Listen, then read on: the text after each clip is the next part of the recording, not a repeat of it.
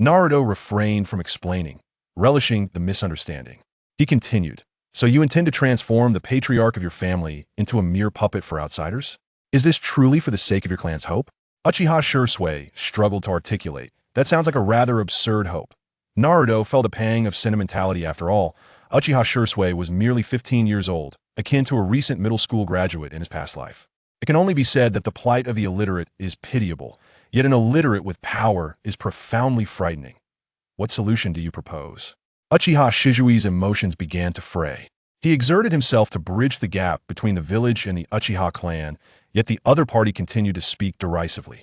Naruto, however, had no viable solutions either. He had already hinted at his affiliation with the Uchiha, possessing 2 pairs of Sharingan. His thoughts remained as timid as ever. Moreover, even if he possessed the capability to resolve the situation, why should he? He was eager to absorb a few pairs of Sharingan during the night of the massacre to observe the results. Why do you believe the Uchiha coup will not succeed? Naruto countered. Uchiha Shursui clenched his fists. The Uchiha clan's reputation in the village was abysmal. Even if he were to become Hokage, he would not gain the villagers' support. Ha ha! Naruto laughed, as if he had heard a jest. Uchiha Shursui, do you not realize yet? The Hokage of Konoha has never risen to power through the villagers' support. They only back the strong. The various ninja clans will not support anyone for the Hokage position. They will only endorse the individual who has already attained it. Once you reveal your Sharingan and displace those ultimers, no one will stand in your way. Uchiha Shursui gritted his teeth. That would harm the entire village. How naive. Rest assured, I have finished speaking. As long as you do not trouble me, I will not interfere with your plans. Naruto's hoarse voice resonated. Uchiha Shursui was initially startled. He had presumed Naruto's intent was to thwart him, only to discover that was not the case. Then what is your purpose? Uchiha Shijui's heart raced, his tension escalating. An unknown, hidden wielder of the Sharingan was undoubtedly more alarming. That I merely stated that I am excessively bored and wish to witness the commotion, to seek some amusement. Do you believe me, Naruto? Uchiha Shursui regarded Naruto with an expression that suggested he was not a fool. Whether you believe it or not is your concern, Naruto retorted dismissively. The towering, obsidian Susanoo gradually reverted to skeletal form, ultimately dissipating before Uchiha Shijui's astonished gaze. Suddenly, a tree emerged from beneath Naruto's feet, lifting his body skyward. With no spectacle to behold, he appeared poised to depart. Rest assured, I will not interfere with Uchiha matters. As you said, I see only myself. You two possess the Sharingan. Why can't we assist the Uchiha clan in overcoming their predicament? Uchiha Shursui, in a state of distress, shouted after the receding figure of Naruto.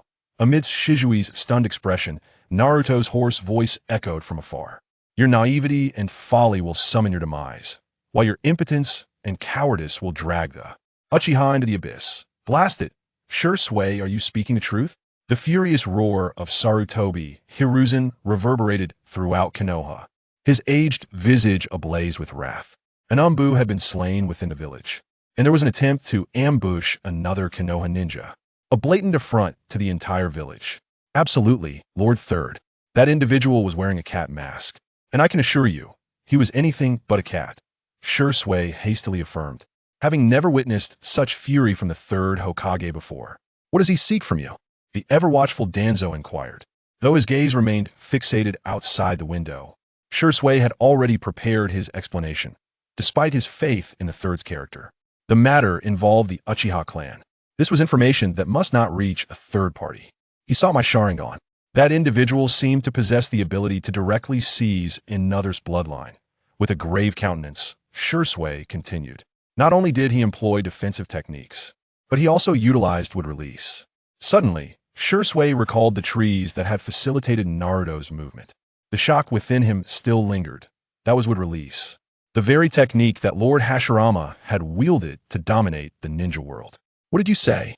Not only was Sarutobi Hiruzen taken aback, but even the previously composed Danzo's expression shifted drastically. The ability to seize another's bloodline evoked memories of a past rogue ninja from Konoha, yet they dismissed the thought. They knew that individual could never master wood. Release. Wood release was too perilous. That person had no opportunity to assimilate it. What was the cat engaged in prior? Sarutobi Hiruzen suddenly inquired. Though he was the Hokage, the Umbu's tasks, apart from those safeguarding him, were directly ordered by the captain, who would then allocate duties to the subordinates. Thus, he was unaware of the specifics of the ongoing mission. I could see that moment. A shadowy figure from the Umbu appeared in the Hokage's office, bowing respectfully before stating, the cat was previously executing a surveillance mission. Regarding Jin's assistance, not good, both Sarutobi, Hiruzen, and Danzo exclaimed, rising simultaneously, their expressions grave. Let us first ascertain Naruto's condition. Although Sarutobi Hiruzen was quite old, his actions were still swift as he immediately used the body flicker technique to vanish from his original spot. Shimura Danzo hastily followed him out, as he dared not be alone with Uchiha Shursui at this moment.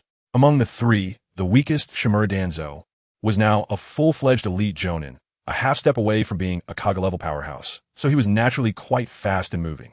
In no time, they had arrived at the building where Naruto lived. Is this where the Jinchuriki resides? The building stood alone at the corner of the street, with no other structures in the vicinity. In fact, Naruto was the only one living in the entire building. The surrounding silence was occasionally broken by the sound of the wind and rustling leaves, these natural whispers echoing in the empty streets, making them especially clear on the quiet night. It really is desolate. Uchiha Shursui couldn't help but sigh in his heart.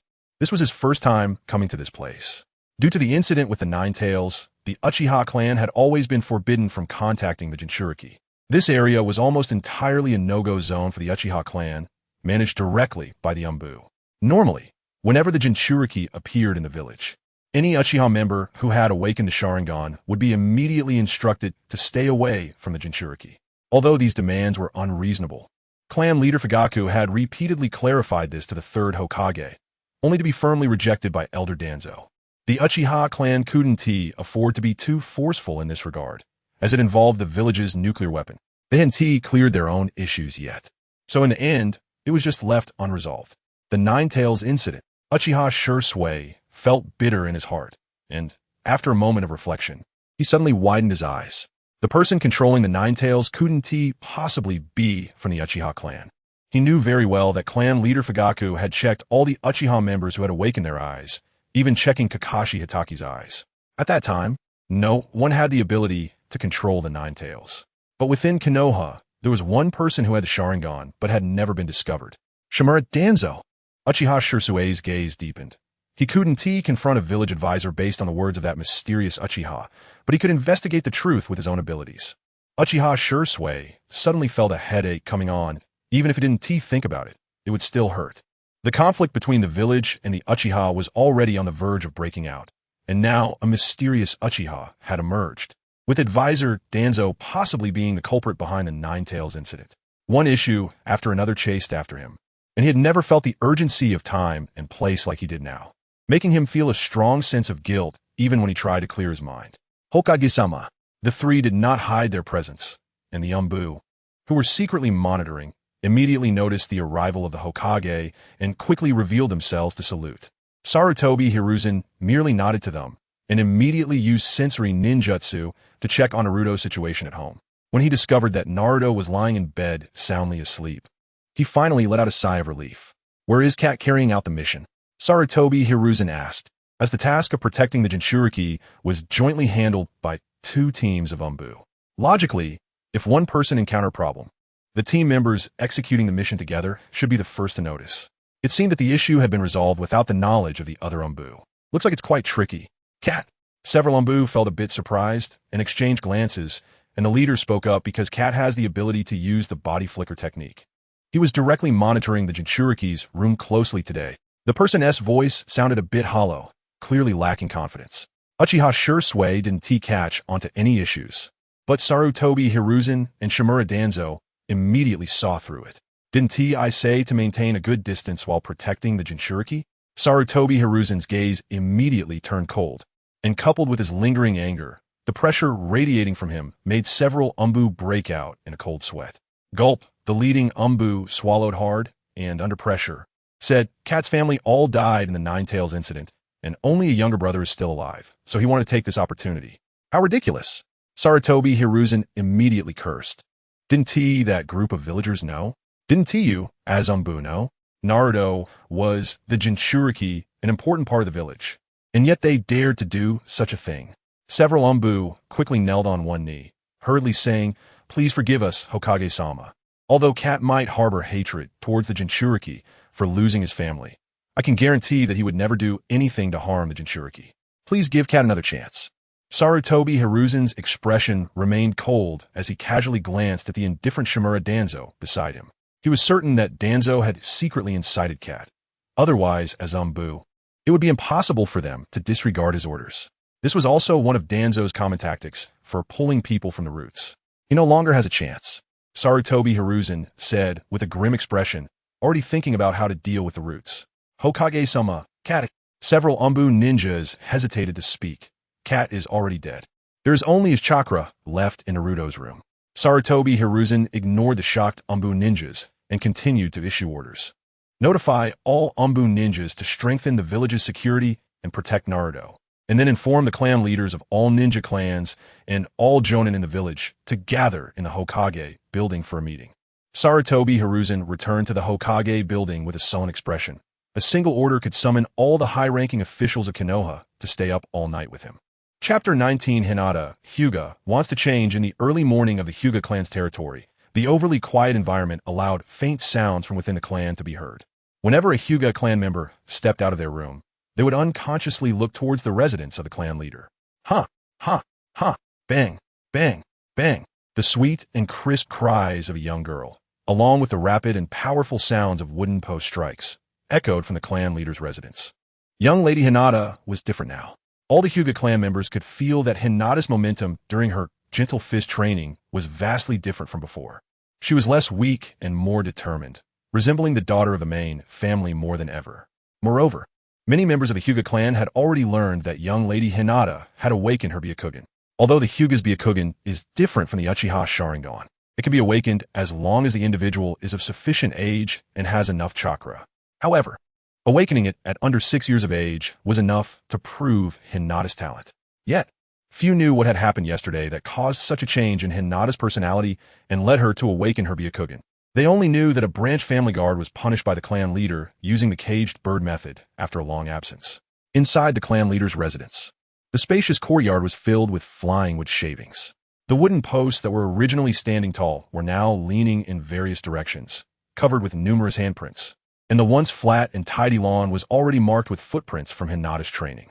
Little Hinata was currently wearing a loose black training outfit, her small face tense, her hands wrapped in chakra, striking the wooden post before her with palm after palm.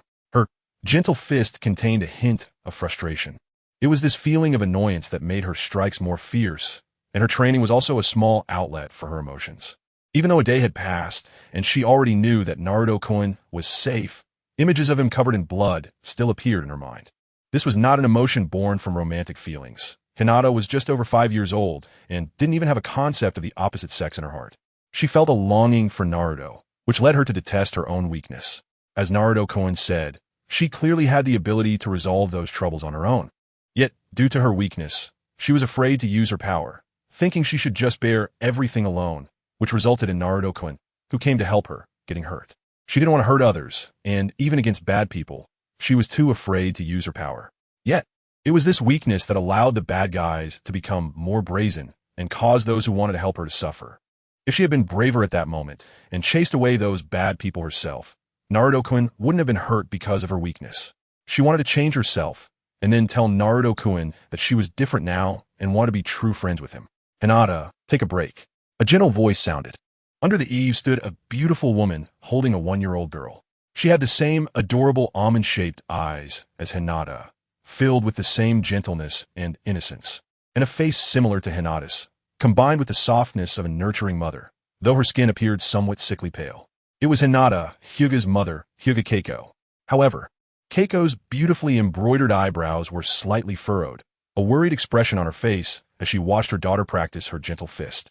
In her arms, Hinata Hanabi was babbling at Hinata, seemingly puzzled as to why her sister wasn't playing with her this morning. Hinata paused at her mother's words and smiled at her mother and sister. It's okay, Mom. I'll practice a little longer. After saying this, Hinata resumed her strikes against the wooden post. Keiko looked at her daughter with pity, feeling a bit resentful towards a certain blonde boy. But seeing her daughter's serious expression, she could only shake her head helplessly. Then, I'll let Natsu prepare breakfast. Does little Hinata have any requests? Hinata's movements paused slightly, her face showing a hint of hesitation. Then it turned red, as if she wanted to say something but felt too shy to do so. Keiko looked at her daughter expectantly. Mom, see, can you have Sister Natsu prepare 2 extra breakfasts? Even though she had made up her mind to change, Hinata still shyly lowered her head. Keiko smiled. Although her daughter's personality had changed quite a bit, it was good that she was still as cute as before. I understand. Little Hinata, I'll have Natsu prepare 3 extra breakfasts. Three is too much. Hinata's eyes widened in surprise, feeling as if she was being treated as a big eater. Although she could indeed eat that much, she still felt too shy. Hinata wanted to explain to her mother, but she found that Keiko had already disappeared to arrange breakfast. In the end, Hinata had no choice but to continue her gentle fist training. When Hyuga Hayashi returned from outside, he appeared somewhat fatigued.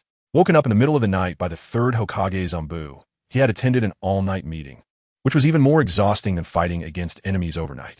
He had to maintain the proper demeanor at all times and be mindful of his words and actions, ensuring he didn't say anything that could affect his position. After all, the heads of various clans in the village had all attended, and even many commoner jounin were present, making the scale of this meeting nearly comparable to that of the last Nine-Tails incident. Upon learning the reason for the meeting, Hyuga Hayashi's expression darkened. The ability to steal others' bloodline limits was a matter that might not concern commoner ninjas, but for bloodline clans like theirs, it was something that could not be ignored. Fortunately, the one being targeted this time was Uchiha Shursui. One must know that the name Shursui of the Body Flicker was not earned without merit. It was something Shursui had carved out for himself on the battlefield. Even back then, Uchiha Shursui was already at the level of an elite jounin, and after so many years, his strength likely rivaled that of an average Kaga-level ninja. Yet even so, Uchiha Shursui had still been unable to defeat the enemy. Thinking of this, Hyuga Hayashi's expression grew even more serious. Although the Hyuga's Byakugan was not as powerful as the Sharingan, its allure was still significant. The bloodline of Konoha was actually being targeted by such a terrifying individual. Indeed, after the Third Shinobi World War, the village had begun to decline. Hyuga Hayashi felt an immense sense of melancholy in his heart, but his face still maintained an air of authority. After all, he was the clan leader of the Hyuga clan and could not lose face. Bang, bang, bang. Before Hyuga Hayashi even entered his residence, he could already hear the sounds of striking the wooden post from afar. His eyes widened slightly, and his steps quickened. Upon entering his courtyard, he immediately saw Hinata, her small body continuously striking the wooden post. Her movements were no longer the softness of before. Instead, they now carried a hint of fierceness. The gentle fist of a Hyuga clan is not solely about softness. Although it is not as powerful as a strong fist, its precision and ferocity in close quarters are not to be underestimated. Attacks must be swift and fierce to seize opportunities in battle and channel chakra into the enemy's chakra points. In the past, Hinata's gentle fist was always hesitant and indecisive, lacking intensity. She even refrained from striking at weaknesses during practice. How could such a soulless gentle fist lead the Hyuga clan? Looking at the changed Hinata, Hyuga Hizashi's eyes showed a hint of relief, but he quickly recalled the reason for Hinata's change in character. When he heard that his daughter had sent someone to the hospital yesterday, he initially thought it was fake news. Later, when he found out it was because of a blonde-haired boy, he turned pale. Just like now, Hizashi walked into the courtyard with a stern face, and Hinata, who was still training inside, immediately sensed it. She hurriedly stopped her movements, lowered her head as she looked at his gloomy face. Faced with the father she had always feared since childhood, the courage she had managed to muster temporarily returned to her previous weak state. She timidly said, "Father, welcome home." The corners of Hyuga Hizashi's mouth couldn't help but twitch, feeling a pent-up frustration that he couldn't release. Let's go eat first. Chapter 20. Hinata, Hyuga, and Niji Hyuga in the dining room of the clan leader's residence. The 4 members of the Hyuga family were enjoying breakfast together. Hinata's mother, Keiko, was taking care of Hanabi while looking at her eldest daughter with surprise, as if she was seeing her for the first time. Even Hayashi, who was sitting upright and eating breakfast meticulously, looked stunned, his chopsticks pausing midair. Hinata had already eaten 3 portions of breakfast and was now on her last serving. They all wondered how such a flat stomach could hold so much food without any change. Both Hayashi and Keiko's eyes showed a hint of guilt. They had never realized how much their daughter could eat all these years. "Father, I'm done," Hinata said, her face flushed as she put down her porcelain bowl. Her timid voice snapped Hayashi back to reality. He gently nodded and set down his own bowl and chopsticks, looking seriously at Hinata. "Father," Hinata said. Seeing her father suddenly serious, she feared it was because she had eaten too much and he was unhappy. She lowered her head, but unlike before, she didn't apologize immediately. Hayashi, feeling somewhat relieved, exchanged a glance with Keiko and said apologetically, "Hinata, we didn't realize this all along. We're sorry." Huh? Hinata was still processing this. Hinata. Chakra generally refers to the product of the average mix of one's spiritual energy and physical energy, Hayashi explained earnestly, noticing Hinata's serious expression, which softened his demeanor slightly. But the first product of the mix of physical energy and spiritual energy is stamina, which is the foundation for using taijutsu. Stamina can be converted into chakra, and once a ninja extracts chakra, they can use ninjutsu. Seeing Hinata look confused, Hayashi continued to explain. Our Hyuga clan's gentle fist is a taijutsu that combines chakra with the bloodline limit. Using taijutsu consumes stamina, and stamina consumption requires replenishment of physical energy. Eating is the best way to replenish physical energy. Hinata began to understand what her father was trying to convey, but she still shyly lowered her head, feeling flustered. Although Hayashi felt a bit helpless about his daughter's personality, he was no longer as bothered as before. If she were to completely change because of a boy with yellow hair, he would have nowhere to cry. Hayashi continued gently, "You don't need to feel shy about your large appetite. Eating more than usual means your stamina is better than others, and you can extract more chakra than others. This is your talent in training. So, Hinata, feel free to express any needs, and as the eldest daughter of the Hyuga family, it's okay to be a bit greedy." As the clan leader, Hayashi couldn't help but adopt the leader's demeanor even while expressing concern for his daughter. His expression serious, making Hinata feel nervous and unable to speak. The reverence she held for her father was built over time, and even if she wanted to change, it wouldn't happen overnight. At that moment, it was Keiko's turn to step in. She placed a comforted Hanabi in Hayashi's arms and leaned towards the hesitant Hinata, softly whispering, "Hinata, don't you think today's breakfast is still not enough?" She noticed that even after eating 3 portions, Hinata still looked pretty much the same as usual. Hinata hesitated for a moment, but eventually shyly nodded. If eating more could make her stronger, then if she didn't admit it out of shyness, wouldn't she still be the same as before? Keiko smiled gently and asked, "How much do you think would be enough? If you really want to become stronger, you need to fill your stomach first. You can't get stronger on an empty stomach." Hinata touched her small belly and after some thought, quietly said, 3 more portions would be enough. Keiko's eyes widened slightly, and her eyes turned red with emotion as she looked at her understanding daughter. She didn't know what to say. It must be very uncomfortable to not feel full every day. Unable to help herself, she shot a fierce glare at Hayashi, who looked equally surprised. His usual serious demeanor at home had caused their daughter to not even dare to speak up when she was hungry. After he turned away, Keiko retracted her gaze, feeling guilt-ridden. "I'm sorry, little Hinata. I never noticed," she thought. "It's okay, Mom. I won't let it be like this anymore." After breakfast, Hayashi strengthened the protection around Hinata and her mother before heading out with several jonin. Sarutobi Hiruzen required the Hyuga clan to constantly use their Byakugan to scout the village, reporting any suspicious people or events to the Hokage. For any ninja village, bloodline limits were the bottom line, let alone losing one so openly within their own village. Hayashi did not inform his family about this matter. He only told the mother and daughter to stay indoors for the time being. The village's higher-ups also did not want this matter leaked.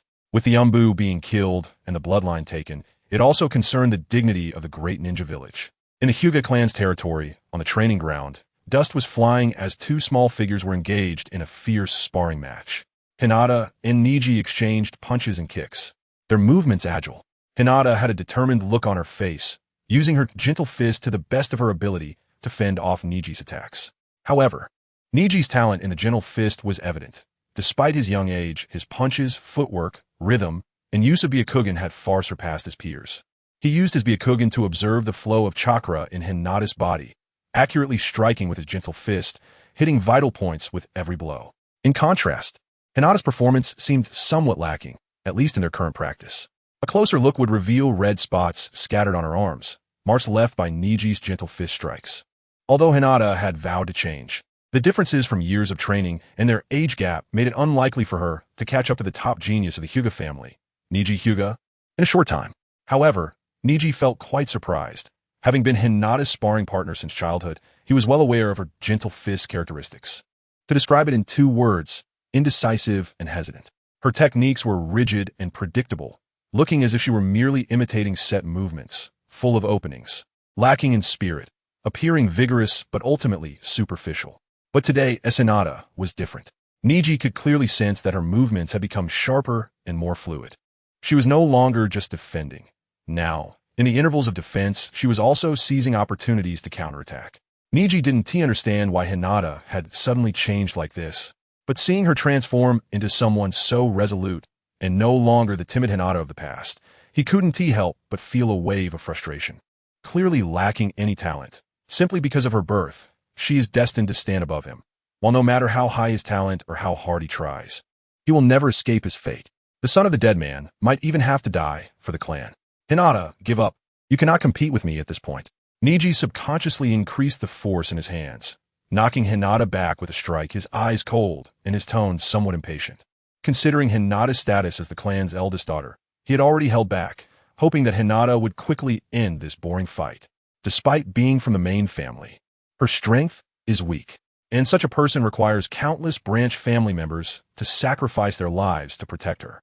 Looking at the panting Hinata in front of him, Niji felt even more anger, yet helpless. Hinata stood up tremblingly, once again assuming the stance of the gentle fist. Niji and I hope you can use your full strength. Upon hearing this, Niji clenched his fists, his brow furrowed. He didn't know what was wrong with Hinata today. He looked up at Keiko, who was holding Hanabi, and saw that she was also frowning, her face full of worry. Mom, this is my own battle. Hinata looked seriously at Keiko, and before she could speak, continued, I want to know how big the gap between me and Niji and I really is, so that I can have a true goal, so I won't feel powerless anymore. Hinata's words did nothing to improve Niji's mood. Rather, they made him even more irritable. This girl, clearly already the clan's eldest daughter. Why couldn't she just be a useless person protected by the branch family? Why did she have to show such an expression? Niji tightened his fists, and Keiko, seeing this, looked even more worried and hesitant. She wanted to refuse, but seeing Hinata's determined expression, the words of refusal wouldn't come out, and in the end, she silently nodded. The two began to fight again, and this time, Niji's attacks were like a storm, with his strikes even more ferocious. In just a moment, Hinata fell down again. This time, she couldn't get up. The gentle fist technique strikes the chakra into the enemy's body, and Niji blocked all of Hinata's meridians with his chakra. She wouldn't be able to stand up for a while. Hinata's mother, Keiko, hurriedly stepped forward to check on Hinata's injuries. Let's end it here for today. I'll take my leave now. Looking at Hinata, who was leaning in Keiko's arms with blood at the corner of her mouth, Niji spoke coldly, slightly bowing to Keiko, who looked somewhat pale, and turned to leave. Niji and I. Hearing a sudden voice from behind, Niji stopped in his tracks and frowned as he looked back at Hinata. See you tomorrow. Chapter 21. Uchiha Itachi.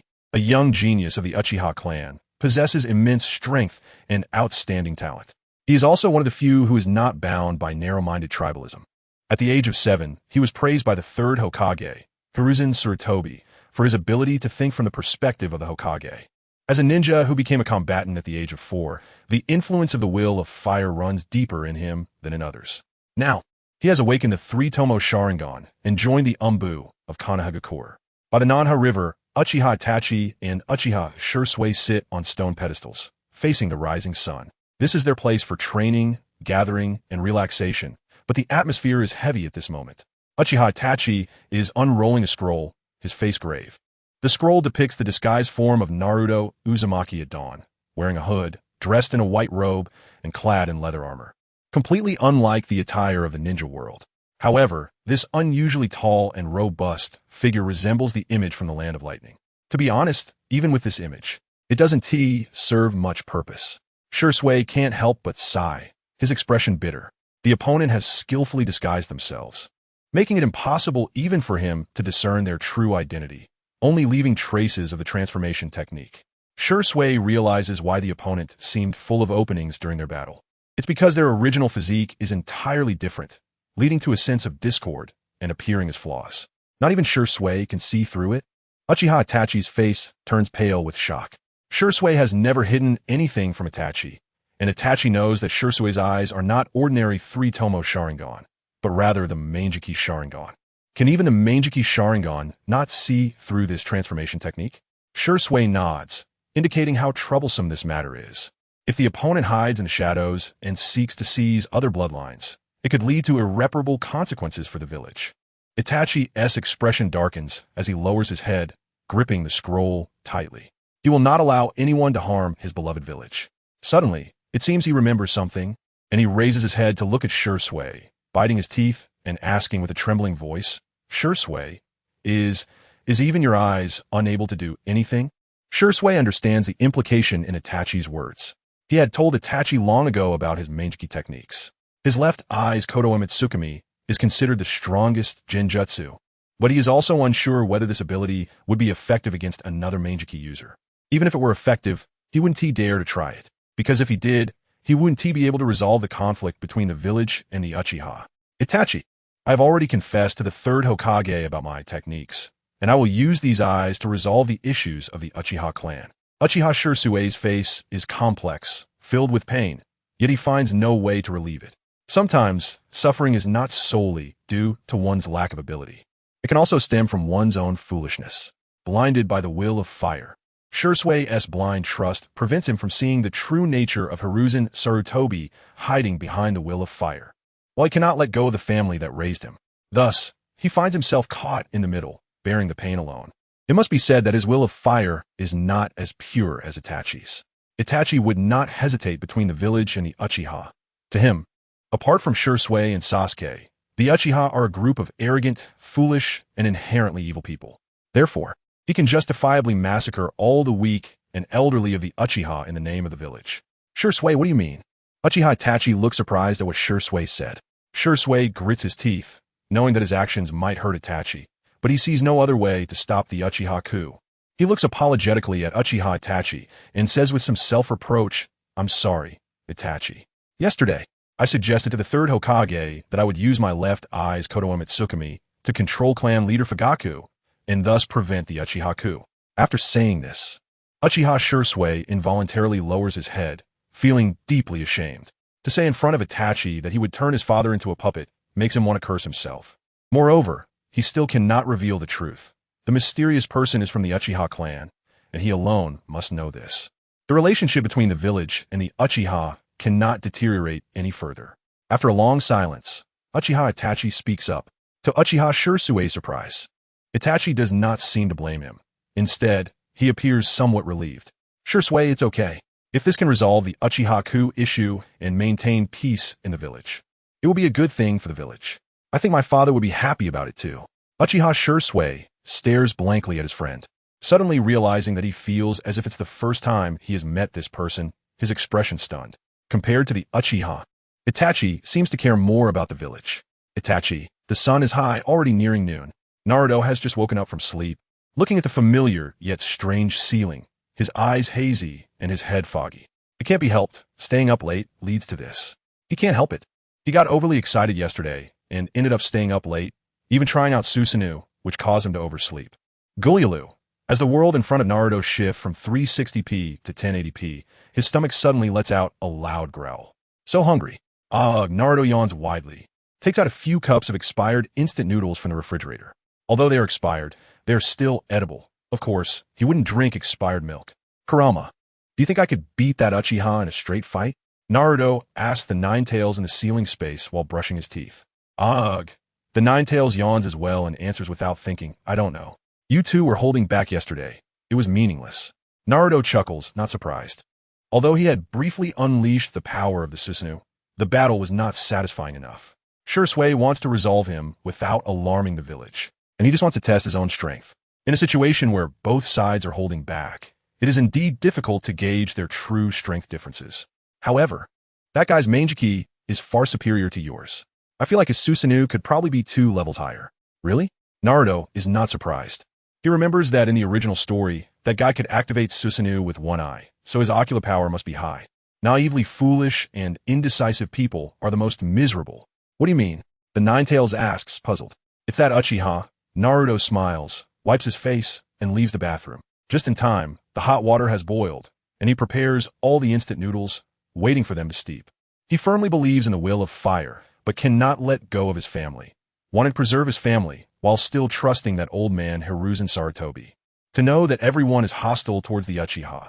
If he could show kindness toward them, how could he have held the position of Hokage for decades? Kaibai thought about what Naruto meant. So you want him to help you deal with Konoha? Heh. Naruto couldn't help but let out a scoff. Speaking with some disdain, Kurama, don't you understand?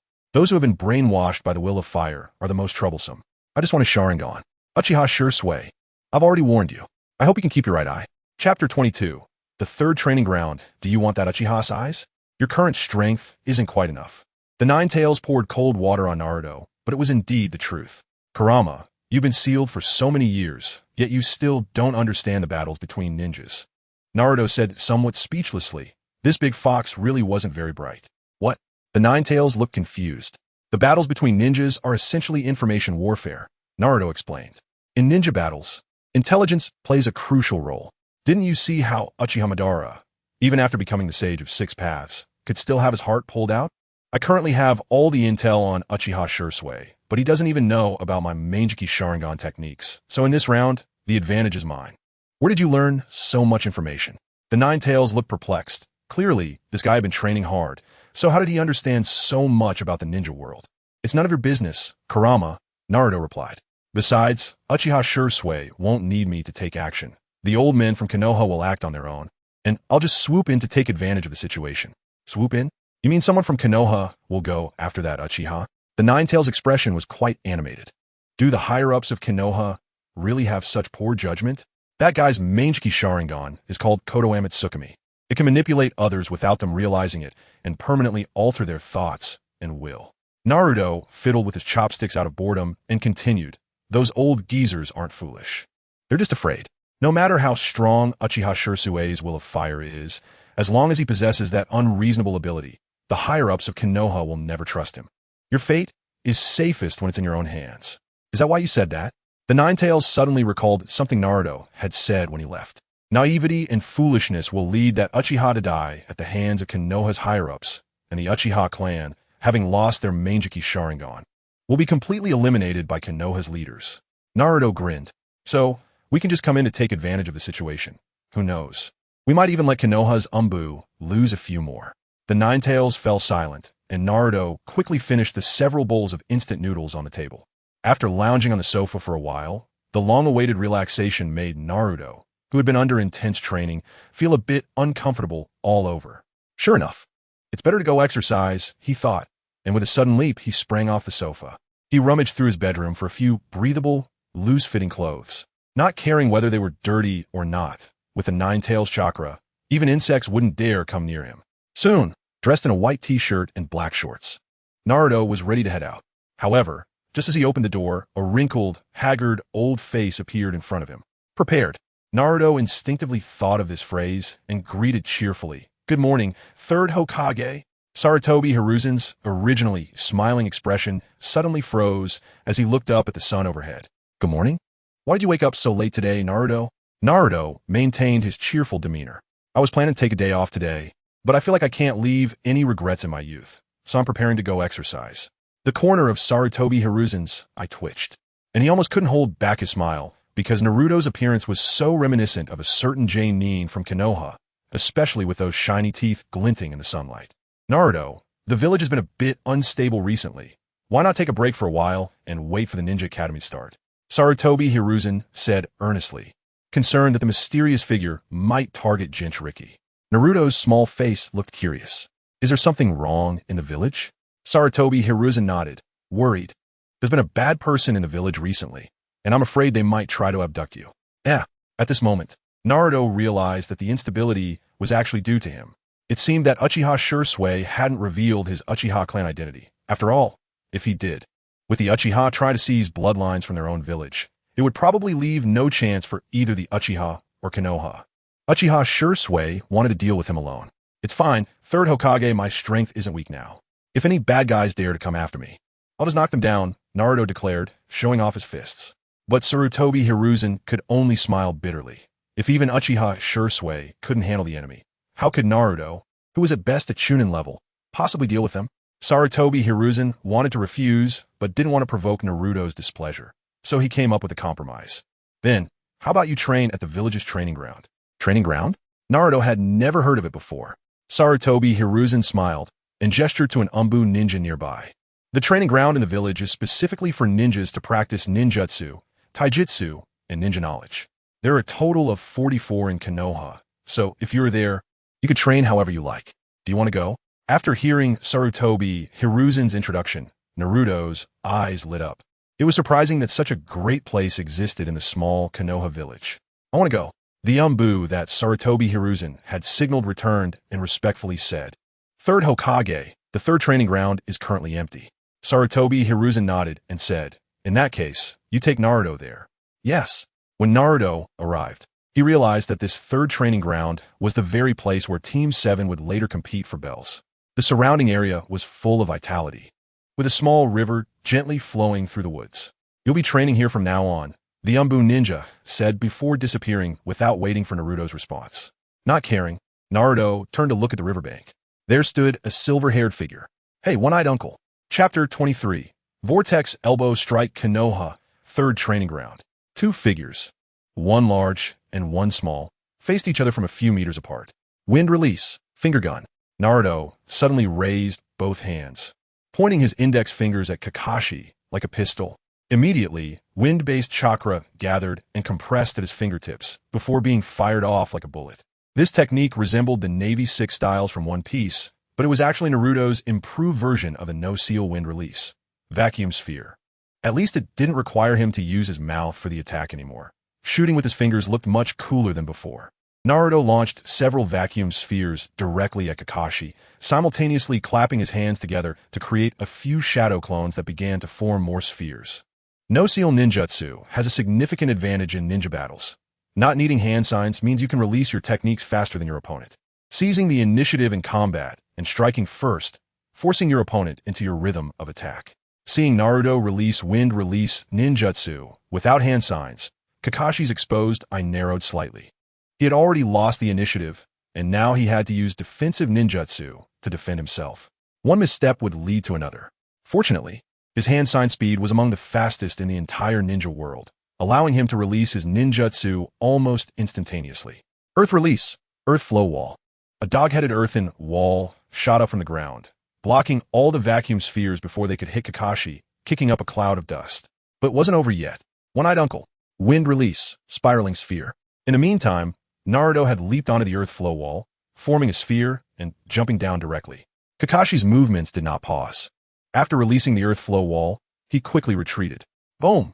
The spiraling sphere in Naruto's hand struck the ground, and the violently compressed chakra created a massive crater. Kakashi's eye twitched at this sight, and while retreating, he formed hand signs again. Fire release, great fireball technique.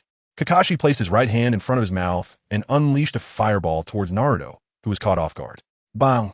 Faced with such a close-range fireball, Naruto had no time to dodge and was engulfed in smoke. Kakashi was not surprised by this. As he retreated, he crouched down and pushed off the ground, quickly changing direction and leaping into the air. Boom! Four of Naruto's shadow clones burst from the ground, each forming a spiraling sphere and launching it towards the spot where Kakashi had landed. Seeing that the original spot was empty, the four clones paused their actions, holding their spiraling spheres and looking up into the air. Kakashi formed hand signs again, leaning back slightly and inhaling before suddenly exhaling several gusts of air. Wind release, vacuum sphere. A dense barrage of wind chakra bullets directly shattered the four clones. However, Kakashi did not let his guard down because there was no sign of Naruto anywhere. He must have used a technique to hide. Swish! Kakashi landed directly on the river's surface, standing there without worry that Naruto would pop out from below for a surprise attack. Wind release, great breakthrough. A sudden gust of wind rushed from behind Kakashi, the violent force making it hard for him to open his eyes or lift his head. The wind continued to grow stronger, threatening to topple him over. Kakashi struggled to form hand signs. Water release, water barrier. A massive water wall rose from the river beneath him, blocking Naruto's wind technique. Standing behind the water barrier, Kakashi used the direction of the wind to locate Naruto's position. He formed hand signs and immediately appeared behind Naruto, who was currently performing the great breakthrough. As Naruto was blowing wind, his eyes suddenly widened. In his peripheral vision, a massive fist was coming straight for his side. Bang! Another clone? Kakashi watched as Naruto exploded into smoke again, unable to suppress the twitching of his lips. Does this guy have so much chakra, even in a clone? Swish! Kakashi quickly sidestepped as Naruto's chakra-encased fist struck the ground in front of him, sending sand and debris flying, leaving a large crater. Using the force of the impact, Kakashi quickly retreated, while Naruto burst out of the smoke, leaping high into the air, charging towards Kakashi. Naruto adjusted his posture in midair, bending his right elbow, preparing to use his elbow as a striking point. Is he going to use taijutsu? Kakashi thought, standing firm, ready to compete with Naruto in taijutsu. Naruto reached the highest point, chakra enveloping his elbow, using all his strength to drive it down rapidly. One-eyed uncle, taste my vortex elbow strike. Seeing the chakra-wrapped elbow approaching, Kakashi's gaze suddenly sharpened. He quickly formed hand signs and pressed his hands to the ground. Earth release, earth flow wall. Another earthen wall rose from the ground, aiming to intercept Naruto's elbow strike. However, to Kakashi's shock, Naruto directly smashed through the rising wall with his elbow, charging at him with unstoppable momentum. Kakashi instinctively raised his hands to cross and defend himself. But then Kakashi's pupils constricted. An indescribable force surged from where his arms crossed. Kakashi was lifted off the ground, sent flying by the elbow strike, his vision blurring as he stared at the glaring sun above, momentarily seeing his deceased father smiling down at him. Bang! Kakashi, propelled by the elbow, exploded into a cloud of smoke. Naruto suddenly felt a cool sensation on his neck. Turning his head, he realized the real Kakashi was holding a kunai against his throat. One-eyed uncle, I'm sorry I couldn't force you to use your full strength, he laughed. Facing the kunai, Naruto initially said this with a straight face, but ultimately couldn't help but laugh out loud. Kakashi revealed a deadpan expression and withdrew the kunai. You're really a pain with your no-seal ninjutsu. Because Naruto's no-seal ninjutsu seized the initiative, Kakashi had to use ninjutsu to block, falling into Naruto's rhythm of attack and getting pressure the entire time. Luckily, his body flicker technique and hand sign speed were fast enough. Otherwise, he would have been embarrassed today. In the past month, Kakashi had faced Naruto several times. From initially overwhelming him, he was now finding it increasingly difficult, nearly reaching a 50-50 matchup. Naruto dusted himself off and smiled. It's obvious you haven't played in high-level matches enough. What kind of serious person uses hand signs? Kakashi's deadpan gaze was filled with speechlessness. Hand signs can better guide and control chakra, ensuring successful ninjutsu activation and conserving chakra. Releasing ninjutsu multiple times just makes you proficient at it, Naruto said nonchalantly, suddenly showing a mischievous grin. As for saving that little bit of chakra, what serious person cares about that? You can't just waste chakra like that. What if something unexpected happens? Just practice on your own. When Guy arrives, let him teach you taijutsu. Kakashi's dead fish eyes grew even more exasperated, until he finally couldn't take it anymore. He directly pulled a yellow book from his ninja pouch and walked under a tree. Seeing Kakashi like this, Naruto couldn't help but feel the urge to tease him. One-eyed old man, you should really cut back on those dirty books, or you'll get even weaker in the future. Kakashi just rolled his eyes and ignored Naruto. Watching Kakashi so engrossed in his smut, Naruto could only shake his head in disappointment at his lack of self-improvement and went off to train by himself. Chapter 24. Might Guy Kakashi was sent by Hiruzen Sarutobi to guide Naruto's training, while also taking on the task of protecting the Jinchuriki. Almost half of the village's high-level ninjas had gone to investigate the mysterious person who had stolen the bloodline limit, making Kakashi the best candidate to protect the Jinchuriki. As for Might Guy, his involvement was due to a chance encounter. One morning, Naruto stood at the door of a bun shop, quickly grabbing a whole steamer of freshly made buns without caring whether the owner was watching, tossing down roughly the right amount of money and leaving. This left the owner, whose face was nearly green with shock, staring at the money, unsure whether to pick it up or leave it. Although it was touched by the nine-tailed fox, that was still a considerable amount of money. On the way, he felt the villagers' malice becoming increasingly distorted, but he couldn't hear any whispers. After all, speaking out would not only attract the nine-tailed fox's attention, but might also bring the red-eyed members of the security department down on him. Perhaps it was this feeling of having to bottle up his anger, this combination of hate and fear, that twisted their malice even further. Naruto decided not to provoke the villagers anymore. He had been excited for the first couple of days, but after a few days, it became too dull. Would you find a group of unresponsive, ugly people interesting? Those who only knew fear and shrink back didn't even have the desire to see him destroyed. Old Sarutobi had taken away his rare enjoyment. Ah, this village is hopeless. Naruto couldn't help but let out a mournful cry, biting into a bun as he walked toward the third training ground. Hey, kid, daydreaming while walking can lead to injuries. A robust voice suddenly rang out in front of him, pulling him back from his scattered thoughts. Naruto immediately saw a flash of green, focusing his gaze. He realized it was a pair of muscular legs wrapped in green tights. Lowering his gaze, a rugged face with thick eyebrows and a strong jawline appeared before him.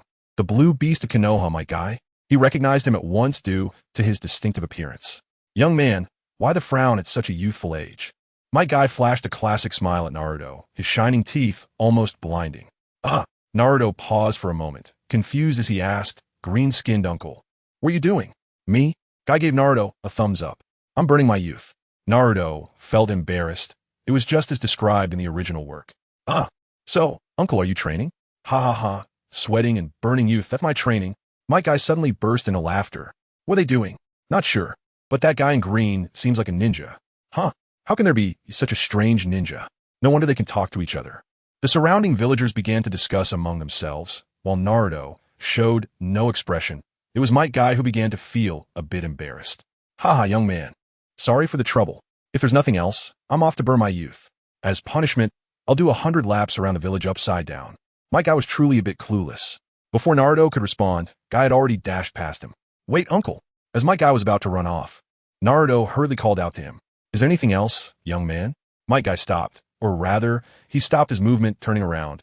Even after all this time, Naruto still couldn't adapt to this posture of his.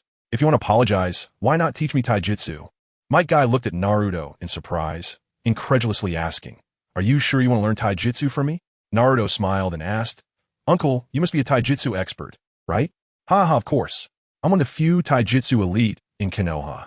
Is this what youth is? My guy suddenly laughed so hard that tears flowed down his cheeks.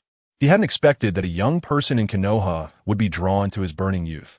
This was true burning youth. His flame could ignite others. This was so moving. Naruto felt that he had never been so speechless in all his travels. How could a conversation suddenly turn to tears? Uncle, can I learn taijutsu from you? Naruto asked again. Ha ha ha, of course. But to learn taijutsu, you first need to build up your stamina. Let me see how your stamina is. My guy wiped away his tears, gave Naruto a thumbs up, and said, Follow me. Show me your youth. With that, my guy charged ahead, his excitement making him faster. Naruto imitated Guy's movements, doing a handstand and following behind. Hey, after running a distance. My guy intended to look back to see if Naruto was following, but was surprised to find Naruto doing a handstand just like him. He had only wanted Naruto to run normally behind him, but unexpectedly, Naruto also noticed Might Guy's astonished expression and flashed a big white smile. Uncle, I can speed up too.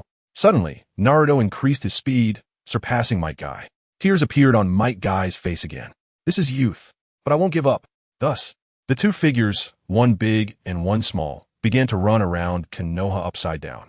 Even Kakashi, who was secretly following Naruto, stared blankly at this scene, momentarily reminded of his teacher Minato's watermelon hairstyle. Naturally, Might Guy became Naruto's taijutsu teacher. Naruto wasn't aiming for the 8 gates, as Hiruzen Sarutobi would never let him learn such dangerous taijutsu. After a month of training, Guy only taught him a C-rank wind release technique, probably to control Naruto's strength, so he wouldn't become unmanageable in the future. What a hypocritical old man. Having taken so much wealth and heritage from the Uzumaki clan, he wouldn't even teach him a few jutsu. Old man Sarutobi, you have paved your own path to death. Naruto scoffed internally. He was genuinely interested in the sealing techniques of the Uzumaki clan, but unfortunately, there was no way to learn them. Naruto practiced wind release. Great breakthrough against the trees in the forest, working on how to unleash this jutsu directly with his hands. Just like his wind release, needle jutsu. Otherwise, even without hand seals, blowing out of his mouth would be difficult to catch his opponents off guard. But he was also pondering where to learn sealing techniques, as sealing jutsu was a feature of the Naruto world that he couldn't miss. While practicing and thinking, Naruto suddenly had a thought. When it comes to sealing techniques, who could understand better than the Uzumaki clan? If he remembers correctly, there is chakra left in his body by Whirlpool, Kushina, and Minato Namikaze.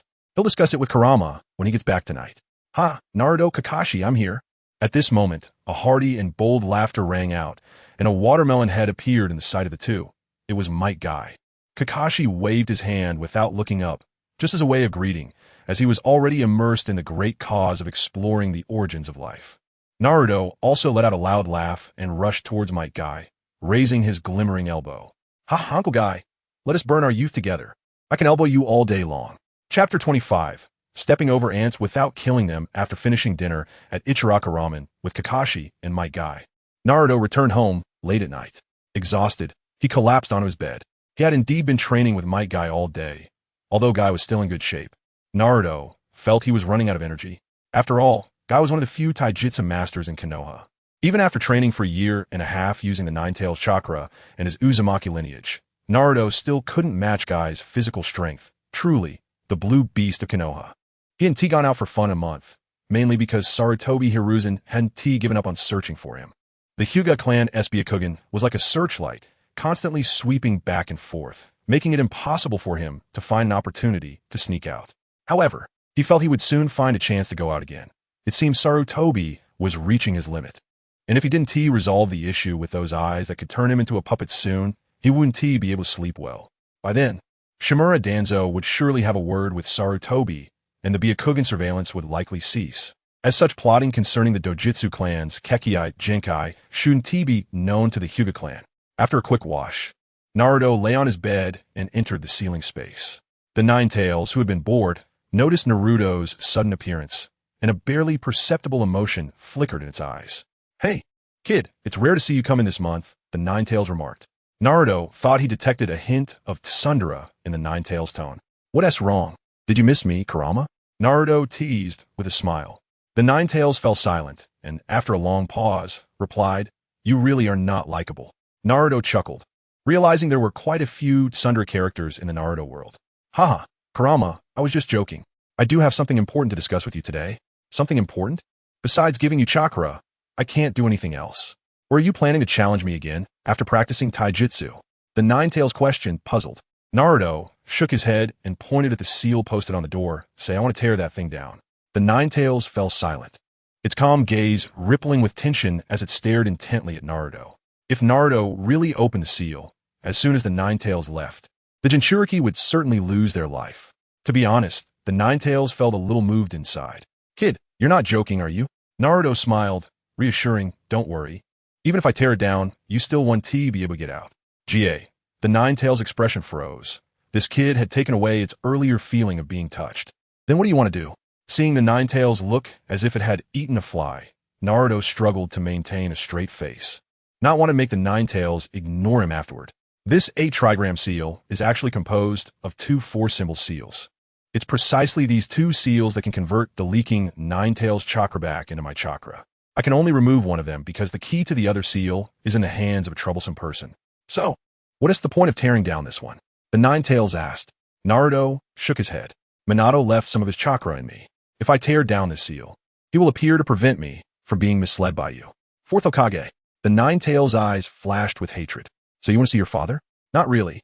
I just want the Flying Thunder God and the Uzumaki clan's sealing techniques." The Nine-Tails fell silent, its expression darkening, clearly not wanting to see that guy, but suddenly seemed to think of something. "Ha ha!" The Nine-Tails, who had been filled with rage and hatred, suddenly burst into laughter. "I'm quite looking forward to seeing the Fourth S reaction when he sees what you've become now. Ha ha ha. Kid, can you still destroy Konoha?" In the ceiling space, the Nine-Tails could see how harmoniously Naruto was interacting with those 2 Konoha Genin, and he was far less radical towards those ignorant villagers than before. Naruto shook his head. "Kurama, stepping over ants without killing them is a difficult power to master." As he spoke, he slowly raised his right hand. Red and blue chakra surged from his palm, continuously merging until it transformed into a purple-black chakra sphere resembling a tailed beast ball. But that wasn't the end. A large amount of yin-yang chakra continued to gather, not merging into the chakra ball, but instead swirling around it, compressing until it became a dark center with a light purple outer sphere with rings of light surrounding it. This, when did you learn yin-yang release?" The Nine-Tails stared wide-eyed, unable to believe the chakra sphere in Naruto's hand, feeling the presence of both yin and yang chakra, its voice becoming stuttered. "This ISNT yin-yang release. It's just a basic application of yin-yang attribute chakra." Naruto smiled. explaining that the yin-yang release technique could create forms from nothing and inject life into those forms, something he still couldn't do. But simply using the nature transformation of chakra wasn't difficult. The chakra extracted from the Nine Tails was yang attribute, and after awakening his Manjiki Sharingan, his chakra could also transform into yin attribute. So now he was just combining both types of chakra through the Rasengan method, adding some of his own understanding to create this technique. Using a small-tailed beast ball as the trigger for an explosion, the surrounding yin-yang chakra served as the medium for the explosion, ultimately generating unimaginable destructive power. The main reason was that the fusion of yin and yang chakra was far more stable than other attribute chakras, producing even greater destructive power. Naruto had hardly practiced it. He simply applied the principles of the Rasengan and tailed Beast Ball and succeeded at once. So, you plan to use this ninjutsu on Konoha? The Nine Tails stared at him wide-eyed, realizing that although Naruto's technique didn't seem as powerful as its tailed Beast Ball now, it felt like the technique hadn't reached its limit yet. It could include more chakra, and if there was enough chakra, it might even surpass the tailed Beast Ball. Who knows? Naruto shrugged, smiling nonchalantly. Konoha is too weak now.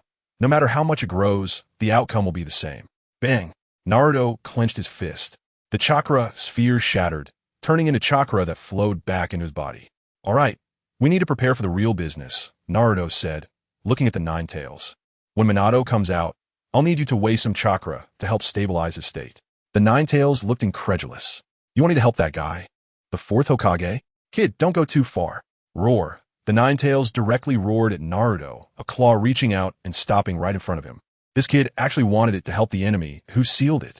Naruto can only try to calm the Nine Tails for now. Otherwise, when Minato Namikaze shows up, he will just disappear, and Naruto won't be able to learn anything. Alright, Kurama. Even if the fourth Hokage appears now, he is just a chakra manifestation. If you don't help stabilize things, he will probably vanish quickly. In that case, you would miss out on a lot of interesting expressions from a fourth Hokage, right? Chapter 26, Minato Namikaze in the Sealed Space. Naruto quickly calmed the Nine Tails. After all, it was just a fox that had been imprisoned for decades. What wanted most was to see the pained expression on the face of the person who once sealed it. Naruto stood directly beneath the large gate, with chakra swirling around him, and the water beneath his feet began to spin, gradually rising to envelop half of his body. With the support of the water column, Naruto directly approached the seal affixed to the gate. He raised his hand and placed it on the seal, pinching a corner of it with 2 fingers, ready to tear it off. However, just as he made the move, the seal was triggered in an instant. In that moment of tranquility, a warm light, like sunlight, quietly blossomed, slowly transforming into a humanoid figure in front of Naruto and the fox. This light was gentle and friendly, unlike the scorching sun. In its dazzling golden glow, a firm and warm hand accurately grasped Naruto's hand, which was about to tear off the seal. When the light dissipated, Naruto finally saw clearly the figure before him. Golden hair, blue eyes, a handsome face, wearing a white Hokage robe with a green vest underneath, looking indeed like him. However, the Hokage robe behind him fluttered in the windless sealed space, and the words of the fourth Hokage danced freely in the air. Minato Namikaze brought Naruto down to the ground. He gazed at Naruto with gentle eyes, which gradually became filled with appreciation and satisfaction. When he sealed the Nine Tails into Naruto's body, at the moment of his demise, Naruto was just a crying infant. At that time, he had imagined what it would be like to reunite with Naruto. He had hoped that Naruto would have become an excellent ninja, perhaps married with children, or like him, a hero of Konoha. But now, seeing Naruto still as a child, yet with a strong physique, a handsome face, golden hair, and blue eyes, it was clear that with the identities of the fourth Hokage's son and a heroic descendant, Naruto's childhood must have been supported by the villagers and spent happily. Naruto, you've grown up, Minato Namikaze said with a face full of relief, releasing his grip on Naruto's hand, wanting to pat his head. However, Naruto quietly took a step back, dodging the hand that reached out. Minato's expression turned a bit awkward, and he smiled, saying, Naruto, perhaps the third Hokage didn't tell you my identity. I actually am. No need for nonsense, fourth Hokage. Naruto directly interrupted Minato. I didn't unseal to listen to your nonsense. Minato froze in place again, his expression caught between words, feeling somewhat at a loss. He could handle relationships with comrades well, but he didn't know how to face his seemingly rebellious child. After all, Naruto was just a tiny baby when he was born, and now he was already a big kid. Could it be that his identity had made him rebellious in the village? Yet, he also felt guilty because Naruto was made an orphan from a young age, making it hard to say anything. It seems the third Hokage took good care of you, he thought, relieved that Naruto not only looked good, but was also healthy, suggesting that he indeed hadn't suffered for food and clothing in the village. Naruto, the Nine Tails temptation cannot be easily trusted. If you want to practice with the tailed beast chakra, Jiraiya-sensei must be present. Minato explained to Naruto with a gentle smile. Ha ha ha, fourth Hokage, this is not my temptation. Just as Naruto was about to speak, the Nine Tails' mocking laughter suddenly rang out from behind him. Nine Tails, so it was you causing trouble. Hearing the voice from behind, Minato finally noticed the Nine Tails, turning to see its mocking face, filled with anger in his eyes. Ha ha ha, fourth Hokage, this is one thing you cannot blame me for. Without me, this little brat would have probably died at the hands of Konoha long ago. The Nine Tails had a point. Without the powerful recovery abilities granted by the Nine Tails chakra, given Naruto's childhood experiences, even if he didn't die, he would likely have many hidden injuries. Impossible. Minato instinctively refuted the Nine Tails claim, then immediately turned back to Naruto, hoping to learn the truth from him. Minato was a ninja who grew up under the will of fire. He loved the village deeply, and after becoming Hokage, he dedicated everything to Konoha, so it was impossible for him to believe the Nine Tails' words. This is troublesome. Naruto frowned. His expression remained unchanged, still calm. Fourth Hokage, I no longer care about this village. The purpose of unsealing this time is simply to master more of the Nine Tails chakra, as well as your Flying Thunder God technique and the sealing techniques belonging to the Uzumaki clan. Master more of the Nine Tails chakra?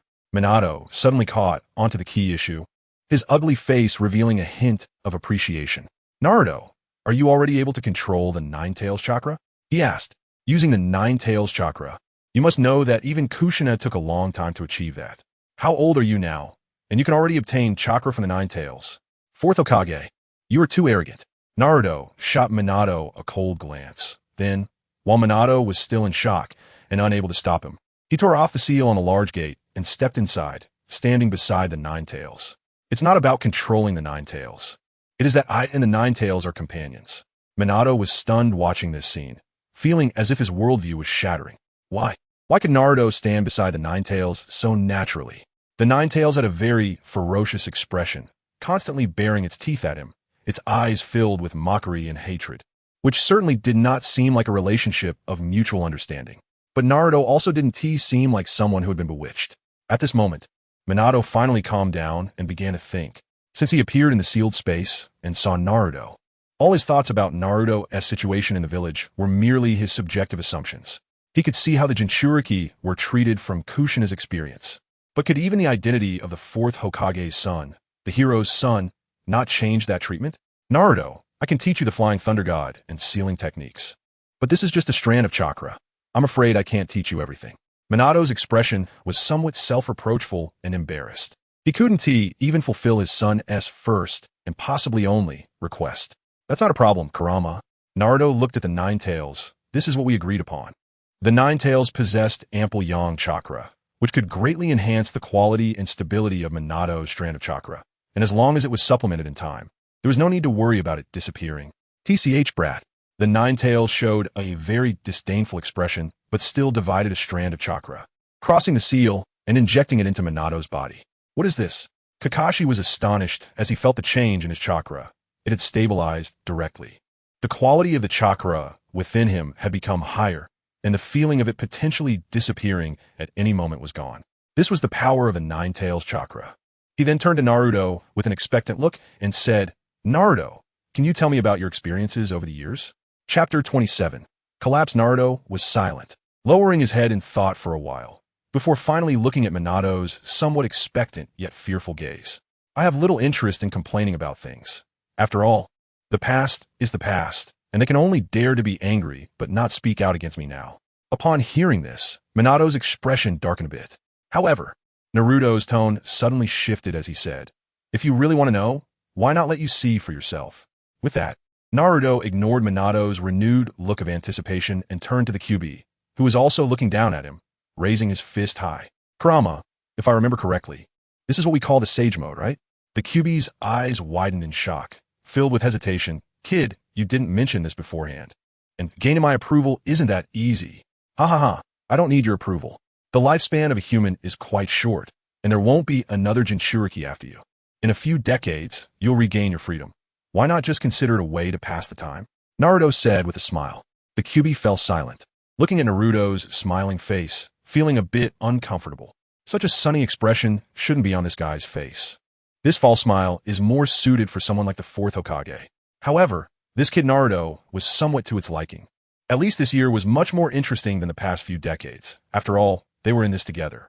Surely, in the coming decades, there'd be plenty of interesting things to see. The Kyuubi also smirked, extending its massive claw to press against Naruto's fist. Well, let's just consider it a way to pass the time. Boom! A powerful surge of chakra erupted from Naruto, the golden chakra swirling like a tsunami, forming a massive vortex. Naruto's body was enveloped by this force, his eyes turning into slits, and intricate golden patterns danced across his skin like living things, outlining mysterious designs. With half of the seal released, it was enough for Naruto to enter the tailed beast chakra mode. Minato's eyes were filled with horror. Even Kushina couldn't use tailed beast chakra to this extent. Only the first Jinchuriki, Mito-sama, could achieve such a level. On the other side of the door, Naruto also raised his fist towards Minato. Fourth Hokage, if you want to see, then come and see my past as Uzumaki Naruto. Minato looked into the Kyuubi's mocking eyes and Naruto's emotionless slit pupils. His anxiety suddenly magnified. He gritted his teeth and walked over, his eyes fixed on Naruto, filled with apology. The two fists collided. In an instant, Minato was frozen in place. With the influx of chakra for Naruto, he gained the Kyuubi's malicious perception ability. Inside the entire Konoha village, the dense, chilling malice made him, a mentally mature adult, shudder in fear. Minato's words were cut off as Naruto's memories began to flood into his mind. At that moment, he became Uzumaki Naruto, feeling the malice of the past. A burning sting continuously surged from his throat, as if molten lava flowed down to his stomach. He wanted to know what had happened, but when he opened his eyes, a grotesque, smiling face appeared before him, pouring hot water into his mouth. Why did my child die, and yet you did nothing? Minato's eyes widened in fury. But the scene before him suddenly twisted and changed. He was walking alone on the streets of Konoha, surrounded by villagers who looked at him with disgust and hatred, continually cursing at him. He felt hungry and wanted to eat at a restaurant. But as soon as he entered, the owner pushed him outside. His small body crashing to the ground, his palms bloodied. He tried to buy instant noodles at a supermarket, but the clerk smashed the noodles in his hands right onto his face and kicked him out. In the end, he could only eat nearly expired instant noodles while shedding tears. The scenes kept changing. He saw Naruto alone in a rental room, throwing up and having diarrhea after eating poisonous mushrooms in the mountains due to hunger.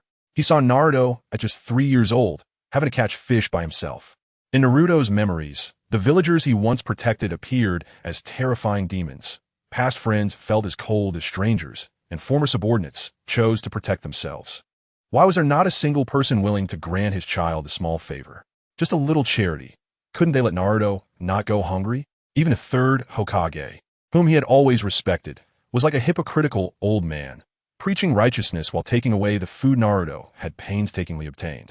Konoha, how dare they so humiliate his child? How could this happen?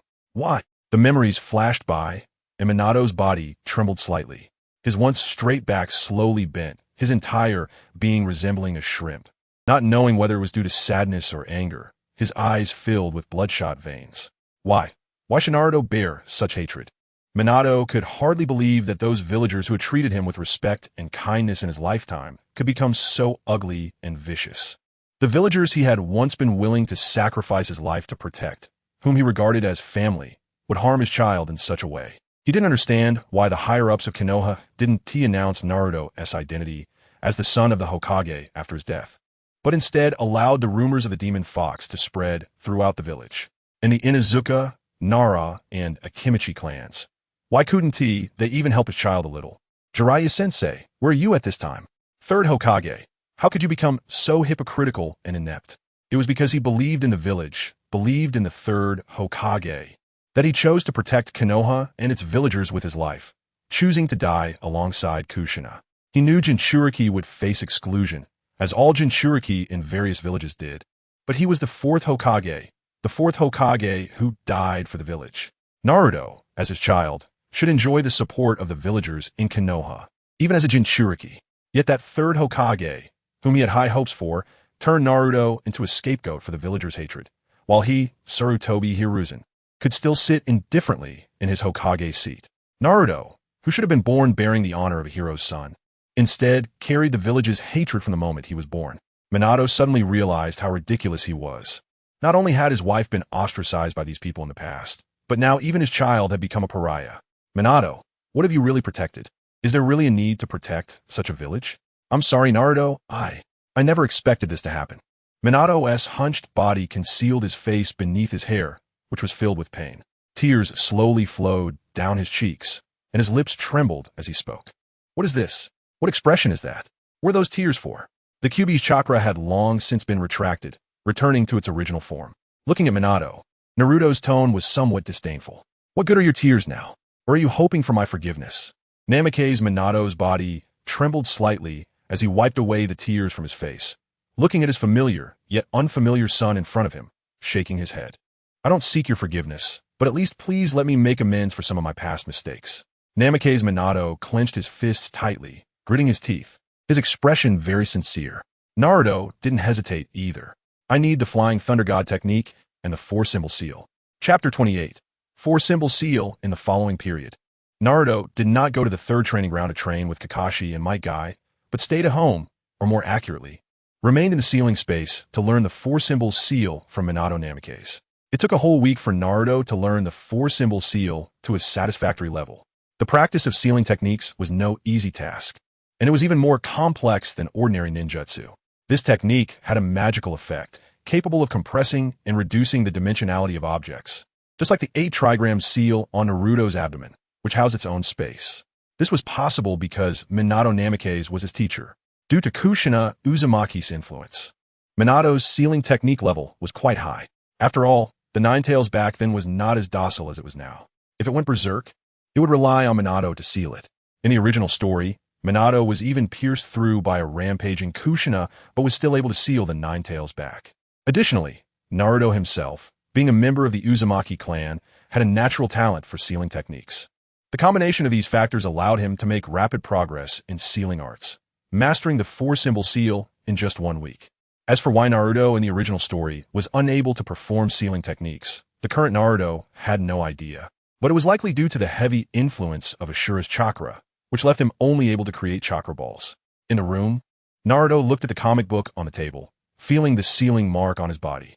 He placed his hand on the comic book, and patterns of the Four-Symbol Seal spread from his palm, enveloping the entire comic book. With a bang, the book disappeared in a puff of smoke and reappeared in Naruto's sealing space. Success! Minato exclaimed with delight, catching the comic book that fell from the air. Oof! What an annoying technique! The Nine-Tails muttered with a displeased expression, as it had been sealed for decades by this very technique. Haha, Kurama! Now that Naruto has learned this sealing technique, we won't be too bored in the sealing space, Minato said, placing the comic book in front of the Nine-Tails. He had learned Kurama's name from Naruto. Despite their deep-seated hatred, they were now stuck together in the sealing space, possibly for decades, relying on each other's chakra for sustenance. Therefore, he had to maintain a friendly relationship for now. I don't need such dull things, the Nine-Tails replied with a hint of pride. Kurama, you're still so proud, Naruto said as he appeared in the sealing space. You little brat, the Nine-Tails roared in embarrassment. Naruto, congratulations. I didn't expect you to learn the Four-Symbol Seal so quickly.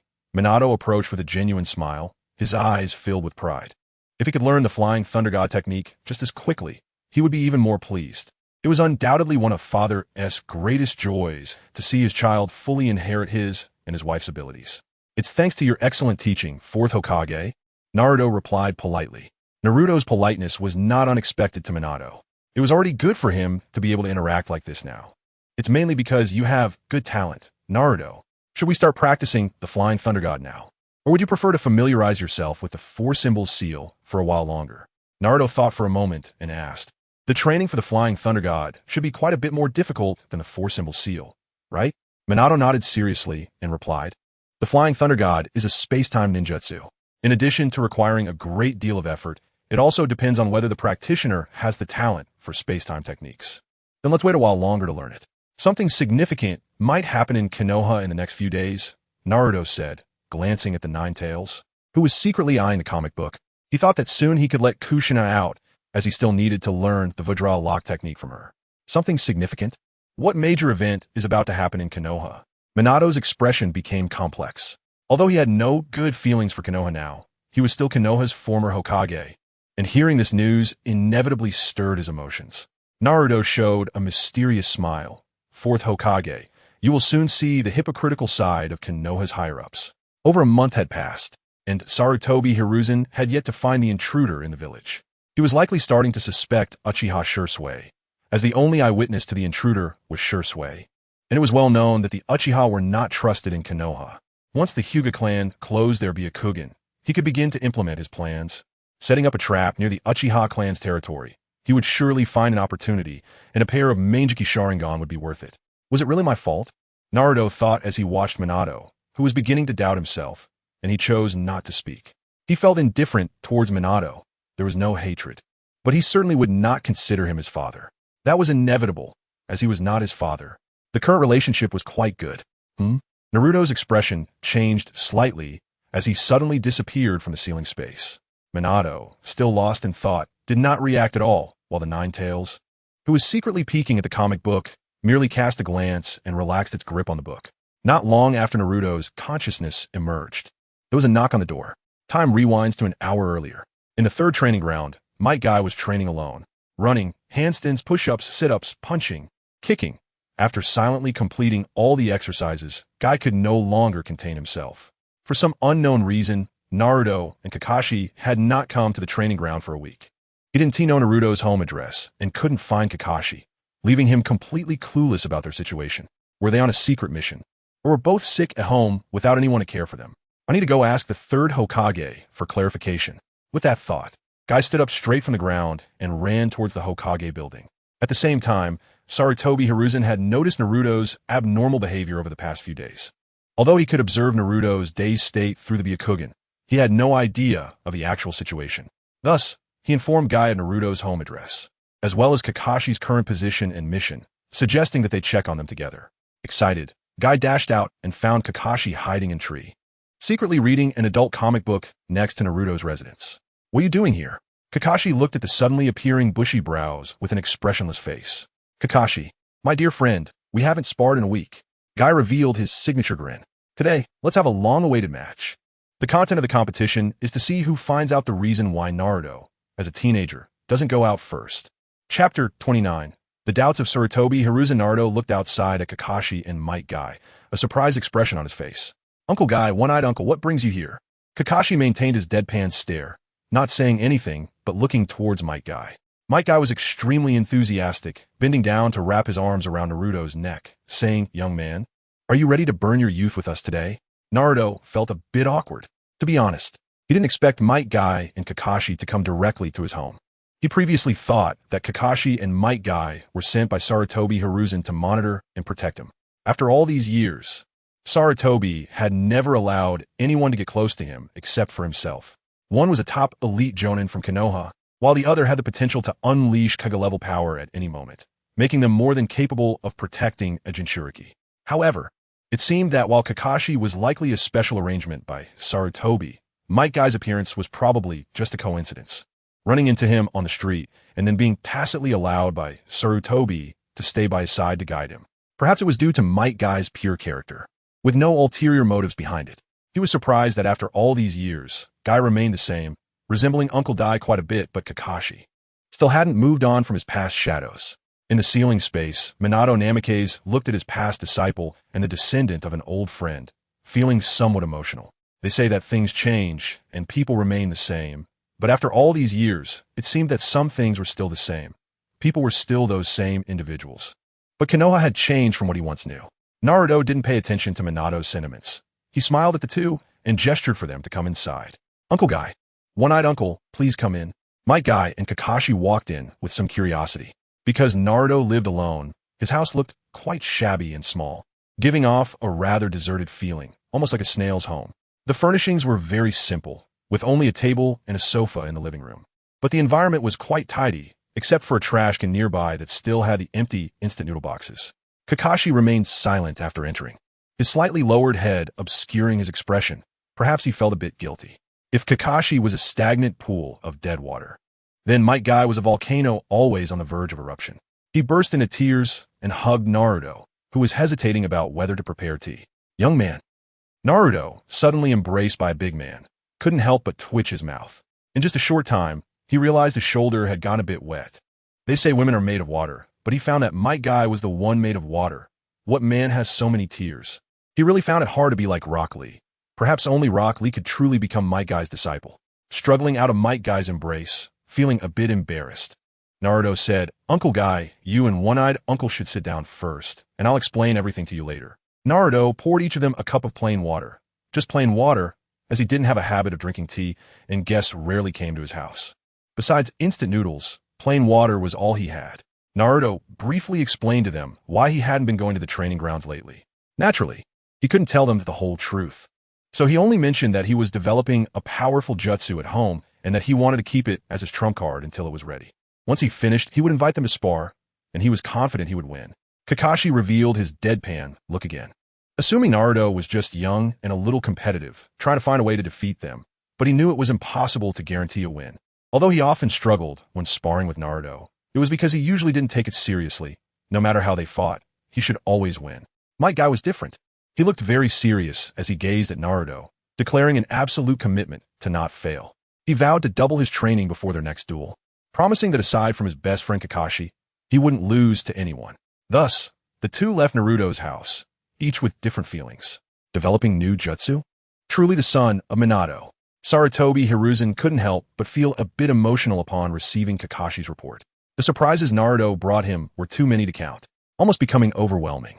Not only had his proficiency in existing jutsu improved rapidly, but he could also perform many simple jutsu without hand signs. And now he was even beginning to develop his own jutsu. He was truly surpassing expectations.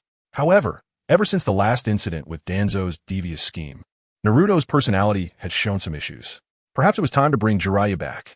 As Sarutobi pondered, a figure suddenly pushed the door open without knocking or greeting and directly asked, "Hiruzen, is there still no information about that mysterious person?" The newcomer was Shimura Danzo. Sarutobi Hiruzen's expression didn't change at Danzo's rudeness. After all, he had grown accustomed to it over the decades. He shook his head, expressing disappointment. Hizashi's side reported that the Byakugan hasn't detected anything suspicious, and the Inuzuka and Yamanaka clans have found nothing either. Hearing this news, Danzo's expression darkened, and he angrily replied, "Then it seems this is all part of the evil Uchiha scheme." Sarutobi furrowed his brows. "Danzo, don't speak recklessly." Danzo stared directly at Sarutobi.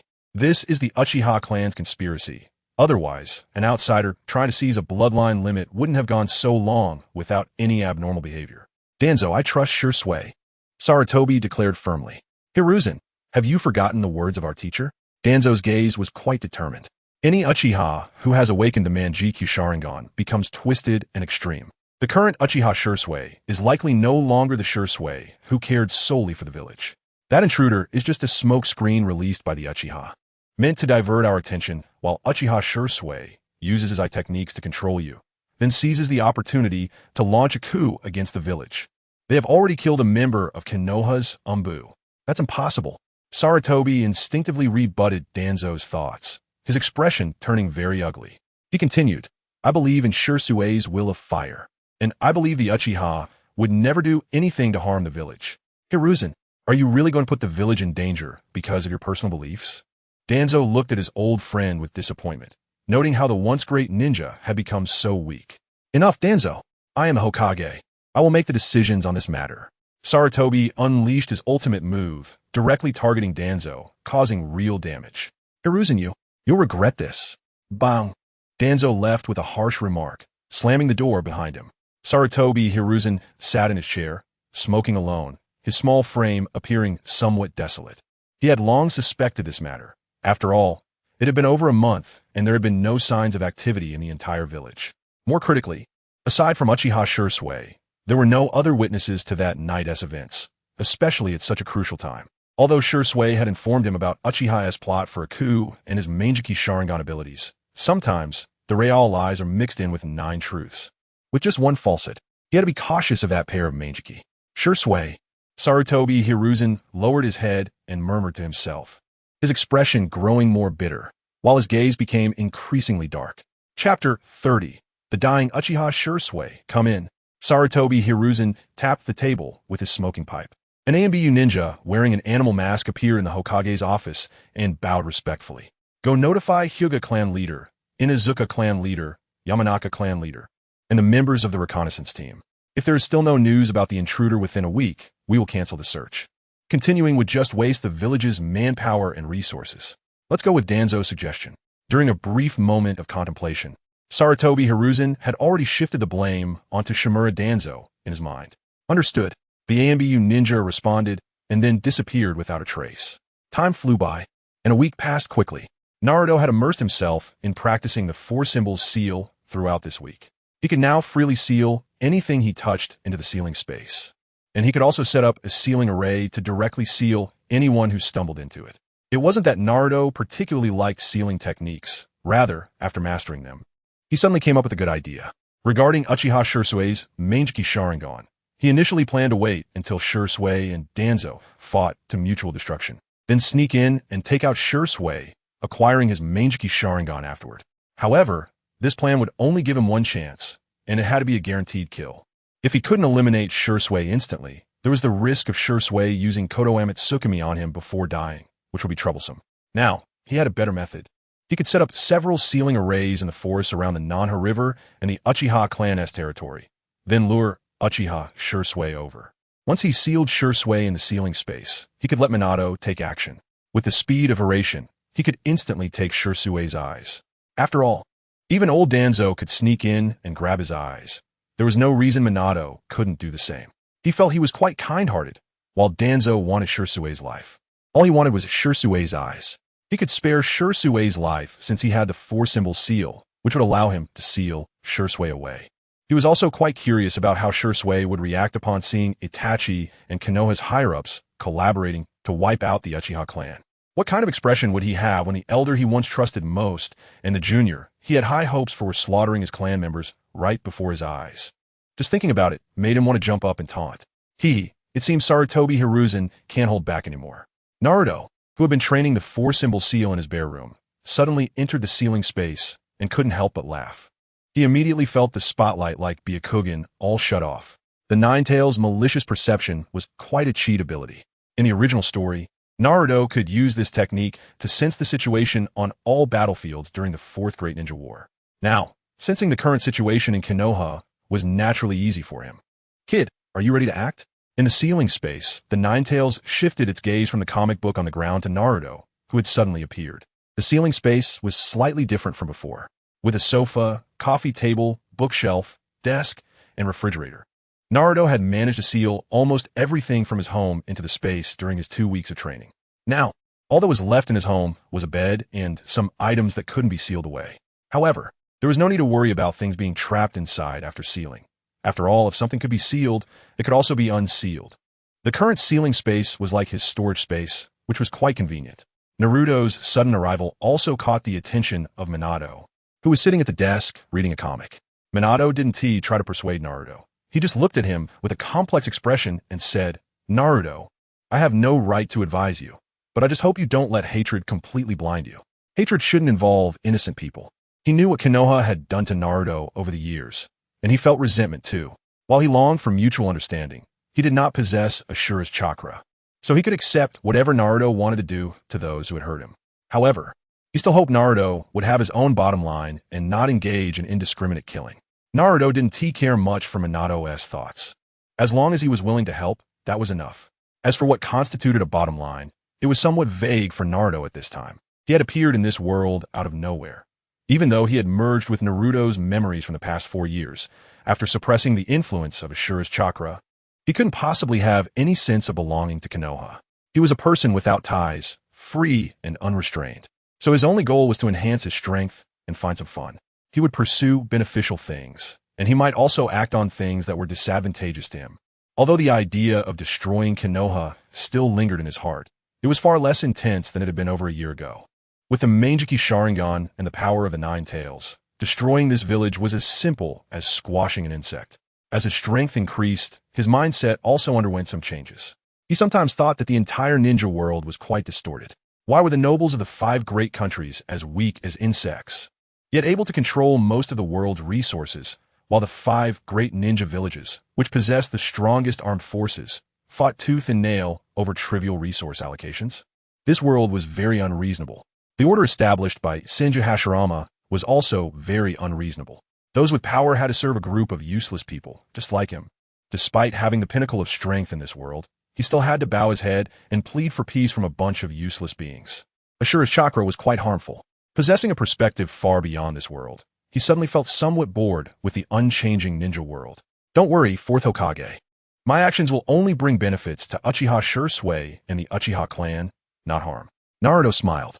After all, no matter how bad things got, it couldn't be worse than a clan extermination. Then that's good. Minato didn't know whether this was true, but he could only trust him. Then let's prepare to act. I will set up the sealing technique, and once I seal Uchiha Shursui inside, you will immediately take his eyes. Naruto earnestly instructed Minato and added, don't be careless. If you accidentally fall under Uchiha Shursui's Kotoeme Tsukumi, I will have no choice but to make you disappear. I understand. Minato nodded seriously. No matter what, he didn't want to disappear now. Naruto's current personality had some issues, and if something bad really happened, he could still guide him a bit. After nodding, Naruto's figure directly disappeared from the ceiling space. Returning to his original body, Naruto immediately performed the shadow clone technique, creating an identical clone in front of him. Naruto smiled and nodded at the clone, instructing it to lie on the bed and daydream. Then, he used the transformation technique to take on the appearance he had when he met Uchiha Shursui before, with his 3 tomos spinning in his eyes. Wearing the revised 3-eyed cat mask, Vortex Naruto, making a grand entrance, the figure slowly vanished. Meanwhile, Minato Namikaze stood frozen in the ceiling space. That was the Sharingan. Chapter 31. Each preparation, Naruto, you. After regaining his senses from a dazed and incredulous expression, Minato Namikaze hesitantly called out to Naruto, struggling to articulate his thoughts. What's wrong? Naruto, who was observing the surroundings near the Uchiha clan's territory, noticed Minato's sudden voice and was puzzled by the tone. It's just that. Minato was clearly trying hard to speak, his face reddening, but it seemed like something was blocking him from expressing himself. Minato's behavior was a bit strange, and Naruto initially thought there might be an issue with his chakra. He decided to find a safe place to enter the ceiling space and check the situation. Ha ha ha ha, you're killing me. The Ninetales, who had been paying attention to Minato while reading a comic, finally couldn't hold back and burst into laughter. Minato's appearance was even more amusing than the comic. Kurama, what's wrong with the fourth? Hearing the Ninetales' laughter, Naruto realized that Kurama was aware of the situation and asked. With a sly grin, Kurama replied, this guy's doubting whether he has been cheated on after seeing your eyes. Ha ha ha ha. Minato's face turned crimson, unable to speak. He knew this was impossible. After all, Naruto's hair and eyes looked just like his, and there was no one else in Konoha who resembled him. But that Sharingan, he didn't have the Uchiha bloodline. Could it be that Kushina's family had Uchiha ancestors? Minato's surprising insight kicked in. Could it be that the Uzumaki clan had intermarried with the Uchiha clan besides the Senju clan? Naruto suddenly realized that he hadn't used his Sharingan in front of Minato for a long time. After all, he had been training with Kakashi and Might Guy or practicing sealing techniques, and hadn't had the chance to use it. This isn't my own eye. Naruto didn't bother to think of excuses and stated the truth directly. After all, Uchiha Shursui was the priority now. Minato snapped back to reality. Although Naruto's words made him feel uneasy, at least it wasn't the situation he feared. Oh, I see. Haha, I wasn't thinking too much about it. Minato awkwardly explained as he rubbed the back of his head. Well, I found a few good spots. I'll go set up the seals now, Naruto said flatly, and his figure disappeared once again. Ahaha. Minato felt a bit embarrassed seeing Naruto's nonchalant demeanor and chuckled awkwardly. Huff, with these seals, it should be enough. Naruto let out a sigh as he completed the final step of the seal. To be safe, he set up a total of 4 seals, one by the Naka River, where he often sensed the entire Konoha situation with malicious intent. Thus, he naturally knew the places where Uchiha Shursui and Uchiha Itachi often secretly met. He set up 3 seals along the route from the Hokage building to the Uchiha clan's territory, forming a 3-sided encirclement. With just a little guidance from him, Uchiha Shursui would surely walk into one of the seals. Danzo, hurry up and make your move. Shursui, it's been over a month. There is still no information about the intruder from the village. How's the situation on your side in the security department? In the Hokage office, Sarutobi Hiruzen faced the window, admiring the bustling streets of Konoha below. Since Hiruzen had his back to Uchiha Shursui, he couldn't see his expression. But from Shursui's deep voice, he could still sense Hiruzen's dissatisfaction. Uchiha Shursui felt bitter about the third Hokage's displeasure. Over the past month, the Uchiha security department had been diligently searching for clues about the intruder, while Shursui had been secretly probing the people within the Uchiha clan, but the result was nothing. Now, Shursui was beginning to doubt whether the one who ambushed him was really from the Uchiha clan. But if it wasn't from the Uchiha clan, then how could they wield the Manjiki Sharingan? It's known that if someone isn't from the Uchiha clan, it's very difficult for other ninjas, even with a 3-tomo Sharingan, to control it. Even Kakashi, the child of White Fang, a genius ninja, found it hard to use even a single 3-tomo Sharingan, let alone the Manjiki Sharingan. I'm sorry, third Hokage, but the security department has no leads either. Shursui's heart was anxious as he couldn't see Hiruzen's expression. I see. Hiruzen pursed his lips, his eyes deep. In that case, we can't let this continue. The investigation into the intruder will have to be paused for now. Third Hokage, what if more villagers get hurt? Shursui was a bit worried. We can't waste any more resources of Konoha. I've withdrawn all investigation personnel today. From now on, this matter will be left to your security department. I believe the Uchiha clan can protect Konoha well. Although Hiruzen's voice was light and calm, it struck Shursui's heart like thunder. His previously anxious expression turned excited.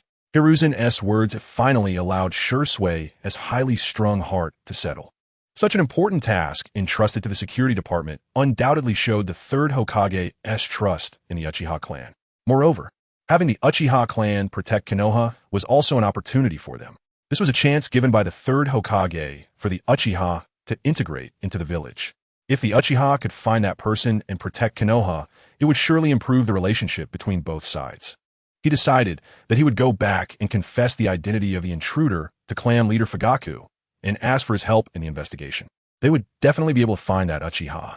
The Uchiha must seize this opportunity. Please rest assured, third Hokage, the Uchiha will definitely accomplish your task. Shursui's voice became exceptionally excited. After speaking, he raised his head slightly to look at Hiruzen's slightly hunched figure. Hiruzen also pretended to be relieved and nodded. After a moment of hesitation, he spoke again. Shursui, have you used your eyes? Shursui was momentarily taken aback and said with some guilt, I'm sorry. Third Hokage, the security department has been busy investigating the intruder, so I haven't found a suitable opportunity. Shursui's response made Hiruzen's gaze slightly sharpen. Using the intruder to divert attention? Or, as he pondered, Hiruzen suddenly felt a cold sweat running down his back. He shouldn't have been controlled, right? Hiruzen mentally repeated his teacher Tobarama's words and considered the inherently evil nature of the Uchiha before confirming that he hadn't been influenced. Only then did he speak again. It's fine, Shursui. I've always believed in your will of fire and the Uchiha clan's love for Konoha. Whatever you need to do it boldly. After this incident is over, I will promote the Uchiha clan's achievements to all of Konoha in the name of the third Hokage to ease the relationship between Konoha and the Uchiha. Thank you. Third Hokage. Uchiha Shursui's excitement was completely uncontainable in his eyes. He was almost ready to kneel and bow his head. At this moment, the will of fire in his heart was burning fiercely, and the image of Hiruzen Sarutobi had become incredibly grand. Indeed, the third Hokage had been making efforts for the Uchiha to integrate into Konoha. Hiruzen Sarutobi nodded. In that case, you can go back now. Yes. I will inform clan leader Fugaku about this news right away. Uchiha Shursui left with excitement, but Hiruzen Sarutobi, who remained behind, clenched his fists, his face expressionless. But the wariness in his eyes grew even stronger. Shursui, perhaps your will of fire is genuine, but the safety of the entire Konoha and the land of fire rests on my shoulders. I cannot afford to take that risk. Danzo, I hope you don't make any mistakes. Chapter 32. Danzo's performance as night gradually descended. Only a few rays of the setting sun lingered on the horizon. It's coming. In the secluded woods, Naruto's figure quietly appeared. He stood on a large tree, quietly gazing towards the Hokage building. Although he couldn't see it, he could sense that Uchiha Shursui had left the Hokage building and was heading towards the Uchiha clan's territory, and between him and Uchiha Shursui, there were also a dozen figures hiding their presence. Shimura Danzo was also prepared, but unfortunately, the mantis stalks the cicada, unaware of the Oriole behind. One was in the light, the other in the dark. The three Tomo and Naruto's eyes spun rapidly, aligning into a line before transforming into a pair of vertical pupils. His figure disappeared once again. Night had fully fallen, the setting sun vanished, and the cold bright moon quietly rose. The moonlight was fragmented by the dense treetops, leaving only mottled shadows scattered on the ground, like broken silver mirrors. Tonight, the forest was even quieter. Russell, Uchiha Shursui, was moving quickly, appearing somewhat anxious. His clothes brushing against the branches and leaves of the forest, making faint sounds. After the sacrifice of the fourth Hokage, the Uchiha clan finally found an opportunity to reintegrate into the village. Uchiha Shursui did not want to miss this chance. The Uchiha could not miss this opportunity either. He wanted to return to the Uchiha clan as soon as possible, inform clan leader Fugaku about this matter, and then gather all Uchiha members for a clan meeting to conduct a secret investigation. He knew Fugaku's character, although he subtly leaned towards agreeing with the coup. His indecisiveness made Shursui not hold much hope for the coup, as long as he conveyed the third Hokage's intentions in his own report to Fugaku. He believed that Fugaku would support his plan to avoid the coup. But the other elders were different. They had an almost fanatical yearning for the Manjiki Sharingan. Once they learned the truth, it would only strengthen their resolve for the coup. Therefore, the only ones he could trust were Fugaku and his friend, Uchiha Itachi. Uchiha Shursui was already beyond saving. As a paranoid idealist, he lived in his own imagined paradise. He had begun to fantasize about the scene of the Uchiha being accepted by the village, where the villagers of Konoha no longer feared the Uchiha, and the upper echelons of Konoha no longer ostracized them, with Uchiha Itachi becoming the Hokage of Konoha. Strong emotions caused the three Tomo in his eyes to naturally appear, then continuously spin, transforming into the shape of a single-bladed shuriken. But fantasies are like bubbles. What would happen when the cruelty of reality bursts his imagined paradise? Whoosh, whoosh, whoosh. A series of wind-breaking sounds erupted as several shurikens were shot at him from various tricky angles, coming from all directions, leaving him with no room to evade.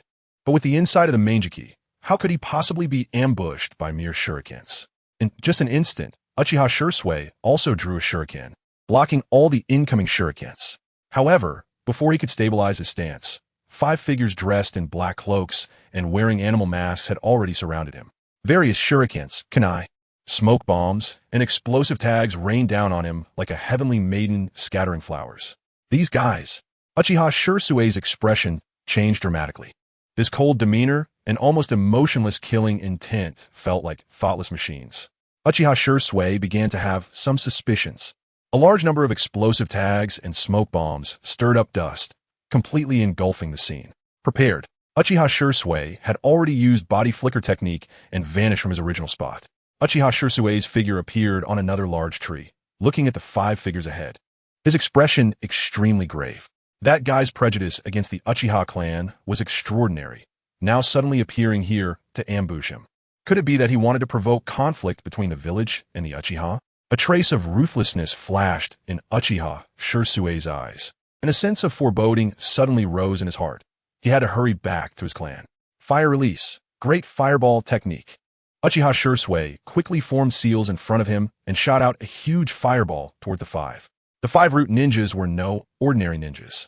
They were all elite members carefully selected by Shimura Danzo to ambush Uchiha Shursui. The 5 quickly reacted, forming the same ninjutsu in response to the fireball. Water release, water surge wave. Water release counters Uchiha. This was a conclusion drawn by the second Hokage long ago.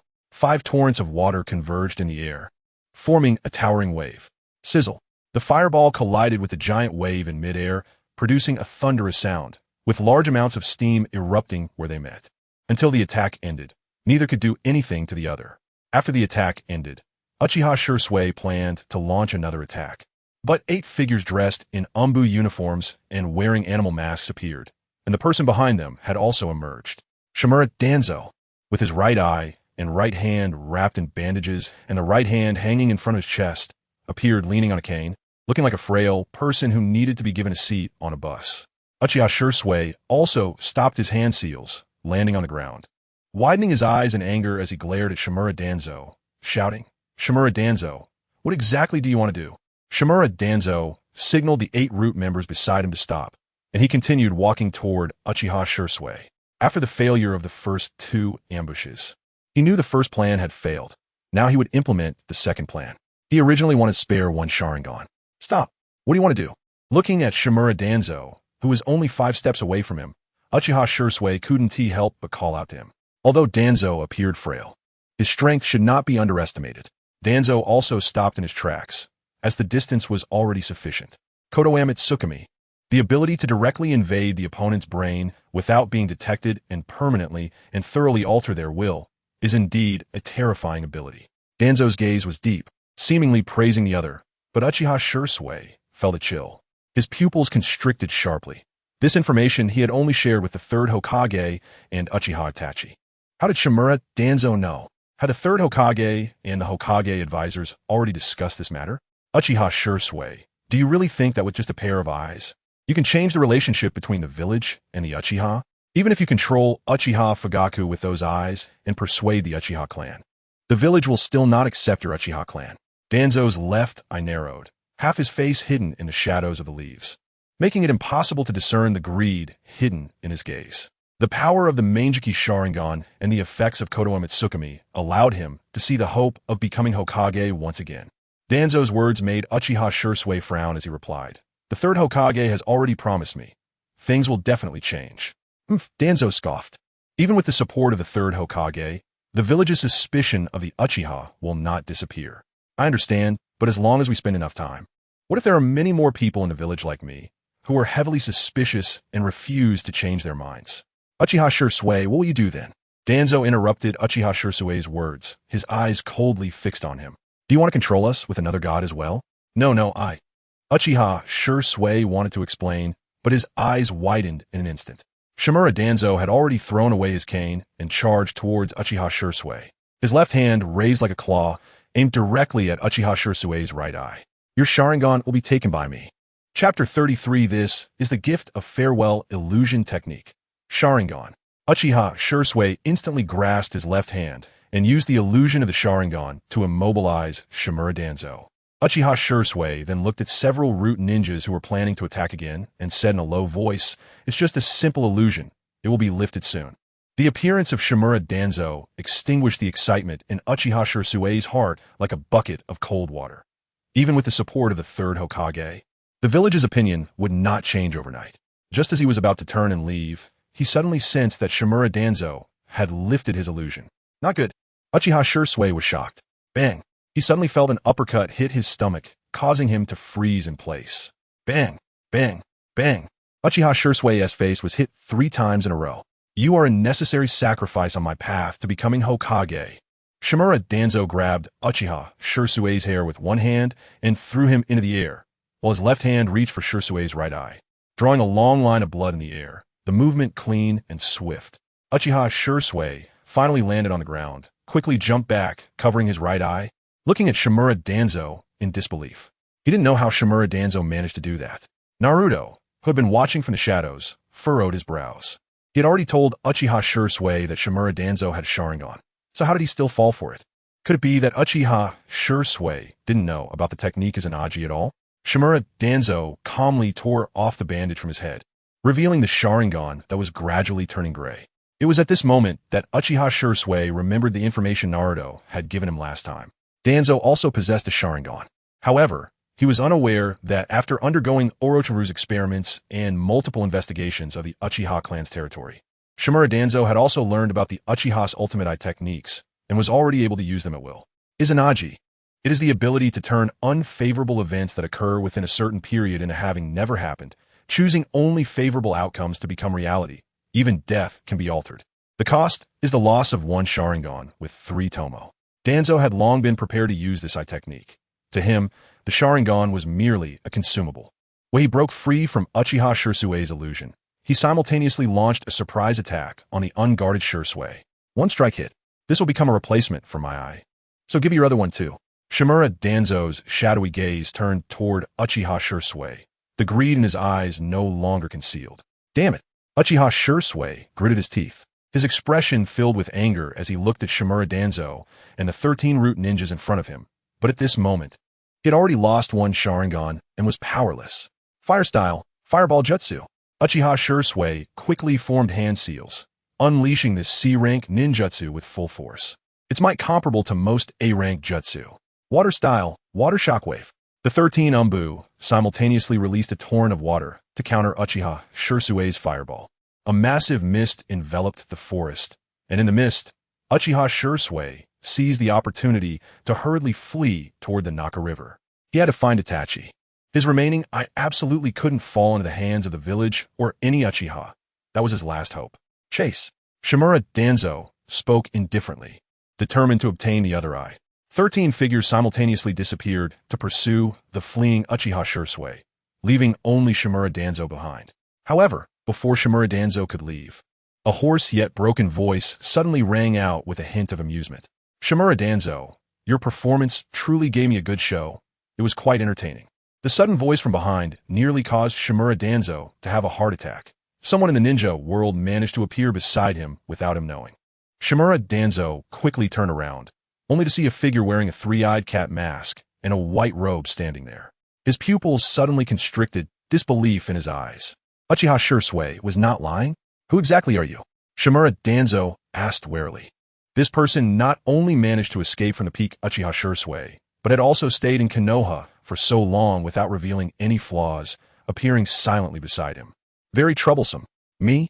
I'm nobody. His voice carried a hint of laughter, as if he had just watched a good show. Although it required me to put in a bit more effort, your diligent performance was quite satisfactory, and I've already found a gift for you. How does despair feel? Shimura Danzo's lone eye widened suddenly. An indescribable sense of crisis enveloped his heart. In a daze, he seemed to see himself being decapitated by a sword. The ground suddenly began to shake, and a spike of earth shot up from the ground, heading straight for his face. Upon seeing the sudden earth spike, Shimura Danzo's expression changed drastically, as he had not seen any signs of the opponent performing a ninjutsu. What was this technique? He hurriedly leaned back, his aged spine emitting a painful creaking sound as he narrowly avoided the earth spike. But he had no time to pay attention to the severe pain in his waist, as several more earth spikes attacked him in succession, and even the surrounding trees extended their branches to ensnare him. With style, Shimura Danzo dodged in a panic, already bearing several wounds from the earth spikes, bloodied and shocked. But then a wave of intense pain hit him. Shimura Danzo let out a scream as a long sword that appeared out of nowhere severed his left arm. The tremendous force sent his arm spinning in the air, and the severed end drew several circular lines of blood before finally landing at Naruto's feet, his palms slowly opening to reveal a kaleidoscope Sharingan. My Sharingan! Shimura Danzo gritted his teeth, enduring the pain as he stared at the eye on his severed arm. That was his hope of becoming Hokage. How ugly, Shimura Danzo. Naruto bent down to pick up Uchiha Shursui's eye, directly using his right eye's technique to absorb it. An incredibly powerful ocular power suddenly surged into his eye, making him feel as if his eye was becoming hot under the onslaught of this power, as if some kind of evolution was occurring. He sensed that the eye contained a technique that could slowly influence others' cognition invisibly, but due to insufficient energy, his eye did not undergo its final evolution. Is another eye still needed? Naruto wondered. You despicable little man, where did you take my eye? Give it back to me. Shimura Danzo lay on the ground. The pain of his severed arm and the fear of Naruto's unknown abilities made him too afraid to act recklessly, only able to emit powerless roars. Looking at Shimura Danzo, who resembled a defeated dog, Naruto felt it was time to end this performance. He was in a hurry to retrieve the other eye. He had a premonition that his kaleidoscope Sharingan would advance further because of this. Elder Dans, this is a farewell gift. Chapter 34. Pharmacist Nanoyu. Pharmacist Nanoyu. Once a wandering shrine maiden, was one of the top intelligence agents en route and also a first-rate medical ninja from Konoha.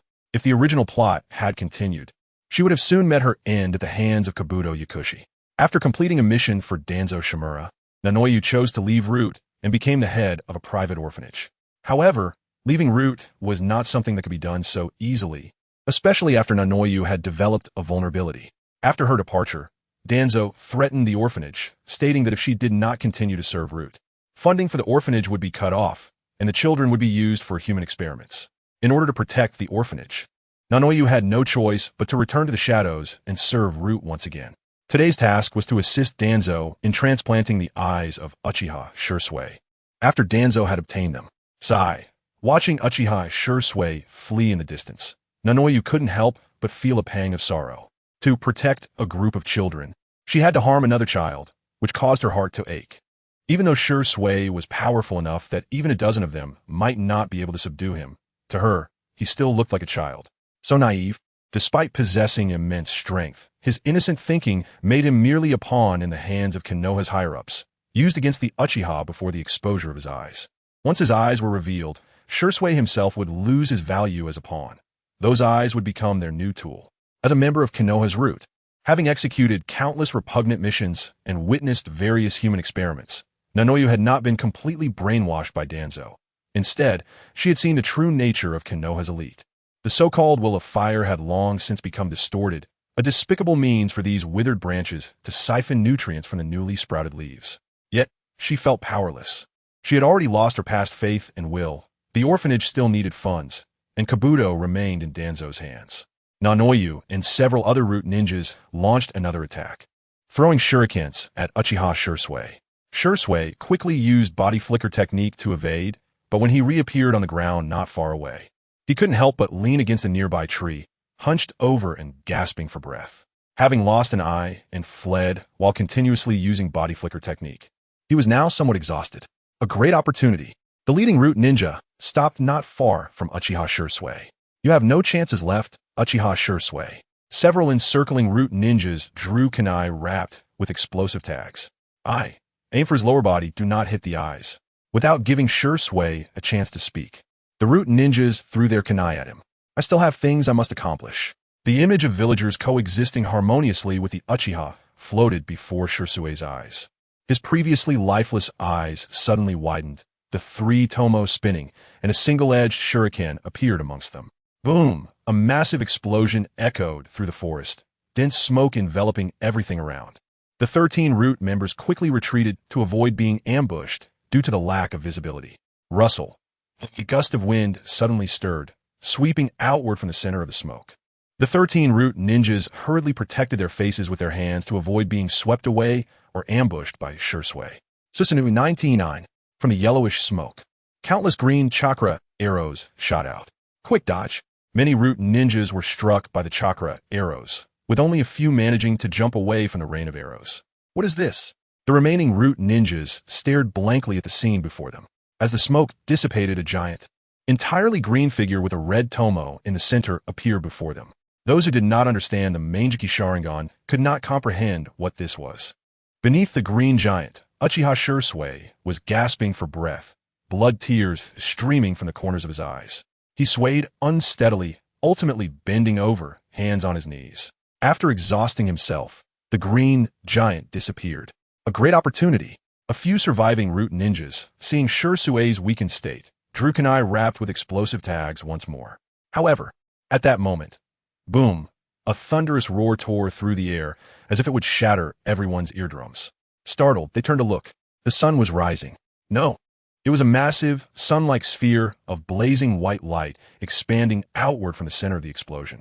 The light illuminated the sky as if the sun were rising from the ground, instantly turning night into day. The shock wave surged like an invisible beast, sweeping everything in its path into oblivion. Trees shattered, burned, and turned to dust under the immense pressure. The ground trembled, dust and debris were thrown into the air, creating a chaotic cloud. The shockwaves from the explosion formed visible ripples in the air, spreading at an astonishing speed, uprooting trees and tearing apart the earth. Under the dual effects of the heat wave and shockwave, everything around was instantly destroyed. The root ninjas stared dumbfounded at this scene. Even Uchiha Shursui forgot to flee. What kind of ninjutsu could produce such power? They all simultaneously recalled the Night of the Nine Tails. Naruto had not fully unleashed this ninjutsu. Otherwise, they would likely not be standing here, dumbfounded, but rather transformed into adults. He had only wanted to test the power of this jutsu, and from the current results, it seemed quite effective. As for whether Danzo would die, he didn't know, but he hoped Danzo would survive. What if Danzo died and Konoha became stronger? Sarutobi Hiruzen was too cowardly to wipe out the Uchiha, but he didn't regret it. Danzo's expression earlier had been quite amusing. I hope Danzo survives. Oh no, That's where Danzo-sama was. After the explosion, a root ninja suddenly changed his expression, ignoring Uchiha Shursui, and hurried toward the center of the explosion. Quick, save Danzo-sama. Almost all the root ninjas left the area, leaving only pharmacist Nanoyu and Uchiha Shursui behind. Shursui also came back to his senses. He wanted to see what was happening. Although Danzo had indeed ambushed him and stolen his eyes, he couldn't possibly release such a terrifying ninjutsu in the village. Only Konoha's enemies would use such jutsu in the village. Aren't you going? Uchiha Shursui suddenly saw pharmacist Nanoyu still standing in place, feeling somewhat puzzled. Pharmacist Nanoyu's mood is quite complicated right now. Although she is working for the root, she might be the only one in the root who hopes Shimura Danzo dies in this explosion. My target is your eyes. Pharmacist Nanoyu's cold and neutral voice rang out, leaving Uchiha Shursui somewhat taken aback. No way, buddy. Just now, so many of you couldn't deal with me, and now it's just you left. Are you still going to step up? You can't stop me. Uchiha Shursui suddenly sighed. Although the root ninjas obeyed Shimura Danzo, the root is actually part of the Anbu and is an important force for the village. If it weren't for that, he really wouldn't want to take action against the other party. Fire style, great fireball technique. A huge fireball flew towards pharmacist Nanoyu, but to both of their surprise, the fireball suddenly disappeared into thin air during its attack. What's going on? This thought appeared in both of their minds simultaneously. Immediately after, beneath their feet where they couldn't see, dark ink-like patterns began to spread and flow across the ground, wrapping both of them like wriggling snakes. Then, Uchiha Shursui and pharmacist Nanoyu simultaneously vanished without a trace. Please urge for updates. Please comment. I am immensely grateful. Chapter 35. Danzo. Damn masked man Shimura Danzo is indeed not dead, but his current condition is far from good. When several root ninjas arrived at the center of the explosion, they found Shimura Danzo in the middle of an enormous pit, with only one arm left, covered in blood, and his breath weak. On his pale, exposed arm, one of the originally 3 Sharingan eyes slowly closed. Lord Danzo, are you alright? Several root ninjas quickly surrounded Shimura Danzo. One of them stepped forward to help treat Danzo's wounds, while the others remained vigilant, scanning the surroundings to guard against any sudden attacks that might occur again. None of them questioned Danzo's unusual, even somewhat horrifyingly twisted right arm, nor did they feel fear from the terrifying traces of the explosion around them. They were root ninjas, showing absolute loyalty to Danzo, and would not hesitate to die for him. Cough, cough, cough, cough, cough. Shimura Danzo coughed violently for a while, and a root ninja quickly took out a water bottle and held it to Danzo's mouth. He tilted his head slightly back to take a sip, still feeling lingering fear in his heart. When he saw that black ball appear in the hands of the cat-faced masked man, he could swear he had never felt so close to death before. The crisis of death directly stimulated the last bit of potential in his aging body, allowing him to grasp his last straw of salvation. He used all his strength to break free from the bandages wrapped around his right hand, and, after several failed attempts, finally performed Izanagi at the moment just before the explosion, narrowly escaping the opponent's attack. There was no joy of survival on Danzo's face. The fear of teetering on the brink of death, the tension in his mind, coupled with the pain from his severed arm, left him as pale as paper, with cold sweat dripping down. What about that woman, Nanyu? Danzo asked with a frown. His severed arm was severely injured, and he needed an excellent medical ninja to help treat it. Whether he could get a new arm would depend on Orochimaru. The root ninja who was helping Danzo stop the bleeding was momentarily stunned, glancing at the others around him, and found no sign of Nanyu. She might have been knocked unconscious by that green giant and didn't follow us. The several root ninjas were initially startled by Uchiha Shursui's Susanoo and then shocked again by the massive explosion, only to realize that the center of the explosion was Danzo. They had no opportunity to pay attention to what had happened to the others nearby. A green giant? Danzo was also taken aback. Then his eyes widened in fury, and he began to growl through clenched teeth. He recalled what that green giant was. The second Hokage, Senju Tobirama, had once told them that the true power of the Manjiki Sharingan, apart from its bizarre ocular techniques, was the ability to manifest giants. The third power, Susanoo, that was the ability mastered by Uchiha Madara, the same ability that Madara used to establish Konoha alongside the first Hokage, Senju Hashirama, and now it had slipped from his grasp. Don't Tenketsu. My Tenketsu. My Manjiki Sharingan. After letting out a series of painful wails, Danzo's head tilted, and he fainted. Lord Danzo! Lord Danzo! Lord Danzo! This scene terrified the several root ninjas, who hurriedly called out Danzo's name. After a careful examination, they discovered that Danzo had merely fainted due to extreme emotional agitation.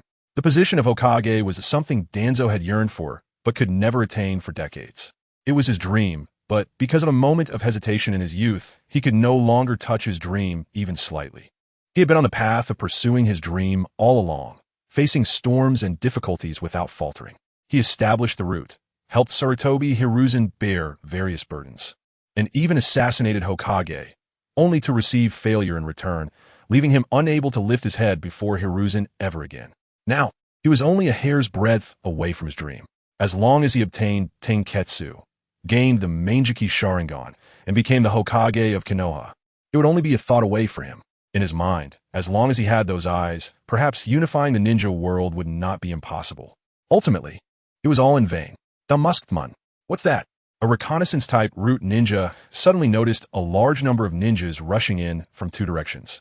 Without thinking, he knew one group was the Hokage and many clan ninjas coming from the Hokage building, while the other was the Uchiha clan ninjas hurrying over from the Uchiha clan's territory. He quickly informed the others, the Hokage is coming.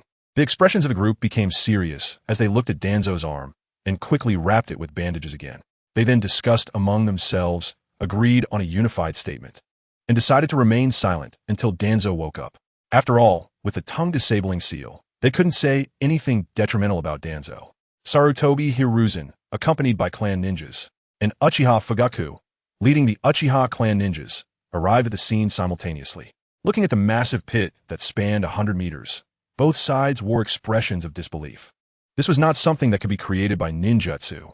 After exchanging glances for a moment, Uchiha Fugaku slowly lowered his head and led the many Uchiha ninjas to stand behind Sarutobi Hiruzen. Although Fugaku chose to bow his head and concede, the gaze of Hiruzen under his Hokage hat was already filled with frost. Uchiha Fugaku's mood was equally poor. The family's anger towards the Hokage faction was growing stronger, with many clan members often overhearing loud discussions about the Uchiha by the Sarutobi clan in the streets. Yet Sarutobi Hiruzen acted like a smiling tiger, indifferent, and even suppressed the Uchiha clan in return. The voice of the radicals was getting louder. If he had just stood behind Sarutobi Hiruzen without a word, his reputation within the clan would have likely suffered. Hiruzen quickly suppressed his emotions and turned to look at Shimura Danzo, who was lying unconscious on the ground. Danzo's current state was quite tragic. His clothes were in tatters, and although he was wrapped in bandages, blood continued to seep from his wounds, making him look like a blood-soaked figure. Especially when looking at the neatly severed arm, a sense of sorrow suddenly arose in Hiruzen's heart. His right arm had already been rendered useless in the war, and now his left arm had been cut off. His old friend. Perhaps it was better for Danzo to carry fewer burdens in the future. What exactly happened here? Sarutobi Hiruzen frowned as he looked at the several root ninjas. This massive pit could become a tourist attraction. The power of the Manjiki Sharingan was indeed terrifying. To be honest, he felt a bit regretful inside. One of the leading root ninjas stepped forward and said, "Hokage-sama, Lord Danzo is the main party in this battle. I think we should prioritize treating Lord Danzo as soon as possible." Sarutobi Hiruzen then noticed that none of the root ninjas present had any injuries, while Shimura Danzo looked like he was on the verge of collapse, which surprised him. Danzo actually took the field to fight Uchiha Shursui. Hiruzen felt this was unlike his old friend's character, but with so many people present, he could only nod and say, "You all take Danzo to get treated, and the rest follow me to the Hokage building for a meeting." Yes, no one raised any objections to this. A village advisor was seriously injured in the village, and such a terrifying explosion occurred in Konoha. It was no small matter. Fortunately, it happened in the Konoha forest.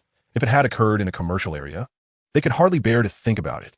Sarutobi Hiruzen casually scanned all the members of the Uchiha clan who had come over but did not see Uchiha Shursui, which sparked some unpleasant thoughts in his mind. Chapter 36 Sealed Space. In the dimly lit sealed space, Uchiha Shursui, who was being targeted by Sarutobi Hiruzen, was currently kneeling on the ground in an ORZ position, covering his empty eye sockets. Not far from him was Yakushi Nanoyo, a woman with long golden wavy hair and glasses, looking incredulous. Just moments ago, when Uchiha Shursui was sealed inside, the sudden change in scenery made him instinctively alert. But his exhausted body, depleted chakra, and dwindling ocular power couldn't keep up with his own awareness. He only felt a flash before a golden light suddenly appeared before him. Then, the last remaining eye he had also vanished. And then he was left in an ORZ position. Is this enough? Namikaze Minato looked bitterly at the blood-soaked and still warm eye in his hand. He was not a saint. His title of a yellow flash was earned on the battlefield, causing the other 4 ninja villages to issue orders to prioritize abandoning missions upon encountering the yellow flash. This shows that Namikaze Minato was indeed a decisive person. Just like when he took Uchiha Shirsue's eyes, he did it without hesitation, even more decisively than Danzo. However, such an act of taking his friend's clan's bloodline still made him feel a bit guilty, given his sunny personality. While Namikaze Minato was reflecting, another ninja in Umbu attire appeared with a wave of chakra, causing him to be taken aback. This wasn't part of the plan? Fourth Hokage? Just as Minato hesitated whether to take this person's eyes as well, a trembling female voice suddenly rang out. Minato turned to the ninja and noticed that the mask on their face was unfamiliar, likely a new addition. Who are you? Although he didn't know how Naruto would handle the situation, out of courtesy, Minato still asked for the person's identity. Yakushi Nanoyu hesitated for a moment, but then removed her mask. In front of the 4th Hokage, there was no point in hiding her identity. It's been a long time. Lord Fourth, I am Yakushi Nanoyu. Nanoyu suddenly felt a bit emotional. She hadn't expected that the 4th was still alive. It's you. Namikaze Minato recognized the director of the orphanage who often visited the Hokage building for supplies, but he hadn't realized she was part of Root. It really has been a long time, Director Nanoyu. I'm not actually alive. This is just a bit of chakra I've left behind. Minato's response surprised Nanoyu. She hadn't expected him to remember her, but what truly shocked her was something else. Chakra? Can a person still exist like this after death? This required some special means. But how did Nanoyu become a Root ninja? Minato smiled. Since Naruto had no objections, he was quite willing to chat with her.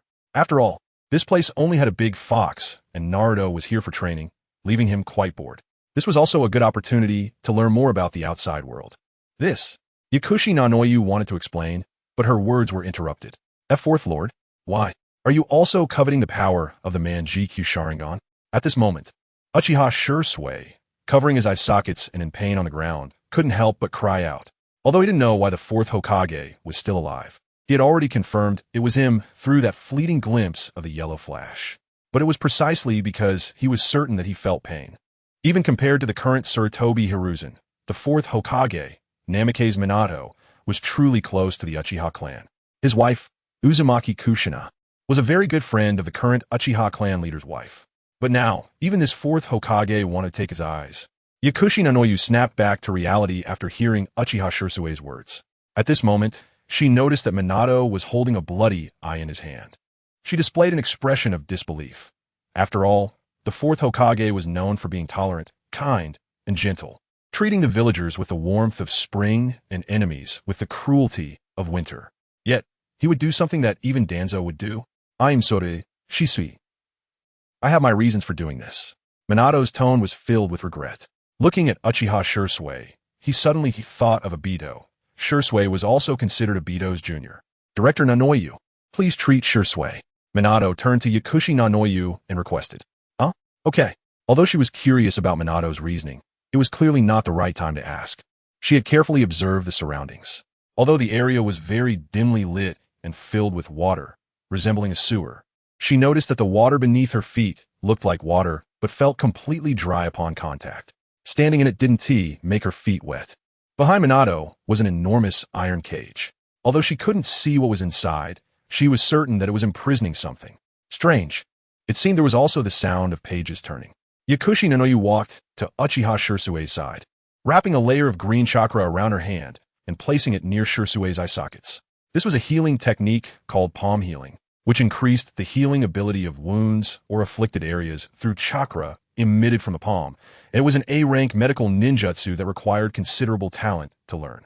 Lord Fourth, can you tell me your reasons? Feeling a wave of gentle warmth from his eye sockets, Uchiha Shirsue's emotions calmed down significantly. He wanted to know the reason why the 4th Hokage was taking his eyes. Minato was silent for a moment before finally shaking his head. I'm sorry, I can't say. However, someone will tell you later. Upon hearing this answer, Uchiha Shirsue fell silent. This answer clearly did not satisfy him, but he had no choice now. Not to mention whether he could fight without his eyes, he had lost them now, and silence was all he could do. For a time, The sealed space fell into a strange silence. At this moment, the sound of pages turning seemed to become more pronounced. Minato also felt that the atmosphere was a bit awkward, thinking that this was not a solution and not knowing when Naruto would come in. He decided to find a topic. Director Nanoyu, I still don't know the reason you joined Root. From what I know, Root is not a good place. The Yakushi Nanoyu, who was treating Uchiha Sure, also showed a bitter smile. I was originally a ninja of Root. Chapter 37. Nine Tails. Although due to the curse mark of the tongue, Yakushi Nanoyu had many things she could not say. She still simply recounted her experiences over the years. For a moment, the atmosphere in the room grew a bit more silent. Ultimately, it was Uchiha Sure who broke the silence. Although Yakushi Nanoyu had just chased him, he now felt a hint of sympathy for her, having treated her wounds and understanding her grievances. Did Shimura Danzo not fear punishment from the third Hokage for his actions?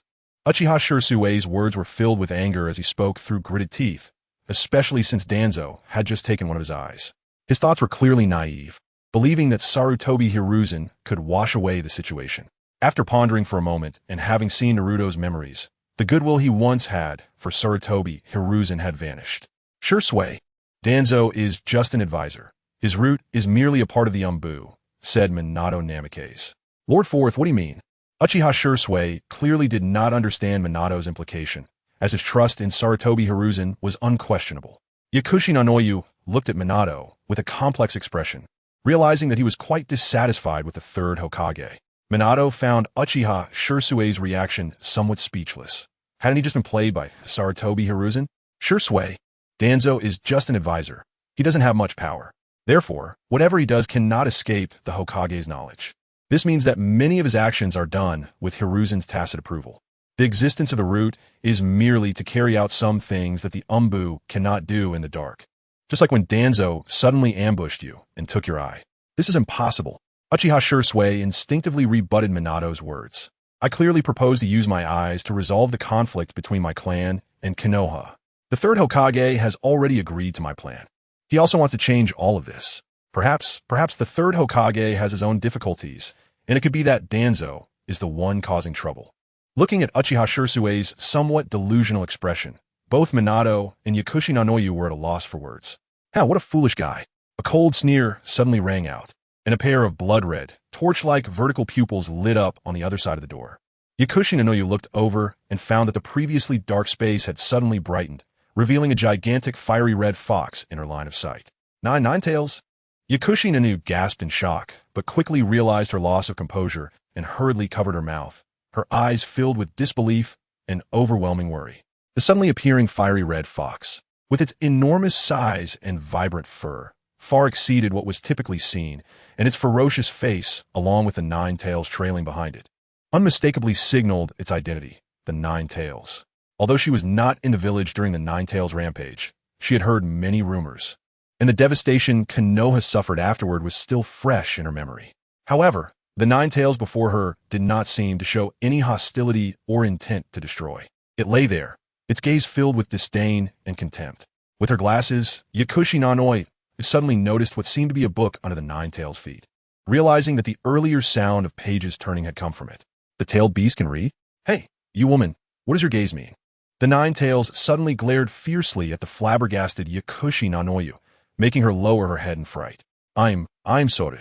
That was the Nine Tails, the strongest of the tailed beasts, and even the fourth Hokage could only seal it with his life. Now, being looked at with such a fierce gaze was indeed somewhat terrifying. But she quickly realized something was odd. Strange space, the fourth Hokage, and the Nine Tails. Could this be the sealing space where the Nine Tails was sealed? Were they sealed together with the Nine Tails? Could it be the Nine Tails Jinchuriki? Being an excellent intelligence officer, she quickly deduced their current situation from just a few simple clues, though she still felt somewhat uncertain. If she remembered correctly, the current Nine Tails Jinchuriki seemed to be just a child. Could they really accomplish such a thing? QB, don't scare her. Minato spoke up, as Naruto had specifically sealed the Nine Tails here for a reason, so it was better to let the Nine Tails tone it down a bit. Fourth Hokage, do not call me that in front of outsiders. The Nine Tails yelled angrily at Minato, as that name did seem somewhat out of place when used for the strongest tailed beast. Seeing the Nine Tails suddenly lose its temper, Yakushi Nanoyu felt even more incredulous. This legendary Nine Tails seemed to be more lively than she had imagined. The Nine Tails is here? What is going on? Lord Fourth, Hasn't the Nine Tails already been sealed? Uchiha Shirsue's brain, overloaded with information, had crashed again, and upon coming back online, he nearly crashed once more. Oof. You foolish Uchiha brat, still being kept in the dark by that old fool Sarutobi Hiruzen.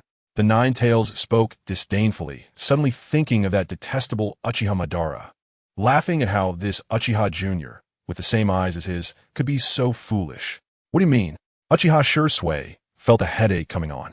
Oof. You Uchiha brat, Sarutobi Hiruzen is not as great and noble as you imagine. He knows everything Danzo has done, whether it be human experiments, using fellow villagers for experiments, or colluding with the Rain Village. Hiruzen knows all of it, but he doesn't care as long as it doesn't affect his glorious image or threaten his power. As long as it helps him maintain his position as Hokage, he will tacitly approve of Danzo's actions. Perhaps one day, when the Uchiha clan threatens him, he might even allow Danzo to exterminate the Uchiha clan. Ha! Watching the Uchiha Madara's family be destroyed would be quite entertaining. The Nine Tails revealed a malicious smile. And Minato looked at it in surprise, realizing that the Nine Tails had so much information about Konoha and was quite sharp-tongued. Yakushi Nanoyu was also puzzled. This information, aside from a few high-ranking officials in Konoha, only the Root knew, as every Root ninja had a curse mark implanted, making it impossible for them to leak information. Where did the Nine Tails obtain this information? The source of the information was naturally Naruto. Previously, he could only express his thoughts in front of the Nine Tails, and since the two were essentially one, they naturally shared everything. Uchiha Shirsue's brain again entered a crash mode. Human experiments, using fellow villagers for experiments, colluding with the Rain Village. Had Konoha really done these things? Just as Minato was about to say a few more words of persuasion, another voice suddenly rang out. I didn't expect my sealing space to be so lively. The group looked over to see a golden-haired boy, resembling Minato, appearing out of thin air, holding 2 eyeballs in his hands. Chapter 38. Danzo. This is all Uchiha's fault in the Hokage building's conference room. A long conference table was filled with representatives from various ninja clans, creating a suffocating atmosphere where everyone wore serious expressions. At the center of the table sat Hiruzen Sarutobi, wearing the conical hat that symbolized the Hokage of Konoha, with his head bowed in thought. On either side of him were his advisors, Koharu and Hamura Mitokado, both looking towards Sarutobi, who had always taken the lead. Danzo's seat was conspicuously empty.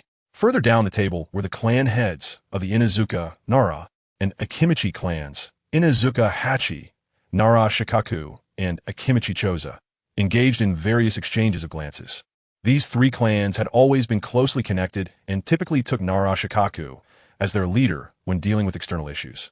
After them were the heads of the Uchiha clan, Uchiha Fugaku, and the Hyuga clan, Hyuga Hizashi, both of whom showed no intention of engaging with others, each lost in their own thoughts. Behind them were representatives from smaller clans like the Yamanaka, Inuzuka, and Karasuma, along with some civilian ninjas. In a sense, the seating arrangement reflected the current distribution of interests among the ninja clans within Konoha. Hamura Mitokado and Koharu were close friends of Sarutobi and served as his advisors, so their positions were unproblematic. The Inuzuka, Nara, and Akimichi clans have been aligned since the 4th Hokage's time and were considered staunch supporters of the Hokage. The Uchiha and Hyuga clans, however, were clearly more family-oriented. One was known for its arrogance and notorious reputation in Konoha, while the other maintained a firm neutral stance, indicating indifference to who became Hokage and represented a faction that pleased no one. As for the smaller clans, they were simply too small in scale to unite completely like the Inuzuka, Nara, and Akimichi clans, resembling a single family. Sarutobi never expected things would turn out this way. He was aware of Danzo's ambush on Uchiha Shirsue and even created this opportunity for the surprise attack himself, but it was evident that a third party was involved. The explosion had illuminated the entire Konoha for a moment. Could be the Uchiha? Sarutobi removed his Hokage hat and placed it on the table in front of him. Though the movement was slight, it made an appropriate sound that drew everyone's attention. With a serious expression, he scanned the faces of everyone present, finally landing on Uchiha Fugaku, and asked, Fugaku, do you know where Shirsue is right now? Shirsue? Uchiha Fugaku's brows furrowed involuntarily. Why was the 3rd Hokage asking about Shirsue at this time? Was he trying to suppress the Uchiha clan?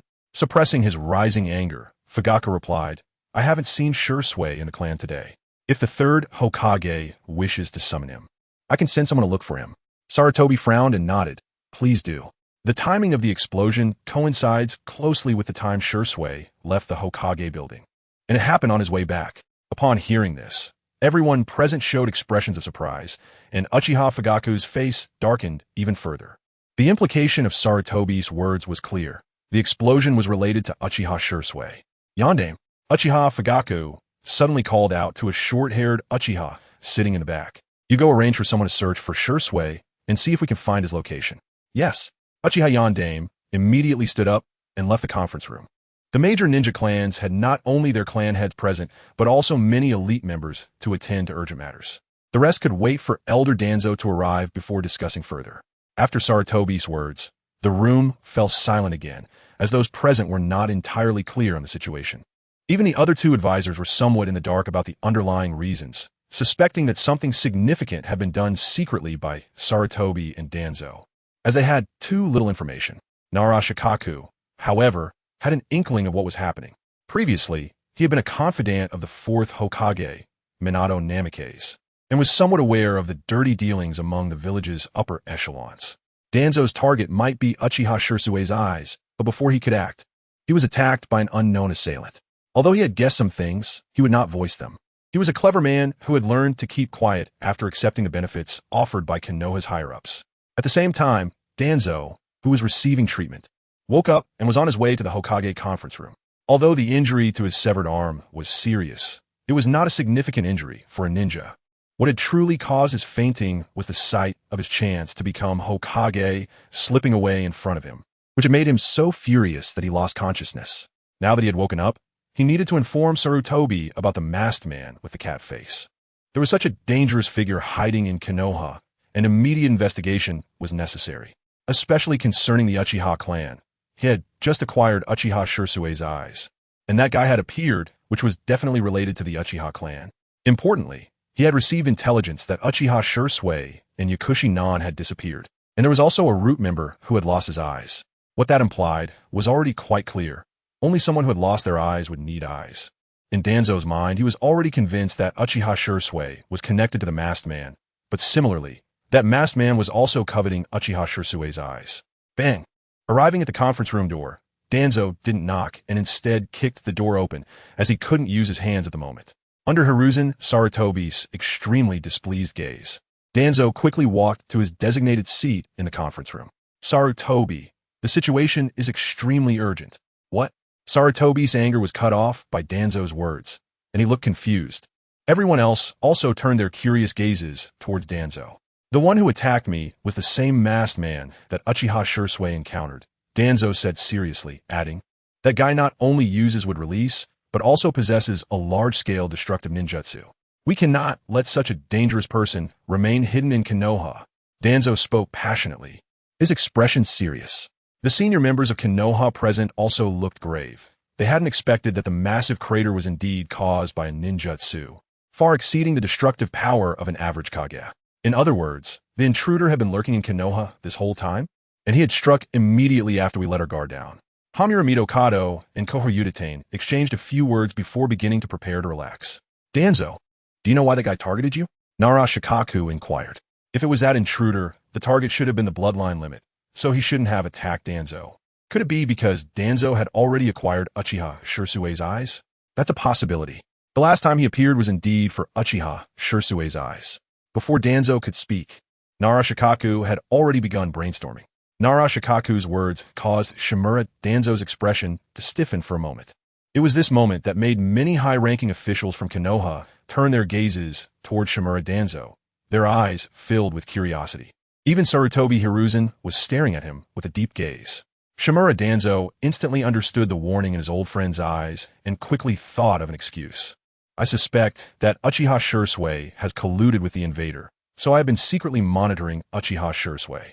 I just didn't expect that today, when the village's alert was lifted, that guy couldn't help but make a move. It seems that this matter is indeed related to Uchiha Shursui. I suggest a thorough investigation of the Uchiha clan. Chapter 39, Eternal Kaleidoscope. Inside the Hokage building, there was a heated debate, but in Naruto's ceiling space, it was a lively scene. Jinchuriki of the Nine Tails. The moment Yaoshiro Yinai saw Naruto appear, even though she had anticipated it, she was still taken aback. The main reason was that Naruto was simply too young, despite being taller than other children his age.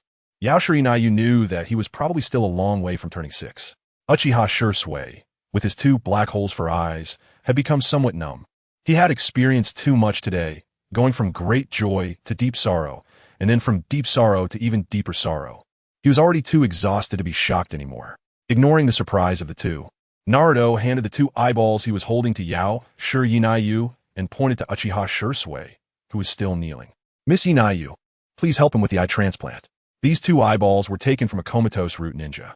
Naruto had initially sealed Yao Shirinayu in with the intention of transplanting her eyes into Uchiha Shursui. But he hadn't expected that the random root ninja he sealed would turn out to be her. As the adoptive mother of the master of dream fulfillment in the ninja world, she deserved better treatment, so he specially returned to the scene to extract another pair. Okay. Yao Shirinayu hurriedly accepted the eyes from Naruto and began the eye transplant surgery for Uchiha Shursui. Don't ask why an eye transplant could be performed in a sealing space where there was nothing. It is well known that in the world of Naruto, eyes can be hot swapped. The so-called eye transplant is merely removing the old eyes and putting in the new ones, followed by a detailed adjustment using chakra techniques. High-end ingredients often require the simplest cooking methods. At this moment, Namake's Minato also walked over to Naruto, handing him the eye belonging to Uchiha Shursui. Thank you. Naruto took the eye from Minato's hand, feeling its warmth and sensing the longing for this eye deep within it. He had a premonition that after absorbing this eye, his Sharingan would evolve once again. Although his Manjiki Sharingan could restore its ocular power, that did not mean that his eyes were the eternal Manjiki Sharingan. It was merely similar to Uchiha Obito's situation, where Obito used cells from Senju Hashirama to counteract the side effects of the Manjiki Sharingan, while he relied on his own Uzumaki lineage. It is known that Nagato could even supply the Rinnegan. A mere pair of Manjiki was simple. Naruto's eyes displayed 3 tomo, spinning, and after transforming into a pair of vertical pupils, a vortex appeared in his hand, swallowing the eye he held. Vishnu, a rather domineering and powerful ability, could transform any chaotic, mixed, or repulsive energy into the most suitable power for himself. Even though Uchiha Shursui's eyes were not from a direct relative, through Vishnu, he could still compensate for the defects of the Manjiki Sharingan. Namake's Minato curiously watched this scene without interrupting. As the Sharingan merged with a stream of In release chakra, Naruto once again felt the previous fiery sensation from the eye, even more intense than before. It felt as if a great fire was scorching his eyes, or as if something was about to break free from the original position of his eyes, being reborn. He could sense that his eyes were undergoing a transformation, nurturing new power. This process was not slow. Naruto covered his eyes and, in just a few minutes, felt that the ocular power in Uchiha Shursui's eyes had been completely absorbed. The vertical pupils in his eyes began to slowly rotate, and the patterns inside began to change slightly. As the vertical pupils spun, circles of dark rings began to split off. When a final shape was determined, the appearance of his eyes had not changed much. They remained a pair of crimson vertical pupils, but now there were 2 black rings surrounding them, giving them a somewhat circular eye appearance. The condition for the evolution of the Rinnegan seemed to be the combination of Ashura and Indra's powers. He himself was the reincarnation of Ashura. If he could find an opportunity to absorb some of Uchiha Sasuke's power, could he then synthesize the Rinnegan? After obtaining the eternal Manjiki Sharingan, Naruto felt that his vision had become clearer. He could clearly discern every subtle movement of the people present and even predict some fragments of the future. Moreover, his ocular power was no longer limited by the traditional Manjiki Sharingan. He was now able to use the complete form of Susanoo. This feeling was amazing. Naruto, how do you feel? Minato, who had been watching Naruto closely, noticed the change in his eyes and asked with concern. Naruto shook his head, his smile radiant. I feel better than ever. This eye feels just like that bastard, Uchiha Madara's. The Nine-Tails squinted its eyes, fixated on Naruto's eyes. Ha ha ha ha, Kurama. Next time we encounter Uchiha Madara, I'll help you beat him up. With his power once again boosted, Naruto felt invincible. The Sharingan really did tend to inflate one's ego. That guy Uchiha Madara is long dead. The Nine-Tails sneered. It suddenly realized that even if it couldn't defeat Senju Hashirama and Uchiha Madara, it wouldn't be too bad to outlast both of them. Unfortunately, it didn't know where the 2 were buried. It fell an itch to dig them up. Chapter 40. The Fate of Yakushi Nanoyuha, Arrogant Little Brat. The Nine-Tails snorted coldly and went back to reading its comic. Is that really the fourth Hokage, the Jinchuriki, and the Nine Tails? When Uchiha Shursui put on his eyes and saw the light again, his face was filled with undeniable surprise. Why is this happening? Uchiha Shursui did not understand the reason why the fourth Hokage and the Jinchuriki were targeting him. This appearance may be unfamiliar to you, but what if it's like this? Naruto crooked his mouth into a wicked smile, transforming into a figure wearing a hood and a cat face mask. Uchiha Shursui, you should be familiar with this look by now. It's you. Uchiha Shursui's expression changed drastically, and he instinctively placed his hands in front of him, ready to form hand seals. Bang! Namake's Minato appeared directly beside him, gripping one of his hands. The fourth Hokage? Uchiha Shursui finally snapped back to reality. The Jinchuriki was the child of the fourth Hokage. Naruto dispelled his transformation technique and looked at the somewhat dazed Uchiha Shursui, asking, "Do you regret it?" "What do you mean?" Uchiha Shursui did not understand Naruto's meaning. "Do you regret placing your hopes on Sarutobi Hiruzen?" Uchiha Shursui's expression froze for a moment, and he bit his teeth in silence. Perhaps the third Hokage was unaware, or perhaps he had his own difficulties. Is that so? It seems you will only truly awaken when you witness the annihilation of the Uchiha clan. The third Hokage would never do that. He promised me.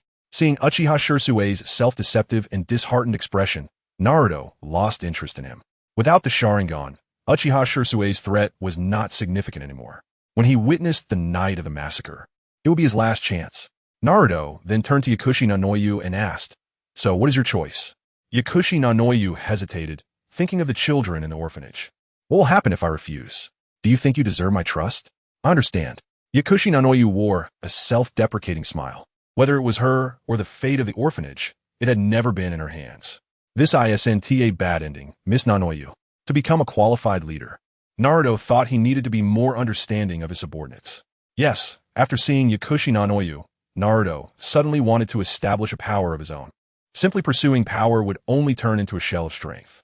After gaining sufficiently strong power, he wanted to find something to do. It would be difficult to reform the ninja world. All he needed to do was subdue everyone and then rebuild order. Besides, there were many unresolved issues in the Hokage, like the mother and daughter, Karui and Omoi, Zabuza and Haku, Yakushi Nanoyu and Yakushi Kabuto, etc. These people all had their merits. He could find opportunities to bring them under his banner. Perhaps. Yakushi Nanoyu's response seemed somewhat weak. Working en route, she still had some free time to take care of the orphanage, but now she feared she would lose that freedom. Naruto noticed Nanoyu's thoughts and did not comment further. He asked, "Do you still remember Yakushi Kabuto?" Kabuto? Hearing this name from the Jinchuriki surprised her. The Jinchuriki possessed a lot of information about the villages, so it seemed the other party had been secretly active in Konoha for a long time. My God, how old is he? Yakushi naturally could not know that Naruto learned about these matters through the original work. She nodded to Naruto, indicating she knew. "How long has it been since you last saw him?" Yakushi Nanoyu was puzzled. She did not understand Naruto's meaning. She replied, "Danzo sends me a photo of Kabuto every once in a while." "Is that so?" "But photos can be easily faked. For example, the person in the photo can slowly be changed into another similar person." This, Naruto's words left Yakushi Nanoyu stunned, but she quickly reacted, a bad premonition suddenly rising in her heart, and her face turned pale. "What do you mean?" Naruto said, "A few years ago, Shimura Danzo sent you a photo that was not of Yakushi Kabuto.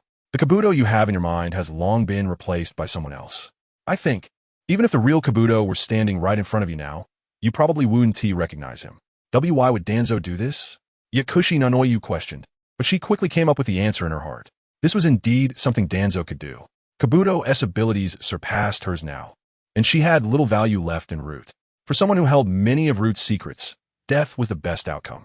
Her last value might be becoming Kabuto's stepping stone. Perhaps the next mission. Did you receive the mission to infiltrate Awagakure? Yes, next month. Kabuto is also in Awagakure. When you arrive there, the mission will turn into eliminating the spy who betrayed the village, because you no longer know what the real Kabuto looks like. At that time, you will strike without mercy, only to be killed by Kabuto, whose strength is far above yours. This is your future fate, a discarded pawn of Konoha. Naruto calmly stated Yakushi Nanoyu's fate, which startled both Namake's Minato and Uchiha Shursui present. Danzo was undoubtedly making a child kill the mother who raised him. It must be said that this truly reflects the darkness of the ninja world. Is that really the case? Yakushi Nanoyu forced a smile. If that's the case, then Kabuto will probably fall into complete darkness. So I said, this isn't a bad ending for you.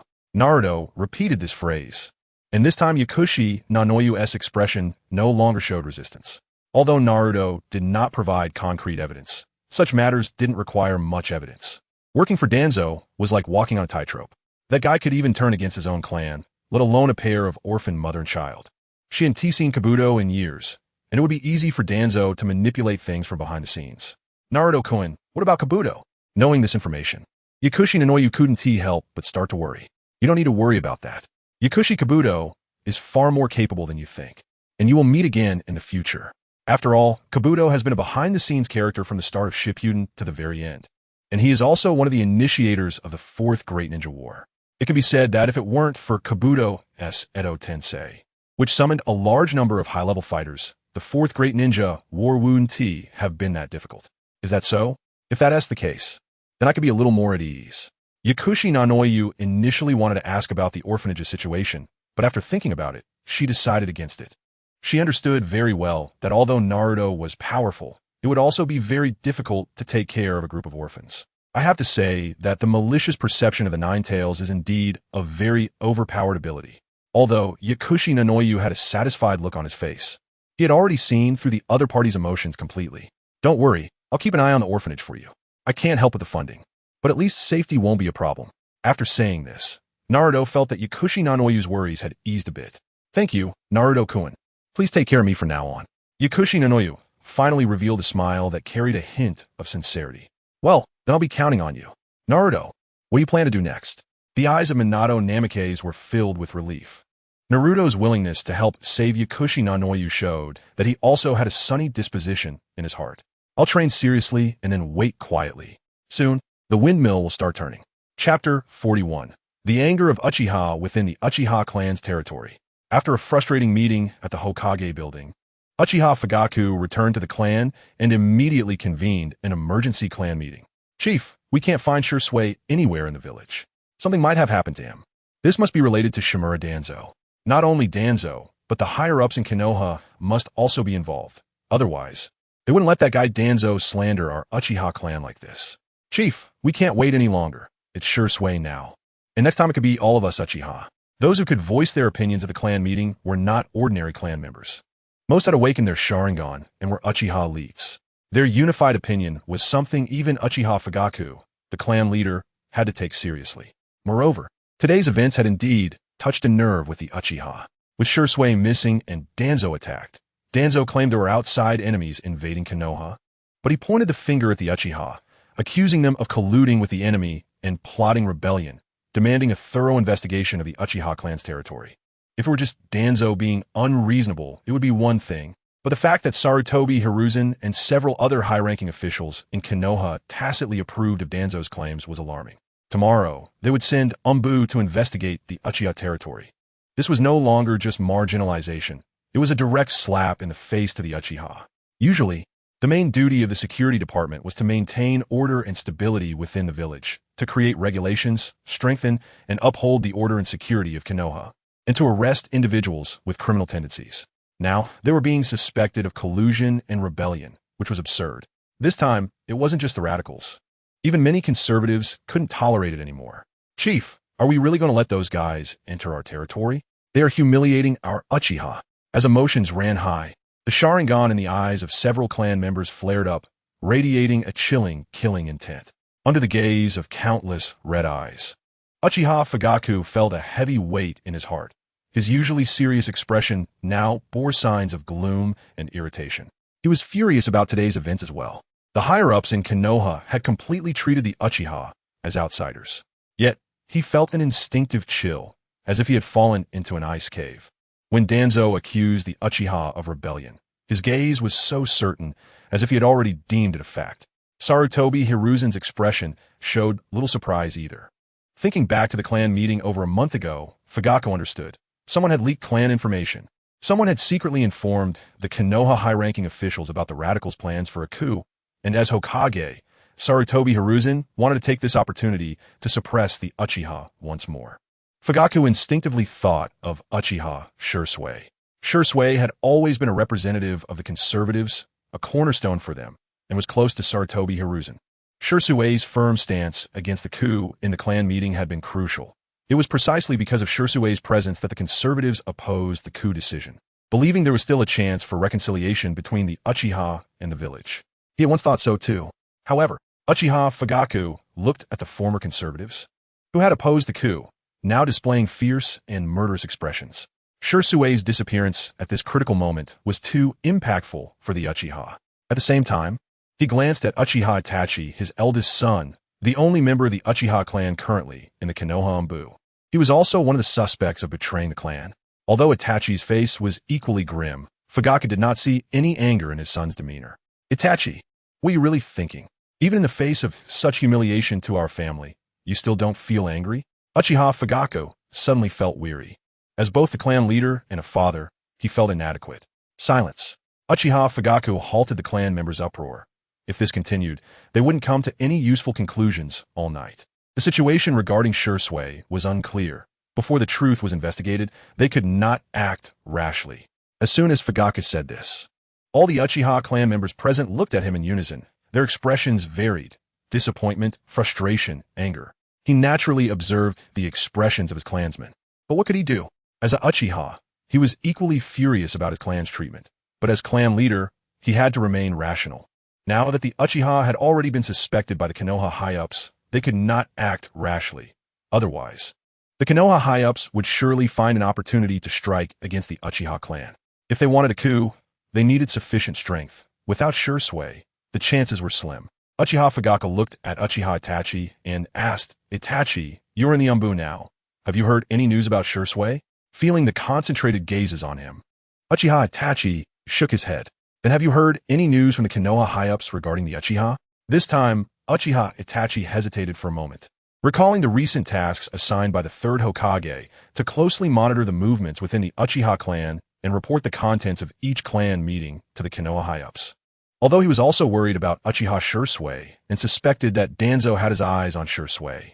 Knowing that Shursui possessed the Manjiki Sharingan and that the Konoha high-ups were aware of this, he also remembered Shursui's warnings to him and the will of fire of Konoha. He could not do anything that would harm the village because of the clan. No. Uchiha Fugaku fell silent, looking at his son with complex emotions. He had hoped that by allowing Itachi to join the Anbu, he could provide the clan with intelligence from the Konoha high-ups. However, it seemed the result had reversed now. Itachi, do you still have the clan in your heart? The members present were all elites of the Uchiha clan, even if Itachi hesitated for just a moment. Several clan members caught a hint of it and glared at Uchiha Itachi with anger. Uchiha Itachi remained silent. If Shursui couldn't change the minds of these arrogant individuals, how could he persuade them? Fighting would resolve nothing. A coup by the Uchiha clan would only weaken Konoha further and increase hatred. Uchiha Itachi, what are you? Enough. Several Uchiha clan members wanted to say more, but Fugaku shouted angrily. His three-tomo Sharingan spun, and a powerful aura erupted from him, instantly suppressing the other clan members with the pressure from his Sharingan. His eyes were far more powerful than the three-tomo. This was the imposing presence of Fugaku, the fierce eye. The Uchiha were different from the Higei, as a clan that revered the strong and pursued power. One could not simply sit in the position of clan leader based on bloodline. Every clan leader of the Uchiha must possess the strength to crush their own kin and have a prominent reputation. Uchiha Fugaku was precisely such a leader. Everyone fell silent, merely glaring at Uchiha Itachi with their eyes. Uchiha Itachi's brow was also furrowed. He did not care about his clansmen's opinions of him, but was instead contemplating something else. The pressure he had just felt from his father was very similar to that from Shursui. Chapter 42. The Powerlessness of Uchiha Chief. Are we really going to let those guys from the Anbu run rampant in our clan's territory? Uchiha Hakadai spoke up, as he was one of the senior members of the Uchiha clan. Uchiha Fugaku glanced at everyone, taking in the anger and disappointment on their faces, and helplessly said, now is not the time for a coup. There was a sense of desolation in Uchiha Fugaku's gaze, but deep within his pupils, there was also a hint of resignation. It was not an easy task to execute a coup. It was not just a matter of hosting a banquet. It involved bloodshed and sacrifice, especially when it concerned the Uchiha. They had to face not only a few high-ranking officials from Konoha, but also the interest groups they represented. Throughout the three great ninja wars, the Uchiha clan had always been the main force of Konoha, suffering heavy losses and a decline in talent. And they had yet to recover. In contrast, the Konoha higher-ups, after years of management, had already begun to flourish. Just dealing with the Sarutobi clan was already challenging for the Uchiha, not to mention the families of Nara Shikaku and Mito Gate-in, which made things even harder. The Inazuka, Yamanaka, and Akimichi clans had always been aligned with the Hokage, and the Aburame clan had also taken a share of the Konoha higher-ups' cake. Furthermore, due to the Uchiha's usual arrogance and behavior, it was unlikely that other ninja clans in Konoha would support them. Therefore, from the very beginning, the Uchiha's coup had little chance of success. Moreover, with the loss of Shursui, they lacked a strong fighting force, further diminishing their chances. Damn it! Uchiha Hakadai gritted his teeth and clenched his fists. They understood that even if they decided to stage a coup, they needed a good opportunity.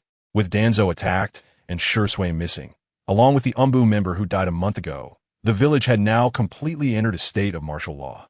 The chance for a coup had become hopeless. Hakadai, when the Umbu members come tomorrow, remember to have a few clan members follow them closely.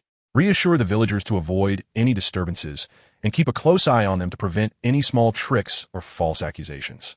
We must continue searching for Shursui's whereabouts. And let's put the coup discussions on hold for now. At the same time, inside the Hokage building, after the meeting dispersed, everyone returned to their duties, leaving only two people in the office. Nidame, why did you call me here? Shimura Danzo's expression was grim, and his tone was displeased. In his haste to report to Sarutobi Hiruzen, most of his wounds had only been simply bandaged, and his left arm was starting to bleed again due to his earlier agitation. At that moment, Danzo was filled with negative energy. Sarutobi Hiruzen ignored Danzo's dissatisfaction and, with a piercing gaze, directly asked, "Where are Shursui's eyes?" Whether Uchiha Shursui was dead or alive didn't matter much to Sarutobi Hiruzen, but Shursui's eyes were crucial to him. More importantly, the Manjiki Sharingan and Kodoa Mitsukami must not fall into Danzo's hands. After all, Danzo was someone who had genuinely attempted to assassinate a Hokage. Eyes?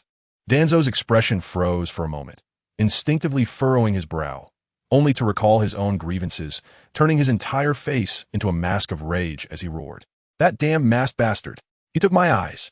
This time, it was Sarutobi Hiruzen's turn to frown, asking in surprise, "What you said in the meeting room was true." Danzo's twisted face transformed into one of disbelief, followed by deeper anger, as if he was a master of changing expressions. "Bastard, do you think I would joke about something like this?" Hiruzen coughed lightly. Seeing Danzo, seething with anger, made Hiruzen feel a bit awkward. "I thought you might be concealing something to suppress the Uchiha. However, if that were the case, how did Shursui disappear after the masked man attacked you?" "I'm not sure, but it's highly likely that Uchiha Shursui is not dead." Danzo still wore a sour expression. "Not dead? Do you have information on Shursui?" Danzo shook his head. One of the root members had their eyes taken while unconscious. It was probably to replace Uchiha Shursui's eyes. That masked man was after Shursui's eyes, but did not want his life. He took the eyes, but let Shursui live. What could his purpose be? Sarutobi Hiruzen frowned, feeling a headache coming on. It seems to be someone familiar with Shursui and who knows about his eyes. Shursui had mentioned that apart from himself, only Uchiha Itachi knew about the Manjiki Sharingan. However, Itachi had a close relationship with Shursui and possessed the temperament and mindset of a Hokage. So he had no reason to attack Shursui. Who could it be? Wait, Sarutobi Hiruzen suddenly thought of someone, took a deep breath, and asked in a low voice, "Danzo, is that masked man the same one who caused the Ninetales incident?" He had a vivid memory of that night, because his wife had also died that evening. The masked man who created the Ninetales disturbance had a peculiar space-time ninjutsu, making it easy for him to enter Konoha unnoticed and take people away. Moreover, most importantly, that man also had the Sharingan. For someone who understood the Manjiki Sharingan, it was simply a fatal temptation. Danzo was first taken aback, then compared the two in his mind. It shouldn't be the same person. Their styles differ too much. The guy who called himself Uchiha Madara back then tried hard to exude an aloof and imposing aura, but he felt like a rat hiding behind that mask, too afraid to show his true face. But that cat-faced masked man is completely different. His tone is like someone high above, looking down on an ant, as if his actions are just a farce in the eyes of that masked man. That calm indifference, that air of superiority. This guy is more like a Shura in the ninja world. If that masked man was behind the Ninetales incident, then Minato could never have successfully sealed the Ninetales. Sarutobi Hiruzen's frown deepened, unable to shake off the heaviness in his heart. Sigh, what a troublesome time. Chapter 43. The Strongest Illusion Konoha, September of the 54th year. Half a month has passed since the explosion in the Konoha forest. Although Konoha remains under martial law, with ninja teams patrolling the streets, the villagers' panic has nearly disappeared. As a result, the village welcomes its annual event, the opening of the ninja school.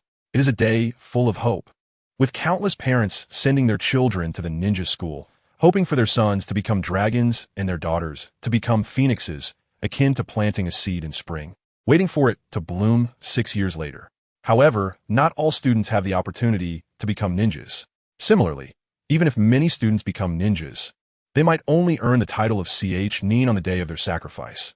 After all, this is a world that prioritizes bloodlines. Awu at Naruto's residence. In his bedroom, Naruto yawned long and woke up from his drowsiness. He pulled open the curtains and glanced outside, realizing it was already bright and sunny. In his hazy vision, he seemed to see a white-haired figure flash by in the trees. In the blink of an eye, it appeared at his window. Yo, one-eyed uncle. Long time no see. Naruto greeted Kakashi with a smile. Kakashi, with his signature dead fish eye, replied lethargically, "Today is the first day of ninja school. You're already late." Well, I was really tired yesterday, so I slept in a bit. Naruto showed no sign of embarrassment on his face. His routine had been quite chaotic lately. He spent every day in the ceiling space learning Flying Thunder God technique with Minato, sleeping whenever he was tired and losing track of time. It must be said that Flying Thunder God is indeed much more difficult than ceiling techniques. 2 weeks was not enough for him to master it completely.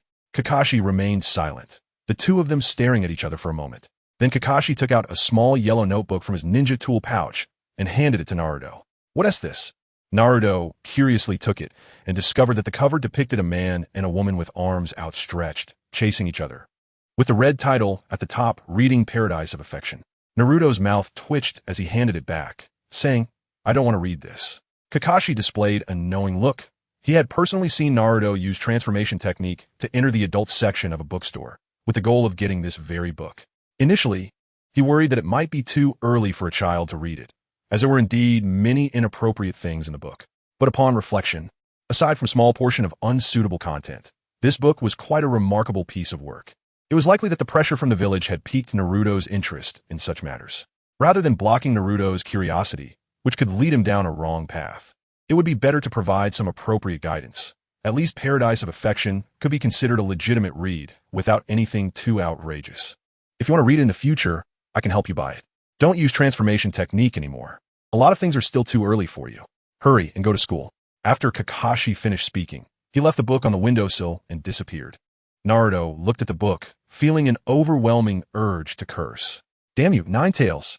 He brought the book inside and directly sealed it away, aiming to throw it at the Ninetales' head. Yes, this book was specifically requested by the Ninetales, probably out of interest after seeing Kakashi read it everywhere. He never expected to get caught up in it himself. Sometimes he really couldn't understand the thought process of tailed beasts. What a surprise. It's the latest volume. That white-haired guy, isn't bad for you. The Ninetales caught the book with chakra as it fell, chuckling, and then placed it on the ground to read it with great interest. The other three were also drawn by the Ninetales' antics, unable to help but twitch their mouths. Was the Ninetales serious?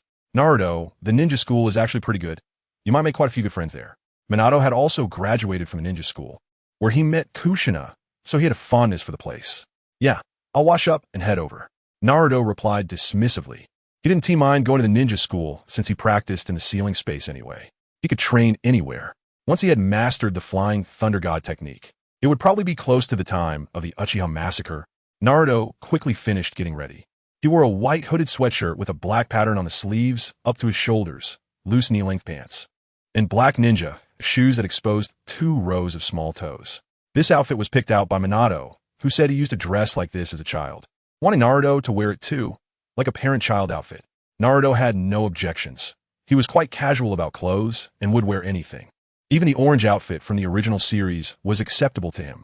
Looking at himself in a mirror, Naruto felt quite handsome, mainly because he no longer had the inferiority complex typical of his age in the original series. Naruto's appearance wasn't too bad. He had Kushina's facial structure and Minato's slightly golden hair color, with sky-like eyes, making him quite the little cutie. coupled with the confidence he exuded from within.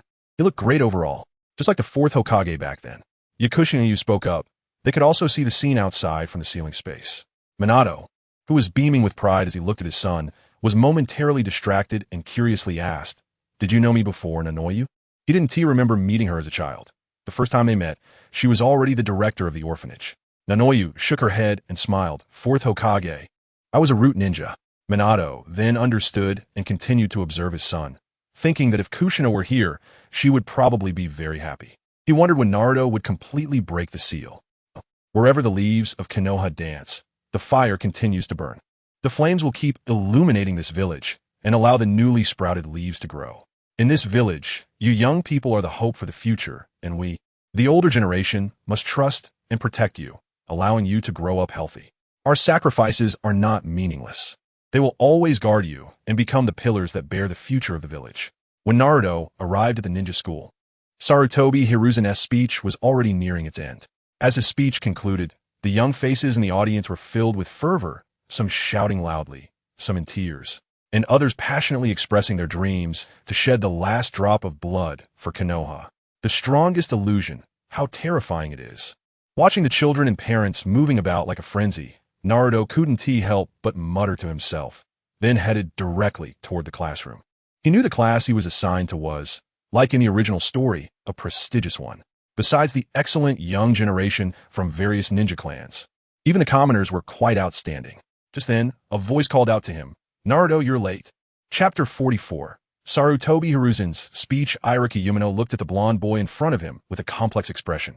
Although the Hokage had informed him about Naruto in advance, he instinctively thought of his parents who had sacrificed themselves during the Nine Tails incident, and the hatred in his heart surged uncontrollably.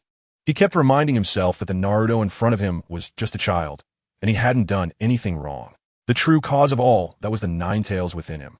Irika took a deep breath, put on a stern face, and said, "Naruto, today is the first day of school. You need to tell me why you're late." Feeling the sudden rise and fall of malice from the other party, Naruto's gaze was also strange. He already knew who this man with a horizontal scar across his nose was. Yumino Irika, a fairly decent teacher. Naruto, "Want to give the other man some face," replied, "I was practicing ninjutsu yesterday and stayed up too late, so I woke up late." Irika frowned, then remembered what the Hokage had told him yesterday. Although Naruto was only about 6 years old, he worked very hard in his training, and his current strength was already stronger than that of an average chunin, with talent even more terrifying than that of Kakashi, who was a chunin at 8. Irika couldn't help but rub his forehead and sigh. The Hokage was really giving him a difficult problem, with Naruto's strength being what it was. Why was he even coming to the ninja school? Irika was only a chunin himself, and not a combat-type ninja. What if he ended up getting beaten up while trying to discipline Naruto? At this moment, several children had already noticed their situation. "Uncle, can I go to the classroom now?" Seeing Irika frowning and sighing, Naruto didn't want to stay there and draw attention to himself any longer. Irika came back to his senses and asked him, "Why are you in such a hurry to go to the classroom?" The Hokage is still giving his speech. "The speech is too boring. I want to go to the classroom and get a good seat." He wanted to find a spot suitable for sleeping in the classroom. As for Sarutobi Hiruzen's speech, it was just a repetitive talk about the will of fire, which really wasn't interesting at all. This, Naruto was so straightforward that Irika was momentarily stunned, and then his expression became even more serious. "Naruto, the Hokage's education on the will of fire is very profound and meaningful for you." Naruto had already turned around, raised his hand to wave at Irika, and said, "It's okay, uncle. I'm very familiar with the Hokage. I understand all those principles." Naruto's figure quickly disappeared into square, leaving Irika alone to feel a bit flustered in the wind. That guy really has no manners. Is he the one? Yeah, that's him. My parents told me not to go near him. That's right, getting close to him will definitely get you eaten. In the crowd, countless whispers arose, and most of the children who saw this scene began to gossip. However, there were a few who were different. "Shikamaru, is that Uzumaki Naruto?" A chubby boy with 2 spiral patterns on his face asked the lethargic pineapple-haired boy beside him. "Yeah, my parents told us to take care of him at school, but he seems hard to get along with." Shikamaru couldn't help but yawn, then turned to look at the glamorous 3rd Hokage on the podium. This was a bit troublesome. He didn't know how long the speech would go on. Let us treat him to some chips later. Akimichi Choji thought of the chips in his backpack, looking a bit reluctant. In his line of sight, Yamanaka Ino appeared. The golden ponytail swayed gently in the wind. her mouth slightly open, her face flushed, and her eyes sparkling. Ino was mesmerized. "Ino, are you okay?" Choji asked, a bit worried as he patted his friend's shoulder.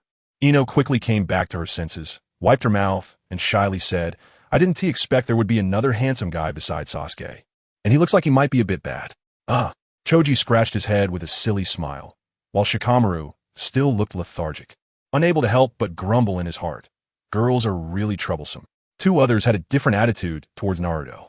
One was a small girl with black hair and white eyes, looking at Naruto's departing back with a happy expression.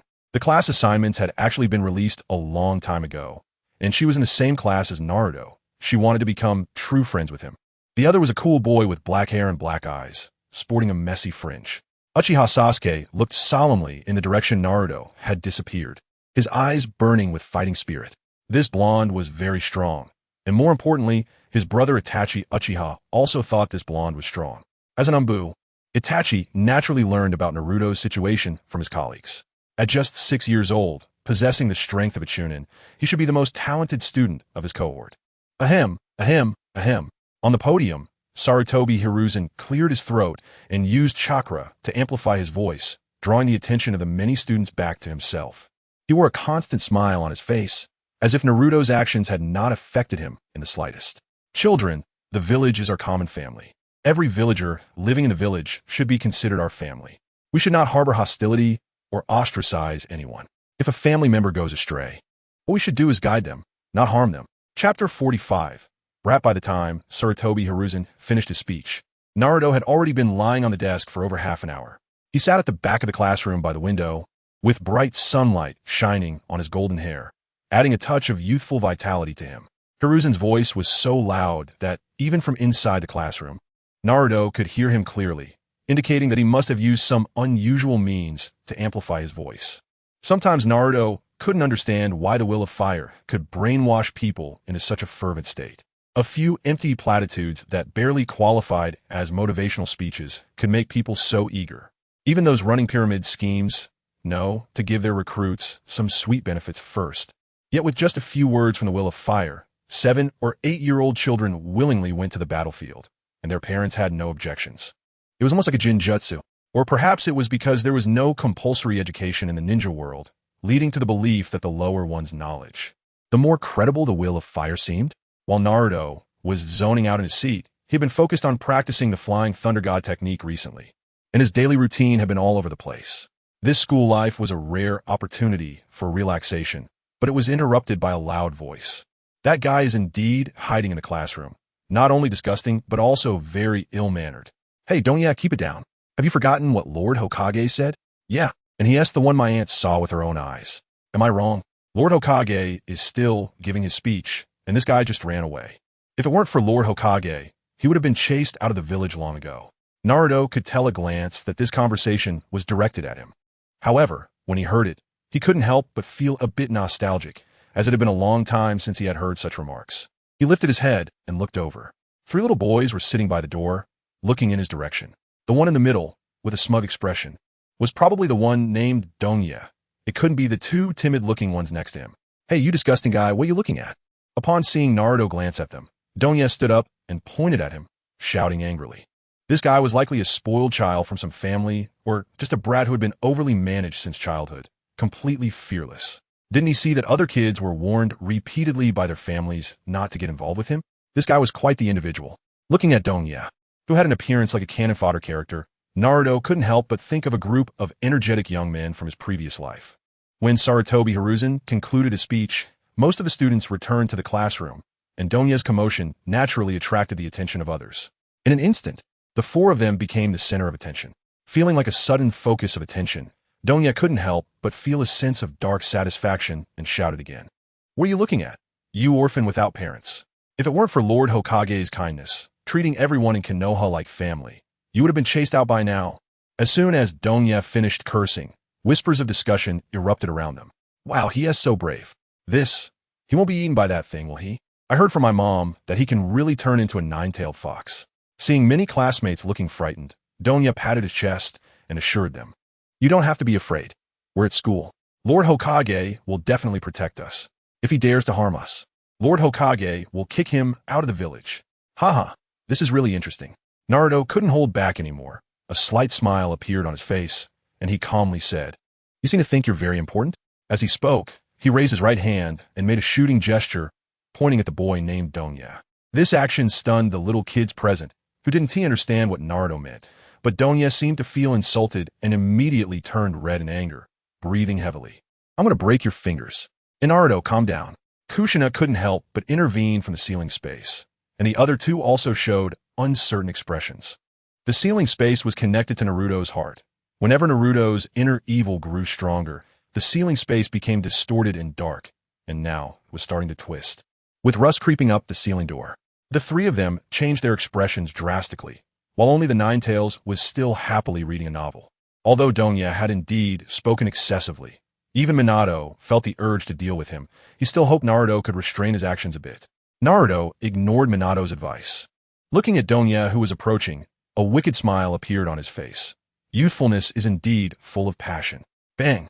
Naruto lightly made a gunshot sound with his mouth. And a gust of wind suddenly swept through the classroom, countless leaves being sucked in from outside, rushing toward Donya. "What is this?" Donya instinctively raised his arms to shield his face, trying to avoid being blinded by the wind and dust. After a while, when the wind finally stopped, he lowered his arms, revealing a twisted expression full of anger. "You!"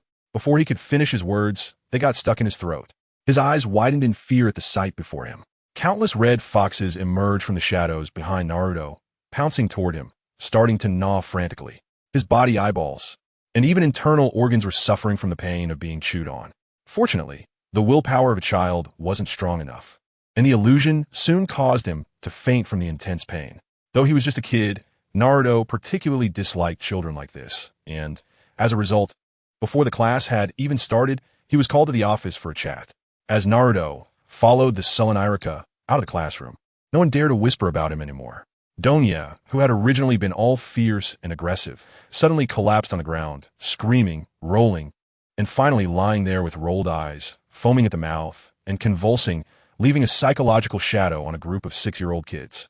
Chapter 46. Damn Danzo. Sarutobi Hiruzen felt exhausted and unwell. So much had happened in the past 2 months. It was strange, despite only being 2 months. It felt like several years had passed. First, Naruto suddenly went berserk. Then the Umbu were killed, followed by the Uchiha coup, and then a terrifying masked man emerged. Now he had to deal with Naruto's issues. Since the Ninetales incident, he hadn't felt this tired in years. He truly felt old. What made him sigh was the figure sitting across from him, the Ninetales Jinchuriki, Uzumaki Naruto. "Naruto, you promised your grandfather you wouldn't use ninjutsu on the villagers," Sarutobi said seriously, suddenly regretting his decision to teach Naruto ninjutsu so early. Naruto, however, shrugged it off and replied, "I'm not using ninjutsu. I'm using jinjutsu." This Sarutobi was momentarily taken aback. He hadn't expected Naruto to argue back. Was it because he had been too busy to connect with Naruto during this time? Wait, when did Naruto learn jinjutsu? Sarutobi's expression grew more serious, and with a cold tone, he asked, "Who taught you jinjutsu?" "No one taught me. I taught myself," Naruto replied. "Self-taught." Sarutobi's tone rose, shocked. This was the first time he had heard of someone self-learning jinjutsu. "How did you teach yourself?" Naruto glanced at the old man and said, "I accidentally discovered that everyone's chakra flows in a regular pattern. I thought, what would happen if I tried to interfere with someone else's chakra flow and make it work according to my intention? Then I learned it." Sarutobi was taken aback and suddenly recalled how Naruto had locked himself in his house for a month. He couldn't help but ask, "Is this the technique you've been studying all month?" Naruto nodded in affirmation. Sarutobi pursed his lips in silence, thinking for a long time before exhaling deeply. "From now on, you cannot use ninjutsu or jinjutsu on your classmates." "What about taijutsu?" Naruto frowned. Sarutobi's forehead twitched with veins popping, gritting his teeth as he said, "That is not allowed either." Naruto pouted, "So I can only take hits and insults?" This Sarutobi was speechless. He hadn't expected Naruto's mind to become so sharp. After adjusting his emotions, he said again, "You can only use taijutsu to protect yourself, not to harm your classmates. Understand? Okay, can I go to class now?" Seeing Naruto's nonchalant demeanor, Sarutobi felt a wave of fatigue in his heart. Where had that obedient Naruto gone? Lost in thought, Sarutobi began to consider the reasons behind Naruto's drastic change in personality. After a long while, His thoughts settled on the day 2 months ago when Naruto had just returned home from the back mountain. It seemed everything had started from that day. Both Naruto's change and the appearance of the masked man began from that day. Damn Danzo. He certainly couldn't connect the masked man to Naruto. Naruto had grown up right before his eyes, although his strength had rapidly increased. It was still too much to expect him to face off against Shursui and nearly kill Shimura Danzo. What he needed to think about now was how to rebuild his relationship with Naruto. Naruto's birthday seemed to be coming up. Speaking of which, next month is your birthday. Right, Naruto? Sarutobi suddenly smiled warmly, which puzzled Naruto. Did you change your face that quickly? Are you also a master of disguise? Lord Hokage, do you want to celebrate my birthday with me? Sarutobi's smile became even more benevolent as he said, I'll prepare a surprise for you. Last time he told Naruto the story of the fourth Hokage. This time he would reveal the relationship between the fourth and him. After hiding it for so long, it was time for him to know. Really? Then I'll start looking forward to Lord Hokage's surprise. Naruto smiled back. When Naruto walked into the classroom, the entire room fell silent, as if they had suddenly transitioned from a bustling market to a cold morgue, with only the faint sound of breathing left. Even Iruka hadn't expected this. He thought Naruto would at least take a few days off or switch classes. He hadn't expected him to still be in their class, and Iruka suddenly felt that his teaching career would be bleak. Despite the deathly silence, Naruto was not one to care about the atmosphere. He walked straight to the podium and stood beside Iruka. Hey, everyone. Uzumaki Naruto. I think you all know me by now, and I'm really happy to meet you. His sunny demeanor resembled that of the second Hokage, and the confident expression on his face added to his charm. Except for the students who had just witnessed the tragic scene of Higashi, most of the others found it hard to connect Uzumaki Naruto with the rumored demon fox. Some kids, particularly those who were more appearance-focused, had even developed a vague fondness for him. Regardless of gender, most people tend to feel an affinity towards things that are good-looking and sunny.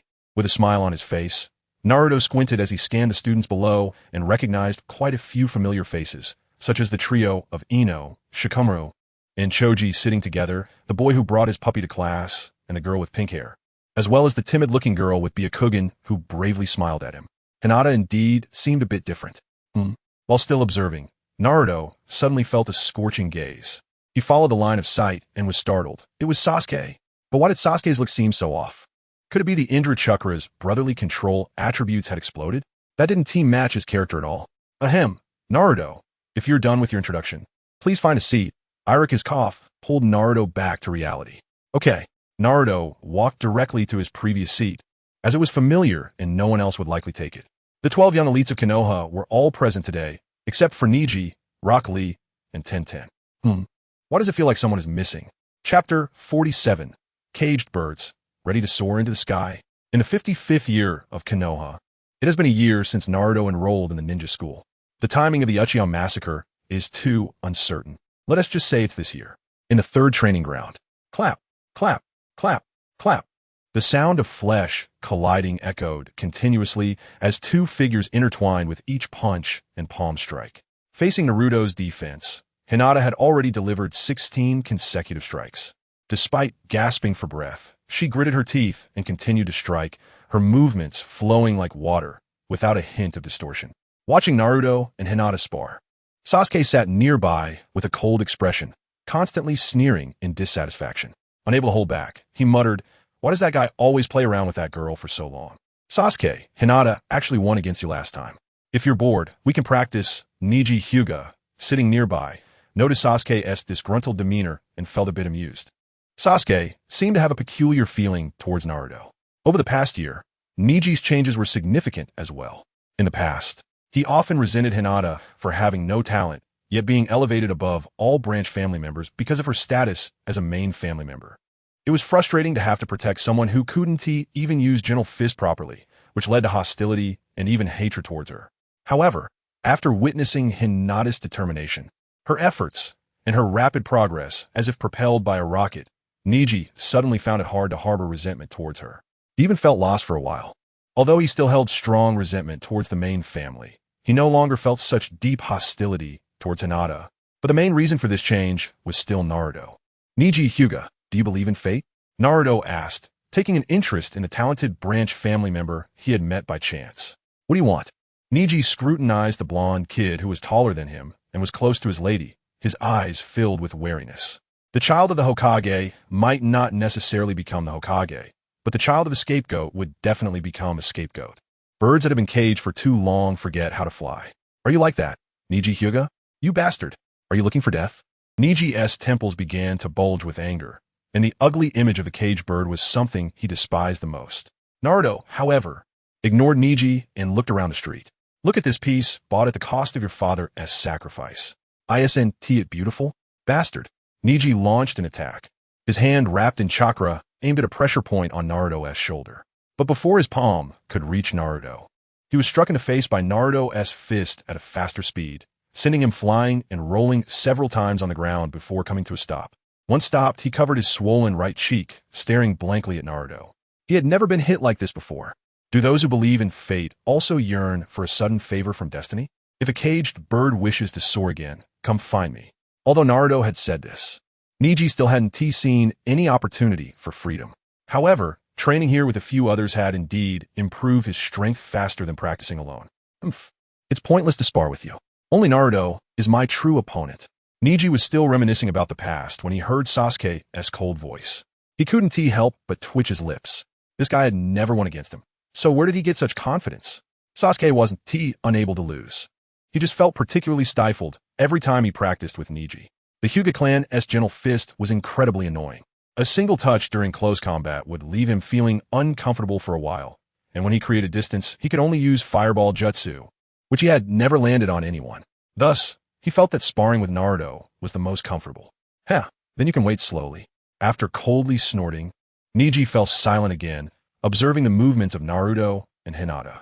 Their brief exchange was clearly heard by Naruto, and although he was practicing with Hinata, dealing with her while multitasking was easy for him, he noticed that Sasuke seemed to have taken a wrong turn. But this might also be related to how he had been increasing Sasuke's favorability over the past year. From the start, Sasuke had a strong fighting spirit towards him. Even he didn't know why, and then he inadvertently beat Sasuke for a while. Ever since, Naruto's life consisted of eating, training, and beating Sasuke. And somehow, Sasuke's fondness for him seemed to be increasing. But this was a bad thing for Naruto. During this time, he had secretly absorbed a considerable amount of Sasuke's chakra. It was just that for some reason his Sharingan seemed to have gotten a bit stronger, but only a little. There were no other changes. Naruto thought it was probably because Sasuke was still too weak now, and the purity of Indra in his chakra was too low. He would try again when Sasuke unlocked his Sharingan.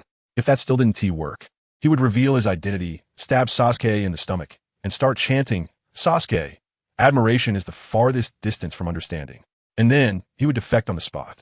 He wondered if Sasuke would directly activate his Manjikyu Sharingan and then shout on the ground, "It doesn't matter who the opponent is. If my arm breaks, I'll kick him to death with my feet.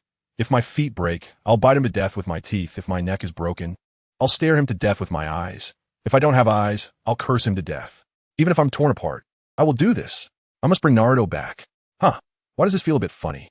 Just as Naruto was holding back laughter, he suddenly felt Hinata's strength in her palm diminish. Looking again, he found that Hinata was already exhausted, each breath heavy, sweat streaming down her cheeks like a small stream. And her movements had become slow, as if she were moving through mud. Seeing another palm coming at him, Naruto stepped back, opting not to take it head-on, and moved forward to catch her when she stumbled. Naruto-kun," Hinata exclaimed in surprise as Naruto suddenly hugged her, her small face instantly turning red as she tried to steady herself. But Naruto simply lifted Hinata and walked toward the watching duo. "All right, Hinata, you're too tired now. I'll take you to rest. And Naruto-kun, I can walk by myself." Although her personality had changed a lot, being suddenly embraced by the person she liked still made her very shy. Naruto didn't respond. He was infusing her with the purified chakra of the Nine Tails. Meanwhile, Sasuke, watching Naruto approach, stood up in surprise, looking eager to try his hand at Naruto. To this, Naruto could only take the opportunity to beat Sasuke again. As the sun set, clouds painted the sky like flames. The four of them walked home, their shadows stretching long. Among them, Sasuke was the first to leave. The Uchiha clan's territory didn't welcome outsiders, and since it had been thoroughly searched by the Anbu a year ago, the Uchiha had become even more paranoid. After declaring a certain victory, Sasuke ran off directly. After a while, the Hyuga family also arrived. "Naruto, I'm heading back first." Hinata, feeling a bit reluctant, greeted Naruto before walking towards the figure waiting for her at the gate, while a small head peeked out from behind the door, looking at Hinata with surprise, but showing a grin towards Naruto, which made Naruto feel a bit amused. I should be going too. Neji smiled and walked towards the Hyuga family's gate, feeling a bit regretful as he still had no answers. Wait, Neji. Naruto's voice suddenly rang out. When Neji turned around, he found himself in a black and white world. This was Naruto's Genjutsu, and Neji instantly realized it. Are the caged birds ready to fly again? Neji widened his eyes. A gentle breeze blew past, and he instinctively closed them. When he opened them again, Naruto had already vanished, and the Genjutsu was lifted. Neji, are you coming for dinner tonight? The figure of Hyuga Keiko appeared at the entrance again. Hyuga Neji bit his lip, hesitated for a moment, and then walked towards Hyuga Keiko. Next time, I might not come back. Chapter 48. Cage Bird in the Hyuga clan's patriarch's residence. The atmosphere during dinner was different from usual. It was less serious and more lively. Neji, eat more of this. It's good for your health. And this one, it's good for your eyesight. This one too. It's good for recovering from injuries. Lady, that's enough. You should call me Aunt. At the dining table, Keiko was very happy, constantly serving Neji food, even neglecting her two daughters. Keiko and Neji's mother were sisters. But because Keiko held the status of being Hinata's fiancée, she was not marked with the cage bird seal. Because of this, a sad, thick barrier arose between them. The rules of the Hyuga clan turned what were once close siblings into bitter enemies. In the past, when Hisashi was still alive, he often brought Neji over to visit and share meals. Since Hisashi's death, Neji had never come again, so Keiko was very glad he could come today.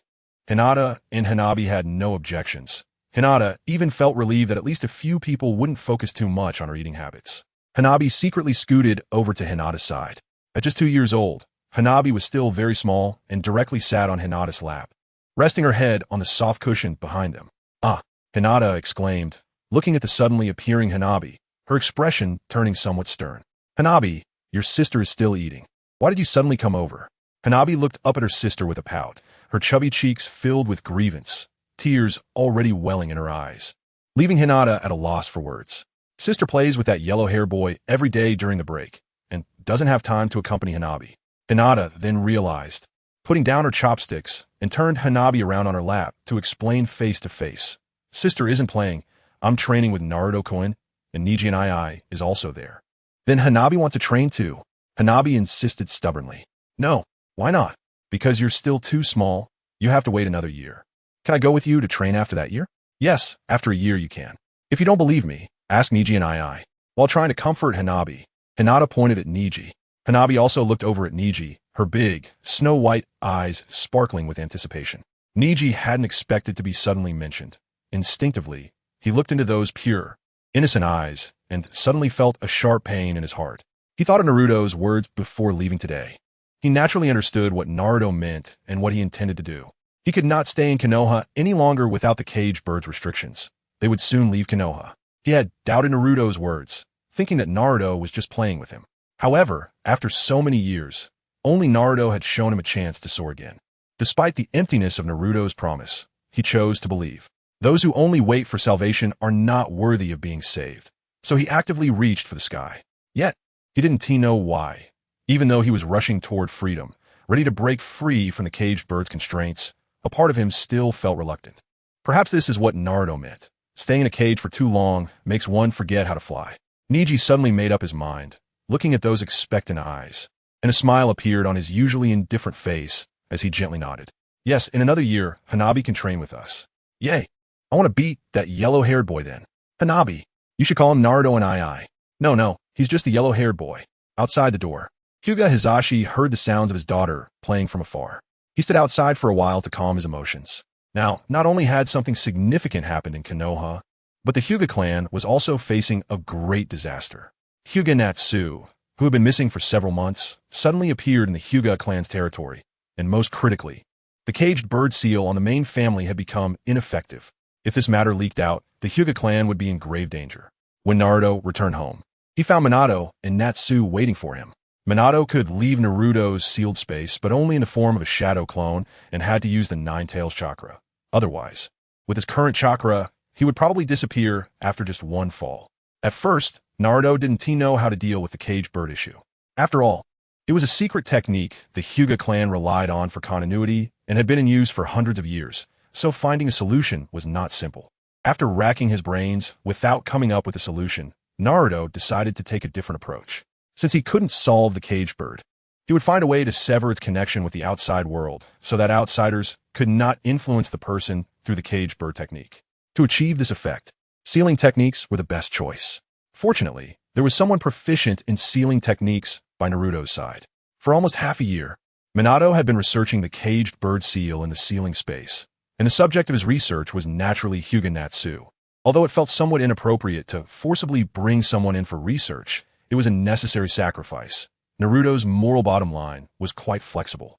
After several months of tireless research, with breaks for Nine-Tails chakra when tired or sleepy, Minato finally developed a sealing technique that could seal the caged bird. However, this method could not completely resolve the caged bird issue. The caged bird still existed, and its various negative effects remained, such as the Byakugan being destroyed upon the user's death or forcibly taking it away. The mysterious 1-degree angle still existed. As for how to resolve these drawbacks, it seemed that he would only know after flying to the moon and getting that big Rinnegan, or later asking Orochimaru for help to study it. "How's the situation?" Naruto asked curiously, looking at the two. "The effect is even better than expected. The main family's caged bird technique has no effect when activated." Minato replied honestly, always wearing a sunny smile, but Natsu looked quite complicated. "Since the effect is good, why do you look like that?" Naruto turned to Natsu. Natsu clasped her hands over her abdomen and bowed to Naruto. "I'm sorry, Naruto-sama. I'm just not quite used to being free from the caged bird restrictions." Natsu was a traditional branch family ninja of the Hyuga clan, and even though she had the strength of a regular genin, she willingly served as a maid for the main family. Nearly 10 years of being a maid meant she could only live in a cage. "You two should return to the sealing space for now." Naruto didn't want to get involved too much. After all, she was just a maid. Placing his hands on their shoulders, with dark patterns flowing, the two disappeared. He then took out the three-eyed cat face mask from the sealing space, put on, and also vanished from spot. Chapter 49. Uchiha the time rewinds to when the four had just parted ways. Sasuke walked home alone, feeling bored. Along the way, people began to look at him with strange eyes, or more accurately, they looked at the Uchiha. This year, the Uchiha clan's reputation in the village had worsened. Due to the provocation from the higher-ups in Konoha, the security department now felt like a powder keg, wanting to endure but unable to suppress their anger. Wanting to explode but held back by Uchiha Fugaku. This feeling of frustration made the enforcement actions of the security department much more violent than before. So, Sasuke felt a lot of pressure while walking on the street.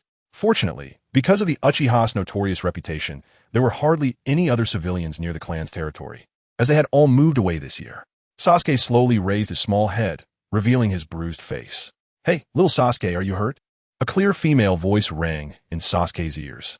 Sasuke turned his head to follow the voice and saw a girl dressed in purple outerwear and long pants, with long, smooth black hair. There was a tear mole under her right eye, and with her gentle smile, she had a certain charm. "Sister Izumi." Sasuke greeted her obediently. She was one of the few friends of his brother, Uchiha Itachi, and indeed the only friend within the Uchiha clan. "Do you want to eat some dango, little Sasuke?"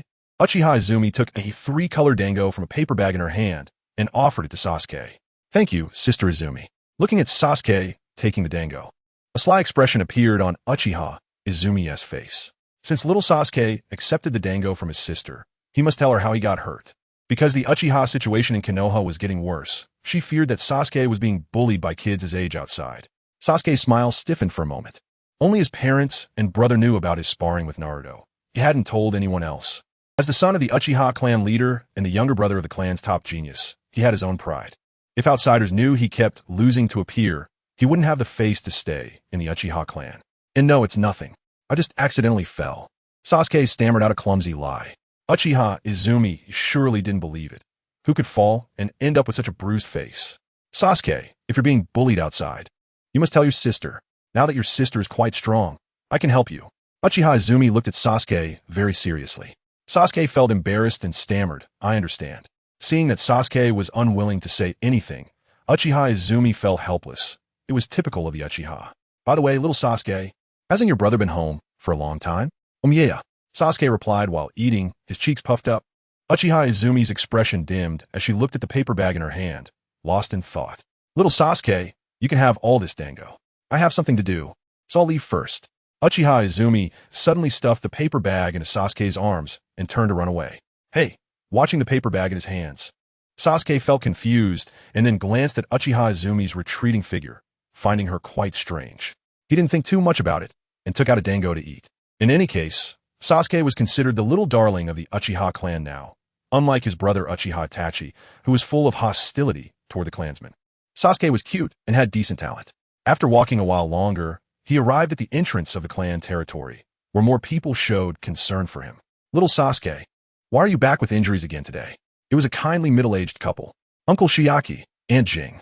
Sasuke once again greeted them obediently, then scratched his head shyly and said, I accidentally fell while training. Seeing the sensible Sasuke, the couple loved him even more.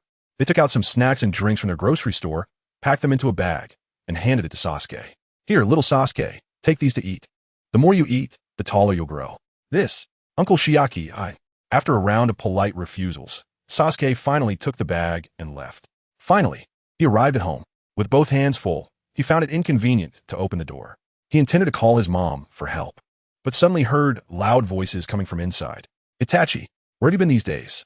I was on a mission for the Umbu. You forgot that the family raised you? Are you still a member of the Uchiha? The Uchiha is part of the village. Enough. Sasuke immediately recognized the voices from inside. Besides his brother and father, the other two were Uchiha Tiho and Uchiha Inaho, who often visited their home. They were said to be powerful ninjas in the security department. But Sasuke didn't understand why they often argued with his brother. While Sasuke was pondering outside the door, Uchiha Tiho and Uchiha Inaho came out. Captain, we'll take our leave now. Please don't forget about Elder Shana. Taihao's face still bore anger, but he didn't vent it further out of respect for the clan leader. Uchiha Fugaku merely nodded faintly, and then suddenly saw his younger son outside the door. Upon seeing him, his brows couldn't help but furrow. Tiho and Inaho also noticed and followed his gaze, their expressions changing. Sasuke, is someone bullying you in the village? Inaho, with an irritable temperament, saw Sasuke's injuries and immediately got angry. Tell me, and I'll catch them all. Sasuke quickly shook his head. I just accidentally fell from a tree while training. Inaho seemed skeptical and wanted to ask again, but was pulled away by Tiho. Watching them leave, Sasuke secretly exhaled. Although these two uncles weren't bad, they were too fierce and always had stern faces, just like his father. Kumin, seeing his son with some bruises on his face, Fugaku naturally knew the situation, so he didn't say anything. Sasuke quickly ran into the house and saw his brother, Uchiha Itachi, as soon as he entered. Sasuke immediately put down his things and ran towards Uchiha Itachi. Brother. Uchiha Itachi's originally gloomy face showed a rare smile upon seeing his brother. He had come home this time just to check on Sasuke, but hadn't expected to encounter those two. Sasuke. Itachi directly hugged Sasuke, and upon seeing the injuries on his face, his eyes unconsciously flickered with a hint of crimson, but it disappeared in an instant.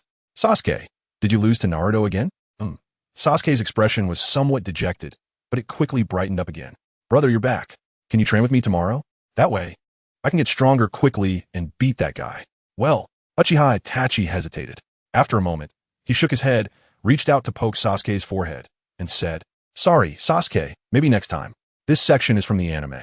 Feel free to skip if you've seen it. In the deep night, the moon tonight had a hint of blood color. Inside the Nana shrine, there is a chilling yet intense eerie atmosphere.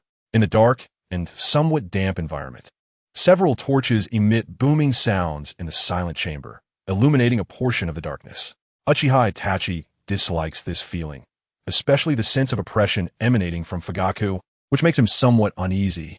Uchiha Fugaku bows his head, looking at the stone tablet in front of him, which is said to have been passed down for hundreds of years. The content on it is reportedly written by the Sage of Six Paths himself. It records the history of the Uchiha clan, the conditions for the evolution of Sharingan, and many unknown secrets. The content can only be accessed layer by layer as the Sharingan evolves. Only those in the clan who possess the Sharingan can read this stone tablet, but they can only understand a part of it. With your Manjiki Sharingan, you should be able to understand more. Hearing this, Uchiha Itachi's eyes widened slightly. He did not expect his father to have noticed his Manjiki Sharingan. His eyes were awakened after feeling despair towards the Uchiha. However, his expression remains unchanged as he calmly says, Do you want me to tell you the content? That won't be necessary. Uchiha Fugaku slowly turns around, revealing his hollow three-tomo Mangeki Sharingan. Mangeki, you have it too, father? Uchiha Itachi is now incredibly shocked. An Uchiha with Mangeki is too dangerous for the village. It was during the Third Shinobi World War when my friend saved me at the cost of his life, and through blood and tears, I awakened my Mangeki. But what kind of erroneous environment is the Uchiha in now? Uchiha Fugaku turns back to the stone tablet and recounts the reason he awakened his Mangeki. But that doesn't mean we should attempt to overturn. The higher-ups of the village fear us, which is why they persecute us. Uchiha Fugaku clenches his fists, interrupting Uchiha Itachi's words. They fear the power of the Sharingan. Since they fear us, we must take control. Father, do you plan to become Hokage through force? Because this is the wish of our clan, I cannot stop everyone. However, to avoid using force, I have been concealing the fact that I possess the Mangeki Sharingan. Why? Uchiha Itachi is somewhat confused. If his father plans a coup, why hide the existence of the Mangeki? The Mangeki Sharingan can control the Nine Tails. If the clansmen find out, they might do something even more terrible. You can see for yourself. Uchiha Fugaku turns back, his Mangeki pattern spinning, pulling Itachi into the future he sees. Uchiha Fugaku controls the Nine Tails, causing another Nine Tails rampage in Konoha. This time, no one can stand up. Huff, huff, huff. Uchiha Itachi wakes up from the illusion, kneeling on the ground, his eyes wide, sweat dripping from his forehead, gasping for breath. What? There are many within the clan who harbor resentment towards the village. If pushed to the brink, they would definitely act. At that time, both sides would suffer heavy losses. When Uchiha Fugaku says this, his voice is somewhat low, but it quickly rises again. But Itachi, as long as you are here, you can take advantage of the situation to control the higher-ups. Although small-scale battles cannot be avoided, as long as you, as a member of the Umbu, lend your help. Uchiha Fugaku turns around, looking intensely at Uchiha Itachi. A bloodless revolution can succeed. Bloodless revolution? Uchiha Fugaku's words leave Uchiha Itachi feeling somewhat lost. He clearly senses his father's reluctance to stage a coup from his tone. But why? Itachi, you are my son. Please help the clan. As the scene shifts again, Uchiha Itachi is now kneeling in front of the Konoha higher-ups. Chapter 50 Meeting inside the Hokage office in the Hokage building. Hiruzen, are you really going to keep waiting?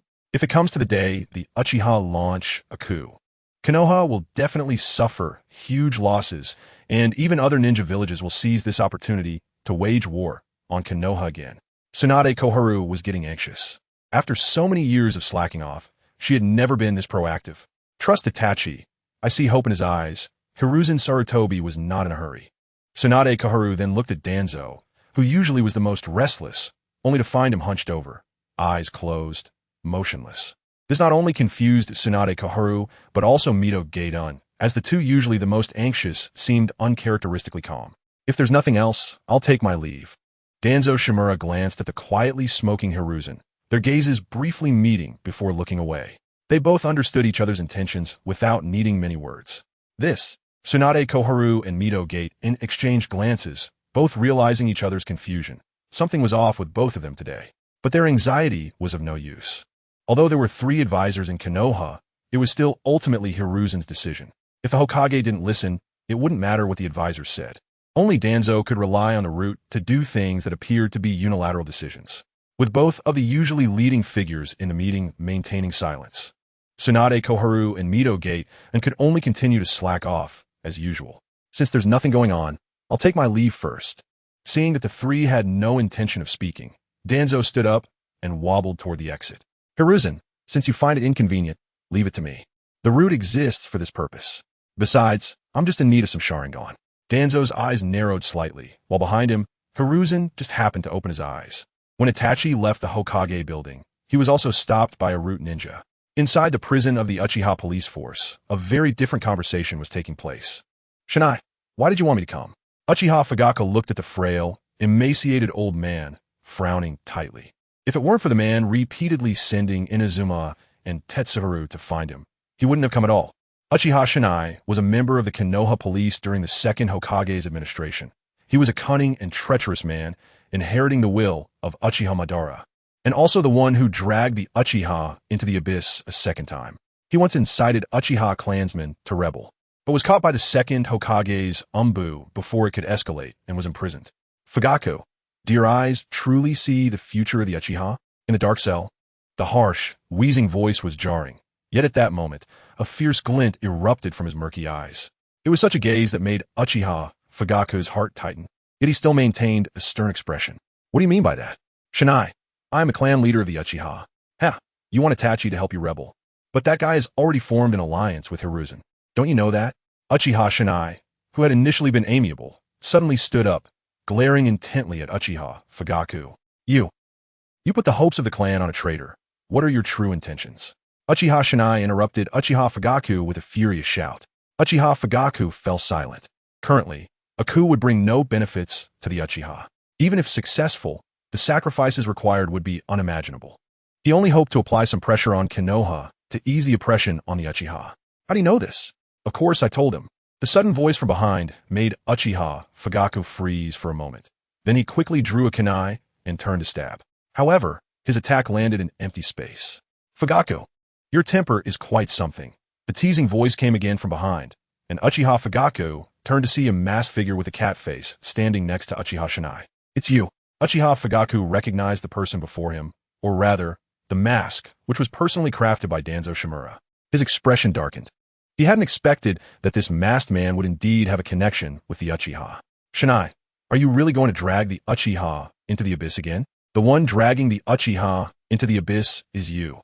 Uchiha Itachi, your own son, is the knife turned against the Uchiha, and you are the one truly pushing that knife. Uchiha Shinai confronted Uchiha Fugaku, despite being in his 50s or 60s. The momentum he exuded was not at all inferior to Uchiha Fugaku's, truly worthy of inheriting Madara's will. Age may be advanced, but the arrowhead remained sharp. You. Uchiha Fugaku was momentarily at a loss for words. His Sharingan could see the future, but not too far ahead, and he couldn't predict where the final outcome would lead. It seems that Fugaku has finished his outburst, so now we can have a chat. Naruto, who had been watching the drama unfold, finally spoke up. What do you want to talk about? Uchiha Fugaku stared at Naruto, unsure whether the latter had used body flicker or Jinjutsu. At least, he felt he might not be able to take down the other. I'm here to offer you, Uchiha, a bit of insignificant hope. These 3 chapters serve as a setup, and the following chapters will start delivering the goods. Much appreciated. Chapter 51. Hatred after a calm and friendly negotiation. Uchiha Fugaku finally agreed to hand over all the ninja scrolls of the Uchiha clan and all the wealth that could be taken in exchange for Naruto's help. On the day of the Uchiha massacre, Naruto could save 20 children from the Uchiha clan. Of course, Uchiha Fugaku would not agree to such a robbery-like condition. His eyes turned red, and he gasped for breath like a bull. However, after seeing the black sphere in Naruto's hand, Uchiha Fugaku suddenly felt that since they were going to stage a coup anyway, if they won, they would have everything. If they lost, they would have nothing. Money and scrolls were merely external possessions. Uchiha Fugaku became calm again. Just now, he had seen a glimpse of the future through his eyes. If the terrifying chakra contained in that black sphere were released, a massive explosion would completely engulf the Uchiha territory. At that time, there would be nothing left without a coup. This was the first time he had seen such a horrifying scene. They could have simply taken everything. Yet Naruto was willing to offer them some assistance. In a secret room within the Uchiha territory, looking at the piles of scrolls, Naruto's calm eyes couldn't help but shine slightly. With so many ninja techniques, if he could also look for the Sarutobi clan, the Nara clan, the Mito clan, and the Shimura clan. Well, forget about the Shimura clan. It seemed like Danzo's family wasn't that great either. In this way, the foundation of a ninja village could be established. The accumulation of the Uchiha clan over the years was all here. Uchiha Fugaku said with a complex tone that he now felt like a guide. Fugaku, you don't need to feel ashamed. Didn't you understand long ago that the Uchiha coup could not succeed? Naruto consoled the frustrated Uchiha Fugaku. Rather than letting those high-ranking officials in Konoha divide the resources of the Uchiha, it's better to hand them over to me, who possesses these eyes. As Fugaku tightened his fists, his whole body began to tremble slightly. Is there really no hope for the Uchiha? Naruto glanced at Uchiha Fugaku indifferently and walked straight towards the pile of scrolls, the black ink characters moving along with his hands. As the clan leader, you can't control your clansmen. As a father, you can't educate your own children. In every aspect, you are somewhat unqualified. Uchiha Fugaku gritted his teeth. He had been hit where it hurt. But you can rest assured, the Uchiha in Konoha is gone. But the 20 people you select will establish a brand new Uchiha in a completely new place. Only then did Uchiha Fugaku relax his tightly clenched fists, a hint of relief appearing in his eyes. Perhaps your vision extends further than mine and Itachi's. Well then, goodbye. The masked figure in front of him suddenly vanished, and Uchiha Fugaku realized that the entire room of scrolls had disappeared without a trace. Space-time ninjutsu? Or sealing techniques? Uchiha Fugaku did not go home directly, but headed back to the prison. Elder Shana, do you plan to come out? Although Uchiha Shana was old, he also had a pair of 3-tomo Sharingan and was an experienced ninja with the strength of a Nin, making him a considerable fighting force. However, Uchiha Shana shook his head and looked at the scroll in his hand, saying that masked man said that there were only 2 people who attacked the Uchiha. One was your son, and the other was also an Uchiha. His target is the security department. What? Uchiha Fugaku found it hard to comprehend that there were so many traitors within the clan. One person wants to solve the security department? Uchiha Shana's hand holding the scroll bulged with veins as he spoke in a low tone. That guy calls himself Uchiha Madara. Uchiha Madara? He must be over 100 years old by now. This, Uchiha Fugaku's tone was somewhat uncertain. After all, the first Hokage had died a long time ago, and Sarutobi Hiruzen had been Hokage for decades. Oof. A clown seeking fame and fortune dares to tarnish Lord Madara's name? Uchiha Shana snorted coldly, his expression quite unpleasant. While these eyes could not see the future of the Uchiha, they could still help eliminate some threats. Konoha Root Base. The cold and silent environment, devoid of any vitality, made Uchiha Itachi instinctively feel uncomfortable. After wandering around the root base for a while, Uchiha Itachi finally met the owner here, Shimura Danzo. Leaning against the back of a chair, missing an arm, he appeared even more frail, yet his eyes were exceptionally bright. Danzo, why did you call me here? Uchiha Itachi looked at this old man, who seemed easily manageable with one hand, with a gloomy expression. He respected the third Hokage, but would not give Shimura Danzo any good face, as he was well aware that Shursue's disappearance was absolutely related to Danzo. A slight smirk appeared at the corner of Shimura Danzo's mouth as he mockingly said, Uchiha Itachi, I'm curious. What will you do during the Uchiha coup? Will you help Konoha eliminate all the Uchiha? Eliminate all the Uchiha? Uchiha Itachi's heart sank, and he frowned, saying, not all Uchiha will participate in the coup. But the Uchiha are staging a coup. They are rebelling. Shimura Danzo's voice rose slightly. Rebellion will lead to struggle, lead to bloodshed, and will breed new hatred. Can you guarantee that the remaining Uchiha will not resent the village? The families of Konoha ninjas who died at the hands of the Uchiha will not resent the Uchiha? This. Uchiha Itachi had not considered this, and his expression grew darker. He initially thought that as long as the participants in the coup were dealt with, it would be fine. It seemed that for the stability of the village, it was necessary. But if that were the case. However, not all Uchiha are ninjas. Many are the elderly, women, and children, and civilians. Yet, as long as there is one Uchiha clan member alive, the hatred of extermination poses a significant risk to Konoha. Uchiha Itachi continued to struggle with his thoughts, while Shimura Danzo revealed a smile as if his scheme had succeeded. Uchiha Itachi, this is a necessary sacrifice for the peace of Konoha. However, your brother Uchiha Sasuke can survive. Sasuke can survive. Uchiha Itachi suddenly felt a sense of surprise in his heart. People are selfish. When he thought everyone was going to die, the one closest to him could survive, which undoubtedly made Uchiha Itachi feel much better. That's right, but in that case, the village cannot bear the hatred of the Uchiha clan. Shimura Danzo was subtly guiding Uchiha Itachi, and Uchiha Itachi certainly understood the implications of Danzo's words. If someone were to bear this hatred during the Uchiha coup, the Uchiha clan would be destroyed, and it would also bring heavy danger to Konoha. However, if someone were to take on this hatred, Konoha would suffer no losses, and Sasuke could survive. With these two choices, the weight of them was already clear in Uchiha Itachi's heart. I will bear this hatred. Tapter viskument kux, transcription seal Naruto. What ninjutsu are you researching again? Maybe I can help you. Seeing Naruto sitting amidst a pile of scrolls, holding one and starting to read, Minato couldn't help but feel curious. He always wanted to get closer to Naruto. It's a technique similar to sealing jutsu, but you probably can't be of much help. Naruto replied casually, not really minding Minato's approach. He had gotten used to it over the past year, and besides, Minato had helped him a lot. Now, he wouldn't oppose what Naruto wanted to do, at most just offering a few words of advice, and if that didn't work, he'd leave it at that. Oh really? Minato became even more curious and leaned over to take a look. He considered his talent in sealing techniques to be quite good, otherwise. he wouldn't have been able to seal the caged bird. That's the transcription seal, a technique that only the Uchiha can use, unique to the Sharingan. Uchiha Shursui, who had been isolated in the sealing space for a long time, finally spoke up.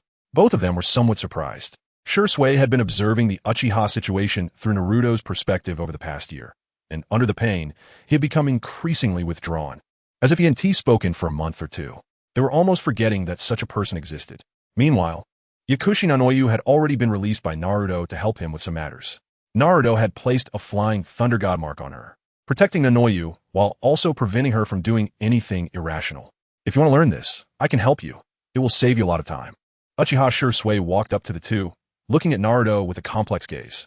Although Naruto had kept him locked up, without Naruto, he probably wouldn't have survived after the blow he had received. Flattering for no reason. Naruto looked at Uchiha Shursui with interest and asked, "What do you want?" Uchiha Shursui gritted his teeth and said, "I hope you can help the Uchiha a bit more." Naruto was silent for a moment, and just as Uchiha Shursui was about to lose patience, he spoke up, "I can't save that many people. The Uchiha civilians are of no use to me." Uchiha Shursui's expression turned bitter, but Naruto's next words gave him hope. "However, I can give you a chance. When the time comes, you can save people. How many you can bring to the Flying Thunder God formation is how many you can save." "Really? Really?" Uchiha Shursui's eyes lit up again. Naruto then took out a scroll and said, "This scroll contains a pair of 3-tomo Sharingan. You can replace it."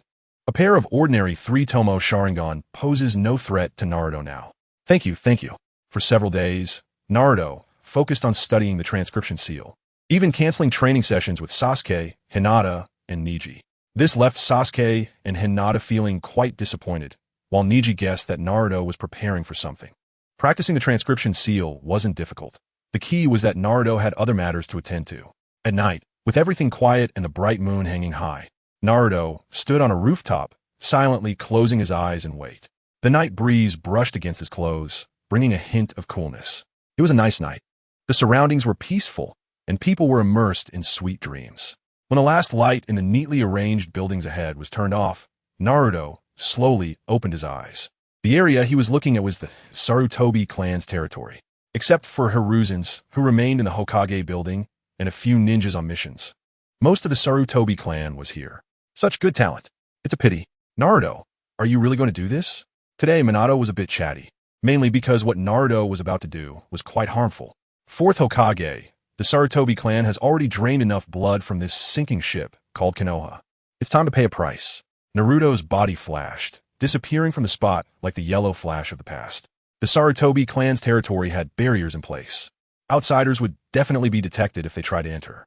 However, with Naruto's Flying Thunder God combined with the reverse rebirth technique, it was practically a divine skill. He could mark the Flying Thunder God from a distance. As long as he was within the Sharingan's perception range, it was equivalent to teleportation. Naruto flashed around the Sarutobi clan's territory and quickly found the mansion where the clan's main assets were stored. Standing on the rooftop, he observed and confirmed that only 3 Sarutobi Jonin were guarding the place. Hiruzan's really is at ease, sending only this few people to guard it. That's because your abilities are quite special. If it were someone else, just getting past the external sensing barrier would be quite difficult. Any unfamiliar chakra passing through that barrier would be detected. Not to mention, there was also a defensive barrier here. Seeing that he couldn't persuade Naruto, Minato decided to stop trying. Is that so?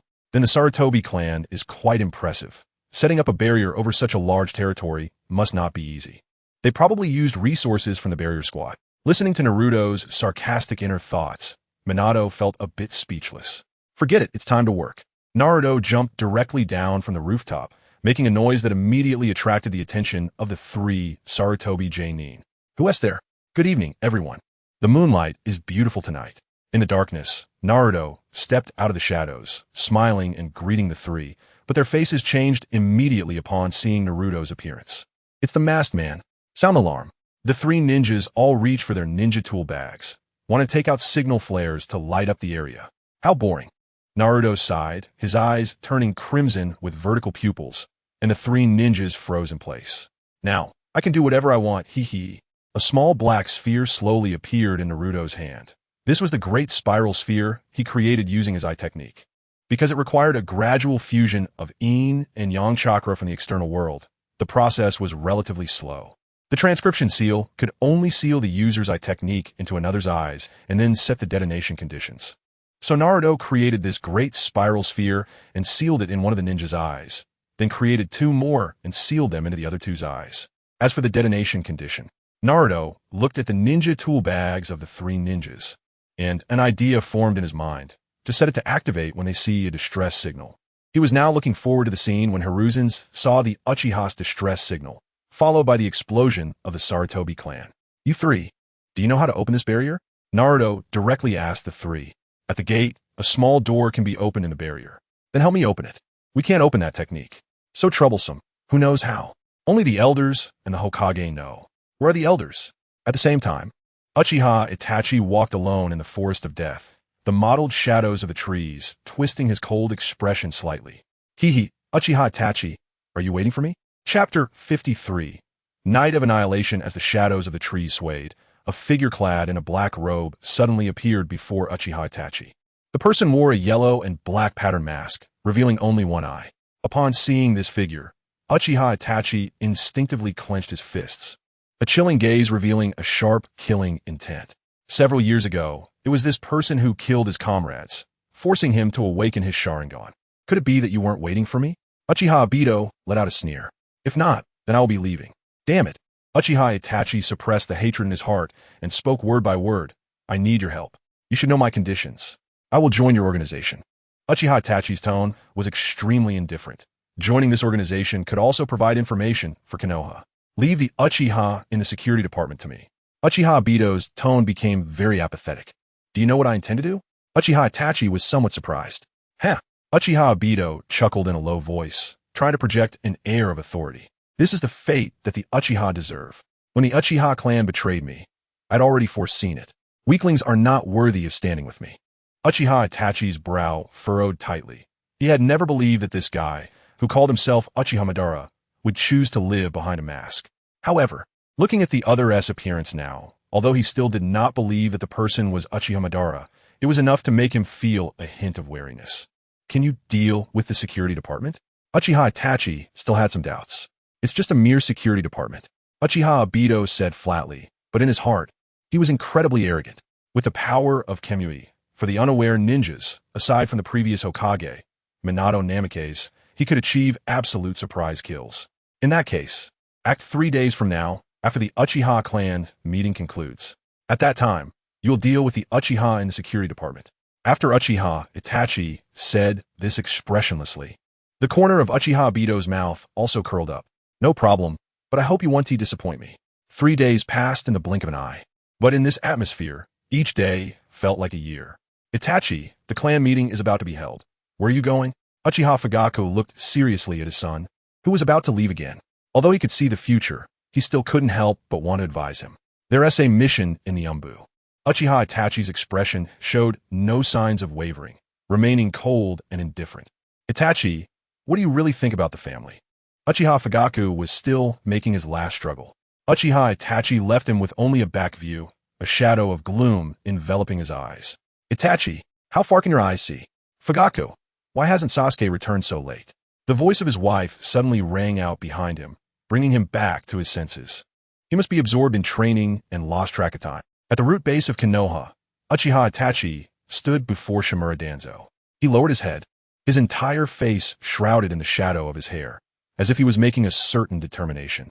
Today, the Umbu, who were originally monitoring the Uchiha clan's territory, had completely withdrawn to the outermost areas. Although they could not see the inside of the clan's territory, they could easily notice if anyone entered or exited, as if setting up a stage. Uchiha Itachi, it seems you're not ready yet? The hunched Shimura Danzo looked at the setting sun sinking behind the mountains, also waiting. Uchiha Itachi took a deep breath and spoke with unprecedented determination in his voice. Rest assured, after tonight, there will be no more Uchiha clan. Tonight, he would slaughter the entire Uchiha clan with Uchiha Madara, then bear the blame for the massacre and the hatred of the Uchiha, defecting from Konoha. Konoha would no longer have the Uchiha clan, only leaving behind Uchiha Sasuke, who bore the grudge of his family's annihilation. This is for the best. Shimura Danzo looked down at the list in his hand, feeling a hint of excitement. It recorded detailed information about all Uchiha ninjas. After tonight, the unfulfilled wish of Master Tobirama would be completed by him, Shimura Danzo. Uchiha Itachi also raised his head, looking at Shimura Danzo with cold eyes. I hope you won't forget our agreement. Rest assured, after tonight, he will be the only Uchiha in Konoha. You need not worry about him. I hope so. Father, what do we need to do? In the Hokage office, two Umbu figures knelt on one knee before Sarutobi Hiruzen. These two were Sarutobi Hiruzen's eldest son, Sarutobi Shinosuke, and his son's wife, who was also the deputy head of the Konoha Umbu, the parents of Konohamaru. You don't need to interfere too much, just patrol outside. If someone runs out, send them to the route. The information for night had already been thoroughly reported to him by Shimura Danzo. He didn't need to step into the fray. What he needed to do was merely act as insurance. If Uchiha Itachi failed to eliminate all the Uchiha, Danzo's route would act first, and his Umbu would be the last line of defense. If everything went smoothly, he only needed to appear at the end and confirm Uchiha Itachi's status as a rogue ninja. Yes, father. The two replied in unison and then left the Hokage office, leaving Sarutobi Hiruzen silently smoking his old pipe, feeling an inexplicable sense of foreboding. Because tonight, he too would become a lonely man. On Hokage Rock, Naruto sat cross-legged, watching the black figure desperately running towards the Uchiha clan. As the bright moon began to rise, Naruto slowly stood up, spreading his arms wide as if to embrace all of Konoha. Let me be the one to stir up this storm. Tonight, Konoha would lose not just one Uchiha. As night fell, the bright moon rose into the night sky. The Uchiha clan meeting had concluded, and all the clan members had left the South Shrine, leaving only Uchiha Fugaku standing here for a while longer. He glanced back at the secret room behind him before slowly leaving. Within the Uchiha territory, a black figure draped in moonlight crouched atop a tall utility pole, the lines on his face resembling tears, as those crimson three-tomo Sharingan silently gazed at everything Uchiha. Forgive me. First, I want to apologize to everyone. I originally planned to conclude this storyline before Chapter 55, but now it seems I need to add a few more chapters, probably 6 or 7 more. However, to avoid affecting everyone's reading experience, I will release everything tomorrow. Thank you all for your support. Chapter 54, Annihilation in Progress. Haha, what a good show. Uchiha Obito appeared in the position where Uchiha Itachi had been crouching. He crossed his arms and quietly watched Uchiha Itachi's actions. In just a short while, Uchiha Itachi's face and body were already splattered with blood, with streaks of blood sliding down his cheeks, making his crimson Sharingan appear even more sinister. Knock, knock, knock. Covered in blood, Uchiha Itachi walked out of a courtyard and knocked on the door next door. Is it Koyuki returning? A surprised voice came from the other side of the door. The door was quickly opened, revealing a kind smile. The old man's initially joyful expression froze upon seeing Uchiha Itachi, and after noticing the blood covering Itachi, he gasped in shock. Itachi, why are you covered in so much blood? Are you hurt? Come in quickly. We have medicine for treating wounds. The old man immediately stepped aside to let Uchiha Itachi in, turning to call for his old partner to get the medicine. However, just as she turned around, a long sword pierced through her chest. The old woman stared blankly at the small section of the blade protruding from her chest, stained with blood and glinting coldly in the moonlight. She wanted to warn her old partner, but blood surged from her throat, choking her voice. Before collapsing, the old woman struggled to look back, wanting to see the true murderer, but all she saw were the emotionless Sharingan in the shadows. Fortunately, Koyuki had not returned yet. Wife, a shocked voice sounded as an old man stepped out of the room, staring blankly at the scene of his partner falling helplessly. Just as he was about to shout for help, Uchiha Itachi cast a genjutsu that froze him in place, then swiftly beheaded him. Where did the child go? Uchiha Itachi stood in the courtyard, puzzled after rummaging through the room for a while. He knew that this elderly couple had a granddaughter. This was the second time. Uchiha Itachi took out a list from his ninja tool pouch and crossed off the names of the two old people, but Koyuki's name remained, as did others that had been crossed out under similar circumstances. Something fell off. Uchiha Itachi pondered over the list for a while, but ultimately put it away, preparing to move on to the next house. However, at the door, he saw a figure he did not want to see. Father. In the secret room of the Nanha Shrine, there were 19 young and even childlike figures, the oldest being no more than 5 years old, and the youngest not even 3. Many of the children were gathered together, whispering or playing various ninja games. Children of this age could have fun anywhere. Beside this group of children was a gentle-looking mature woman, who was also one of the reasons the children could play happily. Aunt Makoto, when can we go home? However, there was still some unhappiness. 4-year-old Uchiha Koyuki was leaning in Aunt Makoto's arms, asking pitifully. Uchiha Makoto's absent-minded expression returned, and she smiled kindly at the little girl in her arms, softly saying, "Koyuki, don't worry. We won't be here for long." Just then, the door to the secret room was opened, and a figure walked in. Uchiha Makoto stood up, holding Uchiha Koyuki, her eyes showing a hint of sadness. "Inna, you're here." Uchiha Inna's face flashed with pain as he said, "You've worked hard, Mrs. Makoto. At least I don't have to see that hellish scene." Uchiha Makoto slowly shook her head, her tone somewhat sorrowful. Uchiha Inna bit his lip, recalling the sight of corpses scattered throughout the clan grounds. Momentarily a loss for words, Uchiha Makoto said no more and instead looked at the other children, still smiling gently as she said, "Children, how about we play a game with Annie next?" Upon hearing about playing a game, the faces of several children who had been impatiently waiting lit up with anticipation. "Aunt Makoto, will there be rewards after the game?" A bolder little boy raised his hand. "Of course, but the number of rewards is limited. Only the top-ranking children will receive them." "Hey, what is the game?" "The game is to see who can keep their eyes closed the longest. The first child to open their eyes will be out, and the reward is a year's worth of endless snacks." Upon hearing this, many children's eyes sparkled. Even the Uchiha children showed eager expressions at the thought of snacks that could last a year. "Do you all want to play?" Uchiha Makoto reminded them with a smile. "Yes, we want to play. I want to be first. I'm the first." Watching the children make a ruckus, Uchiha Inna's eyes revealed a hint of relief. At least, the hope of the Uchiha clan was still alive. "Since we want to play, then let's get started. I'll count to 3, and everyone must close their eyes." "Okay. X19 3, 2, 1. After all the children closed their eyes, Uchiha Inna took out a box of incense from his ninja tool pouch and slowly lit it. Uchiha Makoto and Uchiha Inna also fell silent, quietly waiting for the children to fall asleep, as it would make their subsequent plans easier. "When will he come?" Uchiha Makoto asked after placing all the children on the bed. Uchiha Inna pushed open the door, looked at the moonlight outside, estimated the time, and said, "It should be."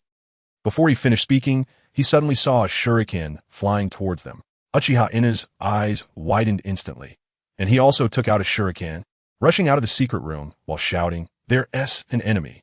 Hearing the commotion, Uchiha Makoto immediately entered battle mode, her 3 tomo appearing in her eyes. However, when she also rushed out the door, she was already in shock. Uchiha Inna was instantly taken down, and when she looked at the person who had taken him down, she found it even harder to believe. Fourth Hokage, Chapter 55, I am Uchiha Madara. Uchiha Itachi followed Uchiha Fugaku as they walked away. "Do we need help?" Under the streetlight, a pitcher plant emerged, revealing a half-black, half-white bald head. "No need. He will handle it himself. We just need to complete our own tasks." Uchiha Obito spoke in a calm tone, his brows furrowing under the mask as he continued. "Haven't you investigated the identity of that masked man yet?" Uchiha Obito was referring to Naruto-Uzumaki. The explosion that occurred in the Konoha forest a year ago couldn't be hidden from anyone. The entire ninja world knew about the attack on Konoha. However, others' intelligence was not as comprehensive as Uchiha Obito's. He wanted to bring this person into the Akatsuki, but unfortunately, he still hadn't uncovered the other's identity after all this time. Zetsu shook his head, speaking in a strange tone. "No, but my clone has discovered an interesting person." "Who?" Uchiha Obito was also a bit curious. "Uchiha Shursui. He's still alive?" Uchiha Obito was somewhat surprised. He had disappeared from Konoha for a year and was still alive. "Yes, he's currently heading towards the Uchiha clan's territory." Both Uchiha Obito and Zetsu furrowed their brows simultaneously, a bad premonition arising in their hearts. "That guy wants to get involved too? It makes sense. His first target was the Manjiki Sharingan. We need to speed up." Uchiha Obito moved swiftly towards the security department. Uchiha Itachi followed Uchiha Fugaku into a grove. "Itachi, do you know what you're doing?" Uchiha Fugaku's gaze was cold as he stared at his son, although he had long anticipated this day. Seeing it with his own eyes still filled him with profound sadness. Uchiha Itachi's expression showed no change. He remained as indifferent as ever. He had already made up his mind. Even when facing his own father, he could wield the sword in his hand. "Father, do you know what the Uchiha are doing?" "So you intend to kill all the Uchiha clan members?" Uchiha Fugaku shouted hoarsely. "Have you forgotten that you are also an Uchiha?" Uchiha Itachi's expression showed no ripples as he said flatly, "I haven't forgotten, so after tonight, I will also leave Konoha." When the Uchiha decided to stage a coup, their destruction became inevitable. "Father, the Uchiha's destruction is driven by your own hands, but I cannot allow you to drag Konoha into the abyss any longer. What did you say? Uchiha Fugaku was infuriated by Uchiha Itachi's words. After all these years of easing relations between Konoha and the Uchiha, this rebellious son turned out to be such a beast. Father, this may be the last time I call you that. You are too strong. You must stay here. After the battle, I will tell you the future I see with my own eyes. Uchiha Itachi's eyes had transformed into the Mangeki Sharingan, red skeletal patterns appearing around him. Meanwhile, at a distance from their conversation, several masked ninjas had set up a barrier in secret to avoid alarming the villagers in the Uchiha territory. Uchiha Obito rushed towards the security department, weaving through the trees. Uchiha Obito suddenly let out a soft grunt as several shuriken shot towards him from the shadows of the trees. It's difficult for an ordinary person to deal with such attacks hidden in the shadows. However, all the shuriken penetrated his body upon hitting him, pinning themselves into the tree behind him. Uchiha Obito also stopped, looking towards the direction the shuriken came from. In that shadow, he only saw a pair of Sharingan with 3 Tomo, very lively eyes. Uchiha Obito sincerely praised, recognizing those eyes belonged to Uchiha Izumi. It's rare for an Uchiha to awaken 3 Tomo Sharingan while still in the Ninja Academy. In a sense, this girl's talent surpassed even Uchiha Itachi's. It's just a pity she's too weak. Uchiha Obito charged towards Uchiha Izumi's position, the chains on his wrist clinking sharply as he aimed to retrieve this eye first. Uchiha Izumi was startled by Uchiha Obito's actions. Her attack had clearly hit him, so why was there no effect? Without any hesitation, she turned to run. However, Uchiha Izumi, having just graduated from the Ninja Academy, couldn't possibly outrun Uchiha Obito, who possessed the Mangeki. Uchiha Obito quickly caught up to Uchiha Izumi under the pale moonlight. The Sharingan he revealed emitted a chilling, murderous intent. Uchiha Izumi suddenly felt a chill run down her spine, a wave of fear washing over her. Although only the Byakugan has the ability to exert pressure, the sense of oppression from the Mangeki Sharingan was equally significant. Under the Mangeki, all are but ants. Uchiha Izumi regretted her sneak attack. Originally, Elder Shikudo had sent her to the Southie Shrine to find Inari Senpai, but unexpectedly, she encountered an invader from the Uchiha on the way and thought to try a sneak attack, not anticipating the opponent's abilities to be so bizarre. This eye's too wasteful for you. Uchiha Obito's chains flew towards Uchiha Izumi, and she hurriedly took out a shuriken to defend. Clang, clang, clang. Uchiha Izumi struggled to fend off, each collision causing her hands to go numb. Finally, finding an opportunity, Uchiha Izumi quickly formed hand seals. Her ninjutsu talent was not high, and she was more adept at taijutsu, knowing only a few ninjutsu techniques. Fire style, great fireball technique. A small fireball shot directly at Uchiha Obito, but he didn't even dodge. The ninjutsu also passed through his body. What? Uchiha Izumi was shocked, not expecting her ninjutsu to be ineffective. However, at that moment, the chains had already bound her body. Not good. A tremendous force pulled her entire body toward Uchiha Obito. Uchiha Obito raised his hand, making a motion as if to extract her heart. This force could directly penetrate Uchiha Izumi's body. Fire style, Phoenix Fire Jutsu. 3 shuriken engulfed in flames flew towards Uchiha Obito. Uchiha Obito was startled, his body entering a phasing state once more. The chains that had entangled Uchiha Izumi also released their hold, and her body fell directly from the air. A shadow flashed through the air, catching the falling Uchiha Izumi. Sure sway, brother. The escaped Uchiha Izumi was far more shocked to see Uchiha Shursui than relieved. Uchiha Shursui, panting heavily as he set Uchiha Izumi down, had run all the way from Hokage Rock and was undoubtedly exhausted. Uchiha Shursui, I can't believe you, who had been missing, would appear again. Although Uchiha Obito's words were filled with surprise, his tone was extremely calm. Who are you? Uchiha Shursui looked at the masked man before him, feeling a wave of annoyance. Do dangerous individuals nowadays all like to wear masks? I am Uchiha Madara. Chapter 56. You dare to call yourself Uchiha Madara? Uchiha Madara? Hearing this name, both Uchiha Shursui and Uchiha Izumi were slightly taken aback. It was such an old name. This guy is just pretending to be powerful. Who would believe such an ancient name? Is this Uchiha Madara who only hides behind a mask to scare people? You look more like a clown from a circus. I must say, spending time with Naruto has improved Uchiha Shursui's eloquence a bit. Uchiha Izumi was also somewhat stunned. The old Uchiha Shursui would never speak like this. Uchiha Shirsue's words made the face beneath Uchiha Obito's mask darken. It had been a long time since anyone had dared to speak to him like that. Kid, don't mistake ignorance for bravery. Have you ever seen me at my peak? Suddenly, the right eye beneath Uchiha Obito's mask emitted a crimson glow, and the tomo began to spin, revealing a complex shuriken pattern in his eye. Kaleidoscope Sharingan? Uchiha Shirsue was taken aback. Why do all these masked people have kaleidoscope Sharingan? Changes also appeared in Shirsue's eyes, but it was just a standard 3-tomo Sharingan. Sharingan? Now, it was Uchiha Obito's turn to be surprised.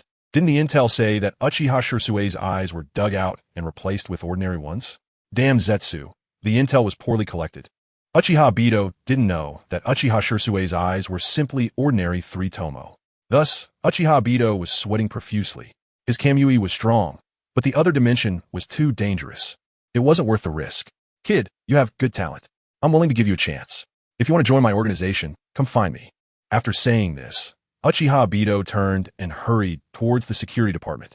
Watching the other party's departing figure, Uchiha Shirsue breathed a sigh of relief. He was just an ordinary 3-tomo Sharingan. Facing a kaleidoscope Sharingan was indeed a lot of pressure. Izumi, how's your body now? Uchiha Shirsue asked Uchiha Izumi about her condition. I'm fine, I didn't get hurt. Uchiha Izumi replied instinctively. Although she had almost died just now, she actually wasn't harmed. Her hand was just a bit numb. Then you should be able to make it to South Hessian Shrine by yourself, right? Yeah, I'm fine, Shisui. I didn't expect you to still be alive. If Itachi knew. Don't mention that bastard. Uchiha Shirsue interrupted her, his expression turning somewhat grim. Shirsue and Uchiha Izumi was a bit at a loss. She didn't know what she had said wrong.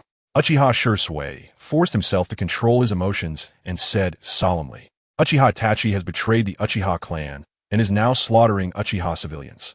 I must hurry to save them. How is this possible? Uchiha Izumi was still unwilling to believe it. I don't have time to explain much to you now. You go to South Hessian Shrine by yourself. If you encounter Uchiha Itachi, just run. I have to go. Uchiha Shirsue was in a hurry and didn't want to say much to Uchiha Izumi. His figure disappeared. Even without the kaleidoscope, his body flicker technique was still top-notch in the ninja world. Only Uchiha Izumi was left, swaying as she ran in a direction that was not South Hessian Shrine, but to her and her mother's home. On the other side, Uchiha Obito finally arrived at the security department, but what he didn't expect was that the pressure here was even greater than before. Why is the security department so deserted? Standing at the entrance, he saw the inside shrouded in darkness, which made Uchiha Obito feel a bit surprised. At this time, it shouldn't be late. Normally, the lights in the security department would still be on. Zetsu, sense it. Understood. Zetsu extended his senses, but a barrier blocked him. There's a barrier. I can't sense what's inside. Uchiha Obito frowned again. He didn't expect that what he thought would be a simple task would encounter so many troubles. Could it be that someone leaked my information? Do you still want to go in? Zetsu asked Uchiha Obito. Uchiha Obito couldn't help but sneer, speaking arrogantly. Go in. Even if they know the information, so what? With Kamui, I am invincible. Zetsu retracted underground. He was just an information gatherer and had no combat ability. Just as Uchiha Obito stepped into the lobby of the security department, the large door behind him suddenly closed. He instantly felt dozens of 3-tomo Sharingan staring at him, sparks igniting in the darkness. Uchiha Obito immediately entered a phasing state. Fire style, fire dragon technique. Several fire dragons charged towards Uchiha Obito, but when the fire dragons touched him, they passed through his body, exploding on the ground and turning the scene into a sea of flames, illuminating the entire lobby of the security department. More than a dozen Uchiha with 3-tomo Sharingan were staring intently at him. What a nice fireworks display. Uchiha Obito couldn't help but praise. Seeing that all the ninjutsu had missed, he was just about to cancel his phasing state when he saw several Uchiha starting to form hand seals again. Fire style, fire dragon technique. The flames surged once more, and Uchiha Obito had to maintain his phasing state. Do you think this kind of tactic will work on me? Thankfully, Uchiha Obito was wearing a mask. Although he said this with disdain, cold sweat had already begun to bead on his forehead. He could only stay in the phasing state for a maximum of 5 minutes. After that, he would revert to his physical form. Is it you who dares to call yourself Uchiha Madara? An old voice suddenly rang out. Obito turned to look in the direction of the voice. In front of the main door there was a chair, and sitting in the chair was an old man with gray hair and a wrinkled face. Uchiha Shana? Uchiha Obito frowned and said solemnly, I am Uchiha Madara. Hearing this, Uchiha Shana stood up from the chair, glaring at Uchiha Obito with his cloudy eyes, and shouted, "You ugly thing! How dare you claim to be Uchiha Madara? Bastard!" Third group, continue to release fire style. Yes, fire style, fire dragon technique. With Uchiha Shana's order, several more Uchiha began to form seals, and the flames that had not yet extinguished roared back to life. Now Uchiha Obito's face changed completely. This old man really knew his weakness. Chapter 57. Mere gravel. Uchiha Obito's face beneath the mask had become quite ugly. This was the role of intelligence in ninja battles. He had actually been forced to this extent by such an old man. "Huh, do you think this can affect me?"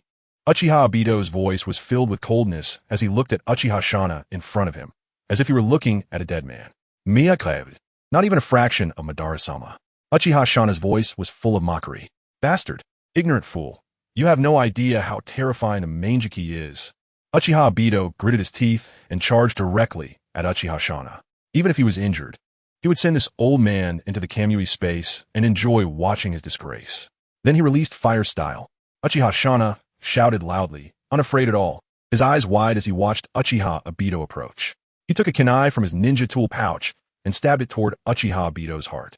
Uchiha Obito maintained his intangibility, and as the two collided, they intertwined, with Obito already passing through to Uchiha Shana's back, using him as a temporary human shield to block the fire style attack, allowing him to temporarily regain his solid form and catch his breath.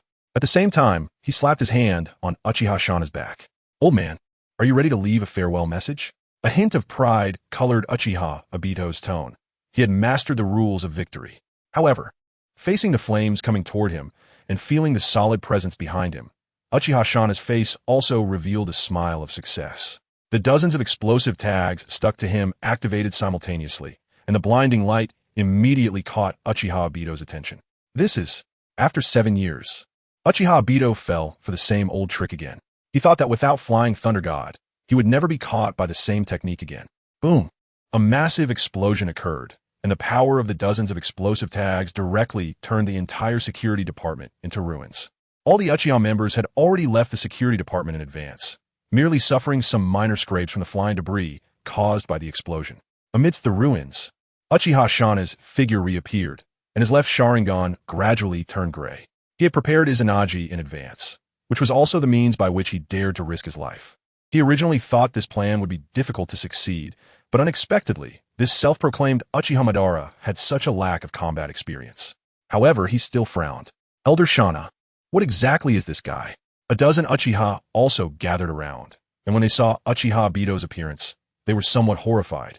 They saw that Obito had lost half of his body in the explosion, but there was no blood flowing out. Instead, a large amount of an unknown white substance continuously oozed from the wound, blocking it. So now Uchiha Obito, though severely injured, was still alive and even maintained a clear consciousness. A small piece of the mask on Uchiha Obito's face had been blown off, and the expression of pain was clearly visible, his single eye staring intently at the towering Uchiha Shana. "Damn it, I've been forced into this state by an old man. Damn it, Obito has really messed things up again." Zetsu, who had been observing from a distance, couldn't help but curse. Uchiha Obito was simply too unreliable. He missed the days when Uchiha Madara was around. Zetsu split into two, one black and one white.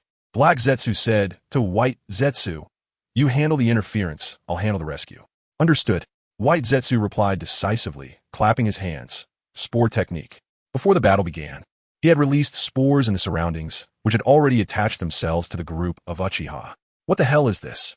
Seeing the white, expanding substance suddenly appearing on them, several younger Uchiha screamed in surprise. "This thing is absorbing chakra?" Uchiha Shana frowned, looking at the spores that grew into human shapes after absorbing chakra, feeling somewhat surprised. "It looks a bit like Hashirama's wood style." "Keep calm. This thing can't absorb much chakra." The scene quickly quieted down. After all, they were elite Uchiha, and upon seeing the spore-like entities, they roughly understood what was happening. Without spending much effort, the spores were all dealt with. "Not good, Elder Shana, the masked man is gone." Uchiha Tetsuhan, who was the first to eliminate the spore clones, quickly noticed the problem. The Uchiha Obito who had been twitching on the ground was nowhere to be seen. How is that possible? No one was nearby. The Uchiha elites present were all surprised. The masked man state just now clearly indicated he couldn't have escaped on his own. meaning someone had slipped past their Sharingan's perception and taken him away. Uchiha Shana's face, which had looked somewhat better, darkened again, as he had hoped to help Uchiha eliminate a future threat. Elder Shana, what should we do now? Uchiha Tetsuhan's expression was equally grim, and more importantly, the current situation of the Uchiha in Konoha. Huff! Uchiha Shana let out a breath, looking at the many Uchiha elites present, and said in a deep voice, "You all head to the South Shrine now. And you, me, the Uchiha have endured too long. I will go show Sarutobi Hiruzen the Uchiha's resolve." On another battlefield, Uchiha Itachi looked at the body of Uchiha Fugaku on the ground, tears streaming down the corners of his eyes. In a normal battle, Uchiha Itachi would never kill Uchiha Fugaku, but Fugaku had come with the intent to die. His proud son had killed so many of their clan members. How could he continue to live in this world? Itachi, I don't want to fight my own child. If this is the future you see, then I leave Sasuke to you. Remembering his father's words, a hint of sadness flashed in Uchiha Itachi's always calm eyes. He raised his head and calculated the time. Sasuke should be arriving soon. Uchiha Itachi picked up his father's body and used body flicker technique to quickly return home. He had more important things to do, and the civilians would be handled by Root. However, Uchiha Itachi was somewhat regretful to find that his mother was not at home. Just as Uchiha Itachi had arranged the scene, a child's voice came from outside. "Daddy, Mommy, there is so much blood outside, Uncle Sho and Aunt Jing." Chapter 58. Sarutobi Shinizuki time rewinds back to the battle between father and son. Hidden outside the barrier, the Root and Umbu ninjas watched the fierce battle inside with a mix of horror and excitement. This was no longer a fight between humans, but a clash between monsters. Uchiha Fugaku was enveloped in blue chakra, his Susanoo looming over him like a malevolent spirit. Meanwhile, Uchiha Itachi donned a red Susanoo, wielding the Totsuka blade, his eyes filled with a murderous intent. The two charged at each other simultaneously, and the moment they collided, a powerful wave of energy erupted, almost tearing the space within the barrier apart. Those outside the barrier felt a deep sense of dread. If Uchiha Fugaku emerged victorious, they would stand no chance against such a monster. Watching from a distance seemed rather entertaining. Suddenly, a mocking voice echoed near several Root members, causing them to shudder, still reeling from the terrifying aura of the Susanoo. "Enemy!" One of the Root shouted, and the others turned to the source of the voice, spotting a man with a three-eyed cat mask standing there. Shadow binding technique. One of the Nara clan members quickly formed hand seals. It was nighttime, his home ground, and immediately the shadow beneath him connected with Naruto's shadow. Success. Feeling the binding sensation in his body, Naruto suddenly thought that this technique wasn't that impressive. If his chakra or body was strong enough, the opponent wouldn't be able to hold him at all. Body flicker technique. Just as Naruto was still assessing the shadow binding technique, another Root member from the Yamanaka clan made his move. Soon, Naruto felt an intrusive consciousness trying to invade his mind, which was extremely uncomfortable. He kicked it away, sending it to meet the Nine Tails. All set? To the other observers, Naruto appeared to be under control. "Attack now," shouted the Root ninja who had used the shadow binding technique to the others. Sometimes he really thought these Root members were foolish and slow-witted. Okay. Finally, several Root ninjas reacted, quickly forming hand seals. Fire style, great fireball technique. Wind style, great breakthrough. The four Root members seemed very familiar with each other, with two managing the controls and two focusing on output, and the output ninjas even had buffs in their ninjutsu. However, it still fell short against Naruto. It seems this is their limit, but there's a big shot over there.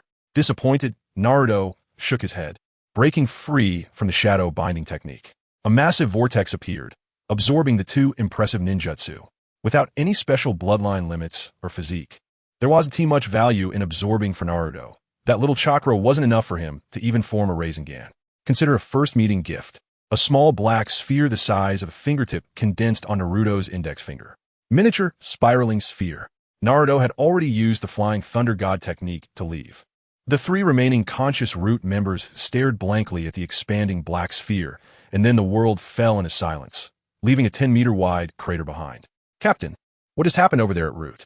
Although the power of the miniature spiraling sphere was much smaller, the explosive force was still significant, instantly drawing the attention of the Umbu team. Sarutobi Shinizuki looked puzzled towards the direction of the explosion and quickly made a decision. "You two go check the situation. Report back to me immediately if anything happens." "Yes."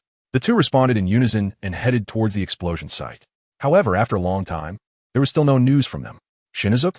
Sarutobi Shinizuke's wife spoke up, a bad feeling rising in her heart. Yeah, they must have encountered an enemy. The seriousness on Sarutobi Shinizuke's face deepened. As the eldest son of Sarutobi Hizashi, his Umbu members were no ordinary ninjas. The lowest rank among them was Jonin. To silently eliminate two of them was something he couldn't manage either, unless the opponent was at his father's level. Akari, you go to the Hokage building and inform my father about this.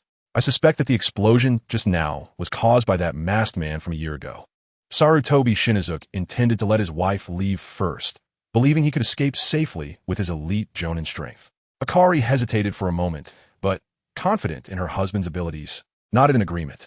In that case, you must also be cautious. Your identity is different from other ninjas. After saying this, Akari leaped onto the branches.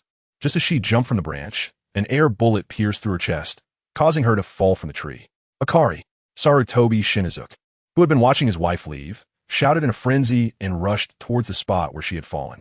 When he found her, she was already lifeless. Sarutobi Shinizuke felt as if his heart was about to explode and a murderous desire surged within him. Who are you? Show yourself. Thud. Suddenly, a heavy object fell before him. It was one of the Umbu members who had gone to check things out. Sarutobi Shinizuke immediately grabbed the person by the collar, demanding answers. Bear, what the hell happened? Cough, cough, cough. The man known as Bear merely coughed, realizing that one of his arms had been severed. Sarutobi Shinizuke, deputy director of Konoha Umbu, son of the Hokage, quite a big shot. A voice came from above. When Sarutobi Shinizuke looked up, he saw a figure in a white robe wearing a three-eyed cat mask. It's you. Sarutobi Shinizuke's eyes widened with rage as he tossed the Umbu member aside. Why did you kill Akari? Huh? Naruto seemed taken aback by the question, as if it amused him. You don't want to die yet still want the right to shoot? Sarutobi Shinizuke, you shouldn't be that Navi bastard. Sarutobi Shinizuke cursed angrily and used a ninjutsu that Naruto was quite familiar with. Multiple shadow clone technique. 3 figures appeared beside him. Interesting. Naruto thought of Sarutobi Hizashi's famous technique, only missing one clone. Sarutobi Shinizuke, along with his clones, formed different hand seals. Earth style, Earth Dragon Bullet. Water style, Water Dragon Bullet. Fire style, Fire Dragon Flame Bullet. Wind style, Vacuum Great Sphere. Because Sarutobi Shinizuke lacked lightning chakra, he had never been able to integrate lightning ninjutsu into this technique. However, even so, the current momentum was already quite terrifying. A massive amount of chakra gathered around Sarutobi Shinizuke, creating a spectacular scene as the 4 ninjutsu fused together, like a buildup of power waiting to be unleashed. Since that's the case, let's use this. A planet-shaped black sphere appeared in Naruto's palm. He imitated the Nine Tails technique of using the tailed beast bomb, gripping it in his hand, concentrating his chakra to a high degree, and then releasing it as a ray of light. Let's call it Void Flash. Both sides were ready. Naruto on the left, and Sarutobi Shino on the right. However, as soon as they barely touched, Sarutobi Shino fell asleep. The remaining shockwave from the Void Flash split the entire forest in half. The Umbu with the codename Bear swallowed hard as he looked at the seemingly endless chasm. This must be a humanoid-tailed beast. Your codename is Bear? Bear nodded instinctively. You go tell Sarutobi Hiruzen that if he wants his son, he should come to the Uchiha clan's land personally. Chapter 59. The Night of Annihilation ends at night.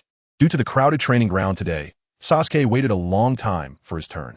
However, he was guided by a capable Jonin in practicing fire style, and the results were quite good. Unfortunately, he still couldn't practice with Naruto today, which left him very disappointed. It felt like Naruto was just like his brother now, always without time to train together. When Sasuke arrived at the entrance of the clan grounds, he found the street completely deserted. Usually, Uncle Handburning would be sitting at the door of the grocery store. Curious, Sasuke went to take a look, but his eyes widened in shock. The overwhelming stench of blood made him want to vomit, but the sight of Uncle Handburning and Aunt Jing's bodies filled him with fear. Sasuke took a step back and then ran towards home as if escaping. All the while, that nauseating smell of blood lingered at his nose, and he seemed to hear the sounds of fighting coming from afar. Sasuke didn't want to think about anything else. He just wanted to get home quickly to tell his parents about Uncle Handburning and the others. Arriving at his house, he panicked and pushed the door open. Dad, Mom, there's so much blood outside, Uncle Handburning and Aunt Jing. But before he could finish, the stench of blood hit him as soon as he opened the door. Sasuke stared blankly ahead, unable to believe what he was seeing. The once quaint and tidy living room was now stained with blood, and his father lay on the floor, blood flowing from his body. His most beloved brother stood in the living room, holding a long knife, drenched in blood. And the dried marks on his face made it hard to tell whether they were blood or tears. Dad, brother, you definitely didn't do this. We're the enemies. Although the scene before him indicated that Itachi Uchiha was the murderer of their father, and even the one who killed Uncle Handburning and the others, he instinctively denied that answer in his heart. My foolish little brother, are you still deceiving yourself? Itachi's cold tone pierced through the psychological defenses Sasuke had built for himself. His eyes, looking at Itachi, were filled with confusion, bewilderment, and fear. Is the stimulation not enough? Itachi thought to himself, believing Sasuke would awaken his Sharingan directly. It seems you need to witness it yourself. The three Tomo and Itachi's eyes began to spin, transforming into a complex kaleidoscope pattern. And a stream of blood tears flowed from the corners of his eyes. He pulled Sasuke into a Jinjutsu, and, of course, he specifically added their mother, Mikoto Uchiha, into the illusion. No, the flow of time in the Tsukuyumi world differs from the real world. Even if Sasuke experienced the scene of Itachi killing their parents multiple times in the Tsukuyumi world, in the real world, it was merely a moment. After letting out an angry roar, Sasuke suddenly widened his eyes, tears streaming down, and his eyes gradually turned red, with a Tomo appearing in each eye. Why did you do this? Itachi's tone was icy and devoid of emotion as he replied. Why? Of course, to test my capacity and to gain even greater power. Capacity? Sasuke suddenly froze. No matter how he thought about it, he couldn't understand why, just for such a boring reason. He had to kill their parents and so many clan members. He incredulously retorted, just for such a boring reason? You killed dad and mom? Killed so many clan members? Itachi merely stared at him coldly. You damn bastard. Sasuke unexpectedly pulled out a kunai from his pocket and swiftly lunged at Itachi with it. Bang! Before Sasuke's kunai could even touch the hem of Itachi's clothing, Itachi kicked it back. The strong impact left Sasuke feeling dizzy. He tried to stand, but couldn't support himself. Itachi's cold, emotionless voice once again reached his ears. My foolish brother, right now, you aren't even worth my killing. If you want to kill me, hate me, loathe me, and then live on in your ugliness. After saying that, Itachi turned and walked away, only glancing back once he reached the street. But that one glance made him unable to move. Naruto, wearing a three-eyed cat mask, was now pulling Sasuke out by his collar. Naruto also noticed Itachi's gaze and seemed unfazed as he waved at Itachi. What's wrong? Want to come in for a cup of tea? He said, pointing at the house of the Uchiha clan leader behind him. Itachi clenched his fists, and his previously hidden Sharingan appeared once again. What are you planning to do with Sasuke? Itachi drew his long knife again and charged at Naruto. He had used his Manjiki Sharingan too many times today, and his vision was starting to blur. He couldn't afford to use its abilities recklessly anymore. Is that how you're going to charge at me? Naruto was slightly surprised, raising his hand to shoot, causing Itachi's body to turn into a flock of crows and scatter. Crow clones? If that's the case, then the real body.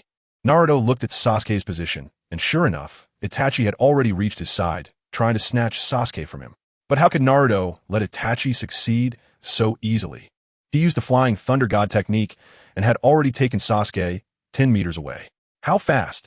Itachi was shocked, and the kaleidoscope pattern appeared in his eyes as he attempted to pull Naruto into the Tsukuyumi world.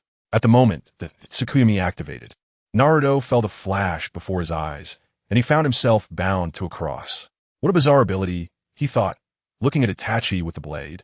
Feeling no tension at all. You shouldn't target Sasuke. You'll regret it. Itachi stabbed his blade toward Naruto's abdomen. Puff! The sound of the blade piercing flesh echoed. But the scream that followed was not from Naruto, but from Itachi. Unbeknownst to him, Itachi became the one bound to the cross, while Naruto took the role of the one wielding the blade. What? What is happening?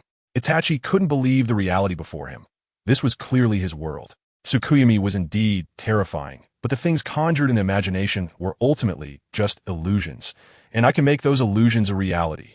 The three Tomo appeared in Naruto's eyes as well, then began to rotate and transform into a vertical slit pupil. How is this possible? Itachi felt a terrifying pressure emanating from those eyes. Itachi, you have the ideal of creating a world, but have entrusted it to delusions. In the end, Itachi thoroughly enjoyed the taste of his own ocular technique. When he recovered from its Tsukuyumi, only 3 seconds had passed in reality. Huff, huff.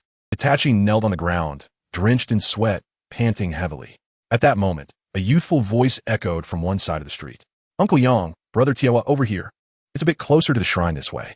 Uchiha Shirsue's voice was not loud, but it was urgent, guiding others forward while also fearing being overheard. Naruto and Uchiha Itachi turned their heads simultaneously, discovering that Uchiha Shirsue was leading dozens of Uchiha clan members toward them.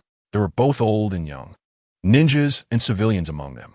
Both were somewhat surprised. Naruto was astonished that the members of the security department were mostly still alive. Even Uchiha Izumi was among them. Looking disoriented, Uchiha Obito, it seemed, was not as terrifying as imagined once he lost the advantage of information. Uchiha Itachi was shocked, deeply shaken. He hadn't expected Shirsue to still be alive. At that moment, the people around Uchiha Shirsue also noticed the commotion on Naruto's side. Shirsue, it seems you've worked hard. Naruto looked at the large group following Uchiha Shirsue, which included a dozen ninjas and about 20 ordinary clan members. Moreover, Uchiha Shirsue appeared to be covered in injuries, indicating he had likely just fought a fierce battle with Root and Umbu ninjas. Uchiha Shirsue hurried over to bow and apologize, gritting his teeth as he said, "I'm sorry, Naruto, sir." Uchiha Shirsue was uncertain how to address Naruto, but he was genuinely worried that Naruto might turn against him after bringing so many people. "Don't worry, since I promised you, I will keep my word. I'll save as many as you bring." Thank you, sir." Uchiha Shirsue then glanced at Uchiha Itachi, who was lying on the ground, staring blankly at him. A complex expression flashed in his eyes, quickly replaced by killing intent. "How do you plan to deal with Uchiha Itachi?" "Shirsue." Uchiha Itachi looked at Uchiha Shirsue with a complicated gaze. Although Uchiha Shirsue had once firmly believed in the will of fire, he had always placed the family and the village on the same level, and now, Uchiha Itachi's actions were something Shirsue could not possibly forgive. "Leave the eyes. As for the rest, you Uchiha can handle it yourselves." "Thank you, sir." The gratitude on Uchiha Shirsue's face was sincere. Uchiha Itachi lowered his head, breathing heavily, his fingers gripping the ground tightly. "I'm sorry, Shirsue, but I have reasons to keep going." Red ribs appeared beside him, and a massive bone claw struck toward Naruto. Naruto, along with Sasuke, leaped back to evade the attack. At that moment, a green figure spun and charged toward Naruto. Konoha's strong whirlwind. Seeing the momentum, Naruto couldn't help but twitch his mouth, and with Sasuke, he leaped again, while Might Guy's whip kick left a deep crater on the spot. Naruto looked behind Might Guy and saw that many more people were coming. Leading them was the third Hokage, Sarutobi Hiruzen, followed by a large number of Umbu ninjas and ninjas from various villages, marching aggressively toward them. A smile appeared on Naruto's face. It seemed a new actor was about to take the stage. After writing 6 consecutive chapters, the little author has run out of steam. The plot of the night of the Uchiha Massacre ends here. Tomorrow marks the battle with the Konoha ninjas, and the Uchiha Massacre will still have several chapters. The Konoha arc will conclude, and the plot of the ninja world will begin. Thank you to all the readers for your support. Chapter 60 at this moment, is it not a joke? "Itachi, are you alright?" Might Guy stood in front of Uchiha Itachi, assuming a fighting stance. Uchiha Itachi staggered to his feet, tears of blood continuously flowing from the corners of his eyes. His gaze vacant, and everything in front of him was already a blur. He could only rely on sound to determine the identity of the visitor. "Is it you, Guy-senpai?" "Yes, I've come with the Hokage and the others." "Don't worry, we'll help you avenge the Uchiha." This, Might Guy's words left Uchiha Itachi dazed for a moment. The Uchiha's revenge? Just as Uchiha Itachi was about to explain, Might Guy had already dashed toward Naruto. "You bastard! Not only did you invade Konoha, but you also slaughtered the civilians of the Uchiha clan. I will never let you go. Hand over the hostages." Konoha whirlwind. Might Guy spun around and kicked towards Naruto. Faced with Might Guy, who still didn't grasp the situation, Naruto felt a bit of a headache. Might Guy was a very straightforward person. Although Naruto didn't particularly like such people, he didn't dislike them either. Moreover, the past month spent training with Might Guy had been quite enjoyable. Naruto responded to the attack, dodging and parrying, mainly because he still had Sasuke on hand. Might Guy spun like a top, even causing the Uchiha ninjas nearby, who were contemplating whether to help, to feel dizzy. "Shirsue, should we help?" Uchiha Taiho cautiously asked Uchiha Shirsue as he approached. After all, Uchiha Shirsue was the one who understood this masked man the most. They had only decided to walk together after encountering Shirsue, who was fighting to protect his clan against the Root.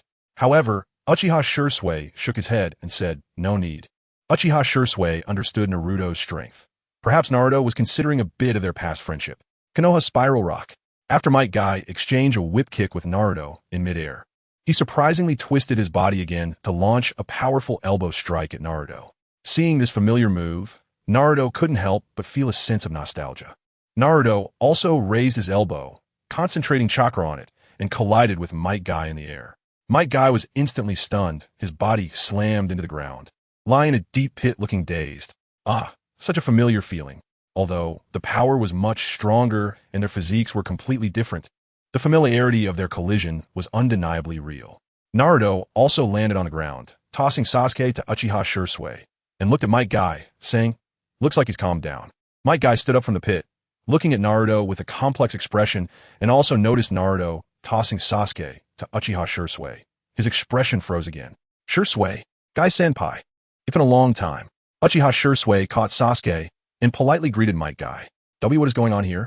Might Guy first glanced at Uchiha Shursui and the Uchiha members behind him, then looked at Uchiha Itachi and the now approaching Sarutobi Hiruzen. Sarutobi Hiruzen's face was dark, unwilling to speak. Not only did he look unwell, but his clothes were also quite damaged. That old man, Uchiha Shikahu, actually bound himself with explosive tags to take me down with him. Luckily, I was stopped in time. Otherwise, I wouldn't have made it here today. The other ninjas were also hesitant to speak at this moment, as this matter was not honorable. Narashikaku slightly shook his head, thinking, it's one thing for the third Hokage to lose his composure, but to handle things so poorly is unacceptable. Only Might Guy's good friend Kakashi couldn't stand it anymore, and spoke up. "Guy, the Hokage's order is just to capture the invading masked man." Since Might Guy was neither from a ninja clan nor a member of the Anbu, he had heard nothing about the Uchiha situation. Then, the Uchiha. I killed the Uchiha clan members. Uchiha Itachi, who was recovering his strength in the back, spoke up. Might Guy's face changed dramatically as he looked at Uchiha Itachi in disbelief. "Why? Cough, cough, cough." Uchiha Itachi had overused his Manjikyu Sharingan today. After coughing for a while, he said, "The Uchiha clan attempted a coup. To protect Konoha's peace, I had to stop it all." "Uchiha Itachi, you damned beast."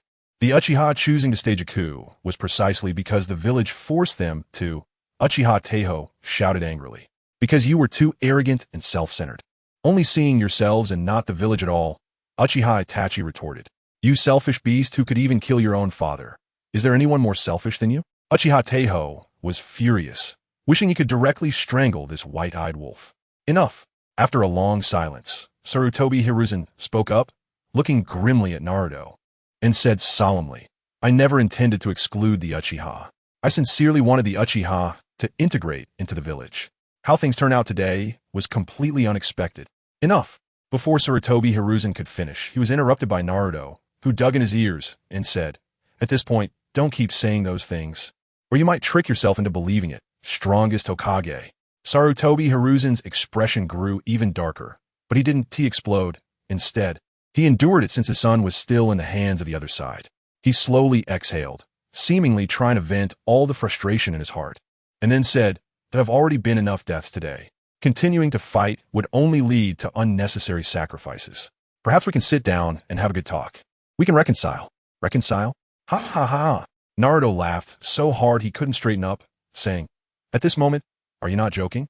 The Uchiha behind also showed expressions that seemed to wish they could eat Sarutobi Hiruzen alive. Tonight, the Uchiha clan nearly faced annihilation at the hands of Uchiha Itachi. The root, and that Uchiha Madara and Sarutobi Hiruzen actually wants to reconcile. "How about this, Hokage-sama? How about we play a game?" Naruto raised a finger and said to Sarutobi Hiruzen, "If after this game, you are willing to choose reconciliation, I would personally be very willing to reconcile with you." This. Sarutobi Hiruzen's expression changed slightly. A sense of foreboding suddenly rose in his heart. This masked man's game was definitely problematic. Naruto's proposal also made the Uchiha members behind him show unusual expressions, except for Uchiha Shursui, who remained calm because he understood that Naruto's character was quite malicious. Perhaps it was related to the technique sealed a few days ago. What game? After some thought, Sarutobi Hiruzen decided to first see what the other party was planning. If it really came to blows, Uchiha Itachi seemed to have little power left to contribute.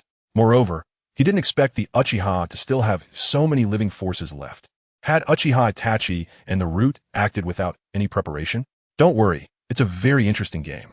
Naruto chuckled lightly, slapping his right hand on the ground, and a man resembling Sarutobi Hiruzen appeared. Shinjiro. Sarutobi Hiruzen instinctively voiced out, as this was his most proud son. But that's not all. Naruto then took out 5 cylindrical objects with pull rings from his pocket. They were 5 different signal flares used for requesting assistance. Come on, Hokage-sama, make your choice. Chapter 61 Game. Come on, Hokage-sama, make your choice. Among these 6 items, you can only choose one. Naruto threw Sarutobi Shino and the signal flares onto the ground in front of him, then spread his arms wide, waiting for Sarutobi Hizashi's choice. Sarutobi Hizashi frowned and thought for a moment, contemplating whether he could directly rescue Sarutobi Shino. After all, this choice seemed problematic at first glance. What do those signal flares represent? Sarutobi Hizashi felt he needed to clarify. Destruction. One signal flare represents one ninja clan. Want to give it a try? Naruto's words sent a chill through everyone present. What does that mean? Sarutobi Hizashi glared at Naruto with a dark expression. Rather than my explanation, how about seeing it for yourself? Naruto picked up one of the signal flares, pulled the pin, and launched it into the sky. A red light shot into the clouds and then exploded in midair. Immediately after, amidst the horrified gazes of everyone, a huge rumbling sound echoed from a distance, as if the entire earth was trembling.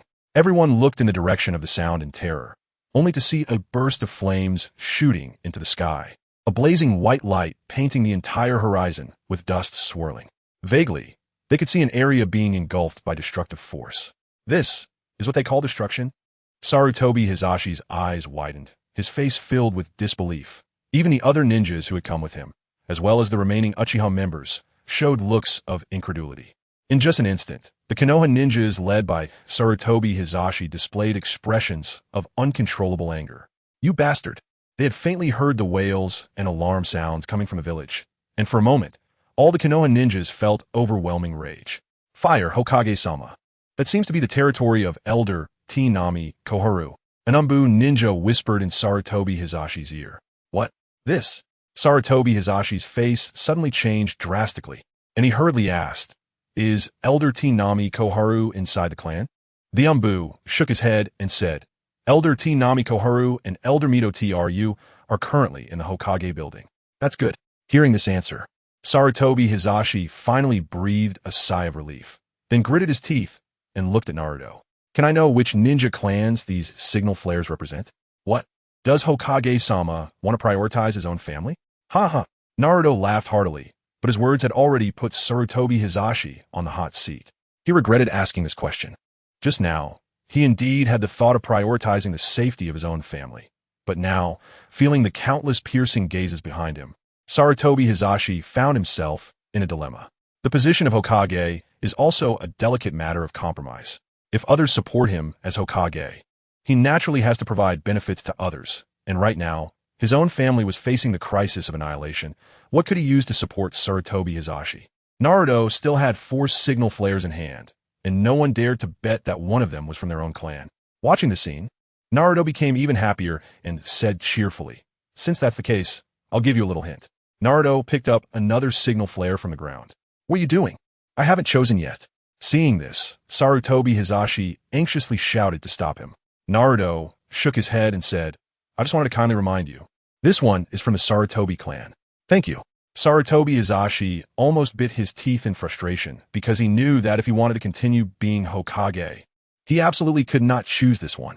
Kakashi, Hiruzen, can you control him? Hearing Sarutobi Hizashi's whisper, Yamanaka, Hiruzen, and Nara Kakashi exchanged glances, both seeing the helplessness in each other's eyes. Hokage-sama, it's best not to put us in a difficult position right now, Nara Kakashi said with a bitter smile. Even though they were staunch supporters of the Hokage, they didn't dare to agree to such a thing. If they made a mistake, they couldn't bear such a heavy burden. Hokage-sama, if it's just for a moment, will it be enough? Uchiha Itachi spoke up. His current physical condition was terrible, and if he continued to use the Manjiki Sharingan, he might leave irreversible side effects. However, the power of that ability just now could not be allowed to continue. Sarutobi Hizashi and the others looked at Uchiha Itachi with suspicion on their faces. Sarutobi Hizashi calculated the relative distance. If he used a ninjutsu and took into account Naruto's speed in pulling the signal flare, he nodded. Wait for me to casually choose one, Itachi. You find a way to hold him for a moment, and we'll strike together with all our might to kill him. What about the signal flare? A small ninja clan leader spoke up. Sarutobi Hizashi shook his head and said, the signal flares are not the key. There are as many as you want. The key is him. Do you understand? Sarutobi Hizashi looked at the many silent representatives of the ninja clans. The others naturally nodded in unison. Since the Hokage had put his own family aside, if they dared to hesitate, they would definitely be held accountable afterward. Once ready, Sarutobi Hizashi took a deep breath and looked at Naruto. Oh, have you made your choice? Naruto naturally noticed Sarutobi Hizashi's gaze, and of course, he had heard all the content of their conversation just now. I'm going to choose now. Sarutobi Hizashi almost gritted his teeth as he said this. He stepped toward Naruto, and just as he was about to get closer, wait. Naruto directly kicked Sarutobi Shino to the front of Sarutobi Hizashi. What does this mean? He is part of the choice. If you're unwilling to choose him, then you have to do it yourself now. That way, he can have a quick end. After finishing, Naruto tossed a kunai over. You bastard. Sarutobi Hizashi glared at Naruto angrily and shouted, what has Konoha ever done to offend you? That you harbor such hatred for Konoha? Sarutobi Shino is his most proud son, and, as the deputy director of the Umbu, if everything goes smoothly, he will be the 5th Hokage. Naruto fell silent, then suddenly spoke. Do you really want to know? Could it be that you don't even dare to face your true self? Sarutobi Hizashi suppressed his anger, his hands behind his back, making gestures. Though he was in a visual blind spot, he still guessed the other's thoughts. Wanting to know everything, that won't do, third grandpa. You are too greedy.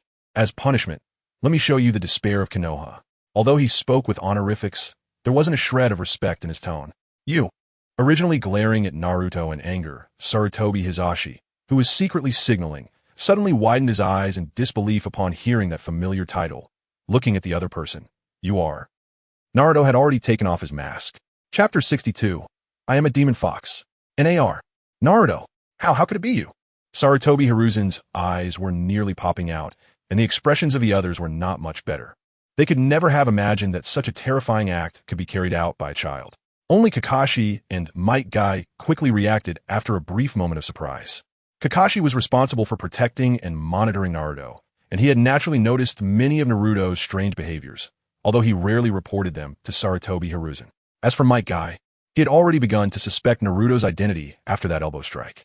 Although they had only trained together for a month, Naruto left a deep impression on Might Guy. Among the young people, there was no one besides Naruto who recognized his taijutsu. Why is it impossible for me? Naruto suddenly grinned, revealing his sharp fangs. I'm a demon fox. Boom! A violent and terrifying chakra exploded from Naruto's body, and Four Tails wildly danced behind him, forming a massive fox apparition.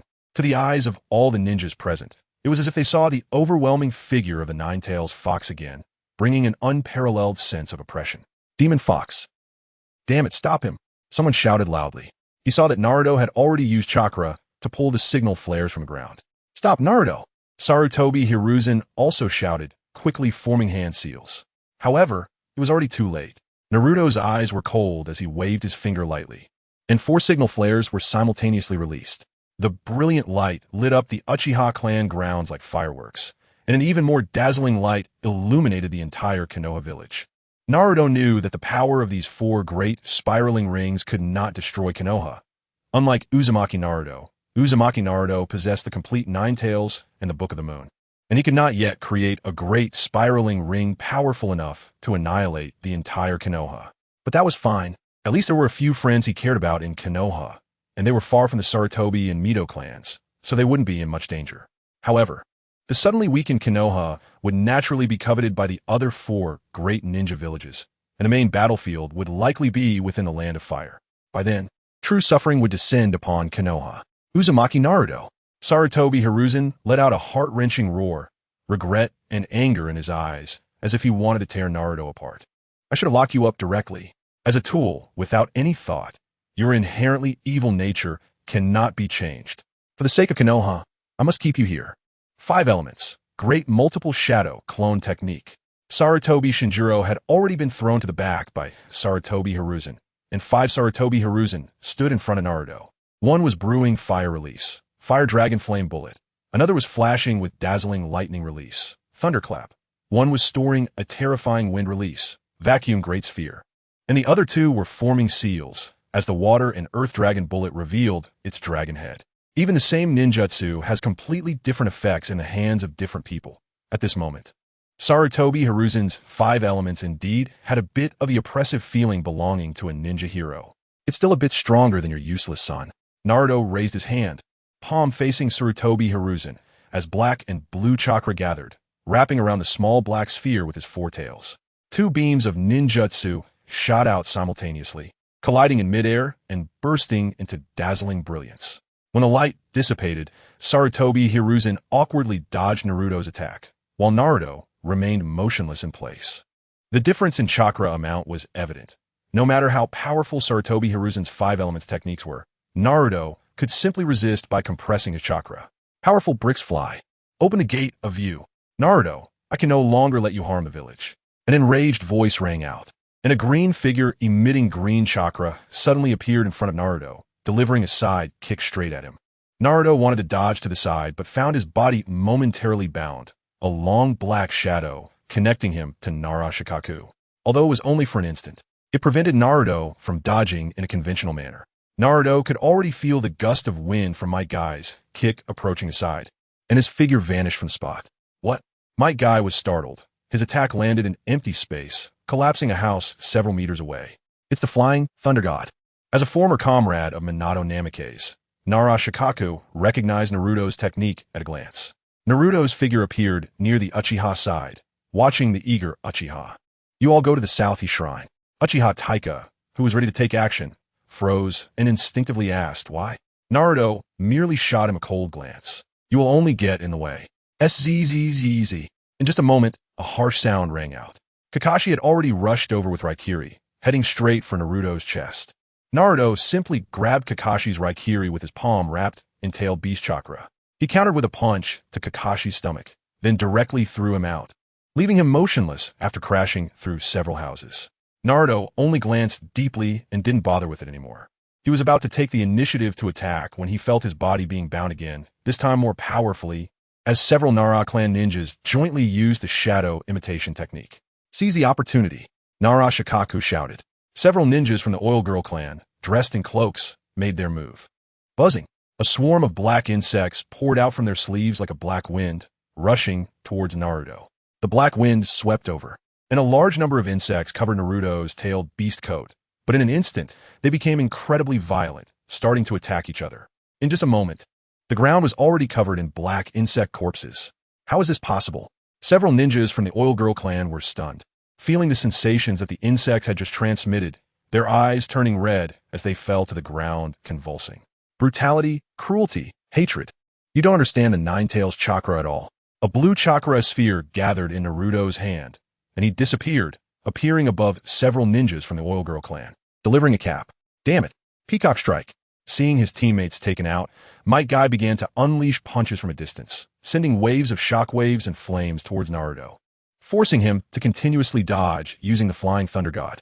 Watching Naruto continuously evade, Uchiha Taika's expression was somewhat hesitant as he looked at Uchiha Shursui, who was already preparing to leave, and said, "Do we really not need to help?" Uchiha Shursui shook his head and said, "There's no need.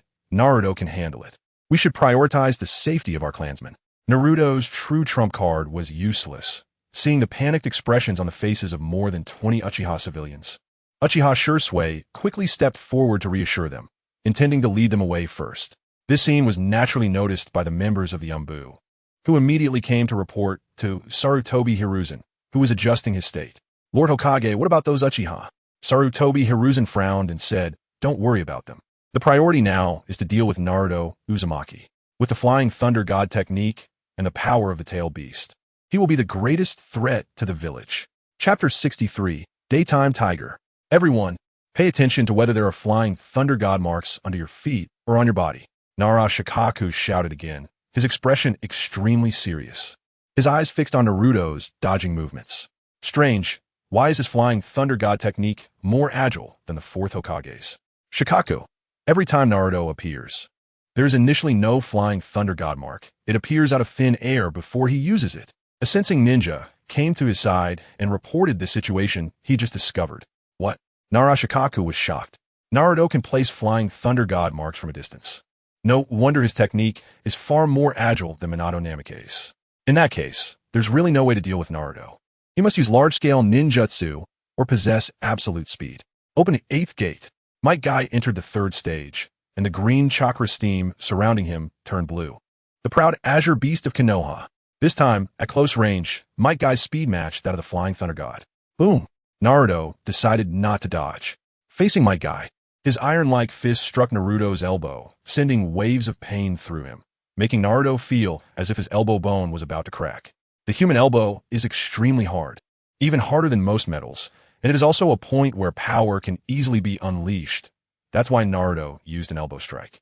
Only in this way could Naruto barely contend with Might Guy's battle-hardened body. Uncle Guy, this may be our last battle. Naruto still wore a smile on his face, but his sharp teeth and slit pupils looked somewhat ferocious. Bang, bang, bang, bang. Naruto, you shouldn't do this. Might Guy's expression became even more ferocious. Opening the 7th gate was too much of a burden for him now, and his entire face no longer resembled that of a human. There's no should or shouldn't. It depends on whether I want to or not. Naruto's tone was very arrogant, but he had the capital to be arrogant now. Bang! After another blow, Might Guy did not rush forward again. Naruto, this strike won't be easy to take. The blue steam on Might Guy became more condensed, and his momentum rose once again. Might Guy assumed a stance for a straight punch aimed at Naruto. Naruto did not evade, facing Might Guy's final and strongest strike. He had no intention of dodging. He was not Might Guy, and there was no need for him to evade. Might Guy was the challenger. Black ribs appeared around Naruto, quickly entering the 2nd stage. With the appearance of armor, it was now the 3rd stage. Daytime Tiger.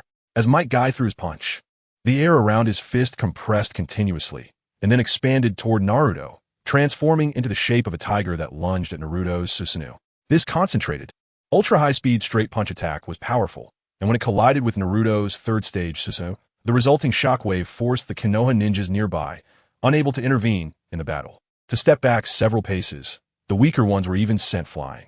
Even Minato Namake's, far away at the South Hegemai Shrine, felt this wave, and his originally gentle brows furrowed. Only Sarutobi Hiruzen stood firm, watching the battlefield without blinking. At that moment, he made a decision in his heart. The black Susanoo that took the hit was also sent flying dozens of meters away. A massive gash appeared at the point of impact, and even the black ribs inside were shattered inch by inch.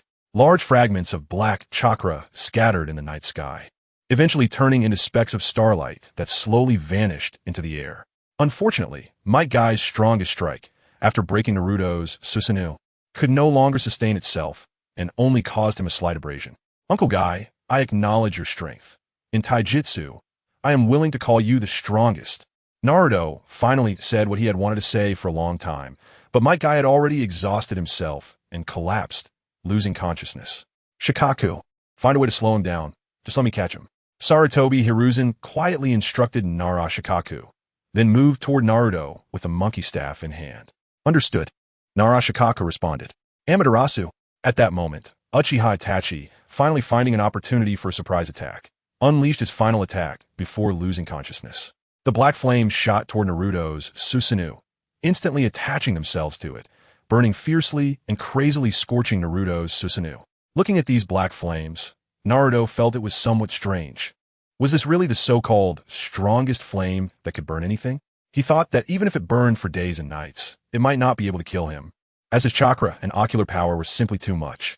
However, Naruto still cancelled Susanoo, leaving only the tailed beast's coat. Otherwise, it felt odd to bear this flame. And as Susanoo disappeared, Amaterasu lost its combustible material and gradually dissipated in the air. Naruto, I didn't expect you to still have the Mangeki Sharingan. Sarutobi Hiruzen said with a solemn expression. Is that Shursue's eye? Why should I tell you? Naruto revealed a mocking expression. True. Sarutobi Hiruzen lowered his head, but the Rui staff in his hand suddenly lengthened and thickened, stabbing toward Naruto. Naruto used Flying Thunder God to evade this strike and appeared directly behind Sarutobi Hiruzen, already forming a Rasengan in his hand, pressing it toward Hiruzen's back. The Rui staff in Sarutobi Hiruzen's hand instantly retracted, the back end stretching toward Naruto's abdomen. Naruto instinctively dodged, but he had already lost the opportunity to ambush Sarutobi Hiruzen. Rui staff, Gale. The Rui staff in Sarutobi Hiruzen's hand began to spin in front of Naruto, creating a whirlwind that sought to pull Naruto in. Naruto used Flying Thunder God to evade. Sarutobi Hiruzen did not stop his assault. He continued to swing the Rui staff, launching powerful attacks at Naruto. Naruto sidestepped the horizontal sweep of the Rui staff. Then his tail struck toward Sarutobi Hiruzen. Sarutobi Hiruzen jumped back while swinging the Rui staff again, and Naruto also leaped back to evade. Fire release, great fireball technique. Wind release, great breakthrough. At that moment, the Konoha ninjas who had been watching from the sidelines also began to use ninjutsu, attacking Naruto, mixing fire and wind to form a fire tornado. Naruto simply wrapped his body with his four tails, completely blocking all the ninjutsu attacks. Ninjutsu, mind disturbance technique. At this moment, Naruto felt as if something was interfering with his thoughts, trying to make him give up resistance. Oomph. Naruto snorted coldly, his three tomo spinning in his eyes, and all the ninjas from the Yamanaka clan suffered a backlash. Just then, the remaining Umbu had also completed their hand seals. Genjutsu, dark walking technique. It is said that this jutsu was specifically created for the Uchiha clan, capable of creating a completely dark environment that obscures the enemy's vision. This genjutsu, released simultaneously by a dozen Umbu, can even momentarily blind Naruto's sight. However, this has no effect on Naruto, as his perception of malice from the Nine Tails negates any impact. I see, it's the corpse demon seal, isn't it? Naruto's face showed realization. No wonder he always felt that Hiruzen Sarutobi was preparing for something. Hiruzen Sarutobi, you want to die like a hero, but that's not going to happen. Chapter 64 from this moment on Sarutobi Hiruzen. You want to die like a hero, but that won't do. Naruto's eyes spun with three tomo, transforming into the shape of a kaleidoscope with vertical pupils, overlapping with the vertical pupils hidden beneath the tailed beast's exterior. A mass of vines erupted from beneath Naruto's feet, spiraling and wrapping around each other, quickly coalescing into a complete humanoid form. This technique could be called Sharingan Wooden Man technique. Naruto stood atop the Wooden Man's head, arms crossed, looking down at the stunned crowd below. Even Sarutobi Hiruzen halted his actions. Sarutobi Hiruzen had witnessed the peak of Senju Hashirama's power, so he was well aware of the might of wood release. Otherwise, he wouldn't have snatched the heavenly treasure from Danzo. However, even with the heavenly treasure, it was impossible to use such a level of Wooden Man technique. For a moment, Sarutobi Hiruzen stopped his actions as well. At this point, even if he wanted to die together with Naruto, he couldn't do it. The crowd was still in shock, but Naruto was not. The Wooden Man raised its fist and smashed it towards the position where the ninjas were gathered. Not good, quickly defend. Cries of alarm rang out, but it was already too late. The Wooden Man's fist had reached their front. Earth release, earth flow wall. Instantly, three walls of earth carved with dog heads rose from the ground, overlapping to block in front of the crowd. After procrastinating for quite a while, Kakashi finally made his move. He didn't want to engage with Naruto, as Naruto had the Flying Thunder God and could leave at any moment, so he had planned to slack off. However, given the urgent situation, he felt embarrassed to do so. The Wooden Man's fist smashed through two of the earthen walls, but was blocked by the third wall. Meanwhile, its other hand reached toward the unconscious Itachi Uchiha lying nearby. His eyes must be retrieved. Fire release, fire dragon flame bullet. A furious fire dragon danced, blocking Naruto's Wooden Man's arm in midair. Sarutobi Hiruzen also understood the importance of the kaleidoscope Sharingan. Konoha must harness this power now. The damage Naruto had caused to Konoha was immense. He could almost see Konoha engulfed in flames, and Itachi Uchiha, who possessed the kaleidoscope Sharingan, was a vital force for the village. However, while Sarutobi Hiruzen blocked the Wooden Man, he could not stop Naruto. Naruto used the Flying Thunder God to appear next to Itachi Uchiha, a giant bird appearing beneath Naruto's feet, lifting both Naruto and the unconscious Itachi into the air. What is this? Sumanin technique? The Umbu ninjas and Sarutobi Hiruzen looked up in shock at Naruto, doubting whether this was summoning, but they found no trace of life from that bird. Naruto sensed the situation at the Nanha Shrine and looked down at the many ninjas below, a hint of a smile flashing in his eyes. Everyone, it seems today's game is about to end. It's all the third Hokage's fault. We didn't get to enjoy ourselves properly. The expressions of the many ninjas below changed drastically, and Sarutobi Hiruzen suddenly panicked. If Naruto simply left like this, Konoha's fate would just be at the mercy of the enemy's whim. Naruto, are you really going to escape like this? Escape? Ha ha ha, Sarutobi Hiruzen, your confidence is truly amusing. Naruto's tone was filled with mockery as he loudly proclaimed, Besides my guy, none of you have the qualifications to make me take this seriously. Damn Naruto! Sarutobi Hiruzen's eyes burst with hatred as he shouted, Monkey King, go! Sarutobi Hiruzen pointed his staff at Naruto, and the originally short staff extended toward him. However, before the staff could reach Naruto, a man clad in a white robe and wearing a mask appeared out of nowhere, kicking the Monkey King away, then flashing onto the back of the giant bird. Why are you wearing a mask? Naruto looked curiously at the pure white mask on Minato Namikaze's face. Minato Namikaze simply glanced at the many ninjas below with a complex expression and quietly said, I used to be their Hokage. It's better to keep my identity hidden. And there's an accomplice. Sarutobi Hiruzen and the many Konoha ninjas narrowed their eyes, feeling a sense of despair. The Uchiha have all relocated? Naruto quietly asked Minato Namikaze. He nodded and said, they've all been relocated. Do you want to leave now? It's time to end this. Naruto retracted the tailed beast cloak, stepped forward, and looked down below. Sarutobi Hiruzen, if you can survive, then please witness Konoha's despair. As he spoke, a cold wind blew by, and the giant bird beneath Naruto suddenly soared higher, ascending into the sky. Damn! Watching Naruto and the others shrink into a black dot, Sarutobi Hiruzen couldn't help but pound the ground hard. Naruto's departure meant that from now on, Konoha would live in fear of Naruto. And those elite ninjas who had witnessed Naruto's power would likely have lost the courage to face him in the future. Hokage-sama, Naruto has left.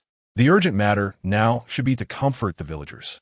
Narashikaku came to Sarutobi Hiruzen's side, feeling a wave of helplessness, no matter how skilled in strategy. One felt powerless in the face of absolute strength. Sarutobi Hiruzen also came to his senses. After 2 explosions, what would Konoha look like now? He suddenly felt a bit afraid to face it. He had personally caused everything today.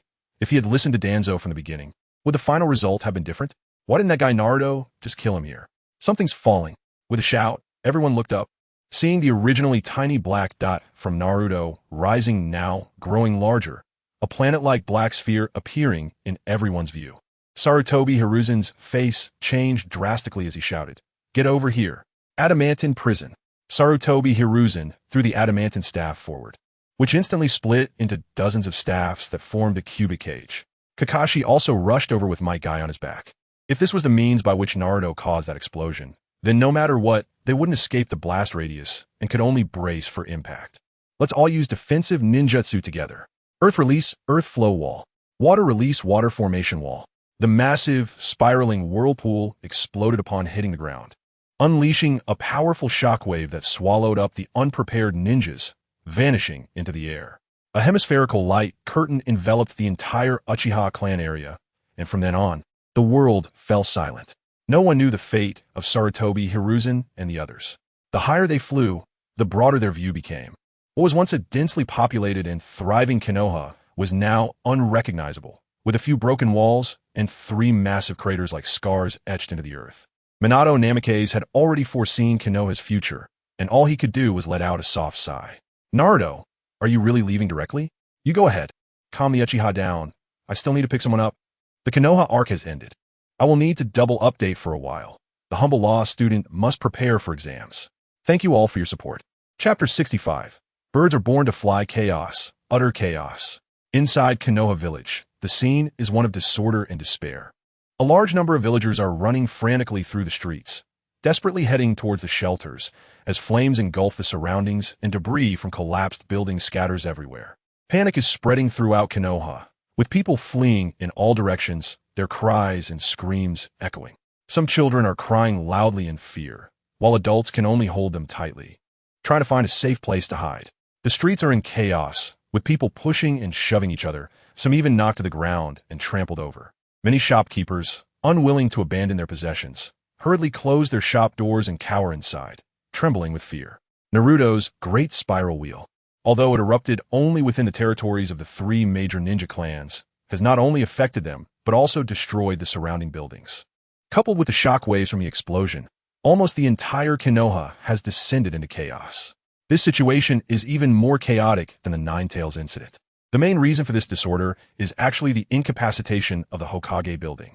Sarutobi Hiruzen has almost mobilized all of Konoha's Anbu, along with several clan leaders, leaving only Tsunade and Mito Gate to act as advisors in the Hokage building, along with 2 small Anbu teams. Both advisors are at a loss. They thought they were just coming to handle an emergency, but no one informed them how urgent it was.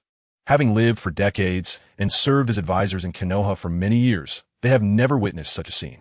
Especially Tsunade, who nearly fainted upon realizing that her own home had been destroyed, and before Mito could comfort her, she received news that her home had also been blown up. With no orders coming from above, those below naturally dared not move, leaving the Hokage building in a state of paralysis. In the end, Shimura Danzo took over the Hokage building with his rude organization, which slightly alleviated the villagers' panic. What is the situation over at the Hokage's side? In the Hokage's office, Danzo inquired about his subordinates, with Tsunade and Mito seated beside him, both of their faces pale and their eyes vacant. In front of Danzo is a man wearing black sunglasses with a purple mark on his right cheek. The person Danzo is questioning. Yamanaka Ryoma slightly lowered his head and expressionlessly replied, "Umbu have already gone to assess the situation. We should receive news shortly." "Is that so?" Danzo lowered his head, unsure whether to feel happy or sad. Hiruzen has taken most of Konoha's elite out, their fates unknown. If they're dead, there will be no one to compete with him for the Hokage position. But if they truly are dead, can Konoha remain stable after losing so many elites? What is the Hyuga clan doing now? Hyuga Hayashi is leading his clan members to rescue the injured and evacuate the villagers. Upon hearing this, Danzo frowned. The Hyuga clan has been acting strangely these past few days, as if something has happened within the family. The faces of several branch family members are clouded with gloom. Could it be related to this explosion? Let's go help them. With that, Danzo stood up, having adapted to his one-armed state over the past few days. "Danzo, are you going to the scene?" A hoarse and weak voice interrupted. It was Mito, who noticed Danzo's actions. Danzo nodded and explained, "Since Hiruzen is not here, someone has to calm the villagers." Mito shook his head, watching Danzo's departing figure, even at this time. "Danzo, you're getting anxious again." Niji is also very troubled. Although he had heard about the massive destruction caused by the Nine-Tails incident, he was too young to understand it back then. However, looking at the current situation, even the Nine-Tails incident doesn't seem as terrifying as today's explosion, with a large part of Konoha reduced to ruins. He has personally seen those ruins. If he remembers correctly, that area should have been the home of the third Hokage. Hayashi had intended to lead the clan to rescue, but upon arriving, they found it was a wasted trip. The Sarutobi clan's territory had been reduced to a pit, and even ants might not survive. Hayashi ordered the evacuation of civilians and the rescue of the injured. Niji had just delivered an injured mother and daughter to the shelter, hearing they were friends of the Hokage's grandson. However, judging by the scene, it seems the Hokage's grandson is now just a pile of ashes. He now needs to continue helping other injured people. How could such an explosion happen suddenly? Especially at this time? As Niji contemplated the reasons behind it, a flash of insight crossed his mind, and slowly, he stopped walking, his expression becoming serious. Could it be Naruto's doing? "Oh, I didn't expect you to find out." The sudden voice startled Niji, and he looked up to see Naruto standing right in front of him. "Is it really you?" Niji felt a dryness in his throat, fearing he might be seen as an accomplice. "If you mean that ruin, then yes, it was indeed me." Naruto candidly admitted, then asked, "So, are you still planning to leave with me? A terrorist?" Niji's face was still filled with confusion. Naruto frowned and said, "Thinking twice before acting is a good habit, but being overly cautious can easily make one unpopular." Cough. "I just didn't react in time. You, this guy, did something so big without a word." Niji couldn't help but feel emotional. Now both he and Naruto would be considered rogue ninjas. No, wait. Neither of us is a ninja yet. So it's fine. That's good. Do you have anything else to prepare? Can you give me half an hour? Of course. In the current Konoha, waiting half a day is no problem. Seeing Naruto agree, Niji directly ran towards the Hyuga clan's territory, with Naruto following behind. Along the way, the chaotic crowd instinctively avoided the two, as if they hadn't seen anything at all. Niji didn't make Naruto wait for half an hour. He only fiddled around at home for a bit before coming out. "Ready? Then let us go." Just as Naruto placed his hand on Niji's shoulder, Niji spoke up again. "Wait, do you have something else?" Naruto felt a bit speechless, wishing Niji could just say everything at once. Niji's expression was complicated. "Aren't you going to tell Hinata?" Without hesitation, Naruto shook his head and said, "There's no need for that." "Why?" Niji could tell that Hinata liked Naruto, and Naruto seemed to take good care of her, feeling they were quite a match. He wanted to hear Naruto call him brother-in-law. Hinata needs a real transformation.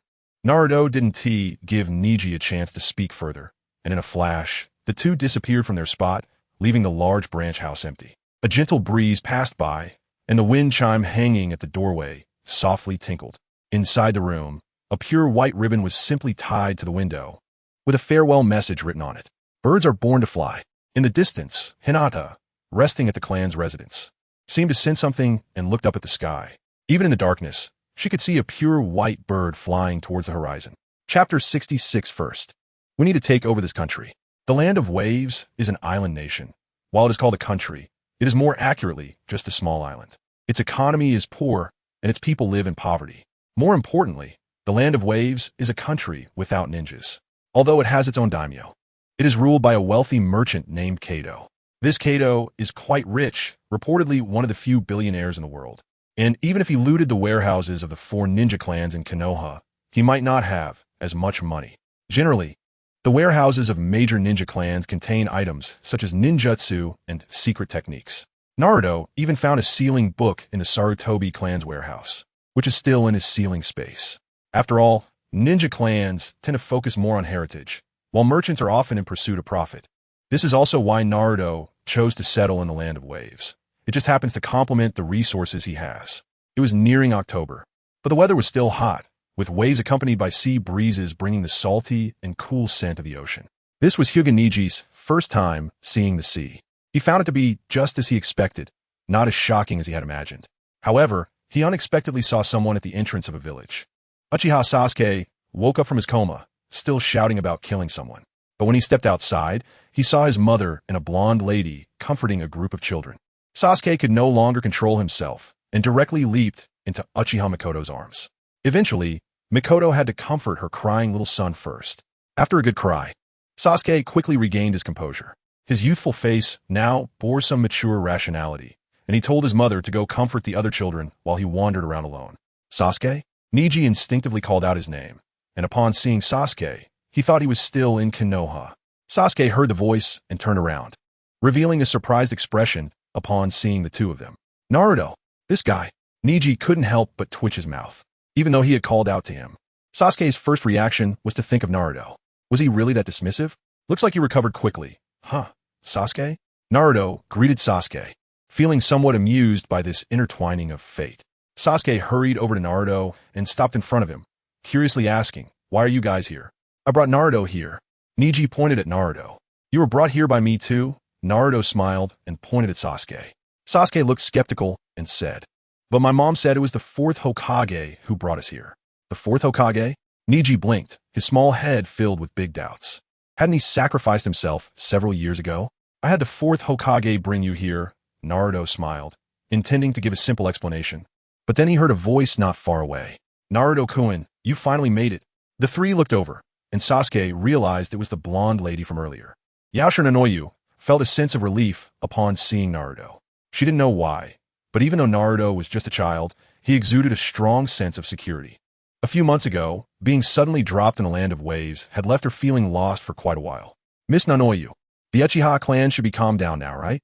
"Yes, with Naruto-kun's display of strength and the 4th Hokage and Lady Mikoto's presence. The Uchiha have been very cooperative." Nanoyu couldn't help but smile. She had always heard how extreme and arrogant the Uchiha were, how cold and obsessive they could be. But upon arriving in the village, they all behaved very well. Naruto nodded in satisfaction. Since the Uchiha were behaving so honestly, he had no intention of using harsh measures. "In that case, please notify the Uchiha clan to choose a few representatives to hold a meeting." "Understood." Nanoyu agreed and went to inform the others. Niji and Sasuke exchanged glances, and Naruto patted both of their shoulders, giving them an encouraging look before leaving. Damn, Naruto is actually this strong. Sasuke couldn't help but grit his teeth, a competitive spirit shining in his eyes. "I must train harder." Niji remained much calmer than Sasuke. He had seen the ruins of the Sarutobi clan with his own eyes. To cause that kind of catastrophic destruction, Naruto's strength would only be more terrifying than they imagined. Niji was still pondering when he suddenly felt a sharp gaze. He turned his head and saw the Sharingan spinning in Sasuke's eyes. "Hyuga Niji, I want you to help me train." Inside a simple wooden hut, the decorations were quite plain. Naruto sat in the main seat in the center, with other ninjas sitting on either side. On the right sat Namikaze Minato and Yaoshi Nanoyu. On the left sat Uchiha Shursui, Uchiha Mikoto, and Uchiha Inaho. Our strength is a bit lacking. Naruto thought to himself. Although in terms of high-end combat power, even a few of the 5 great ninja villages might not match them, they were somewhat lacking in functionality. First, there was only one medical ninja, Nanoyu. For sensory ninjas, Niji and Hinata were barely usable. As for those with decent intellect, it seemed there were none. It looked like they needed to recruit more people from other villages. Ahem, then let's talk about our future plans, Naruto said with a serious expression, and the people on both sides straightened up, looking attentive. First, let me talk about our ultimate goal, unifying the ninja world. At this statement, several people in the room reacted, and even Minato showed a surprised expression, not having expected that. However, Uchiha Inaho displayed a fervent expression, which surprised Naruto, but he did not dwell on it and continued. Although, with our current strength, it is likely that few in the 5 great ninja villages can match us, and it wouldn't be difficult to make them submit. What we want is not submission, but unification, a great unification. This, Naruto, what do you mean by great unification? Minato couldn't help but ask. He didn't yet have a clear concept of unification, given his limited thinking. Unified laws, unified transportation, a single country in the entire ninja world, with political uniformity and a highly centralized economy and thought. The ninjas present were all astonished. According to Naruto, if he wanted to establish a single country in the ninja world, he would inevitably have to confront the daimyos of the 5 great nations. However, ninja villages had always served the daimyos. Wouldn't that be a huge risk? They would surely be attacked by all 5 great nations. Others looked towards Minato Namikaze. After all, it's better for him to speak on such matters. Naruto said, if that's the case, the daimyos of the 5 great nations will probably. Minato Namikaze is, after all, a traditional ninja, and even his position as Hokage needs to be granted by the daimyo of the Land of Fire. What? Do you still need to care about the opinions of a few bugs? The powerful ninjas have to submit to a group of useless people, which seems very strange in this extraordinary world. A daimyo can be wiped out by a single fireball jutsu. Minato Namikaze thought that the system of ninja villages was outdated. Since the first Hokage established the ninja village system, in just a few decades, the ninja world has already experienced 3 great wars. Ninjas have died in droves, but the interests of the daimyos have never diminished, which is very unreasonable. Minato Namikaze showed a troubled expression and then said, what if the 5 great ninja villages attack us? Naruto looked at Minato with confusion and replied, have you forgotten what happened to Konoha so quickly? All right, so what do we do now? Now Minato had no objections, and neither did the others. With Naruto's current strength, there probably isn't anyone in the ninja world who can match him anymore. Although we don't lack unified military power, we lack the talent to maintain that unity. First, we need to take over this country. I'll just directly move to the Land of Lightning, since they are both island nations. Occupying the neighboring Land of Water would make it more fitting. Chapter 67. The Death of Itachi Naruto-kun. If you really want to do this, I don't recommend choosing the Land of Waves. Yakushi Nanoyu spoke up, her voice somewhat low. Tell me your reasons. Naruto gestured for Yakushi Nanoyu to continue. Based on the information I've gathered over the past 2 months, the Land of Waves is an extremely impoverished nation. Even the daimyo doesn't have money. Most of the population are refugees without a fixed home, and scenes of starving corpses are common. If we were to take over this country, it would probably just be a mess. Is that so? Naruto chuckled and said, I feel like that has more of an advantage. Huh? Yakushi Nanoyu was somewhat confused. Think about it. A small, poor place on an island is probably hard for the outside world to notice, no matter what happens. Plus, since most of the common people here are homeless and can't even get food, that means their sense of national identity is low. Isn't that our opportunity to completely take control of this country? But in that case, we won't have the money to support those common people. We may not have money, but someone does, right? A mischievous smile appeared on Naruto's face, and Yakushi Nanoyu started to understand. However, Kato is still a businessman. Can a bully who uses violent means to monopolize a country's transportation system be considered a businessman? Nanoyu, we could be as warm as spring to friends, but we must be as cruel and ruthless as winter to enemies. All right, I understand. With that said, Yakushi Nanoyu refrained from further comments and asked, so when do we take action? Let's investigate Kato's company's financial situation in detail over the next couple of days. We shouldn't waste time, and we can also make contact with the daimyo of the Land of Waves. If he agrees to our demands, that would be best. If not, then we'll help him agree. Let's do it this way for now. Naruto planned to think carefully about how to change this country based on the national conditions of the Land of Waves. Lord Naruto, please wait a moment. Just as Naruto was about to end the meeting, Uchiha Dawa quickly spoke up. Naruto had thought Uchiha would remain silent, but he spoke up. Is there something else? It's about Uchiha Itachi. A night quickly passed. The sun rose, and the world became bright again. However, the recently awakened Uchiha Itachi found everything before him still shrouded in darkness, because he had lost his eyes. Cough, cough, cough, cough, cough, cough. Suddenly, Uchiha Itachi began to cough violently, feeling as if countless needles were stabbing his throat, itching and painful, with drops of blood oozing from the corners of his mouth.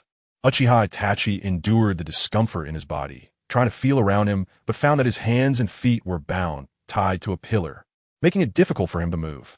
Where is this? Did Naruto capture me? What about my eyes? Uchiha Itachi's mind was in turmoil. At that moment, familiar footsteps approached. Itachi, you've finally woken up. Sasuke's voice rang in his ears, tightening Itachi's heart, leaving him momentarily speechless. Itachi, is he awake? Another gentle and familiar voice sounded, causing Uchiha Itachi to tremble all over as he laboriously uttered two words. Mother. Hearing her child's call, even Uchiha Makoto, who had long been mentally prepared, couldn't help but shudder. After all, he was still her child. She didn't understand why the usually obedient Itachi would do such a thing, but now that it had happened, she had no chance for regrets. Without Naruto, she might have died at Itachi's hands alongside her husband. Itachi, today. Forget it, you'll know later. Uchiha Makoto sighed. Personally, sending her child to death was even more painful than she had imagined. Mom, you should go first. Seeing his mother on the verge of tears, Sasuke felt pained and wanted her to leave first. However, Uchiha Makoto stubbornly shook her head, gently patting Sasuke's little head. How could she appear weaker than her younger son? The crybaby has grown up. How's the clan plan to deal with me? Uchiha Itachi spoke with difficulty. His failed actions not only resulted in a significant loss to Konoha, but had also dragged Konoha into a quagmire. He was now resigned to fate, not wanting to resist anymore. Having lost his eyes, he could no longer fight back. You will bear the crime of slaughtering your clan and die under the gaze of all your clansmen, and I will be the one to grant you death. Upon hearing this, Uchiha Itachi was momentarily stunned, but his expression showed no change. His two dark pits stared at Sasuke, making him feel a bit uneasy. Ha ha ha, ha ha ha. Uchiha Itachi suddenly laughed wildly, the scabs around his eye sockets breaking open again, tears of blood flowing out, making him look exceptionally sinister. I see, Sasuke. I never expected you to be the one to end my life. Since that's the case, let me see your ambition. Facing the one who slaughtered your clan. How much hatred can you muster? Crack. Sasuke clenched his fists, having never seen Itachi like this before. He intended to kill all their clansmen. Why? Why could he still laugh so audaciously? You damn bastard. Bang. In a fit of rage, Sasuke punched Uchiha Itachi in the face. The powerful force causing Itachi's head to completely tilt to one side. Had he not been tied to the pillar, he might have flown away. Cough, cough, cough. Cough, cough, cough, spit. Uchiha Itachi coughed violently again. A large amount of blood flowed from the corners of his mouth, and he eventually spat out a few teeth that had just been knocked out, yet still wore a mocking smile on his face. My foolish brother. Bang. You bastard. Another punch, and Itachi's head tilted again. Shut up. Bang. Another punch, and Itachi's head tilted to the other side. After several repetitions, Uchiha Itachi's face was swollen, and his mouth was shut. He had initially wanted to provoke Sasuke a bit more, to see if he could make him activate more Sharingan. But now it seemed he wouldn't be able to finish his words before passing out again. Uchiha Makoto sighed lightly, saying nothing more, just gently uttering, let's go. Sasuke untied the ropes binding Uchiha Itachi to the pillar and dragged him outside. Uchiha Itachi's chakra had been sealed, so there was no need to worry about him escaping. During this process, Uchiha Itachi showed no reaction and no longer provoked Sasuke. It was meaningless now. In the center of the village, a platform had been set up, and now Uchiha Itachi was being forcibly made to kneel on it, while Uchiha Dawa and Sasuke were also on it. This village was built by the common people of the land of waves at the request of Uchiha. Among the entire village, only these people brought by Naruto dared to come. No one else would even approach. Naruto, what is this all about? Neji was still unclear about what was happening. He had asked Sasuke last night, but Sasuke was unwilling to say anything, so he still didn't know the specifics. Didn't Hinata tell you? Naruto asked, puzzled, as he remembered that the two had been communicating together in the morning. Why would she tell me this? Neji felt a bit speechless. All right.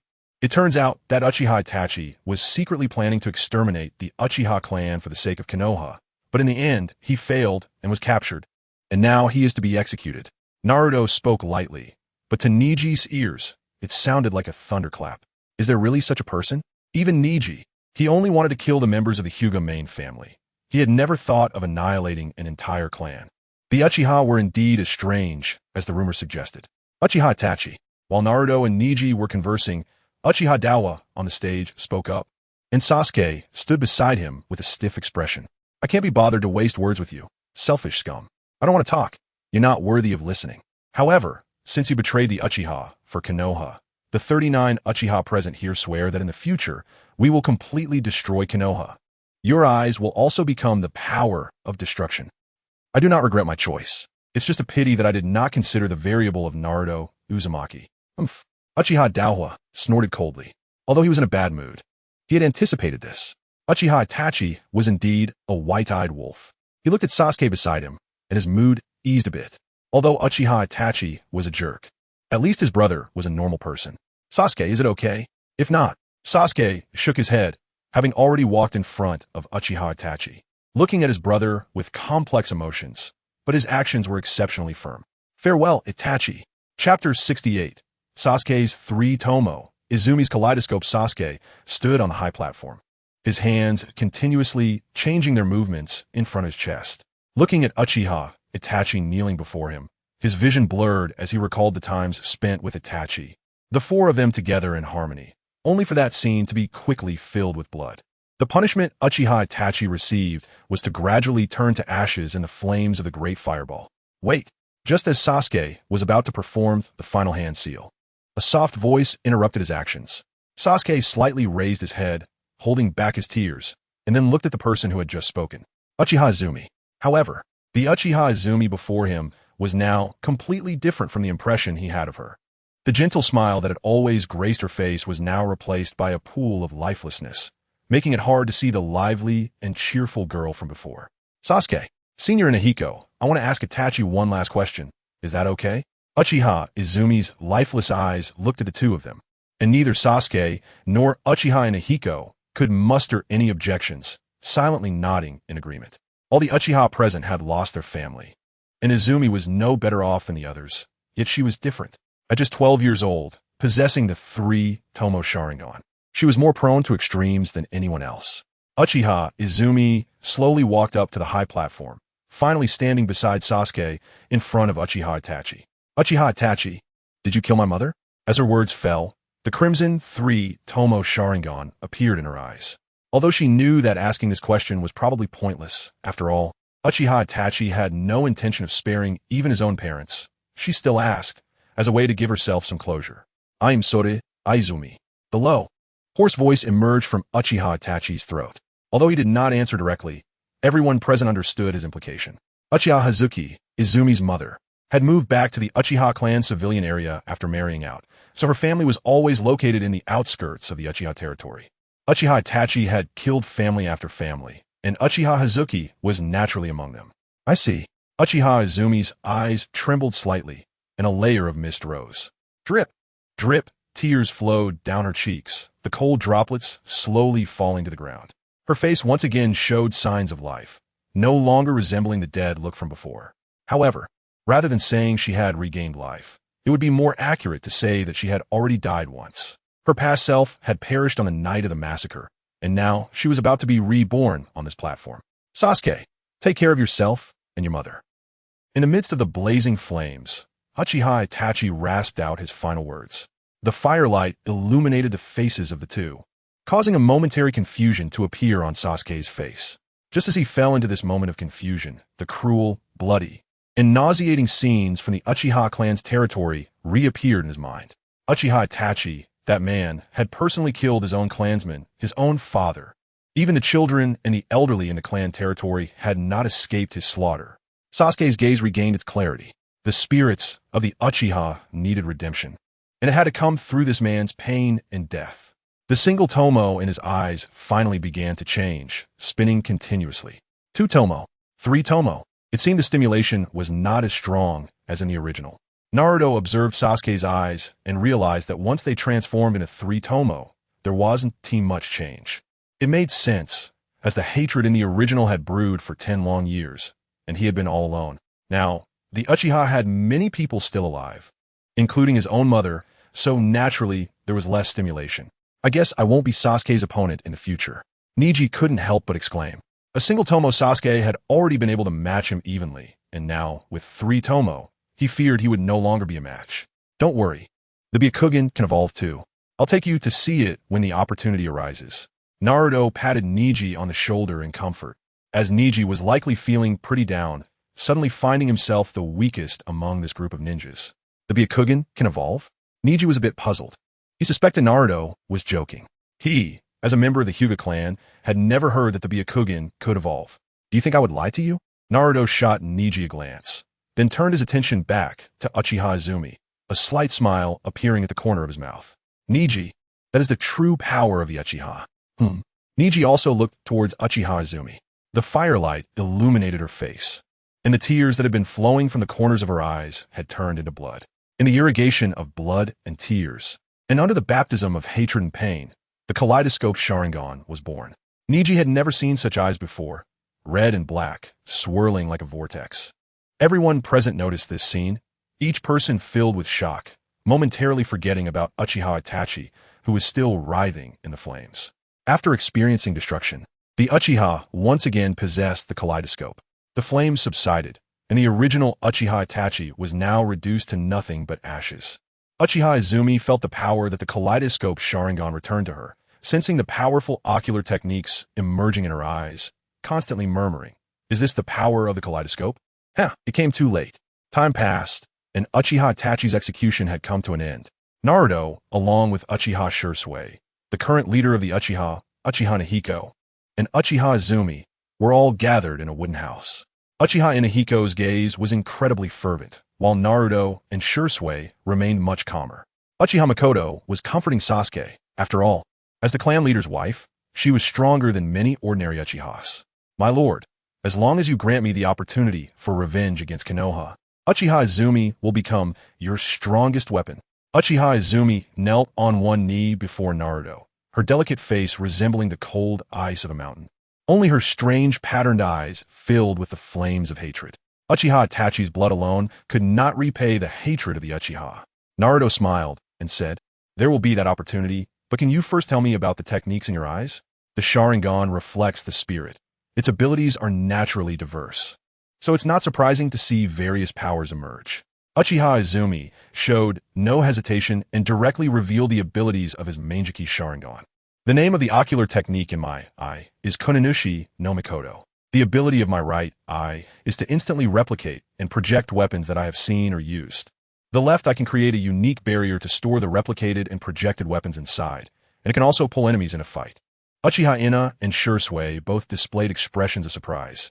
Indeed, the powers of the Manjiki are formidable. One can create objects out of nothing, which is already the limit of In release.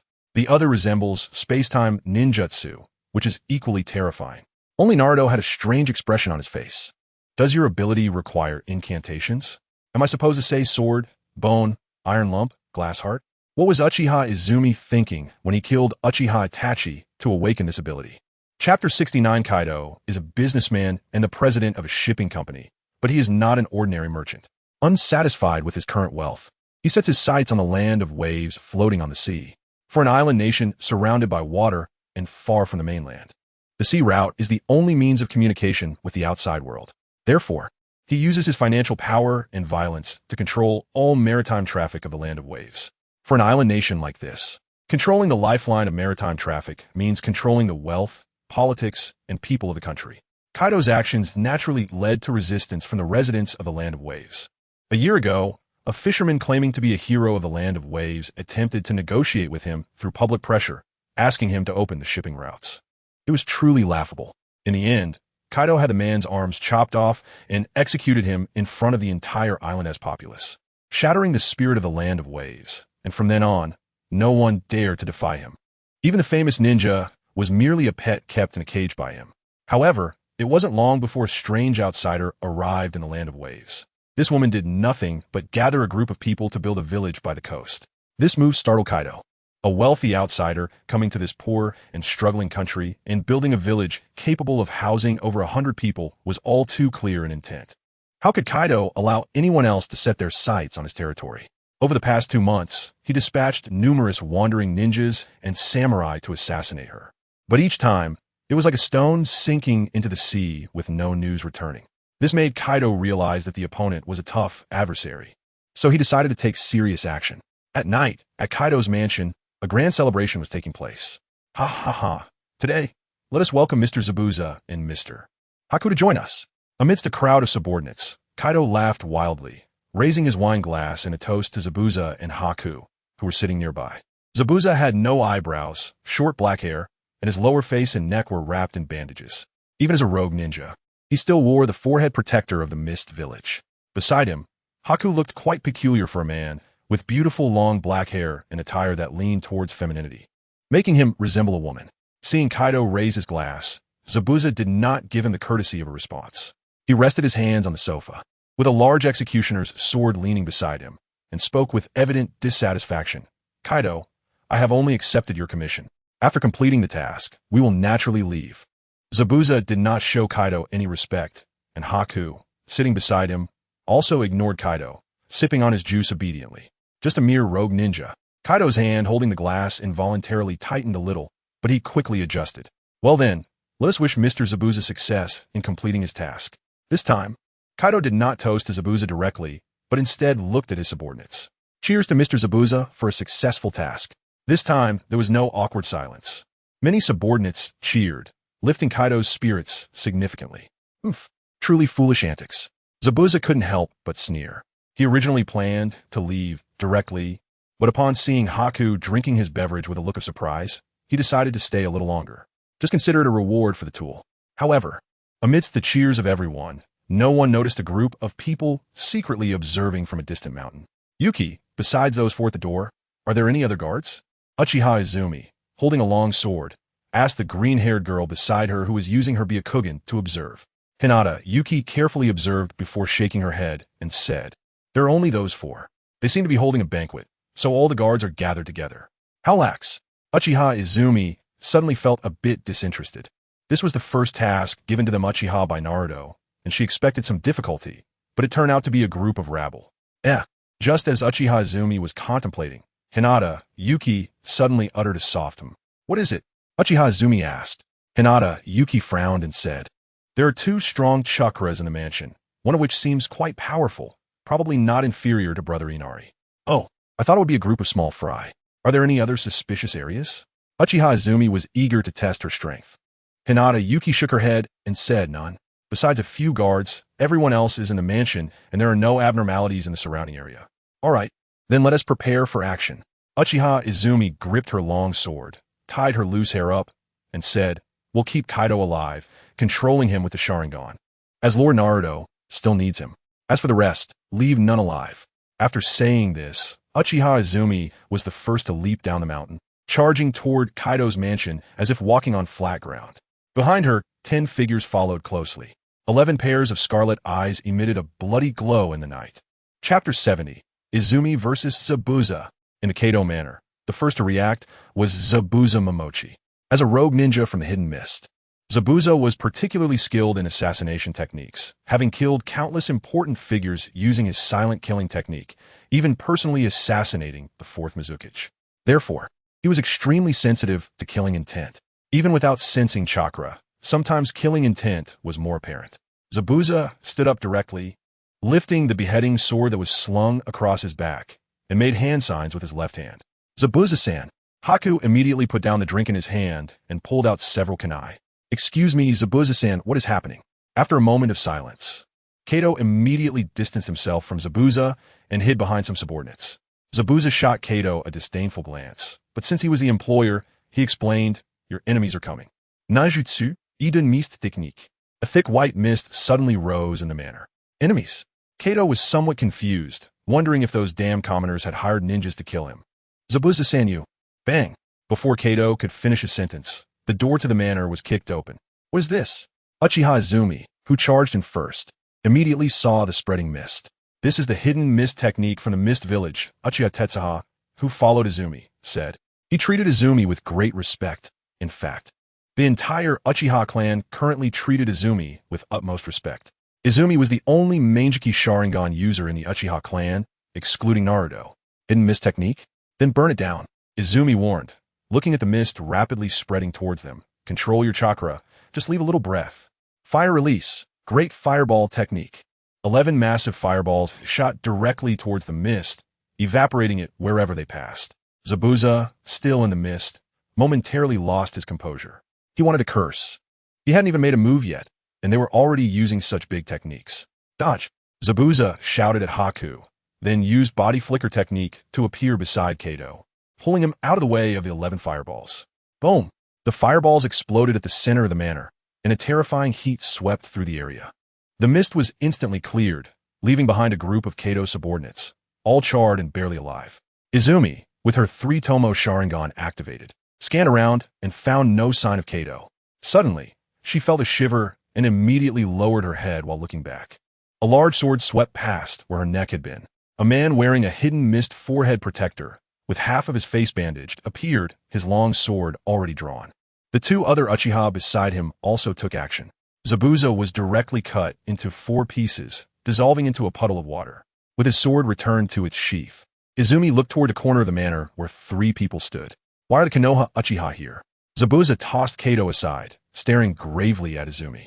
Although Izumi was the youngest, he instinctively felt that she was the leader of this group, especially since the others were all in black cloaks while she wore white. We're not from Konoha's Uchiha. If you say another wrong word, I'll kill you. Izumi's words, filled with killing intent, made both Zabuza and Haku, who were accustomed to the life of assassins, shudder. More importantly, the bloodlust in the eyes of the other Uchiha was even more terrifying, causing the 2 to hold their breath. 1 Mangekyou, 10 3-Tomo. With this configuration, let alone a rogue ninja like Zabuza, even a 4th Mizukage would probably have to crawl away. However, Zabuza was not an ordinary person. He quickly adjusted himself, slightly lowering his head and asking, "What is your purpose for coming here?" It wasn't that he wasn't arrogant. Arrogance had to be based on strength. As long as he saw even the slightest chance of winning, he would have already charged forward with his sword. You don't need to know. In just a moment, Izumi had already assessed the opponent's strength. That man seemed to have some strange abilities, so she decided to leave him for now.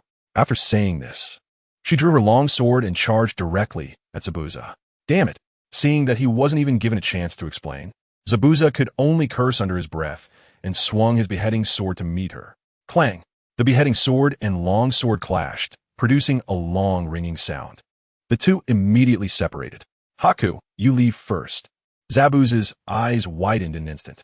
The originally dark night had now turned into dusk, and before him was a hill covered in yellow sand, surrounded by various long swords stuck into the ground. Izumi stood atop the hill, backlit by the sun, holding her long sword. In the shadows, he could only see a pair of crimson eyes. Is this an illusion? Zabuza immediately attempted to dispel the illusion technique, but found it ineffective. Izumi had already charged at him with her sword, and Zabuza could only swing his sword again to counter. Izumi's sword was fast and heavy. The feedback from the Mangekyou Sharingan was terrifying. The originally mid-Chunin level Izumi was now able to overpower Zabuza, a seasoned Jonin, even in Taijutsu. Their battle quickly concluded, and with all her strength, Izumi soon defeated Zabuza.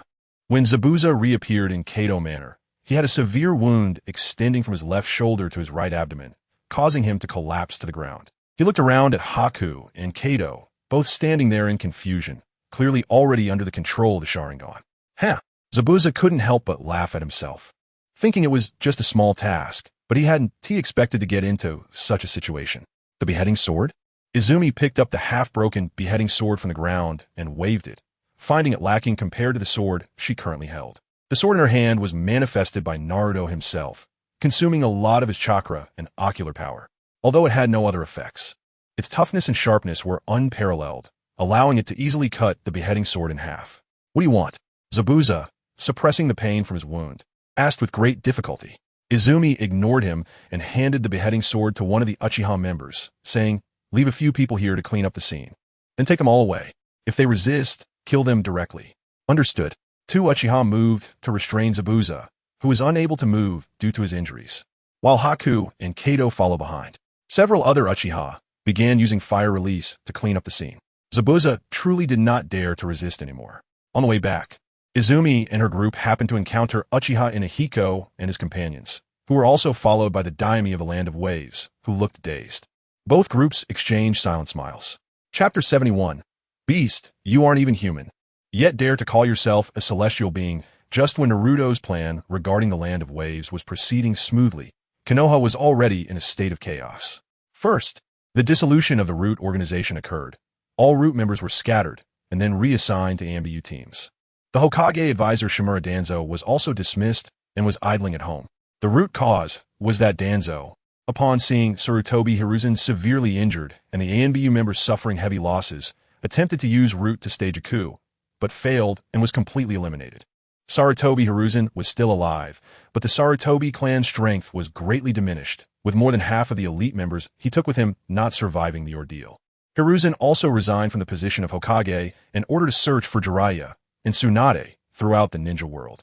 On the other side, near a hot spring in the Land of Tea, a lewd white-haired figure was stealthily climbing a high artificial hill, a lewd smile on his face. Lord Jiraiya. A voice devoid of emotion suddenly rang out, causing Jiraiya to fall off the hill in shock. You bastard. Jiraiya quickly turned around to glare at the person who scared him, only to find it was a guy wearing an animal mask, which eased his anger a bit. Is the old man looking for me? The ENBU ninja nodded and said, The Hokage requests your return to Konoha. Jiraiya frowned and asked, Is something wrong in Konoha? Konoha was attacked. The Hokage is severely injured, and half of the ANBU members are dead or wounded. More than half of Konoha's area has been destroyed. This? You're not joking, are you? Jiraiya thought it was just another battle with a ninja village, but being told that half of Konoha was gone left him stunned. The ANBU ninja nodded and said, The Hokage has stepped down, and a new Hokage will soon be elected. Who did this? Jiraiya's expression darkened. It's unclear. Only your return to Konoha will allow the Hokage to tell you in person. Sarutobi Hiruzen concealed the truth of the matter, believing that as long as the news of the Jinchuriki did not spread, it would still serve as a deterrent, temporarily staving off other ninja villages' plans against Konoha. What about us? Bang! Before Jiraiya could finish his sentence, he vanished in a puff of white smoke, leaving the ANBU ninja looking bewildered. Let's go. Now. Where is this? Jiraiya, who had just been talking to the ANBU ninja, suddenly found himself in a strange yet familiar scene. It was a vibrant, flourishing scene filled with the sounds of birds and the fragrance of flowers. Mount Myaboku? Jiraiya recognized a small green toad with white whiskers and eyebrows beneath him. Shinbaku, what do you want with me at this time? Jiraiya was a bit curious, as Mount Myaboku rarely sought him out, and he had a feeling it might be related to the recent attack on Konoha. Shinbaku frowned and sighed, saying, Do you want to eat something first? The old lady knows you're coming and has prepared food. Jiraiya hesitated for a moment, then said sternly, Something very serious has happened in Konoha. I need to hurry back. Let's get to the point. Shinbaku sighed again and said, In that case, follow me. This matter is related to the prophecy of the old master. Prophecy? Jiraiya immediately perked up, recalling the prophecy given to him by the great sage Fukasaku. Your disciple will bring change to the world, but whether this change will bring stability or destruction is unknown. He had been busy trying to fulfill this prophecy, but Jiraiya's mood suddenly sank. He still hadn't found the child of the prophecy, and both of his once promising disciples were now dead. However, he quickly regained his energy and curiously looked at Shinbaku, asking, Did the great sage Fukasaku have a new prophecy? Shinbaku nodded, then shook his head, saying, There should be a new prophecy, but he didn't say it, only asked me to bring you over. I see, then why have you been sighing? Shinbaku hesitated for a moment and said, The old master isn't in very good condition. When he woke up today, he seemed to be angry. Angry? Why is he angry? Never mind, we'll find out when we get there. Jiraiya placed Shinbaku on his shoulder and quickly ran towards the residence of the great sage Fukasaku. The two soon arrived at the grand hall of the great sage Fukasaku, where a huge orange toad wearing a string of prayer beads and a doctoral hat could be seen sitting in a chair that had the character for sage written on it. Beside the great sage, there was also a small green toad. Shinbaku and Jiraiya exchanged glances, and then Shinbaku looked at the great sage Fukasaku and shook his head. The great sage Fukasaku is asleep again. Shinbaku sighed, already used to it, and jumped onto the platform on the other side of the great sage, shouting loudly, Old master, little Jiraiya has arrived. The voice echoed loudly in the spacious hall, clearly amplified by chakra. Jiraiya's expression was one of helplessness. The great sage Fukasaku always acted this way. However, With that loud shout, the eyelids of the great sage Fukasaku twitched, and he slowly opened his eyes. Looking down at Jiraiya, he said, "Sorry, I'm old, and I want to sleep as soon as I close my eyes. By the way, who are you?" Even Jiraiya was no longer surprised. This was how it was every time they met. "Great sage Fukasaku, it's me, Jiraiya." "Oh, I remember now, it's little Jiraiya." A strange expression appeared on the face of the great sage Fukasaku as he said, "Little Jiraiya, your task is complete." Huh? Jiraiya was a bit confused. What task had he completed? Did he have any task? Could it be that he had completed the task of finding the child of prophecy? But he no longer had any disciples. "Please clarify, great sage Fukasaku." Since he couldn't figure it out, Jiraiya decided it was better to ask directly. The great sage Fukasaku seemed to be reminiscing. "I saw a future, and only one future. The child of prophecy has made his choice. A great fire will sweep the world, dragging the entire ninja world into war. The 5 great nations will be completely destroyed. And even the 3 great holy lands will find it hard to survive." Jiraiya's expression turned extremely grim. The 5 great nations and the 3 great holy lands being destroyed was a result he had never imagined. Even the 2 toads, Shinbaku and Jiraiya, changed their expressions drastically. Would even the 3 great holy lands be destroyed? They had existed for hundreds of years without such an occurrence. "Great sage Fukasaku, the future can still be changed. You call me here this time, probably to help change this future, right?" The great sage Fukasaku said slowly. "The child of prophecy who will bring about the world's destruction is still young. Although he cannot be guided now, there are still other ways to stop him." "Other ways?" Jiraiya's face showed contemplation, and suddenly he shook all over, looking at the great toad sage with a difficult expression, and said, "Great toad sage, are you saying that while the prophesied child has not yet developed, we should first? There are no other prophesied children in the ninja world, or rather, I can no longer see any other prophesied children. Apart from this future, I can only see a mass of fog." Jiraiya lowered his head and pondered for a moment, then asked, "Great toad sage, can you see what the other party looks like?" Toad Maru fell silent for a long time, then fell into recollection before saying, "He is a blue-eyed boy who possesses the 9-tailed beasts. He is on an island, sowing the seeds of world destruction. If nothing unexpected happens, you will see him on the day Konoha is destroyed. Tailed beasts, blue eyes, an island, and the destruction of Konoha. This is the key to the prophecy, but it made Jiraiya feel an even heavier burden on his shoulders. "I understand. I will do my utmost to find him, and then stop him. Then I will take my leave.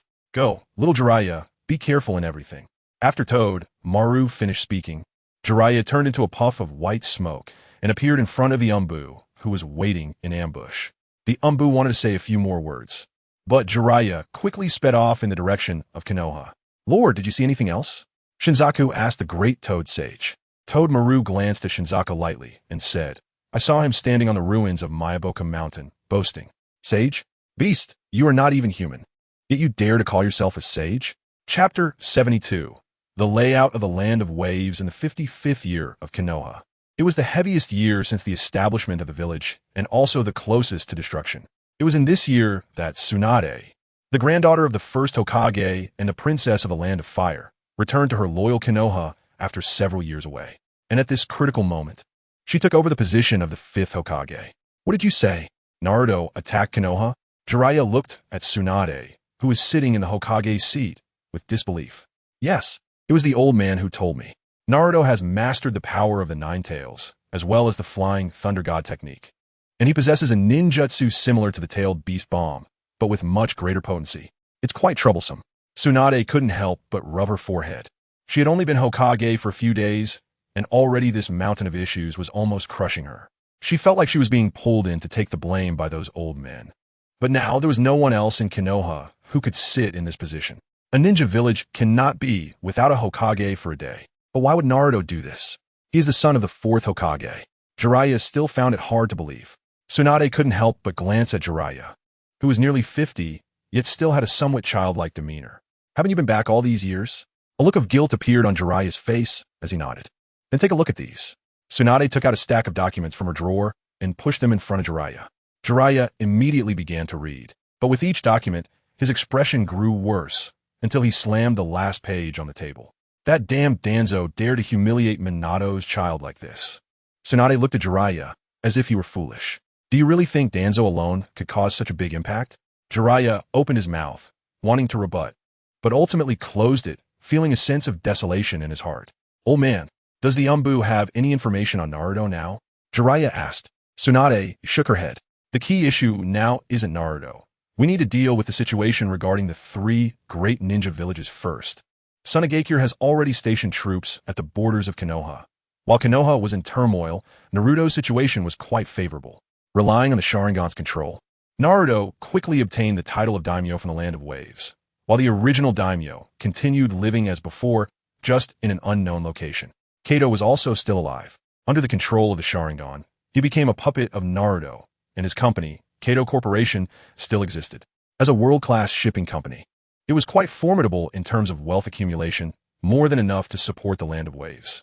After all, while Naruto appeared to be a daimyo, the entire population of the Land of Waves was only a few tens of thousands, even fewer than Konoha's population. Because of this, Naruto directly implemented a centralized system. For small countries, centralization is the most efficient means of governance. Although there were currently insufficient high-level personnel, Naruto still simply established the internal organizational structure. Naruto was the leader of the Land of Waves, with 3 major executive bodies set up below him: the Social Affairs Agency, the Finance Agency, and the Military Affairs Agency.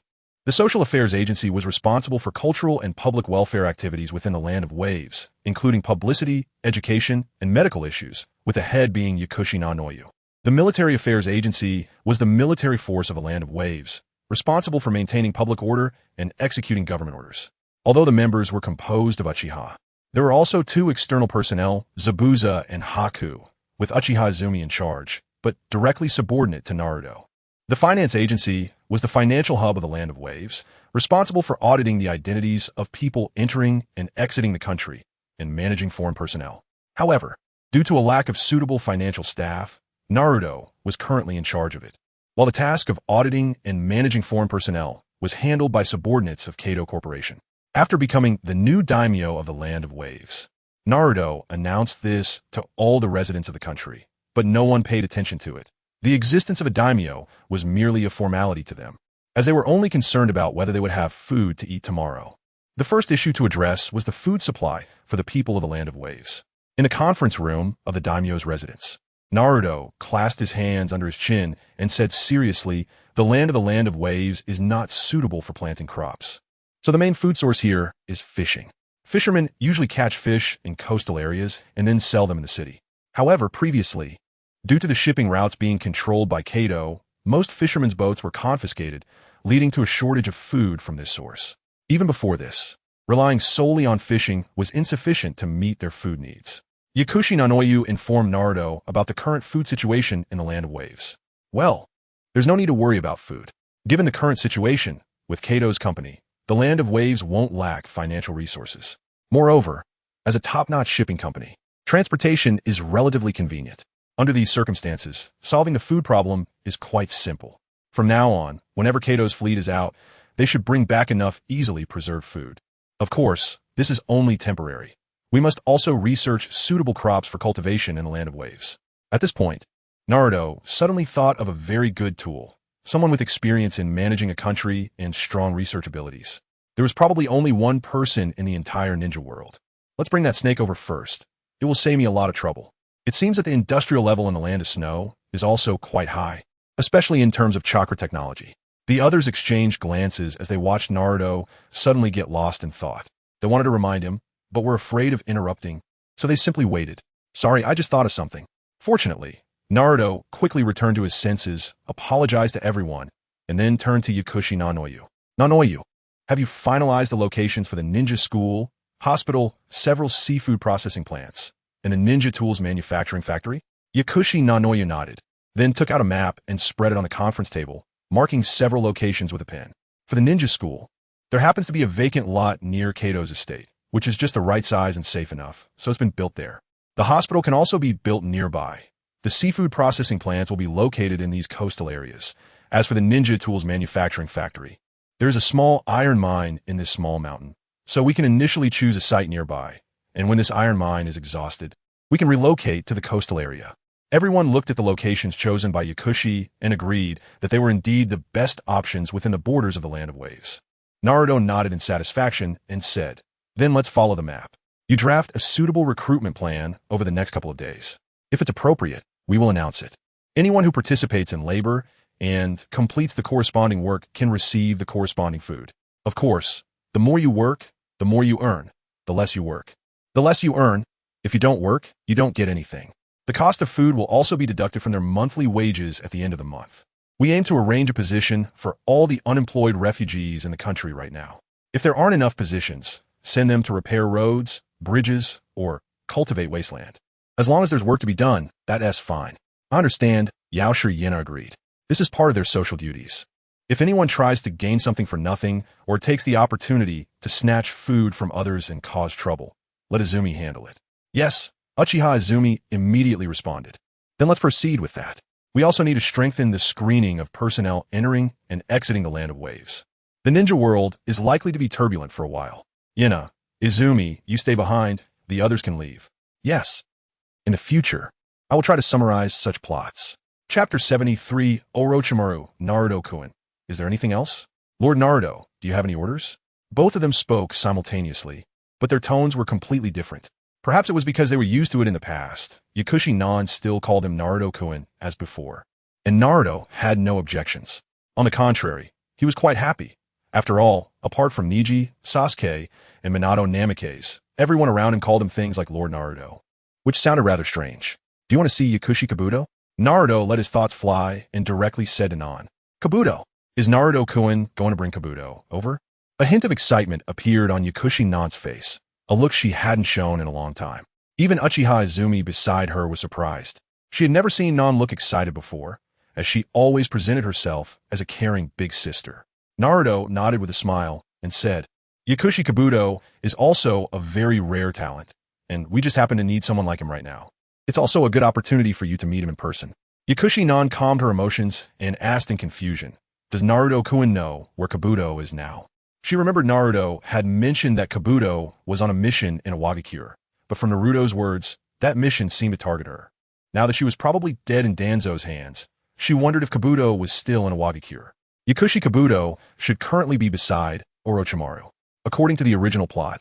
At this point in time, Yakushi Nan had already died at the hands of Yakushi Kabuto a year ago, which would lead Kabuto to doubt himself and choose to join Orochimaru, as this was part of Orochimaru's plan to recruit both Yakushi Kabuto and Danzo Shimura.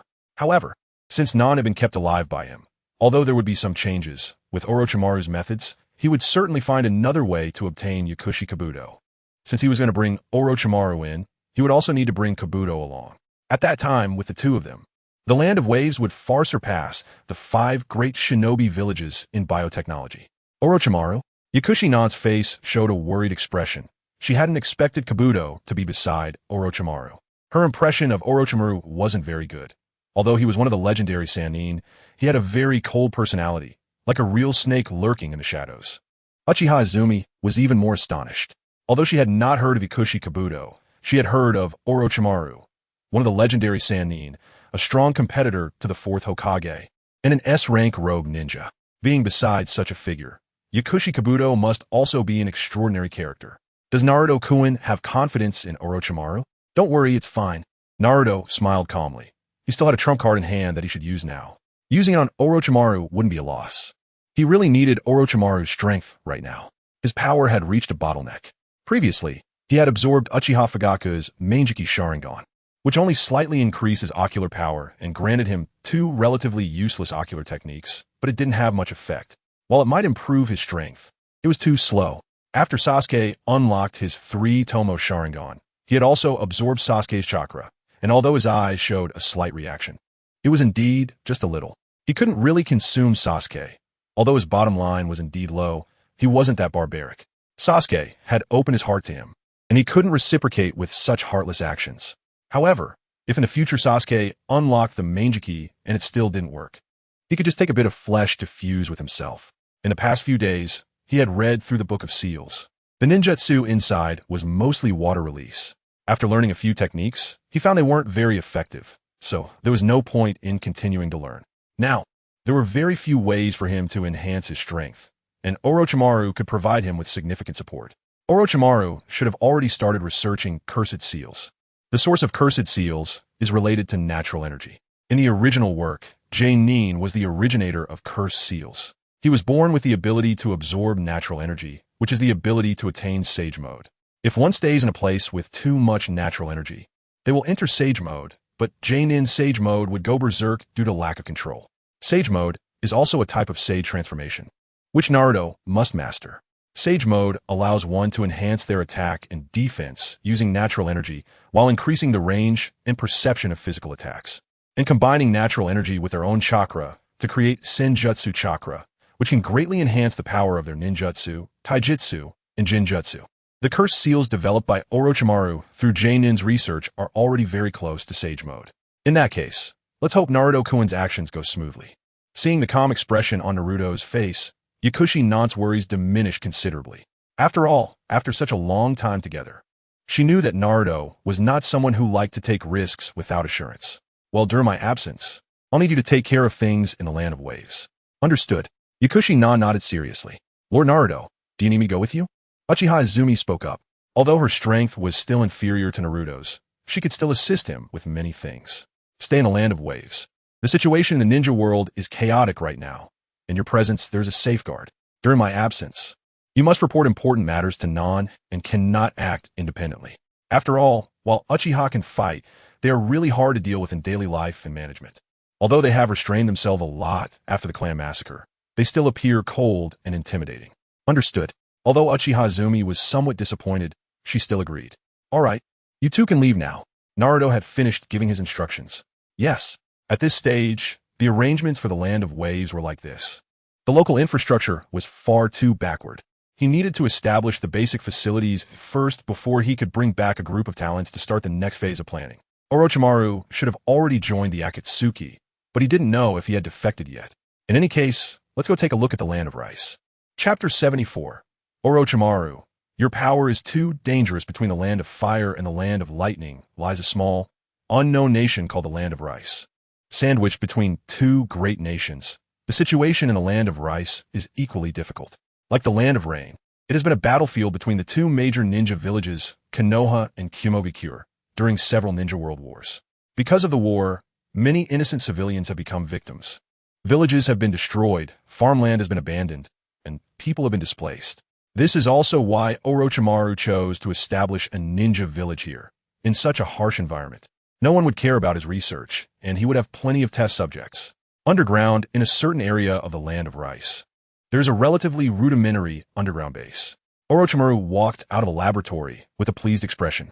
He was in quite a good mood, having discovered some interesting things since defecting from Konoha and joining the Akatsuki. Recently, the guy named Jago, brought by Kimimaro, had given him a tremendous surprise, like a moving treasure trove, yielding great results for him. He had been interested in natural energy for a long time, especially the Sage Mode that comes from absorbing natural energy. He had seen Jiraiya use it before, which greatly enhanced his power and had many wonderful effects. But he had yet to find the location of the Dragon Cave, so he couldn't conduct his research. However, Jago, who naturally possesses the ability to absorb natural energy, provided him with this opportunity, making him an excellent research subject. During this time, he had also made some progress in his research on natural energy. However, as the meeting time agreed upon by the Akatsuki was approaching, he left the laboratory. This also made him consider wanting to leave the Akatsuki.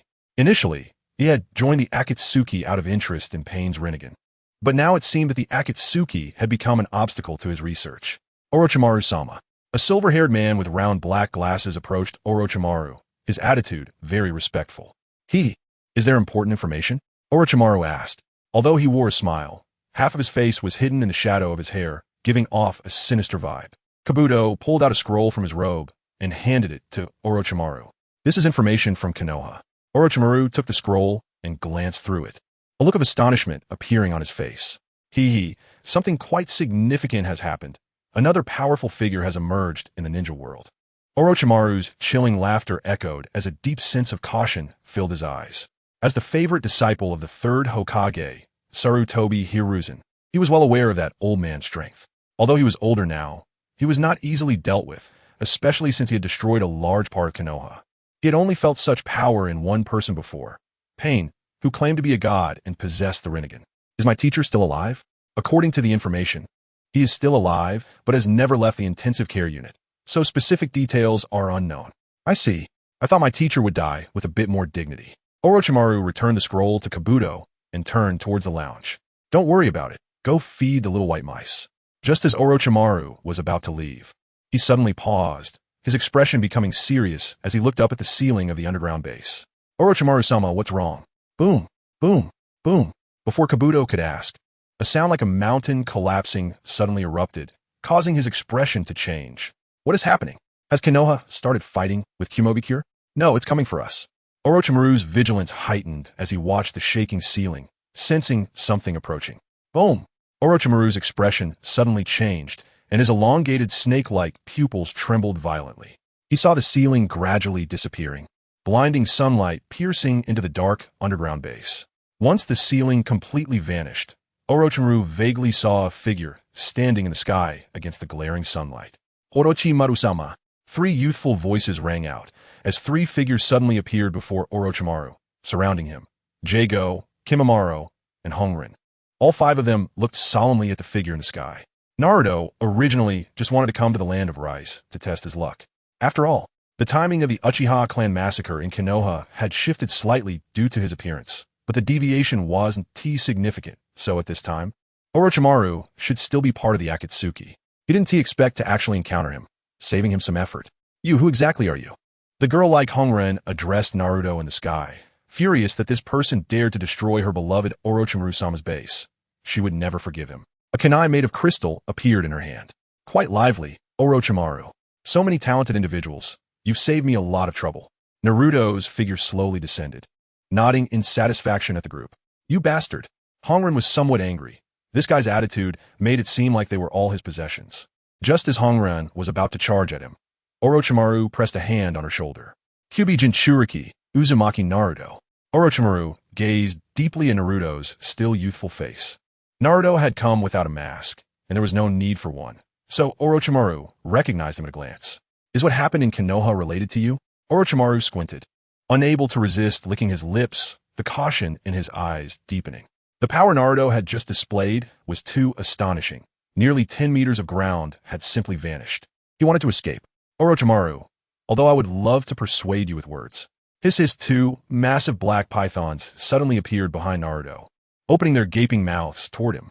However, before they could reach Naruto, 2 equally gigantic iron swords appeared out of thin air, dropping down and pinning the enormous snake heads to the ground. Orochimaru's expression shifted slightly, a more sunny smile appearing on his face as he said, "Perhaps we can sit down and talk. But your power is too dangerous." Naruto's eyes widened suddenly. A vast amount of ocular power surged from his eyes into Orochimaru's mind, rewriting certain things. Orochimaru's eyes also widened in shock, his pupils contracting violently. As a powerful being, his instincts sensed a change, but he couldn't grasp what was happening. What has happened? Orochimaru fell into a daze. Orochimaru-sama? Now not only Hongren felt worried. Even the usually calm Kimimaro and Jago felt a wave of panic. Orochimaru-sama, defeated by a single glance? What did you do to Orochimaru-sama? Hongren glared at Naruto, gripping her crystalline kunai as she charged forward. Her neck was tightly grasped by a pair of large hands. Lord Orochimaru, Honglien, hearing the exclamations of Junmaru and Shugo, also turned her head back with a flushed face. What caught her was Orochimaru's gaze filled with killing intent. What are you going to do to the Lord?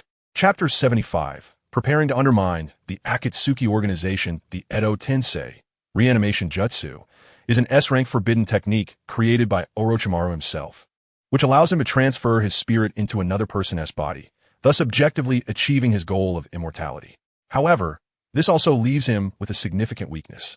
Every time he uses Edo Tensei, it inflicts damage on the caster's soul, resulting in a period of weakness before and after the reincarnation, during which he must adapt to the new body. He needs to rest for some time to recover from the soul damage. And if the soul's rejection of the new vessel is too strong, he will remain in a weakened state. The current Orochimaru clearly shows signs of having used Edo Tensei. Despite having used ninjutsu to conceal it, Naruto still immediately recognized Orochimaru's true nature as a woman. However, Orochimaru also seemed to have a problem with Jinjutsu, having been instantly killed by Uchiha Itachi with just a glance in the original story, and now his perception has been altered by another glance from him. Of course, Naruto only modified part of Orochimaru's perception, making him see Naruto as his master without changing his intrinsic pursuit of immortality and love for research. This is the terrifying aspect of Koto Tsukumi. Orochimaru-sama, please calm down. Honglien is concerned about you, said Honglien, as Junmaru and Jugo immediately distanced themselves from Orochimaru, watching him warily. But none dared to act. Meanwhile, Honglien felt as if her throat was about to be crushed, and her face was turning increasingly red, her consciousness on the verge of fading. Kimaru-sama. All right, let her go, Naruto intervened. Honglien's crystalline escape technique was not weak, at least stronger than Haku's ice techniques. After all, in the anime, she was able to temporarily seal off the three tails. Upon hearing this, Orochimaru immediately released his grip on Honglien's neck, causing her to collapse to the ground. Cough, cough, cough, cough, cough. The not-so-fresh air rushed in her lungs, making Honglien feel as if she had found treasure, and her consciousness gradually returned to normal as she began to cough violently. As a tool, you must not be disrespectful to Orochimaru-sama, he said coldly, staring at Honglien. Honglien instantly shrank back in fear, even holding back her cough, looking at Orochimaru with a wronged expression. I understand. After receiving the answer, Orochimaru turned his gaze to Junmaru, Jugo, and Kabuto. What about you? We understand. The three answered in unison. Orochimaru nodded in satisfaction and then looked at Naruto, smiling. What else do you need us to do, my lord? Naruto awkwardly looked at the cold smile on Orochimaru's face, knowing it was part of his personality, and said, clean up a bit and come with me. I will provide you with a better research environment. Understood, but please wait a moment. There's a lot of data here, Orochimaru replied, then turned to the other four, instructing, you guys, hurry up and organize the research materials here. Received. After the reply, the four immediately took action. Although they knew Orochimaru was definitely being controlled by that detestable blonde, they also wanted to help him break free from that control, but if they acted, they would surely be dealt with by Orochimaru immediately. After exchanging glances, Junmaru, Jugo, and Honglien understood each other's intentions. Endure. Only Kabuto felt indifferent. It was just a change of boss. Buzz. Orochimaru suddenly felt a fluctuation of chakra from the ring on his left pinky, which also alerted Naruto. What's wrong? Naruto looked over and found it was the Akatsuki ring. Orochimaru quickly explained, it's time for the Akatsuki meeting. The leader is calling the members to participate. Then he looked at Naruto with a questioning gaze. Naruto felt a slight stir in his heart, a few thoughts emerging, and nodded, saying, you go ahead and participate. Accept any tasks that come your way. Orochimaru then found a place to sit and used Pain's technique to convert chakra into thought waves. After a brief delay, Orochimaru's consciousness appeared in a cave. This was a technique that could only be used with the Rinnegan, the doppelganger technique. When Orochimaru's illusion appeared in the cave, there were already 5 figures present, each standing atop a tall stone pillar, spaced apart. Though their faces were not visible, they could still be identified by some physical features. Atop the tallest pillar was Pain, the leader. The others were Konin, Zetsu, Kakazu, and Sasori, the Akatsuki organization still in its developmental stage, with somewhat weak powers. Upon seeing Orochimaru, Pain spoke up, Orochimaru, you're late. Hearing Pain's questioning tone, Orochimaru didn't mind and instead chuckled softly. There was a minor accident at the lab, so I got delayed. Pain frowned slightly, but did not reprimand him further. The Akatsuki was currently short on manpower. Although Orochimaru had become somewhat disloyal, he was still considered one of their own for now. So he chose to overlook it and looked at everyone, saying, the ninja world is about to fall into chaos again, but the organization is still lacking in strength and urgently needs new members. Therefore, I have several tasks to assign to you. The members stood up straight, adopting serious listening postures. Before the Atmosphere group joined, the Akatsuki meetings were still quite formal. First, regarding the mysterious individual who destroyed Konoha, Zetsu, tell them your intel. Upon hearing this, everyone turned their gaze to the plant-like Zetsu. During this process, Orochimaru's gaze subtly shifted, but no one noticed. Based on the chakra signature at the battle scene, it is highly likely that the one who destroyed Konoha is a Jinchuriki from Konoha, named Naruto-Uzumaki, the son of the 4th Hokage, currently only 7 years old, with blonde hair, blue eyes, and 3 whisker-like markings on each cheek. Not only does he possess the chakra of the 9 tails, but he also likely knows the Flying Thunder God technique, and is probably accompanied by 20 Uchiha elites with 3 Tomo Sharingan. This is the intel I have gathered so far. After finishing, Zetsu obediently closed his mouth again. In the Akatsuki, his presence was quite low. Hee, only 7 years old? How interesting. Orochimaru chuckled at the right moment, and the other members expressed their astonishment. His intel should be quite valuable in the underground market. He certainly qualifies to become my next collection. All right. Pain interrupted them and continued. This is a long-term task. Anyone who sees the Nine Tails Jinchuriki must report to me immediately. His power is too troublesome. We must capture him early. Understood. Everyone replied in unison. Next is the task assigned to you. There is a new member who has joined us in the Mist Village. But due to the policies of the Mist Village, one member needs to go to receive him. Scorpion, this task is assigned to you. This task was originally supposed to be handled by that guy who calls himself Uchiha Madara. But what puzzles Pain is that this guy hasn't shown up for days, and even had Zetsu passed the task to them. Hee hee.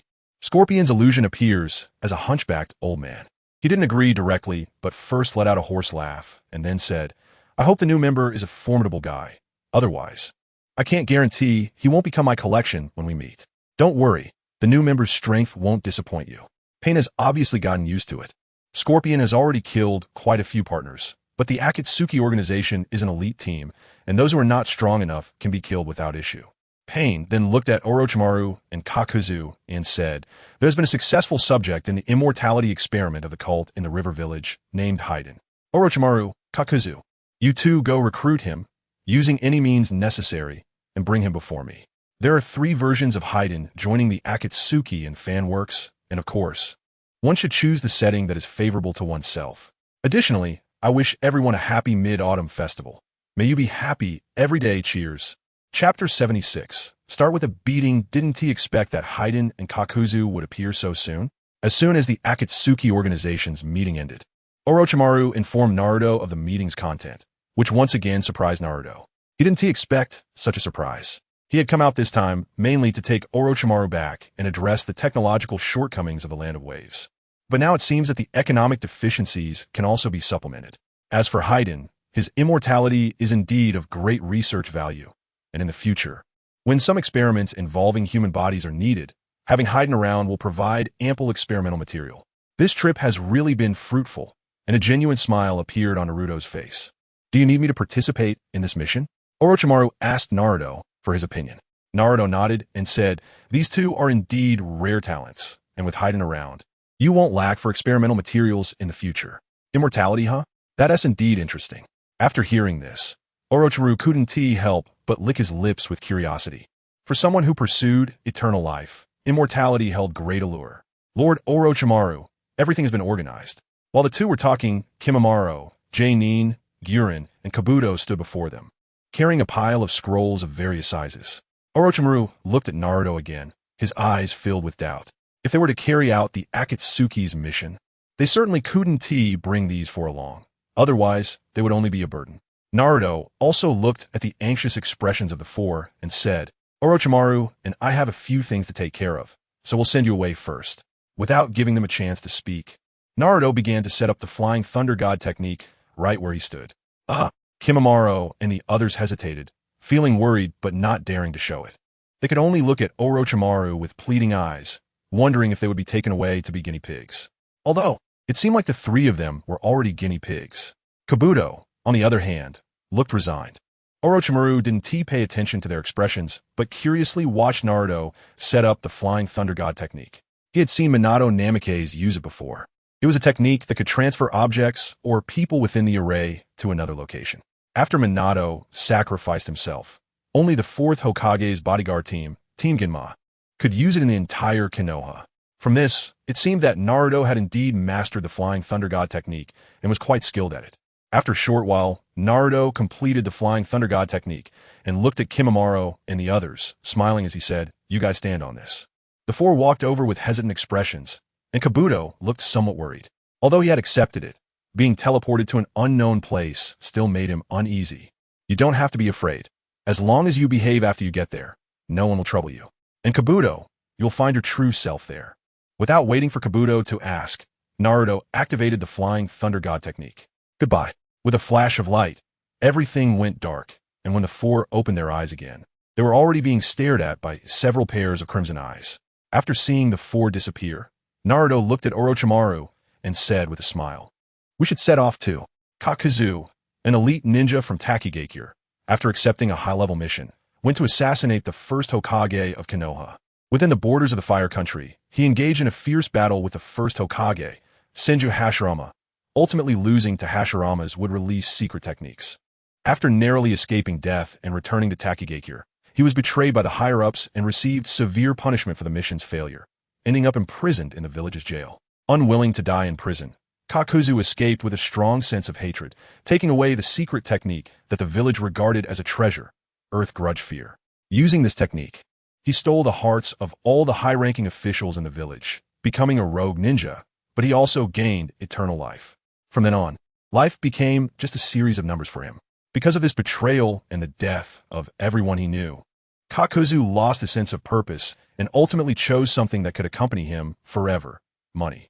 Only money would not betray him, and like him, it had an eternal lifespan. Moreover, there was no limit to the accumulation of wealth.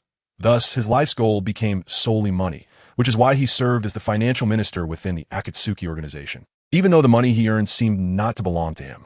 In the land of rivers, outside a small village near Unokuni, crack, crack, the sound of broken twigs echoed as two figures emerged from the woods.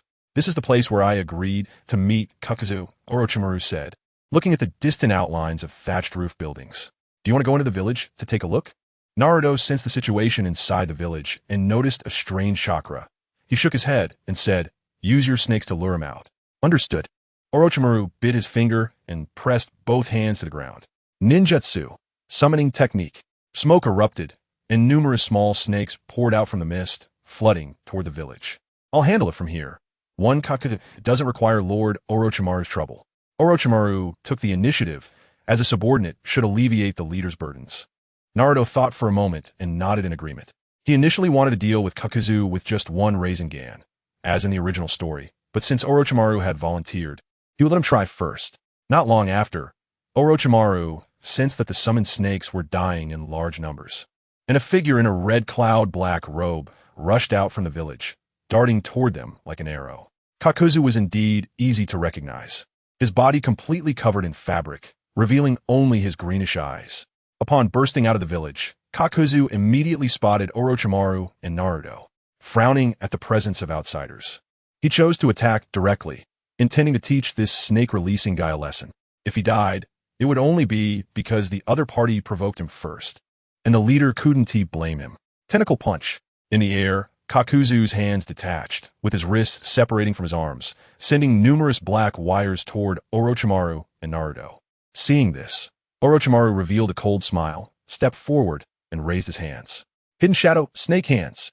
Several large snakes emerged from his sleeves, entangling Kakuzu's tentacle punches. When they clashed in midair, instead of colliding, they became entangled. Kakuzu's tentacle punches were tightly wrapped by several large snakes, making it difficult to advance or break free, and both sides fell into a stalemate. Grass Cutter. Orochimaru suddenly opened his mouth, revealing a small snake inside, which shot out a sharp long sword from its mouth. Kakuzu's expression changed as he severed the black wires connecting to his arms and dodged the flying sword. "Orochimaru, your head is worth quite a lot." Kakuzu's voice was hoarse and chilling as he used the black wires from his arm to remove the red cloud black robe, revealing his patchwork skin underneath. At this moment, countless black threads awakened like tentacles, writhing out from the body, emerging through the patched gaps in the skin and tearing through the tattered clothes from behind. Accompanied by the swirling and twisting threads, a white mask with blue and red stripes appeared on his shoulders. The Land Grievance Mode. Fire Release. Head Hardship.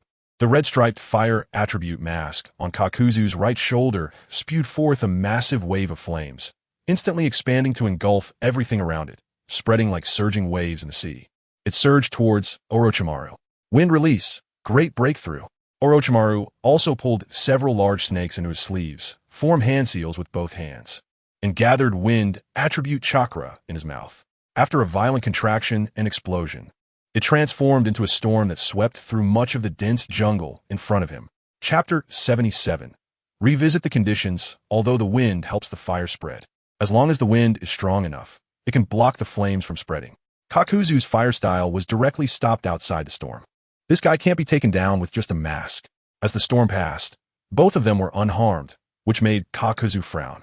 He had already accumulated chakra again within him, while the black threads dancing around him picked up the severed arm that had just fallen to the ground and reattached it to his body. What a convenient ability. Seeing this scene, Orochimaru couldn't help but his eyes lit up. Orochimaru, if you die here, don't blame me. Combined ninja technique.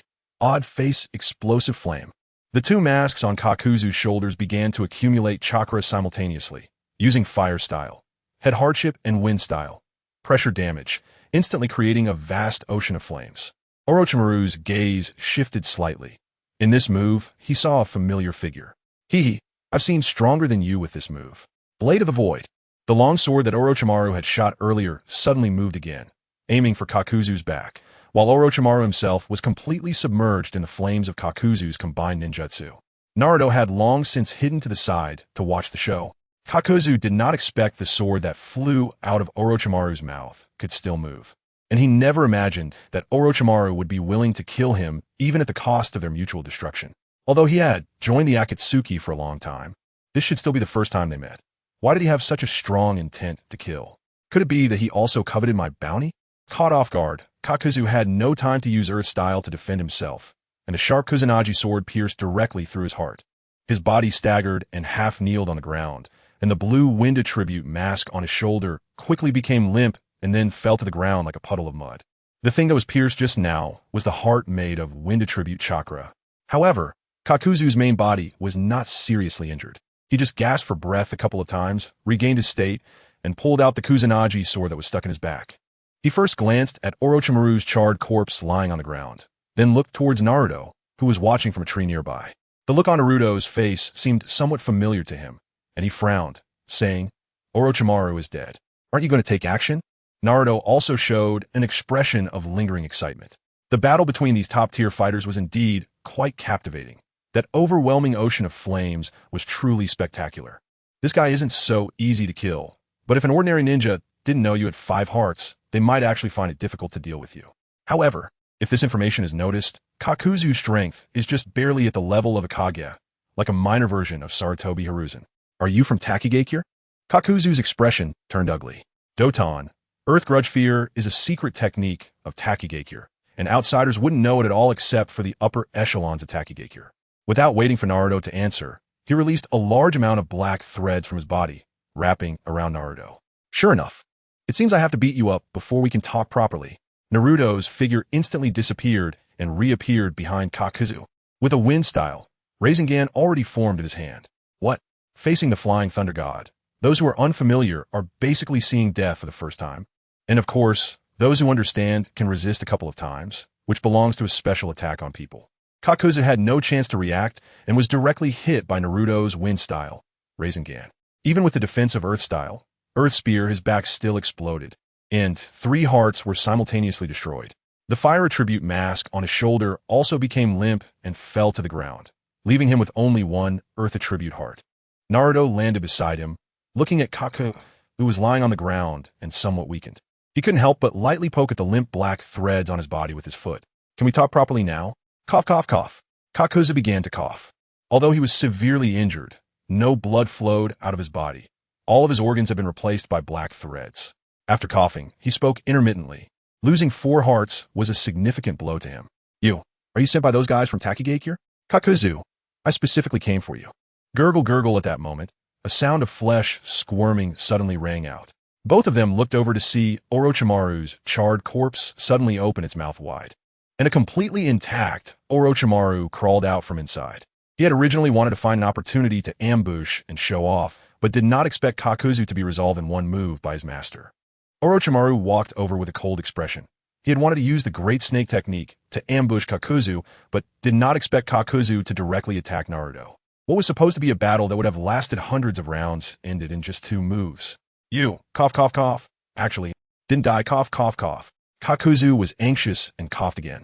This guy can live even longer than you. Naruto quickly injected a bit of Yang attribute chakra into Kakuzu to prevent him from coughing to death here. After a long while, Kakuzu finally regained his composure. Looking at the two with a complex expression, he said, "What exactly do you want?" He realized that these guys were not here to kill him. Nor were they from Takigakure. They probably just wanted to draw him out for a fight, likely to facilitate a discussion. Just like that pain guy back then. Kakuzu, how do you feel about the treatment in the Akatsuki? What do you mean? Naruto smiled and said, after all these years working for the Akatsuki, has the Akatsuki ever paid you? Do you get any vacations? Do you have 5 social insurances and 1 housing fund? Salary? Vacation? 5 insurances and 1 fund? Kakuzu looked somewhat confused. Having lived for nearly 100 years, it was his first time encountering these terms. He only needed to care about the bounty before. Upon hearing this, Naruto couldn't help but look at Kakuzu with a sympathetic gaze. So this guy really is working for free. You little brat. Although Kakuzu didn't understand the meaning of the other party's gaze, he was very aware that he had been humiliated. Naruto also withdrew his gaze.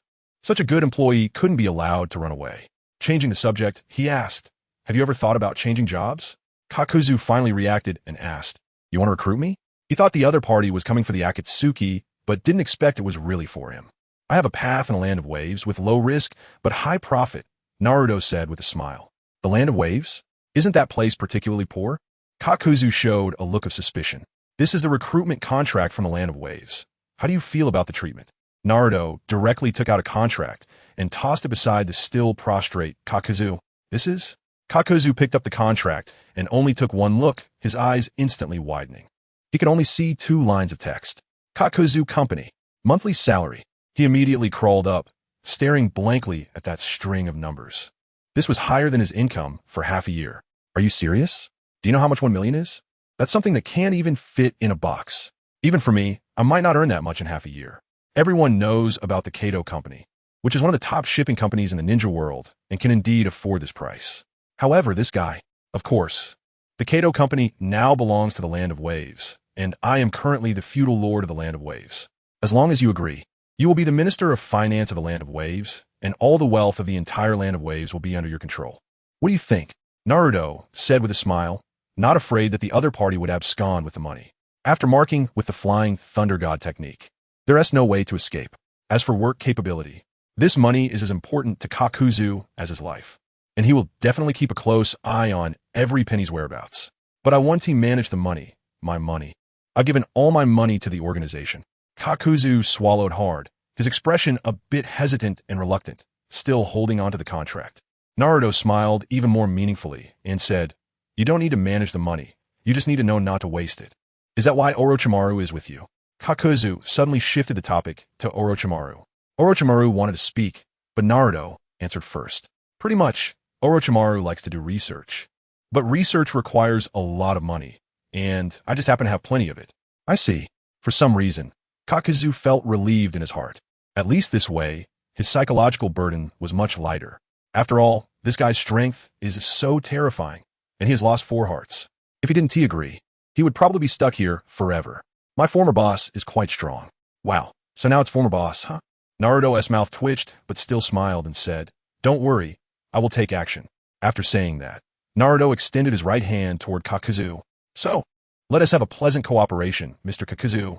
Yes, pleasant cooperation. Kakuzu also extended his hand to shake, his speech a bit stammering. It was his first time being so formal, a bit unlike a ninja. By the way, I still don't know your name, boss. Uzumaki Naruto. What? Chapter 78. The Evil God Ritual. It took a while for Kakuzu to accept the fact that the Akatsuki organization was after the Nine-Tails Jinchuriki. But he had now become a subordinate of the Nine-Tails Jinchuriki. Truly, the world is unpredictable. The 3 of them walked into a nearby village, and the sight inside surprised Naruto. He had only sensed it vaguely before and thought it was just an abandoned village, but upon entering, he discovered that there was a nauseating stench in the air. Most of the buildings were thatched huts, but the walls were made of earth and stone, representing a very old construction method. In the middle of the village, however, stood a very conspicuous and jarring object. It was a massive curled-up statue, with a pair of equally curled gigantic bat wings behind it, and this statue was the source of the foul smell. As the 3 approached, they realized the statue had no facial features. The area where the face should have been was completely blank, and at the base of the statue was the true source of the disgusting odor. It was a pool of thick, crimson liquid, resembling sludge, in which one could faintly see some white bone fragments. Orochimaru and Kakuzu were seasoned veterans who had survived many battles, maintaining their usual expressions. But Naruto couldn't help but frown slightly. The evil cult truly causes great harm. When I arrived, I checked around, and the rooms in this village were covered in dust, suggesting it had been a long time since anyone had lived here. Kakuzu noticed the change in Naruto's expression and quietly explained to avoid any misunderstandings. Hee. This is perhaps what is called the evil god experiment. To gain immortality, one must resort to some unorthodox means, Orochimaru remarked, glancing at Kakuzu. Both the Earth Grudge Fear and the Impure World Reincarnation are unorthodox methods. They become somewhat inhuman. Let's go straight to find Haiden, Naruto said, lifting his leg towards the direction of the Hot Water Village. In this environment, there was no way to rest. Hot Water Village, known for forgetting war, is devoted to peace. Since the Third Shinobi World War, it has believed that peace has arrived and has begun to develop the village's economy using its rich natural resources, leading to a decline in its military strength. Now the entire Hot Water Village, including the surrounding areas, is devoid of any living beings. Beneath Hot Water Village, there is also a secret base. Unlike Orochimaru's base, this one is primarily a place for sacrifices. At this moment, within this underground base, there stands a tall, faceless evil god statue, but this statue is different from the one outside. It stands tall, unlike the curled forms outside, with its wings spread wide as if ready to take flight. If one does not look at the blood pool at the statue's feet, it is hard to believe this is an evil god statue. In the blood pool, many corpses are submerged, each wearing a black robe and adorned with a series of silver necklaces shaped like outer circles and inner triangles floating above them. These are the followers of the evil god cult. Tap, tap, tap. The sound of footsteps echoed, and a man with a gray slicked-back hairstyle, light purple eyes, and a bare upper body entered. He knelt before the evil god statue, holding the cult's necklace in his hands and praying with closed eyes. This man is Haiden. Not long ago, the evil god cult sacrificed the entire Hot Water Village and the residents of surrounding villages, granting Haiden the ability of immortality. However, after gaining this power, he killed other members of the evil god cult because their eyes were filled with greed and lacked the previous piety. Their faith in the evil god had become impure, making them unworthy of receiving the blessings of the great evil god. Therefore, Haiden also sacrificed them to the evil god. He comes here every day to pray for a while, and after finishing his prayers, he pierces his own heart to offer his blood to the evil god. Just then, Haiden suddenly opened his eyes, a mischievous smile appearing on his devout face. New sacrifices have arrived. Outside the underground base, Naruto and the other two had already entered Hot Water Village. Along the way, strange stone statues became increasingly common, and the emanating stench became even more unbearable. Fortunately, all three were exceptional masters with extraordinary control over their chakra. Otherwise, they wouldn't have been able to approach this place. However, the moment they stepped into the village, all three furrowed their brows. They felt a sense of oppression, as if something was weighing on their hearts, causing their breathing to become slightly rapid. Naruto activated his Sharingan, observing the surroundings and sensing whether there were any enemies nearby. He could sense that the entire village was shrouded in a strange energy, which felt somewhat familiar yet unclear. Interesting, Orochimaru, who was also observing the surroundings, voiced his surprise, his eyes igniting with fervor. This expression appeared when he developed a great interest in something. Naruto and Kakuzu looked at Orochimaru with questioning gazes.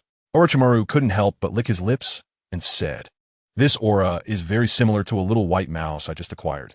It is not simply chakra, but a mix of natural energy and chakra, a sage chakra." Sage chakra? Kakuzu was somewhat surprised. Having lived for almost 100 years, he had never heard of such a thing. Naruto understood, realizing that aside from chakra, the only other energy in the ninja world was natural energy. The familiarity he felt was likely due to his recent contact with Jinchuriki, as the two energies were quite similar. Haiden probably fused the natural energy here into his body during the evil god experiment, which is why he can achieve immortality. "I'm very curious if he is still human now," Orochimaru said with a cold smile, his eyes filled with impatience, further sensing the natural energy around him. This natural energy is so rich, given time, it might become a holy land belonging to the evil god. Haha, I like what you're saying, you gloomy pervert.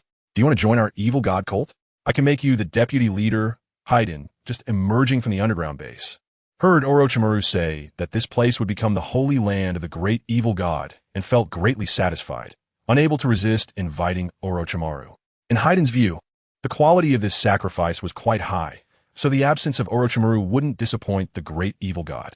He could just sacrifice him when the great evil god needed more offerings next time. To believe in the evil god? I'm quite interested in studying this evil god you're speaking of. Orochimaru's fervor was unmasked. his gaze fixed on Haiden as if staring at a rare treasure. Far more valuable for research than Jinchuriki. What the hell are you saying?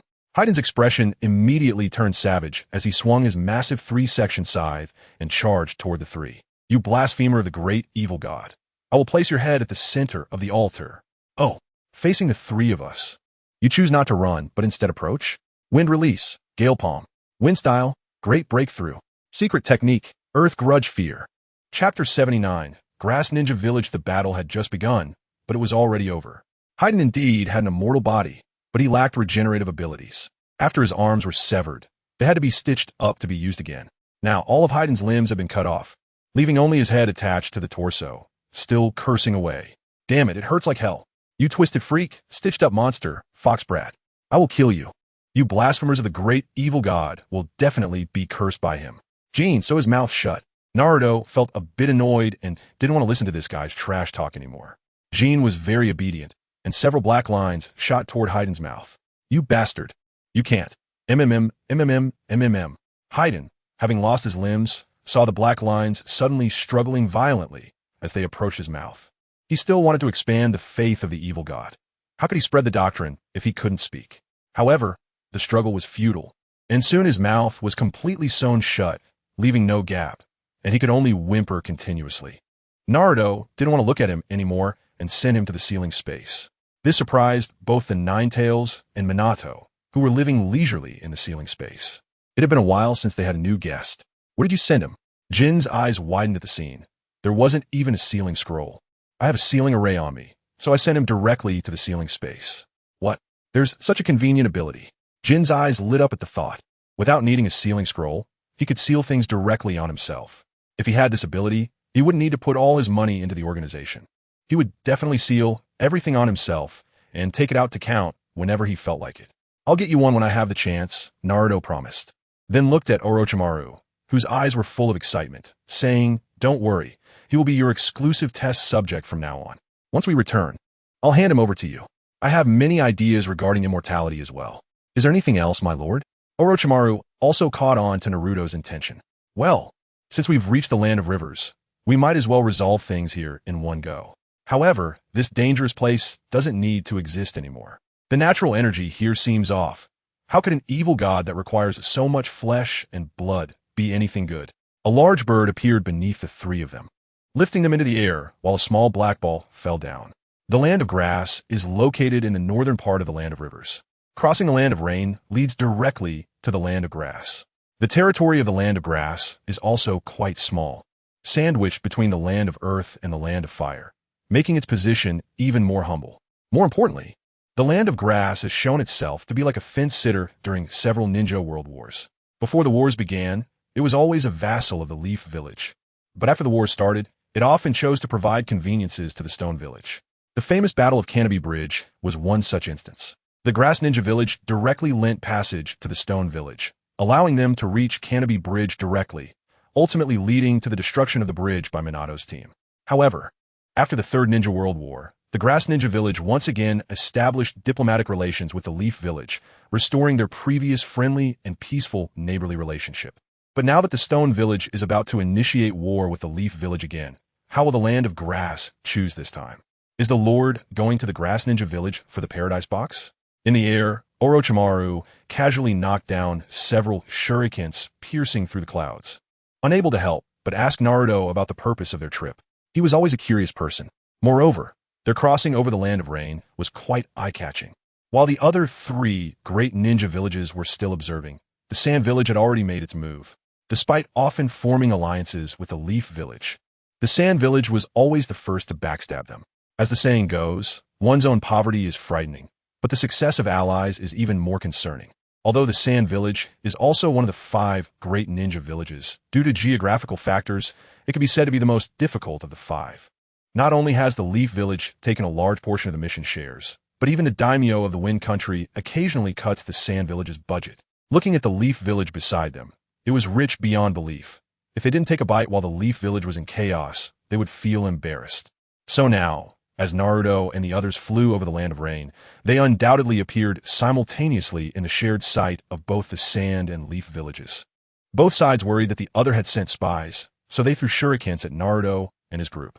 However, Naruto was flying too high for the shurikens that reached them to pose any real threat. Naruto nodded and said, "The Paradise Box is indeed one of our targets. But it's just a side objective." "Just a side objective? Your standards are truly high, my lord." Orochimaru couldn't help but exclaim. After all, that was one of the 6 Pads ninja tools, said to be able to fulfill anyone's dreams. What Orochimaru didn't know was that the fulfillment of dreams was merely a facade. If one truly wished, it would only summon a monster named Ryukong. Moreover, Ryukong itself wasn't particularly strong. Although it was rumored that the Grass Ninja Village almost controlled the world because of it, based on its performance in the original work. It didn't even reach the level of a tailed beast. Naruto's true goal was Konan. As the last of the Uzumaki clan, Konan's Uzumaki bloodline was undoubtedly very powerful.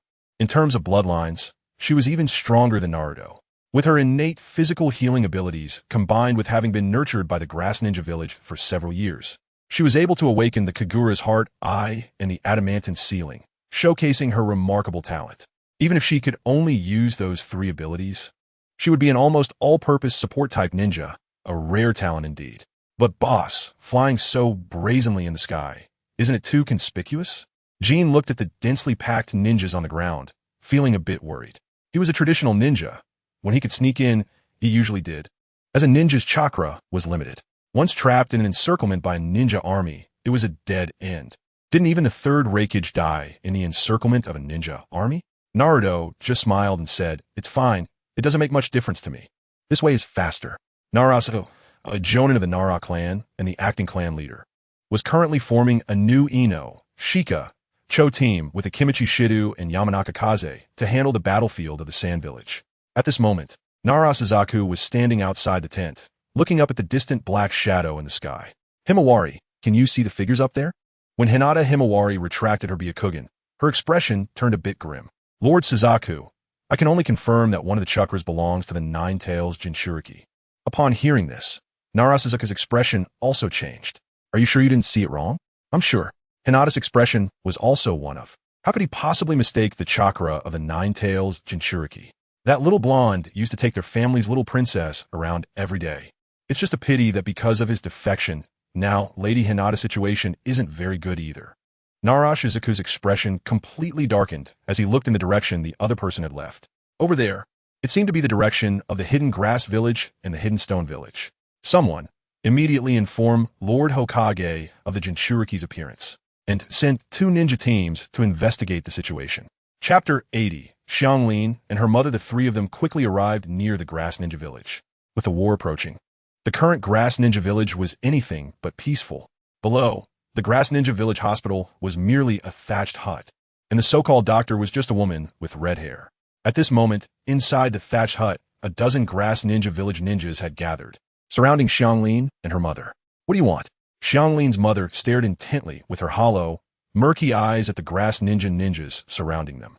She could sense that these guys were not here just to seek treatment for their injuries. They definitely had other motives. The Grass ninjas remained silent, their eyes fixed ominously on the mother and daughter. Xianglin's mother noticed her daughter's frail figure beside her and immediately realized the purpose of their presence. Panic and fear filled her foggy eyes as she extended her gaunt, bite-marked arms to shield Xianglin behind her.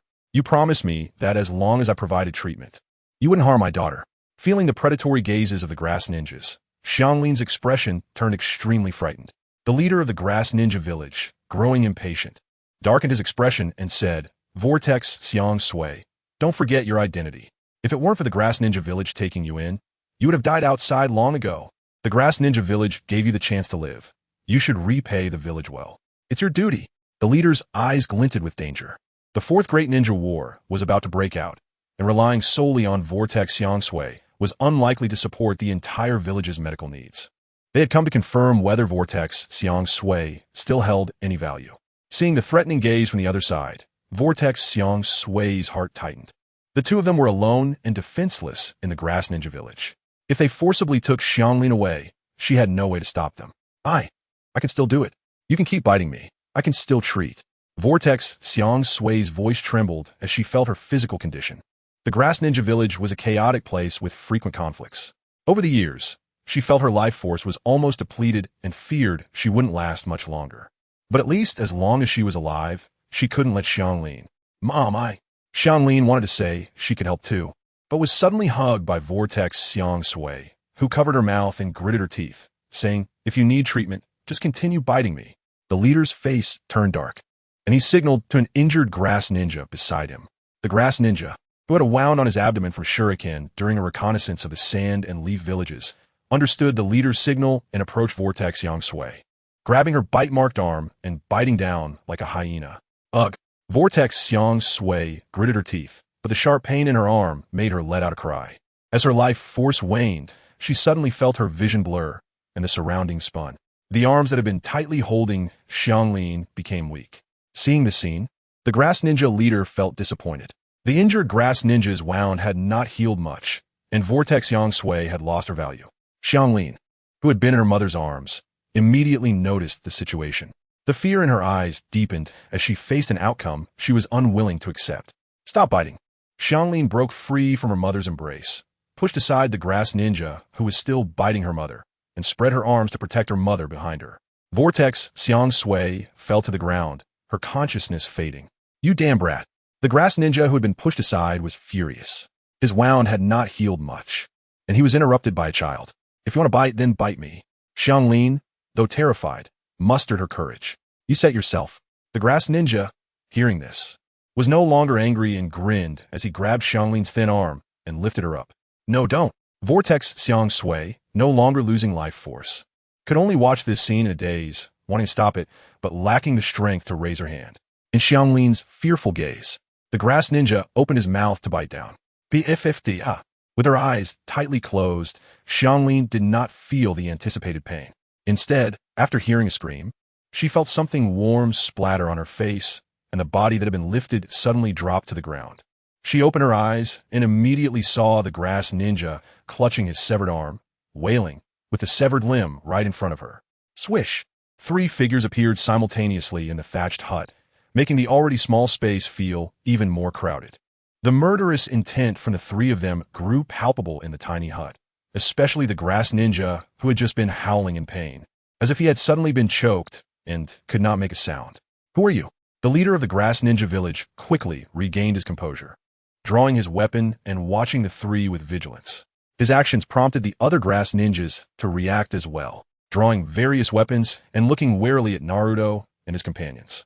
Naruto, ignoring them, immediately turned to Xianglin and her mother. He saw Xianglin had run to Vortex Xiang Sui's side, also watching them warily. Unexpectedly, he had arrived just in time to rescue them. At this moment, Vortex Xiang Sui was in bad condition. Her life force was completely depleted, and if not replenished soon, her death was likely just a matter of days. With a layer of red chakra from the 9 tails wrapped around his hand, he stepped toward Vortex Xiang Sui. Xianglin immediately stood up, shielding her mother behind her, tears in her eyes, trembling as she said, Don't hurt my mom. I can do anything." Naruto was taken aback, patted her head, and injected some 9 tails chakra into her. He smiled and said, "Don't worry, I'm not going to hurt you. It's just that your mother's body needs urgent treatment. Otherwise, she might not make it." The warmth made Xianglin freeze. Naruto then directly approached Vortex Xiang Sui, injecting the chakra into her body. In the astonished gazes of the others, Vortex Xiang Sui's complexion visibly improved. "Hey, you 3, do you really think so little of our grass ninja village?" The leader's anger was hard to conceal. These 3 were completely ignoring him and treating the 2 women from the Vortex clan right in front of him. Although the killing intent released by the other party was extremely terrifying and made the grass ninja leader feel a sense of fear, they had more than a dozen people on their side, which gave them a significant numerical advantage. They might still win, and moreover, the grass ninja village could not afford to lose those 2 women. Those 2 were the property of our grass ninja village. Do you really want to forcefully take them away? Hehe, do you treat the Uzumaki clan as blood bags? What a poor way to use them. Orochimaru glanced at the Uzumaki K-Sui, who was covered in bite marks, and a trace of pity flashed in his eyes. He hadn't even studied the bloodline limit of the Uzumaki clan yet, and he didn't expect that the grass ninja village would waste them like this. We, the grass ninja village, have taken them in. How we use them is our own freedom. If you don't return those 2 women to us, don't blame us for taking action directly. The grass ninja leader was already ready to strike, and the other grass ninjas were the same. Although the pressure from these 3 was significant, it was 14 against 3, the advantage was on their side. Chapter 81. Ghost Lantern City make a move? How arrogant! Orochimaru had a chilling smile on his face as he quickly formed hand seals. Hidden shadow snake hands. Numerous small snakes emerged from Orochimaru's sleeves, lunging towards the necks of the grass shinobi present. Fire release, ghost lantern. The grass shinobi leader, who had been on high alert, immediately unleashed a ninjutsu upon seeing Orochimaru's hand seals.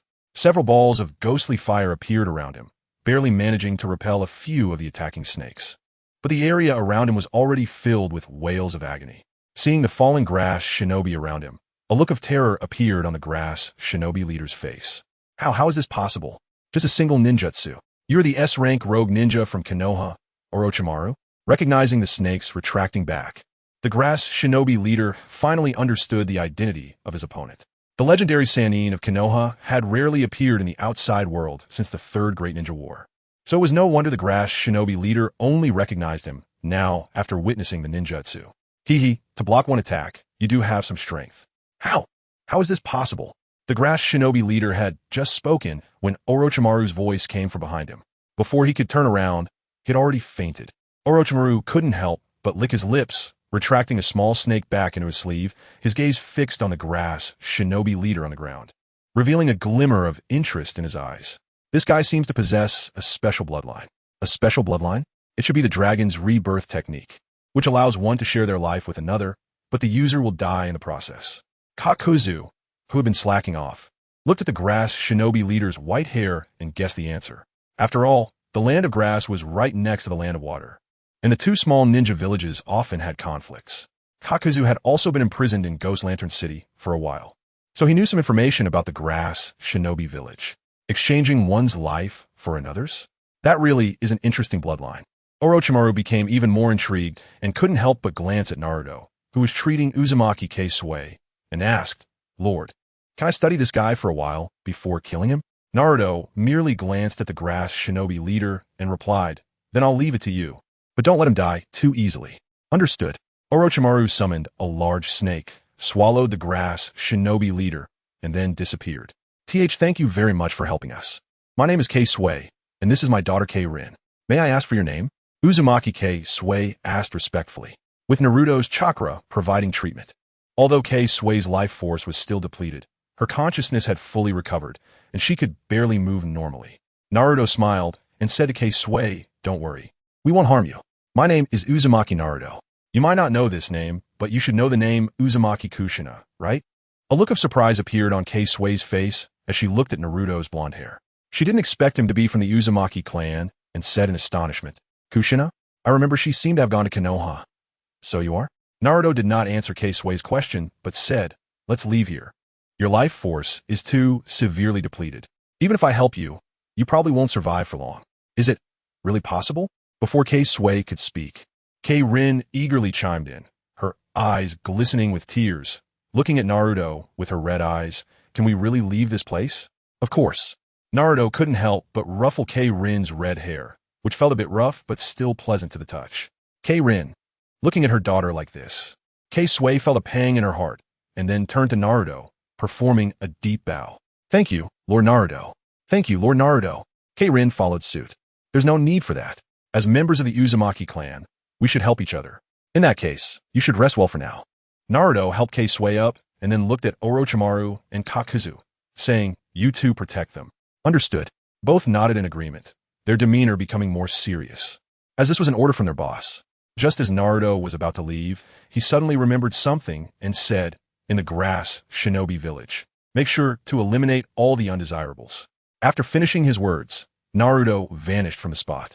In Ghost Lantern City, in a secret room, the environment here was dim, surrounded by darkness, with only a few weak lights illuminating the long table in the center. Under the dim lights sat 13 figures.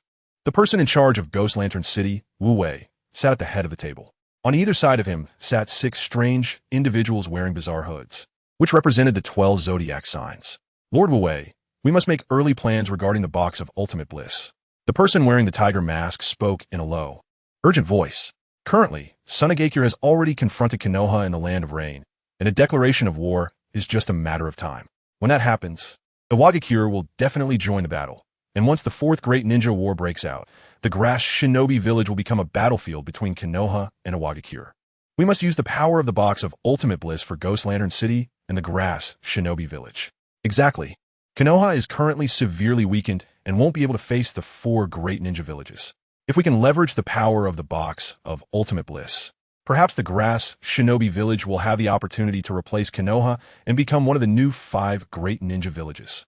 With the tiger-masked man's declaration, 3 others echoed in agreement, causing the audience to be stirred, especially when they heard the latter's words about leveraging the box of ultimate bliss to become one of the 5 great ninja villages. Several people present began to breathe heavily.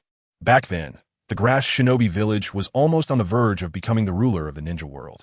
Only Wu Wei, sitting in the main seat, maintained a stern expression, his demeanor unchanged by the words of the others, his gaze carrying a hint of indifference. Opening the box of ultimate bliss requires a large amount of chakra. Who do you think is most suitable to open it, and who will make the wish? Upon hearing Wu Wei's words, the high-ranking members of the grass Shinobi Village all showed joy on their faces, finally managing to persuade this guy. The tiger-masked man spoke again, saying, I believe Lord Wu Wei's son, Wu Go, has a considerable amount of chakra and possesses Jonin-level potential. He is most suitable for opening the box of ultimate bliss. While the wish should be made by Lord Wu Wei, as long as it benefits the grass Shinobi Village, we can accept it. Indeed, Wu Go's chakra is indeed the top tier in Ghost Lantern City, and it should be enough to open the box of ultimate bliss. Moreover, if it is Lord Wu Wei making the wish, we have no objections. The others began to chime in again, as it was merely a matter of speaking. This time, Wu Wei's expression also showed some fluctuations. Thinking of his excellent child, his gaze softened a lot. If it were him, there shouldn't be any problem. In that case, let Wuku. Just relying on Wuku alone can't satisfy that monster. The 13 people were still chatting and laughing when suddenly they heard a strange voice. Everyone immediately became alert and looked up together. A figure in a white robe was standing upside down on the ceiling. Chapter 82, Wu Wei Intruders. The grass ninjas present were not ordinary individuals. Upon seeing Naruto, they immediately reacted, all rising to prepare for battle. Several chains shot towards Naruto, while a few grass ninjas raised their hands to cast immobilization techniques on him. However, with a flash of golden light, Naruto's figure had already vanished from the spot, and all of their attacks landed in empty space. The sound of blades piercing flesh echoed in the secret room as Naruto had somehow appeared behind one of the grass ninjas, a long sword in his hand, directly piercing through his heart. Such speed, the grass ninjas were greatly shocked, but before they could adjust their stances, they saw that in the flickering golden light, the only grass ninja still alive in the secret room was Wu Wei. The grass ninja village was a very weak ninja village, its only asset being some diplomatic skills. The high-ranking officials from Ghost Lantern City present were naturally of mixed strength, with even a few Chunin among them. A yellow flash? The scene before him greatly shocked Wu Wei. Seeing the opponent instantly eliminate 12 grass ninjas reminded him of the 4th Hokage of Konoha, Minato Namikaze, who had once killed 50 IWA ninjas on the battlefield while he observed from a distance. With such strength, do they really think they can become one of the 5 great ninja villages? Naruto flicked the long sword in his hand, shaking off the blood droplets, and looked at Wu Wei. Wu Wei's mind immediately tensed up. The fact that the opponent could instantaneously kill all the high-ranking officials present while leaving him alone likely meant he had ulterior motives. Ghost Lantern City had always been a neutral force in the ninja world, and the grass ninja village was quite weak, although it had a bad reputation. No one took it seriously, and the only thing that attracted outsiders to Ghost Lantern City was one thing. He forced himself to remain calm, maintaining a blank expression as he looked at Naruto, saying, "Is your goal the Paradise Box of Ghost Lantern City?" The Paradise Box was indeed his original objective, but now he had a new target. Naruto was quite satisfied with Wu Wei's demeanor. At least his mindset was decent. The Land of Waves also needed a place to imprison criminals, and as the population of the Land of Waves grew in the future, many unruly individuals would surely emerge. A one-size-fits-all approach wouldn't work, and establishing a prison would be a good choice. Wu Wei had been the lord of Ghost Lantern City for a long time. With rich management experience, and the 2 ninjutsu he mastered were suitable for managing some powerful criminals. Most importantly, the other party had a weakness. Naruto's gaze added even more pressure to Wu Wei, who had already stored chakra within his body, ready to escape at any moment, while also keeping an eye on his surroundings to avoid being ambushed. "You really don't need to be so afraid of me. Without me, your son, who has decent talent and loves ramen, would probably be dead soon.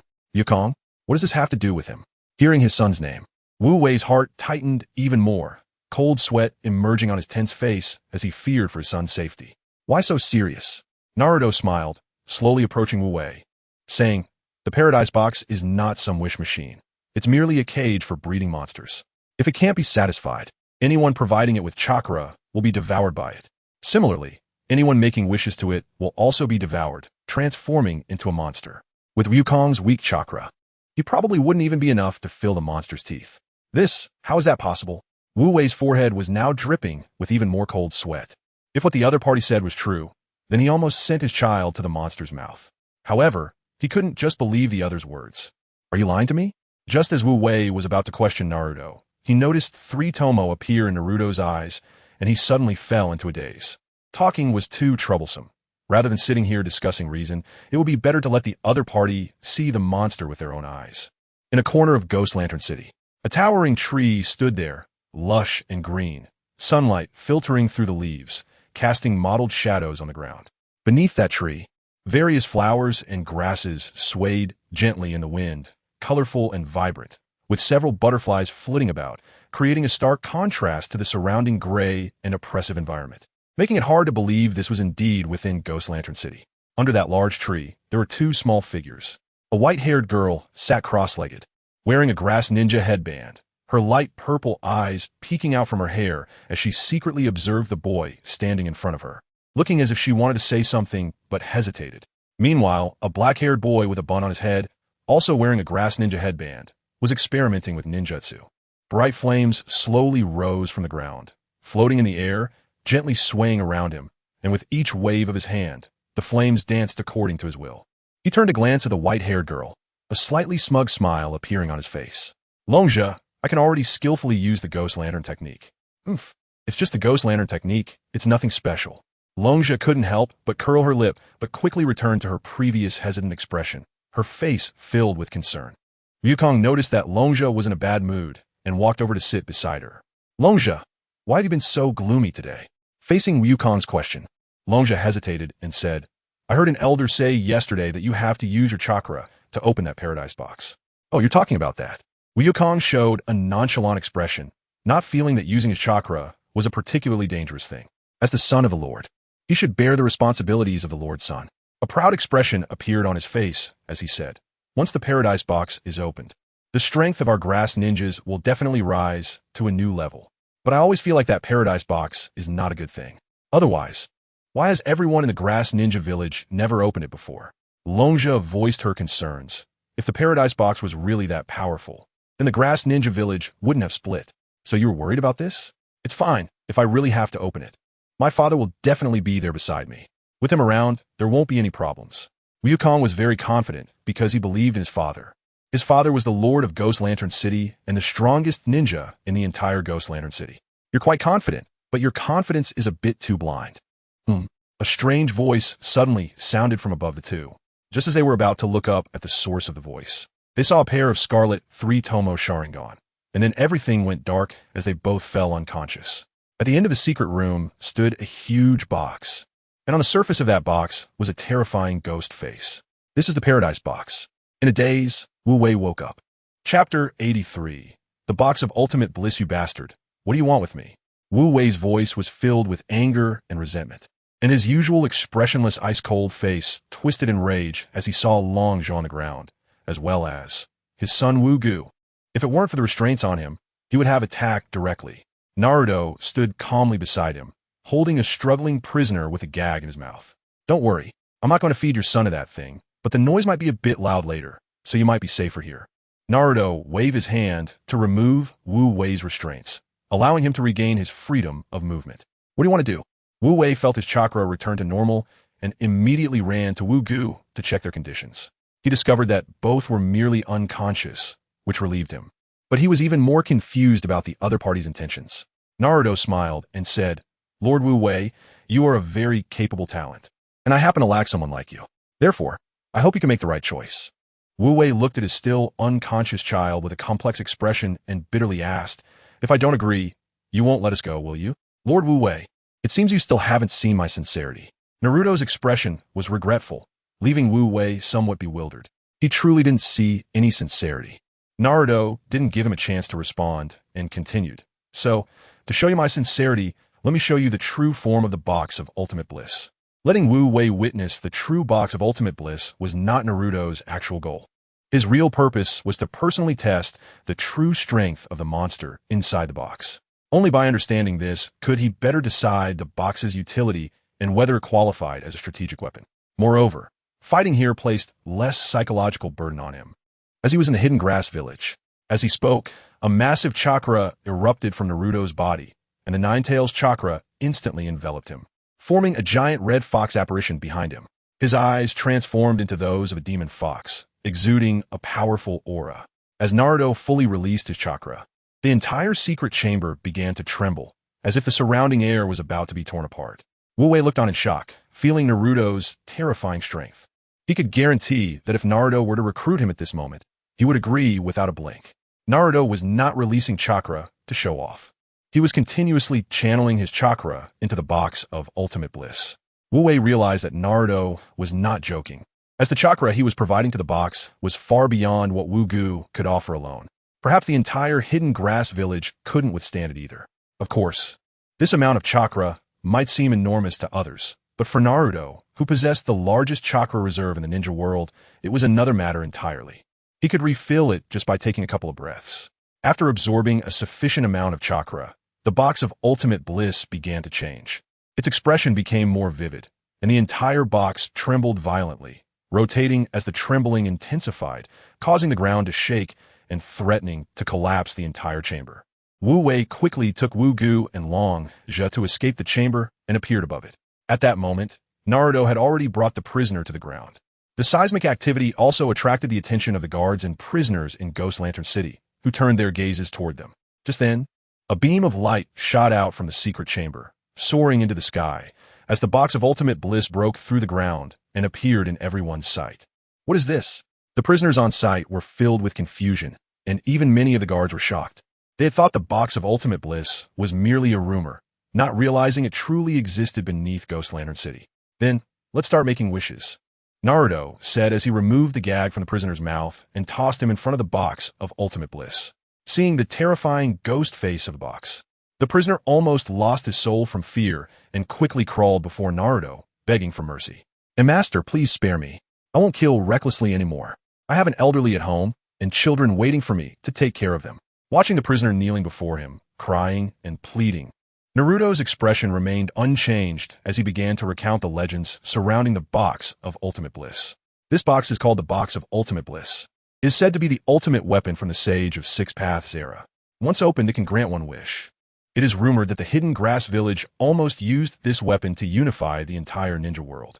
Although I opened this box, I am willing to give you the chance to make a wish. What do you say? But why don't you make a wish yourself, master?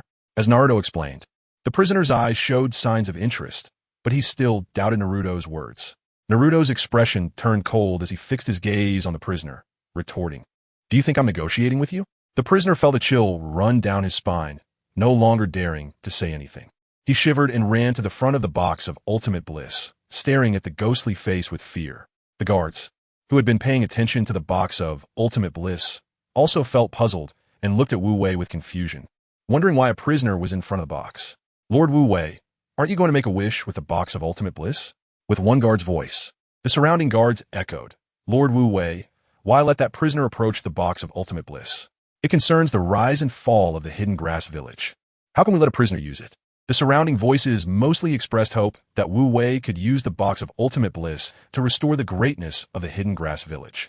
However, Wu Wei was now not only beginning to doubt the true purpose of the box of ultimate bliss, but even if he firmly believed it could fulfill their wishes, he had no right to use it.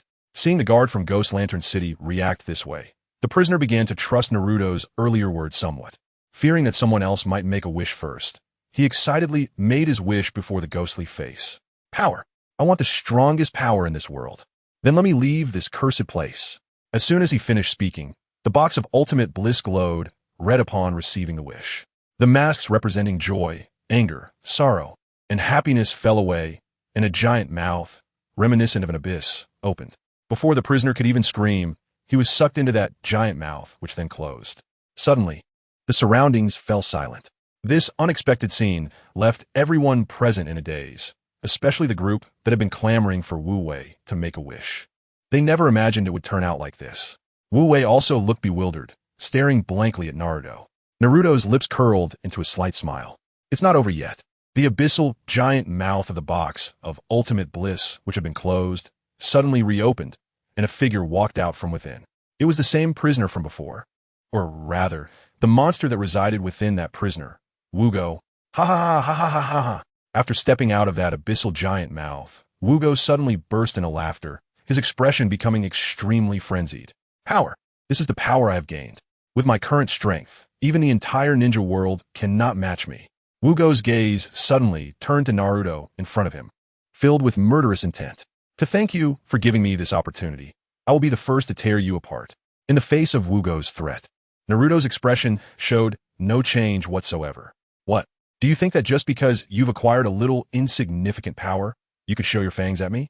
Chapter 84 Wu. Naruto's voice showed no emotional fluctuation, but Wu's expression changed. This was not due to anger from Naruto's mockery, but rather a fear of Naruto's calmness. The monster named Wu could see through the enemy's heart through their fear, but it couldn't sense any thoughts from this person before it. This person was completely unafraid of it. This made Wu hesitate to take the next action. What a useless ability. It couldn't be said that this ability was weak. It could be very useful when applicable, but utterly useless when not. Take the current situation, for example.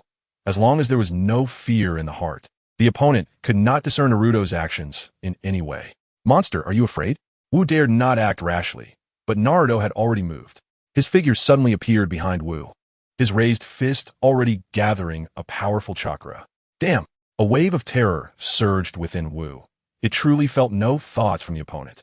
With no time to evade, it could only raise its right arm to block. Crack! The sound of breaking bones echoed as Wu's arm was broken in two. Naruto's powerful fist struck it, sending Wu crashing into the thick walls of the Ghost Lantern City like a cannonball, a cloud of dust obscuring its form. The onlookers looked on in confusion. The guy had just emerged from the bliss box and was now sent flying by Naruto in a matter of moments. While they were still shocked that the prisoner had truly gained the power of the bliss box, he was knocked away by this young boy, which added a hint of fear in their gazes towards Naruto. Cough, cough, cough, that damn bastard. In the midst of the smoke, Wu's voice, filled with anger and fear, rang out. After all, it was a monster that had been trapped in the bliss box for hundreds of years. How could it be defeated by a single punch?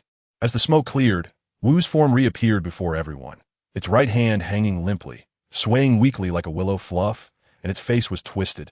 Half of it already caved in, leaving only half a head. You bastard, you've angered me. After a furious roar, Wu's body began to undergo a strange transformation. Its small body stretched continuously, its flesh twisting bizarrely, large feathers bursting forth from its body.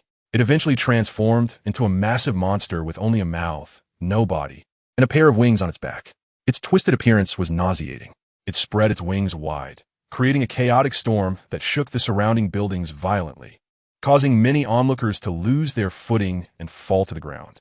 Wu opened its gaping mouth and roared angrily. I will eat you. However, although Wu's gaze was fixed on Naruto, its attack was directed at the surrounding crowd. Wu's wings flapped again, launching a barrage of feathers in all directions. Many onlookers had no time to react, and in a short while, several people had already died under Wu's attack. Is this the monster from the bliss box?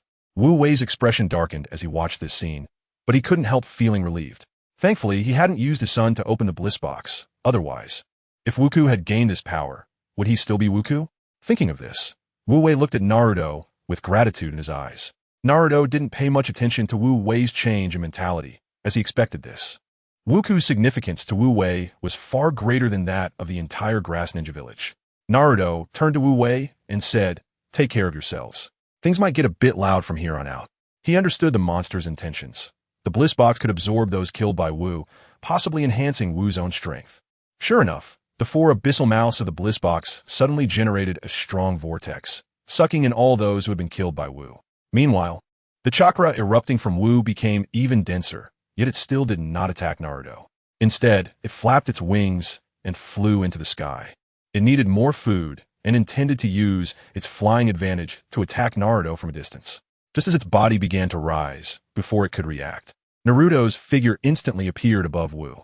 It seems I overestimated you. Naruto's disappointed voice rang out as his chakra-filled fist struck down on Wu's head. Facing Naruto, who showed no fear, Wu had no chance to react at all. Bang! The sound of flesh colliding echoed like a muffled drumbeat, accompanied by several cracking sounds. Wu's head, which had only a mouth, caved in directly, and its body, which had been rising, was sent crashing down to the ground at an even faster speed. Boom! Wu's massive body, several dozen meters tall, crashed heavily to the ground, causing the earth around the impact point to crack and the entire Ghost Lantern City to tremble slightly. To Naruto's surprise, when Wu stood up again after landing, the originally caved-in head began to slowly recover. Naruto looked at the bliss box in astonishment. He could sense that it was providing chakra to Wu, allowing its injuries to heal gradually. This was somewhat similar to the tailed beasts. It was truly a living creature, but rather a special chakra conglomerate. This time, Wu did not remain idle. Feathers shot toward Naruto like a rain of arrows. However, a layer of red-tailed beast cloak appeared around Naruto, for tails swaying in the air, and Wu's feathers vanished without a trace as they struck him, like a cow sinking into the river. Although Wu was surprised, it did not stop its movements. With a flap of its wings, its massive body lunged toward Naruto at high speed, its jagged fangs bared, attempting to bite Naruto and drag him into the bliss box.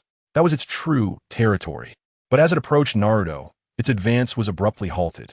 The four tails behind Naruto transformed into four large hands, gripping Wu's limbs tightly, preventing its body from moving an inch. Not bad strength. Naruto sensed that Wu's power was only slightly weaker than Might Guy at the Sixth Gate. But while its body was agile, its speed was considerably slower. In that case, let us see how fast it can recover. Chapter 85. The true monster with all four limbs restrained. Wuju flapped its wings in the air, countless feather arrows shooting towards Naruto, while black chakra bombs were fired from its mouth, attempting to break free from its bindings. Unfortunately, the quality of a nine-tails chakra was far superior, and no matter how it struggled, the four arms that held it in place did not budge an inch. The accumulated chakra bombs were completely blocked by the fleeting black skeleton. Naruto's fist had begun to gather power, and the violent chakra gathered in his fist intensified Wuju's struggles. This punch was far more terrifying than the previous attacks. As he swung his fist, the surrounding air seemed on the verge of being torn apart, producing a sharp, explosive sound, as if even space could not withstand the impact of this power. As the fist descended, the ground began to shake violently, cracks spreading rapidly like spiderwebs, dust flying everywhere. The surrounding buildings also appeared unable to bear the strain, collapsing one after another, leaving only ruins behind. However, Wuju, facing this ferocious punch, found its situation even more dire. The immense power crashed down like an incredibly heavy mountain, instantly enveloping its entire being. Accompanied by an extremely dull impact sound, Wuju felt as if it was trapped in a terrifying nightmare. In the face of this horrifying force, Wuju's head was almost going to be pierced through, its skull resembling a fragile egg, on the verge of shattering at any moment. Meanwhile, its face, which only had a mouth, became even more twisted and deformed, tightly wrinkled like a withered chrysanthemum, looking extremely hideous and terrifying. Its body should have been sent flying by this punch, but its limbs were still firmly restrained by Naruto, and under that terrifying impact, it felt as if its limbs were about to be torn off, the pain unbearable. At this moment, Wuju's previously violent, angry, and hateful emotions calmed down significantly. It began to truly feel fear. Before it could even plead for mercy, Naruto's fist struck again, one punch after another, as if pounding dough. Bang, bang, bang. With each punch that landed, a dull thud echoed, and the prisoners and guards watching from a distance were left dumbfounded.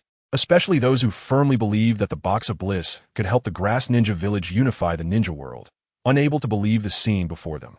The two sides, with a vast size difference, saw the monster over 10 meters long being treated like a punching bag, while the boy appeared more like the monster. Bang! Rip! Another punch fell, accompanied by the sound of flesh tearing, and Wuju's immense body was finally sent flying. Naruto looked at Wuju's severed arms and legs, noticing no blood flowing from them. Understanding that the opponent was likely a pure chakra conglomerate, and that monstrous appearance was merely a layer of chakra skin. If it could be controlled, it would be a considerable combat power, and quite resilient as well. Naruto also looked towards the direction where Wuju was sent flying. At that moment, Wuju had lost its original form. After suffering Naruto's heavy blows, its body had been kneaded like dough, its limbs torn away, and its original shape was even more distorted. Its entire head had become like a flattened disc, covered with fist marks, yet a pair of chicken wings still grew from the back of this disc. Suddenly, a white smoke rose from Wuju's body, and the limbless body emitted a dazzling white light. Not only that, but even the limbs in Naruto's hands also shone with white light. In an instant, Wuju's body exploded, releasing a large amount of white feathers into the surroundings, further destroying nearby buildings. Fortunately, the onlookers, having gained experience, all fled far away after Wuju was sent flying. Wuju had been physically exploded. As the white light dissipated, what remained was the prisoner who had previously made a wish. However, at this moment his eyes were filled with terror, looking at Naruto as if he were some kind of monster. Although he had indeed been affected by Wuju's mind control earlier, he had also personally experienced being exploded. Monster! Monster! You are the real monster! The prisoner let out a fearful scream, desperately trying to stand up and escape the place. He suddenly saw the gaping abyss of the box of bliss, wanting to crawl towards it, but suddenly transformed into a streak of light, rushing into the box of bliss, which then closed its mouth. Seeing this scene, Naruto couldn't help but fall into deep thought. He hadn't expected that, after being controlled by Wuju, that guy could still return to normal. If this power could be controlled, or if it could suppress Wuju's influence, could the person who mastered this power also transform? However, mastering this power would likely not be simple. Naruto pondered for a moment before decisively giving up. He was not suited for research. It's better to leave professional matters to professionals, and he suspected that Orochimaru would also be very interested in researching such unusual things. Looking at the now calm box of bliss, Naruto directly appeared in front of it, pulling out a specially prepared sealing scroll that Minato had prepared long ago. After all, the Six Paths ninja tools were different from ordinary ninja tools. They required a more powerful sealing scroll for sealing, and this task naturally fell to Minato, who was currently free. In the distance, the previously spectating Wu Wei approached with his son Wuku and Wuku's childhood friend, Longshi. They respectfully bowed to Naruto and said gratefully, "Thank you, my lord. Otherwise, I fear I would have to live my life in regret." After speaking, Wu Wei gestured to Wuku and Longshi. As he had just explained to them, the two awkwardly bowed to Naruto together, saying, "Thank you, my lord." Naruto did not care for such formalities, directly saying, "Since Lord Wu Wei has made a decision, let's leave now." Naruto was not asking for Wu Wei's opinion. Wu Wei naturally understood and nodded in agreement immediately. Since they had already decided to switch sides, it was better to leave a good impression in front of their new boss. Seeing Wu Wei's quick agreement, Naruto was quite satisfied with his performance, releasing chakra to envelop the three of them before disappearing from the spot. Only the many prisoners and guards, still in shock, remained, but there was no need to worry about them causing any commotion. Wu Wei had only left, but had not lifted the heavenly prison technique. When Naruto brought the three of them back to the Grass Ninja Village, he did not expect that Orochimaru would give him another surprise. Chapter 86. The Non-Action Father, What is this? Naruto looked at the three figures lying under Orochimaru's feet and the Leaf Village ninja headbands on their heads. With a somewhat surprised expression, Orochimaru smiled and said, "I found these three guys while cleaning up the Grass Ninja Village just now. They should be spies sent by Konoha. The one with the sticker on his face is a ninja from the Inuzuka clan. The one wearing sunglasses is from the Aburame clan. And the last one is from the Hyuga clan. It seems that Konoha saw our movements and sent out a reconnaissance team, but these three are just cannon fodder. After attracting our attention, the real reconnaissance team has already left." Orochimaru's words made Naruto furrow his brows and say, "Oh, they managed to escape from you?" Orochimaru shook his head, looking at Kakuzu with a sly smile, and said, "My snakes only discovered their location. I was responsible for defense. And he was the one who acted." Kakuzu's expression didn't change much as he said, "The other three were too far away. By the time I got there, they'd already escaped. But from that distance, with my mask on, they wouldn't have noticed anything." Naruto just nodded. The exposure of the two didn't affect him much. He didn't expect these two to participate in high-level battles. Special talents should be used in special places. I'll introduce you first. This is Wu Wei. He will be your colleague from now on. Naruto pointed to Wu Wei, who was standing behind like a lackey, and then looked at the two small figures who were also very restrained, saying, "These two are family members." "Why you?" "Hello," Wu Wei greeted nervously, mainly because the two ninjas in front of him put a lot of pressure on him. If he remembered correctly, the cold ninja should be the legendary Orochimaru. And the green-eyed guy definitely wasn't ordinary. A ninja who could chat and laugh with an S-rank rogue ninja from Konoha must be quite impressive. More importantly, he also saw the mother and daughter of Uchiha Obito, who had always been treated as blood bags by the Grass Ninja Village. Although he hadn't interfered with matters in the ninja villages for a long time, he was still a member of the Grass Ninja Village, and he needed to see what their attitude towards him would be. Colleagues? But why do I feel this guy is a bit weak? Kakuzu narrowed his eyes, sizing up Wu Wei, who maintained a poker face but was already sweating profusely. Kakuzu's words weren't wrong. Even a Chunin in the entire Grass Ninja Village could be considered high-end combat power, and Wu Wei, the lord of the Ghost Lantern City, was only a slightly stronger Jonin. Controlling so many prisoners in Ghost Lantern City relied on the fire release. Heavenly Prison, a technique that could restrict others from gathering chakra. It should be noted that in the original work, even Naruto, who could exchange blows with pain, couldn't escape this technique, so one can imagine how terrifying this ninjutsu is. Special talents are always different. You all get to know each other first while I make some arrangements. The Flying Thunder God can take people, but it can't take too many at once, especially for such long-distance movement across half the ninja world. If it fails to activate, he wouldn't know what would happen, so he would simply set up a Flying Thunder formation, which is more stable. Special talents? Do you have any special traits? Kakuzu's small green eyes seemed to emit a strange light. He remembered that the conditions for the special talent recruitment contract Naruto gave him were quite generous, a salary of 10 million a month and various social securities. If this weakling in front of him was also a special talent, wouldn't he soon become a newly rich person?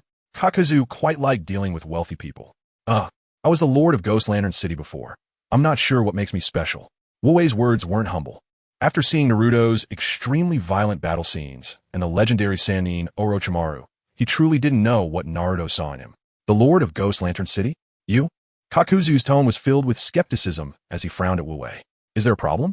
Wu Wei's brows furrowed as well. He hadn't said anything wrong. Could it be that he wasn't the lord of Ghost Lantern City? Kakuzu was also pondering with his chin in hand. Orochimaru just quietly watched from the side, showing little interest in things that lacked research value, occasionally stealing glances at the white-haired little girl behind Wu Wei.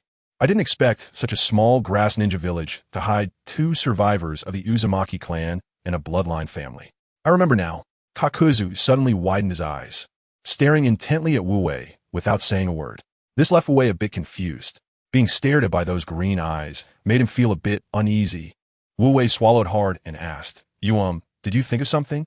Kakuzu's eyes narrowed again as he gritted his teeth and said, You're that bastard's son, aren't you? Father? Wu Wei didn't expect to hear his father's name from the other party. After all, his father had died during the Second Ninja World War. Could it be that you knew my father? Wu Wei's tone was somewhat uncertain. If this guy really knew his father, then how old was he this year? That bastard. I suffered a lot when I was in his hands, Kakuzu said with gritted teeth, looking at Wu Wei with more anger. Wu Wei felt a bit lost. But my father has been dead for decades. Wu Wei felt that the other party was trying to pick a fight with him. My name is Kakuzu. When I was imprisoned in Ghost Lantern City, that bastard was the lord of Ghost Lantern City. Wu Wei fell silent. His poker face showed no emotion. And after hesitating for a long time, he finally uttered 3 words. Are you sure? It's not that he didn't believe it. If he was really a prisoner imprisoned by his father, he would probably be in his 60s or 70s by now. And this guy didn't look old at all. I don't care whether you believe it or not. The debt your father owes will be repaid by you, his son. Wu Wei didn't know if what the other party said was true or false, but at least it was true that the other party was stronger than him, and he really couldn't say anything. He could only tentatively ask, then, Lord Kakuzu, how do you suggest I repay it? The corners of Kakuzu's mouth under the mask curled up, and his green eyes seemed to become even greener. Your father kept me imprisoned for 3 years. So for the next 10 years, you will give me half of your salary each year. Chapter 87. Jiraiya, I am Hokage. Salary? If there is a salary, then Lord Kakuzu can take it. Wu Wei didn't think much and directly agreed. After all, he was forcibly taken away, and not being exploited like a workhorse was already good enough. As for the salary, even if there was one, how high could it be? A hint of a scheming smile finally appeared on Kakuzu's face, but his tone remained cold as he snorted again. Since that's the case, then the past grudges are hereby settled. After saying that, Kakuzu turned his head away, not allowing anyone to see his expression. Orochimaru, on the other hand, flashed his eyes at this scene, but quickly his expression darkened again. It is well known that for ninjas, research does not require much manpower, but is very costly. When he was in Konoha, All of his research funding came from the Root, and whenever Root ran out of money, that guy Shimura Danzo would pester Sarutobi Hiruzen. During that time, he never realized the importance of funding. It wasn't until after his defection that he understood its significance. Various advanced, precise, practical equipment often came with a hefty price tag. So even after defecting for so many years, he only had that one rudimentary research base in the land of rice. He was indeed scared of being poor, and that was why he wanted to take advantage of Wu Wei's future salary earlier. But then he remembered Naruto had said that they wouldn't lack funding, so he gave up. Seeing this, Wu Wei couldn't help but breathe a sigh of relief. He really didn't dare to think about it. If he were a ninja from his father's time and still looked as robust now, how terrifying would his strength be? However, there was no problem at hand now. After exhaling, he turned his attention to the mother and daughter, Yakushi Kabuto and Yakushi Kei. Miss Yakushi, about the past. Wu Wei opened his mouth to explain, but after a long pause, he didn't know what to say. If he talked about the things that the Grass Ninja Village did before, it was something he had no connection to. After all, the Land of Water had split from the Grass Ninja Village long ago.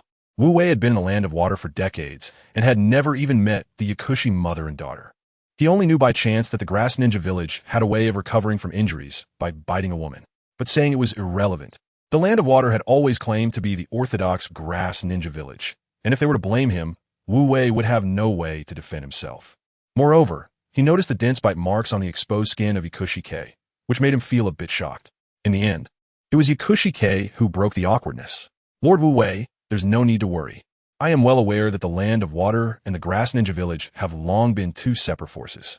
I won't hold any opinions against you because of the situation in the Grass Ninja Village. You can rest assured about that. Moreover, your two children are very cute. A mature and gentle smile appeared on Yakushi Kei's face, but her pale complexion, due to a lack of vitality, added a touch of fragility. Thank you, Miss Kei, for your understanding. Wu Wei naturally knew that Kei was giving him a way out, and he couldn't help but feel a wave of emotion.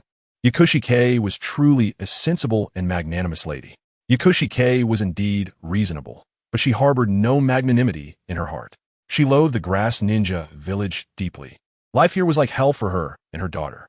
Although she understood that the Land of Water and the Grass Ninja Village were no longer connected, she still couldn't help but feel a twinge of resentment. However, she was very clear about who had saved them. If it weren't for Naruto, she would likely have died here today, and then her daughter Kei would inherit her fate. She couldn't imagine the despair that her 7-year-old daughter would face. It was Naruto who saved them and took them out of hell, and since Naruto needed Wu Wei, she certainly couldn't make things difficult for him. In an instant, everyone was thinking about happy things, and smiles appeared on their faces. Only the three little ones were still a bit confused, as they had been frowning just a moment ago, and now they were all smiling. At that moment, Naruto's voice also rang out at the right time. Have you all finished chatting? Since you're done, we should set off. The group stood on the Flying Thunder God technique, still holding 3 captives. In the blink of an eye, they appeared on the other side of the ninja world. Konoha, Hokage's office. Tsunade looked at the intelligence just transmitted from the Suna battlefield, her beautiful brows tightly knitted, just as she was about to put down the intelligence in her hand. The door was suddenly pushed open with a bang. A white-haired, lecherous man walked in. Tsunade, I heard that Naruto has appeared. Seeing Jiraiya's urgent expression, Tsunade's brows furrowed even deeper. Jiraiya, where did you get this information? Jiraiya was momentarily taken aback, not understanding why Tsunade was asking this question, but he quickly answered. A member of the Umbu just told me, but that doesn't matter. I need to find Naruto. Umbu? Tsunade suddenly felt something was off. Why would an Umbu ninja tell Jiraiya this information? Was it a spy? Or was Danzo up to his tricks again? That old man only brings disaster to Konoha. Tsunade? Tsunade? While Tsunade was cursing Danzo in her heart, she suddenly heard Jiraiya's voice again. She couldn't help but glare at him and said irritably, What do you want to say? Jiraiya's face showed an urgent expression again as he shouted, I want to find Naruto. No. Tsunade immediately rejected him without thinking. She hadn't even wanted to tell Jiraiya this information, but she didn't expect him to find out in advance. Why? Jiraiya didn't expect Tsunade to refuse so decisively. He thought he could just come and say hello and then set off. Then why do you want to find Naruto? I want to bring Naruto back. You. Jiraiya's words nearly choked Tsunade. Do you really think you can bring him back? Jiraiya hesitated for a moment, but still said, I'm Minato's teacher. As long as I explain things to him well, enough. Jiraiya. Tsunade shouted directly, glaring at him. Why are you still so naive? Can't you see Konoha's current situation? Even if Naruto really wants to come back with you, what about those villagers who have suffered? Jiraiya's expression instantly turned bitter, and he felt dejected. How could he not have thought of that? He just had never dared to think about it. Minato's child should have become the hero of the village. Seeing Jiraiya like this, Tsunade's anger diminished a bit, and she said in a deep voice, "Since you're already here, then there happens to be a task I need to assign to you." "But Tsunade, I still want to meet Naruto." Bang! Tsunade's right hand slammed on the desk, and the terrifying force caused the desk to crack extensively. "Jiraiya, I am a Hokage now." Fine, what's the task?" I don't know why, but when Jiraiya heard Tsunade's words, he seemed to shrink a bit. "We need an ally to represent Konoha in negotiations with the Mist Village." "Jiraiya, stop being so willful. This mission is related to the future of all of Konoha." "Understood." Chapter 88 changes in the Land of Waves. When Naruto returned to the Land of Waves, the entire country was engulfed in a wave of construction.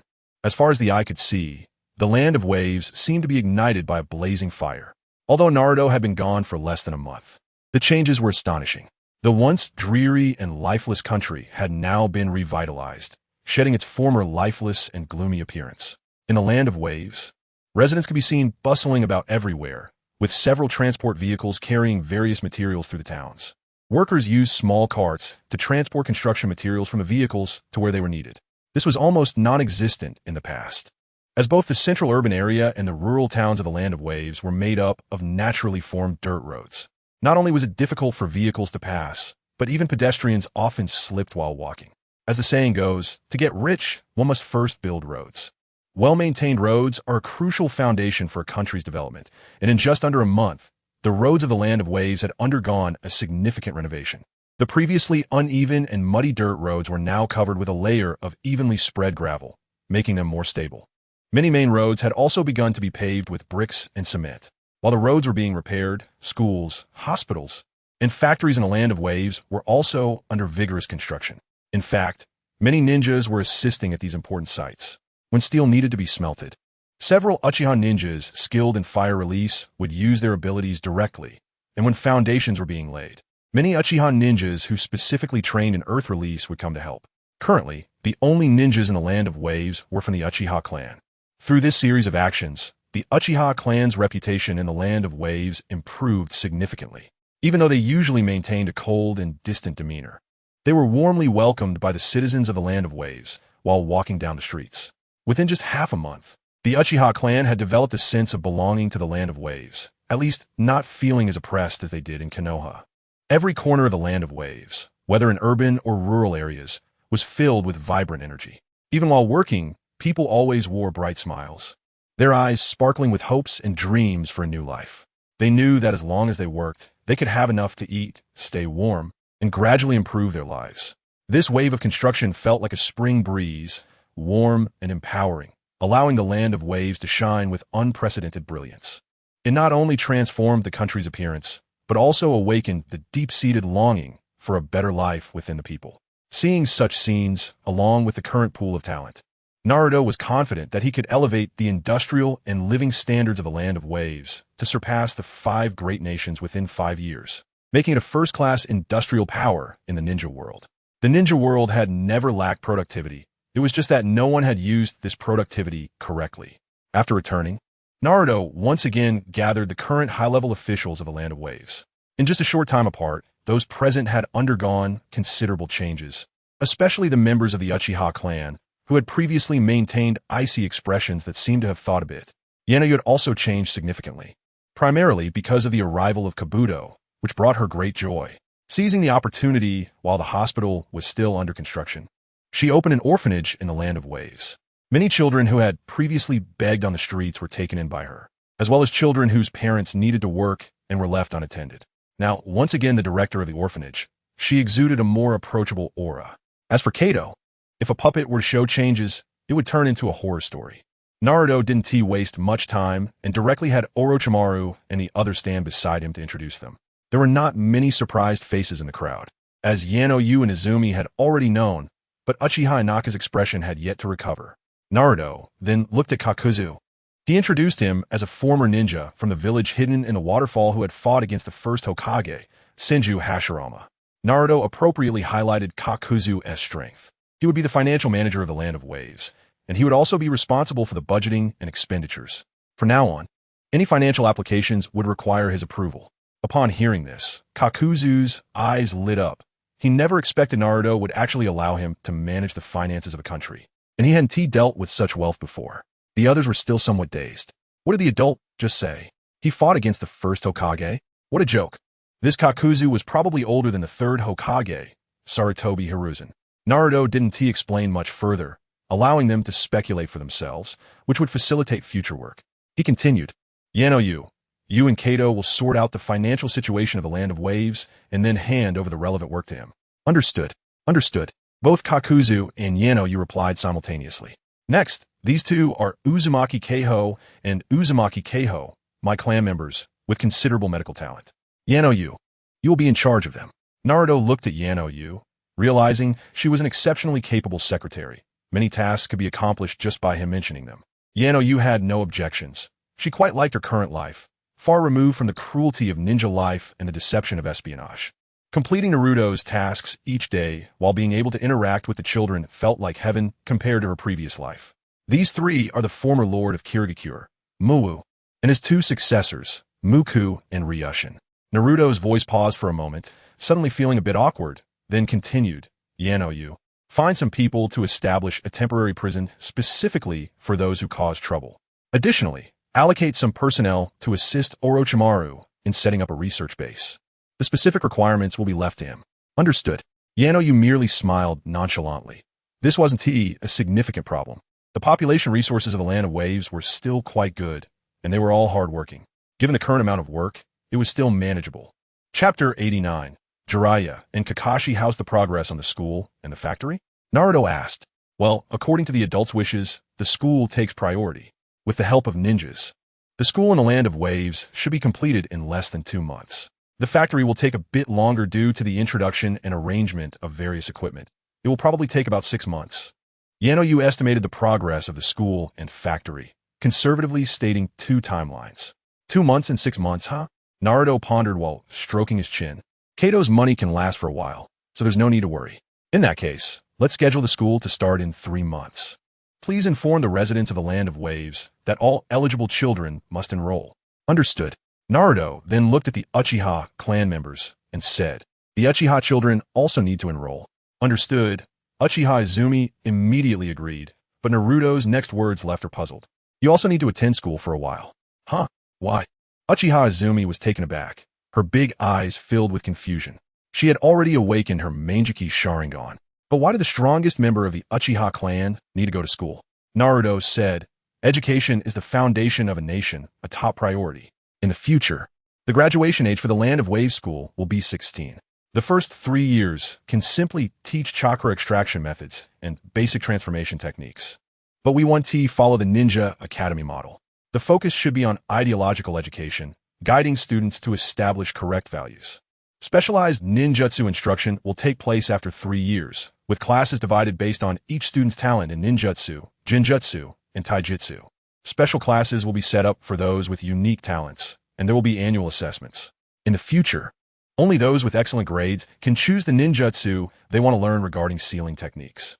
He knew he couldn't overlook the importance of ideological education. After all, in the ninja world, there was no shortage of extremists, and these extremists were all formidable. Especially for the Uchiha clan, he feared that these young Uchihas, having just left Konoha, might be swayed by some dark force and end up betraying their own clan. Therefore, he had to strengthen the ideological education in the Land of Waves. He decided to write a textbook himself in the coming days. Although his cultural level in his previous life wasn't high, he could still create some inspirational quotes to shape the worldview of these illiterates. In the future, the ninja team of the Land of Waves must be an organized, disciplined, idealistic, and principled group of excellent ninjas. But I'm now the clan leader of the Uchiha clan. Isn't it too embarrassing for a clan leader to go to school? Uchiha Izumi felt a bit too socially dead. What? Who said a clan leader can't go to school? Naruto shot her a glare and continued. If it weren't for the older members, I would have sent all of you Uchiha to school for re-education. Naruto paused suddenly, then his eyes lit up, saying, you're right. If the children have a school, then the adults should have one too. Once everything in the Land of Waves is on track, we will establish an adult school, and after work, they can attend classes. After all, many ninjas remain illiterate even as adults, and their minds aren't very sharp. This time, Not only was Uchiha Izumi grimacing, but even Uchiha Inaho behind her wore a pained expression. They really wanted to say, "Sir, do you want to continue going to school as well?" But no one dared to speak. "All right, this will be the arrangement for the next period. Yano, you, please help arrange accommodations for them, and prepare a temporary research lab for Orochimaru. Orochimaru, during this time, think of a way to help K-Sui regain some vitality. Once the research base is ready, you can start your desired research, and your previous subordinates can continue to follow you." Understood. Both Orochimaru and Yano replied simultaneously. Vortex K-Sui looked at Naruto with a grateful expression. "Thank you, sir." After giving his instructions, Naruto left. He needed to retrieve the knowledge he had lost for many years. In the eastern part of the Land of Fire, in a dense forest, two figures with white hair were rushing quickly toward the eastern coast of the Land of Fire. They were Jiraiya and Hatake Kakashi, who had received orders from Tsunade. Currently, the number of ninjas in Konoha was quite scarce. Tsunade had agonized over the decision to send out Jiraiya and Kakashi, the two remaining high-level combatants in Konoha. She initially wanted to send Jiraiya alone, but worried he might encounter danger on the way and sacrifice himself, so she added Kakashi. With the two of them, even if they faced an overwhelming threat, they could cover each other and escape. Tsunade had given them only 1 week to return with news. If they didn't return within a week, for the sake of Konoha, she would have to resort to the final plan. "Kakashi, I didn't expect you to be doing so well," Jiraiya remarked, surprised to see Kakashi looking uninjured. "Well, I'm not sure what happened," Kakashi replied after a moment of thought. He only remembered feeling a sharp pain in his left eye just before the explosion engulfed him, and then the space in front of him seemed to warp before he lost consciousness. "Obito, are you still protecting me?" Kakashi instinctively touched his left eye, feeling a warm current surge through his heart. Could it be the effect of the Sharingan? Does the Sharingan have this effect? Could it be the legendary Mangekyou Sharingan? Jiraiya was somewhat surprised. He didn't know much about the Sharingan, but had heard of the Mangekyou. Mangekyou Sharingan? Kakashi thought of Uchiha Itachi's black flames but dismissed the idea, realizing it was unlikely. After all, his eye belonged to Obito, who had long since passed away.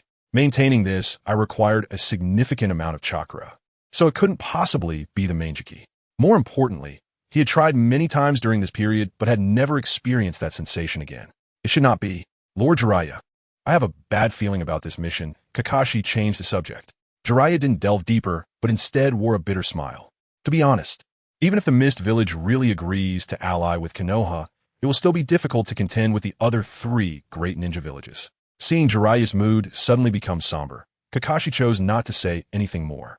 Both of them tacitly avoided mentioning Naruto. That's how the ninja village is. The ninjas only need to focus on completing their tasks, but the higher-ups in the village have many other concerns. Chapter 90. Pain the Land of Rain.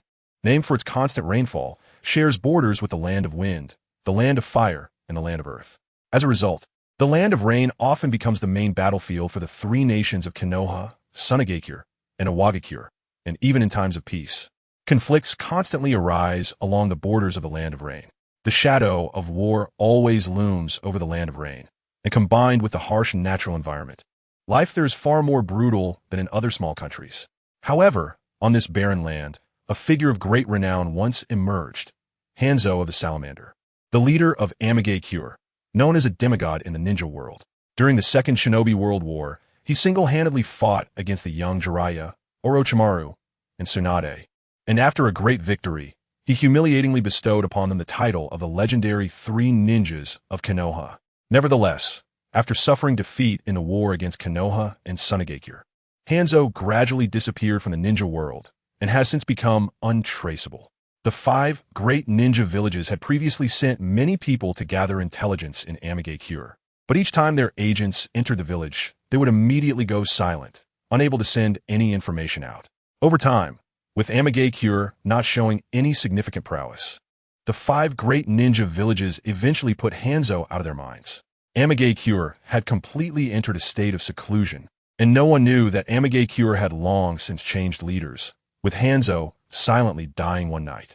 In Amigakure, atop a tall tower, 2 figures dressed in black cloaks with red clouds stood silently in the rain, with no shelter, overlooking the misty village below. One had short orange hair and an unusual appearance, with black sticks protruding from his face and a pair of purple ringed eyes.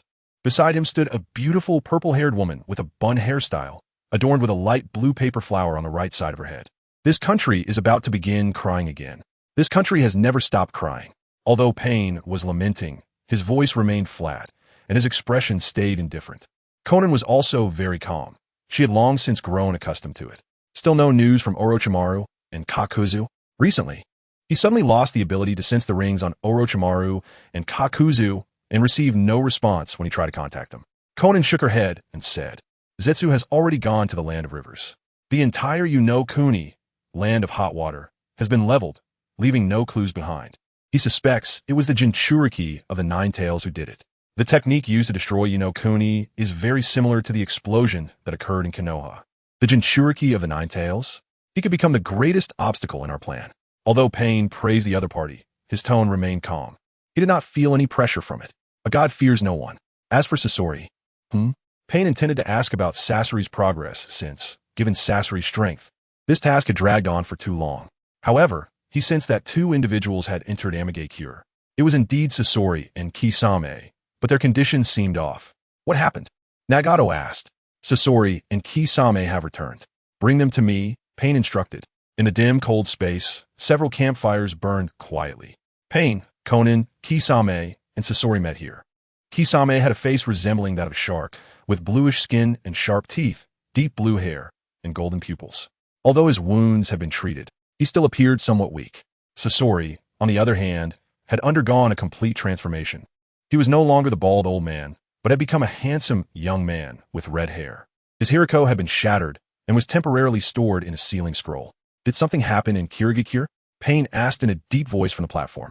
The fourth Mizukage, Yagura, should still be under the control of Uchiha Obito's Genjutsu, and Sasori was only there to retrieve someone.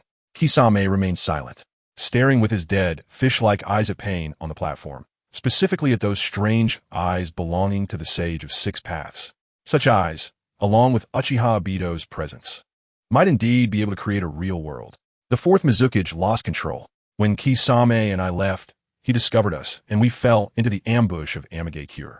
Sasori said expressionlessly, his entire body transformed into a puppet, unable to express any other emotions. The fourth Mizukage lost control? Conan frowned slightly, and Pain was also contemplating the implications. I need a batch of materials. This time, I lost many puppets and need to replenish and repair them. Seeing that Pain and Conan were deep in thought, Sasori couldn't help but interrupt their thoughts. He had suffered significant losses in this operation. The perfect Jinchuriki was far more terrifying than he had imagined. All right, make a list of the materials you need. Conan will help you prepare them. Pain agreed without hesitation, as the organization needed to reimburse for the losses incurred during a mission. Pain then looked at Kisame, who had been staring at him. He tossed a ring marked with the character, Nan, towards him. This is a symbol of being a member of the organization. You can ask Sasori about its specific use. Kisame caught the ring, and after examining it, he found the material to be quite special, something he had never seen before. Do you have any other requests? After putting the ring away, Kisame thought for a moment and said, The rain in the land of rain is too much. During this time, I would like a place that is a bit warmer and drier. Hearing this request, Pain glanced at Kisame again, surprised by his answer. Someone will arrange that for you. From now on, you will be partners. For the time being, you should rest, and later, I will assign you other tasks. After a brief meeting and exchange, Kisame and Sasori left. In the dim space, only Pain and Conan remained. The fourth Mizukage suddenly lost control. It seemed something went wrong on Uchiha Obito's side. Conan's tone was somewhat surprised. A while ago, the masked man claiming to be Uchiha Obito said he would go to Konoha to recruit a talented member. But since then, he had not shown himself. It seems that even if he hasn't died, he must be seriously injured now. Although she despised the masked man who claimed to be Uchiha Obito, his strange abilities were incredibly powerful. Unexpectedly, Nagato. This matter probably also relates to that Jinchuriki of the Nine Tails. Conan couldn't help but remind Pain. Pain's expression remained calm. He was merely a bit surprised at first and did not take the matter to heart. He had enough confidence in himself. There's no need to worry. Any power is insignificant before God. Chapter 91. The twisted face of white Zetsu inside the land of grass, near the Kimui Bridge, in a secret underground cave. This place was once the hideout of Uchiha Obito, where he and Black Zetsu and White Zetsu laid out their plans for the ninja world, envisioning the future. Now, only an empty void remains, along with a distorted, writhing figure lying on the ground, seemingly in immense pain. At this moment, Uchiha Obito's body is half grotesquely white. Although his arms and thighs have regrown, they still bear the twisted appearance from burns, and that half of his body continues to wriggle unnaturally. After being brought out by Black Zetsu, Obito immediately arrived at this base near the Kamui Bridge for treatment. This location is the closest to Konoha and was specifically prepared by Uchiha Madara in the past, so at least the safety is not an issue. As for the method of treatment, it is simple for Black Zetsu. He directly lets White Zetsu possess Obito, allowing him to slowly merge with the power inside White Zetsu. How boring, Obito! You've been injured for so long. How come you haven't recovered yet? It feels worse than when the fourth Hokage hit you. A voice, although complaining, carries a somewhat cheerful tone, echoes in the silent cave. Suddenly, a white head with a twisted face pops out from Obito's white half. A horrifying sight that would scare an ordinary person out of their wits if seen outside. However, Uchiha Obito is no stranger to such things. He remains silent, ignoring it. Oh dear, Obito, why are you so quiet? Talk to me, this is so boring. By the way, even though I'm currently possessing you, why can't I feel the need to go? What even is the need to go? Don't you feel it either, Obito? Otherwise, why haven't you gone in over a month? Looks like you're a poor soul who doesn't feel the need to go anymore. At least you know what it is. I don't know anything. Shut up. Uchiha Obito can't take it anymore. He has been asked similar questions every day, and he is already quite impatient. Moreover, his current mood is extremely terrible. His eyes filled with intense hatred and deep fear. He cannot understand why Uchiha Shursui knew the weakness of Kamui. The only one who should know this weakness is Zetsu. But Zetsu has no reason to betray him. Even if the fourth Hokage might have seen through his Kamui, it's impossible for him to know it in such detail and formulate a specific plan against him. He is confused. Gradually, the fear in his heart begins to dominate. Although Uchiha Shursui is dead, the group of Uchiha who knew his Kamui's weakness has mostly survived, and now even more people probably know about his weakness. The space-time Sharingan, which once made him feel incredibly proud and invincible, now offers him no more sense of security. If only he had the other eye. Suddenly, the thought arises in Uchiha Obito's mind. If he had dual Kamui, he wouldn't be in such an embarrassing situation where he couldn't attack while in a phasing state. With another eye, he would have no weaknesses at all. Moreover, he could use the powerful third ability of the Kaleidoscope Sharingan, Susanoo, in the past. He and considered retrieving Kakashi's eye partly because it was a gift he had given to Kakashi. Things he, Uchiha Obito, had given away should not be taken back. Another part of the reason was that he had been invincible in the ninja world, relying solely on the ability of a single eye's Kamui. Even without the other eye, he, Uchiha Obito, was still unmatched. However, his current situation makes him feel anxious. He needs the power of another eye. Oh dear, why is Obito so angry? How about I draw you a picture of poop? Maybe that will lighten your mood. White Zetsu, with a twisted face, is not deterred by Obito's anger. He stretches out a white arm, searching for the paper and pen he left here, preparing to draw the best response for Obito. Just then, a pitcher plant suddenly grows out from the wall. Madara, is there any new information today? Uchiha Obito asks. Yagura has broken free from control. Hearing this, Uchiha Obito's pupils contract. A flash of hatred crosses his eyes as he asks, what happened? Even if I'm injured, it shouldn't affect the illusion's effectiveness. It's the Byakugan, the one mist obtained during the war. It saw through the illusion on Yagura. Damn it, that cursed mist village. Uchiha Obito grits his teeth, wishing he could destroy the mist village right away. Seeing Uchiha Obito's current state, Black Zetsu also shows a hint of disappointment in his eyes. After spending so many years to make Obito a bit more stable, how could he revert to his unreliable self so suddenly? If it weren't so difficult to find someone with good talent like Uchiha Obito to manipulate, he might have considered switching targets. Is there any other intelligence? After cursing the Mist Village for a while, Uchiha Obito asks again. Orochimaru and Kakuzu have left the Akatsuki. It should be related to the Nine Tails Jinchuriki. The Paradise Box in the Hozuki Castle has also been taken away, also done by the Nine Tails Jinchuriki. However, White Zetsu's spores haven't found the whereabouts of the other party yet. The Nine Tails Jinchuriki? Uchiha Obito recalls the little guy he saw 7 years ago when the other party was born. If it weren't for the fourth Hokage intervening, that little guy would have already been blown up by him. Has he become this strong in just 7 years? The power of the Nine Tails is so formidable. Madara, you need to retrieve your other eye. Black Zetsu stares intently at Uchiha Obito, his tone very somber. Uchiha Obito's expression slightly falters. After hesitating for a moment, he coldly glances at Black Zetsu and says in a deep voice, I will consider this matter. Black Zetsu frowned slightly. Although he is pleased that Obito wants to retrieve his eye, he dislikes this hesitant demeanor. He continues, Madara, Kakashi is currently on his way to the Mist Village. If you need, I can help you get your eye back. This time, Uchiha Obito's brows furrow as well. Black Zetsu has been overly aggressive today, seemingly forgetting who is the boss now. Black Zetsu, I am Uchiha Madara. Things I personally gifted away, I will retrieve myself after I recover. It's not your place to interfere. You. Black Zetsu's tone falters, glancing at the lying Uchiha Obito before merging back into the wall, leaving behind a faint sentence. Uchiha Obito, you will regret this. Ignoring Uchiha Obito's warning, Black Zetsu uses the technique of the mayfly to rush towards the Mist Village. He intends to see if he can retrieve the eye himself. Otherwise, waiting for Uchiha Obito to recover could lead to many unforeseen variables. With his special abilities, the chances of success are quite high. Chapter 92. Terumi May was already deep autumn, but in the coastal areas, although one could feel a slight chill, overall it was still quite warm. Occasionally, a few seagulls could be seen soaring in the sky, and a few eagles leaped across the horizon.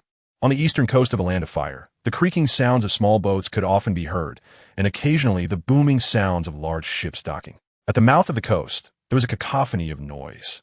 What did you say? All the boats to the Mist Village are gone? It's not that they are gone, but rather that the Mist Village is under lockdown during this period, and supply ships cannot enter. If you're not in a hurry, you can wait until the lockdown is lifted before going. But we are in a hurry. Jiraiya was quite anxious now, his worried expression seemingly overflowing from his face. He and Kakashi had been traveling at full speed, so they managed to reach the border of the Land of Fire from Konoha in just 2 days. However, even so, their time was still quite tight. They had to reach the Mist Village within 3 days, then communicate with the 4th Mizukage to request assistance from the Mist Village, and finally send the results of their communication back to Konoha via a ninja hawk. Tsunade's requirement was for the Mist Village to hold off the ninja forces from the Cloud Village, while Konoha faced the Sand and Rock Villages alone. Although the pressure would still be immense, it would greatly slow down the progress of the Sand and Rock Villages, thus dragging the pace of the war into a protracted one. Once it turned into a prolonged war, with Konoha's years of recuperation, they could work down the Sand and Rock Villages to the point where they could no longer sustain the costs of war. This was the foundation of the strongest ninja village in the ninja world, with the most favorable climate, the most fertile land, and the richest ninja lineage. Even if half were destroyed, they were still incomparable to the Sand and Rock Villages. Is there really no way? Jiraiya asked. We can pay more. Any amount will do. Jiraiya was indeed very anxious now. If it really came to it, he and Kakashi would have to run across the sea. However, this also posed great risks, as the vast ocean surrounded them with nothing to use as a reference point. Without accurate positioning and navigation, they could easily lose their way on the sea. Similarly, along the way, they could encounter various potential dangers. The sea was far more dangerous than land, with various dangerous marine creatures attacking them. Some of these creatures were enormous, some incredibly fast, and others possessed strong offensive capabilities and venom. In such circumstances, it was inevitable that they would have to use chakra. And if they ran out of chakra on the sea, it would be a terrifying situation. Additionally, there were many uncertainties in moving on the sea, such as changing weather and rising waves, which could all impact them. Even when the person heard that Jiraiya was willing to pay more, he still shook his head and said, this isn't about money. There have been many ships that went to the Mist Village for extra pay before, but they were sunk by ninjutsu before they got close. Life is more important than money, old man. Damn it, is there really no way? Hearing this, Jiraiya became even more anxious. His moral standards wouldn't allow him to resort to killing for a ship. We can only run over. Kakashi, get ready. Excuse me, but do you have a particular purpose for wanting to rush to the Mist Village? A deep, sultry female voice rang out not far behind Jiraiya and Kakashi. The two turned around, and Jiraiya's anxious eyes brightened slightly as he quickly examined the few people behind him. The one who spoke was a voluptuous woman wearing a blue strapless dress with a white belt at her waist. She had reddish-brown, wavy hair and striking green eyes, with a figure that could only be rivaled by Tsunade among the women Jiraiya had seen. Behind her were 2 men. One had blue hair and a single eye, with a serious demeanor, while the other, also blue-haired, wore black-framed glasses and had a shy expression. Jiraiya's momentary distraction quickly faded as he noticed the Mist Village forehead protectors worn by the 3, as well as the strange-looking weapon, a pair of twin blades, carried by the blue-haired youth behind them. He recognized the identity of the one-eyed man.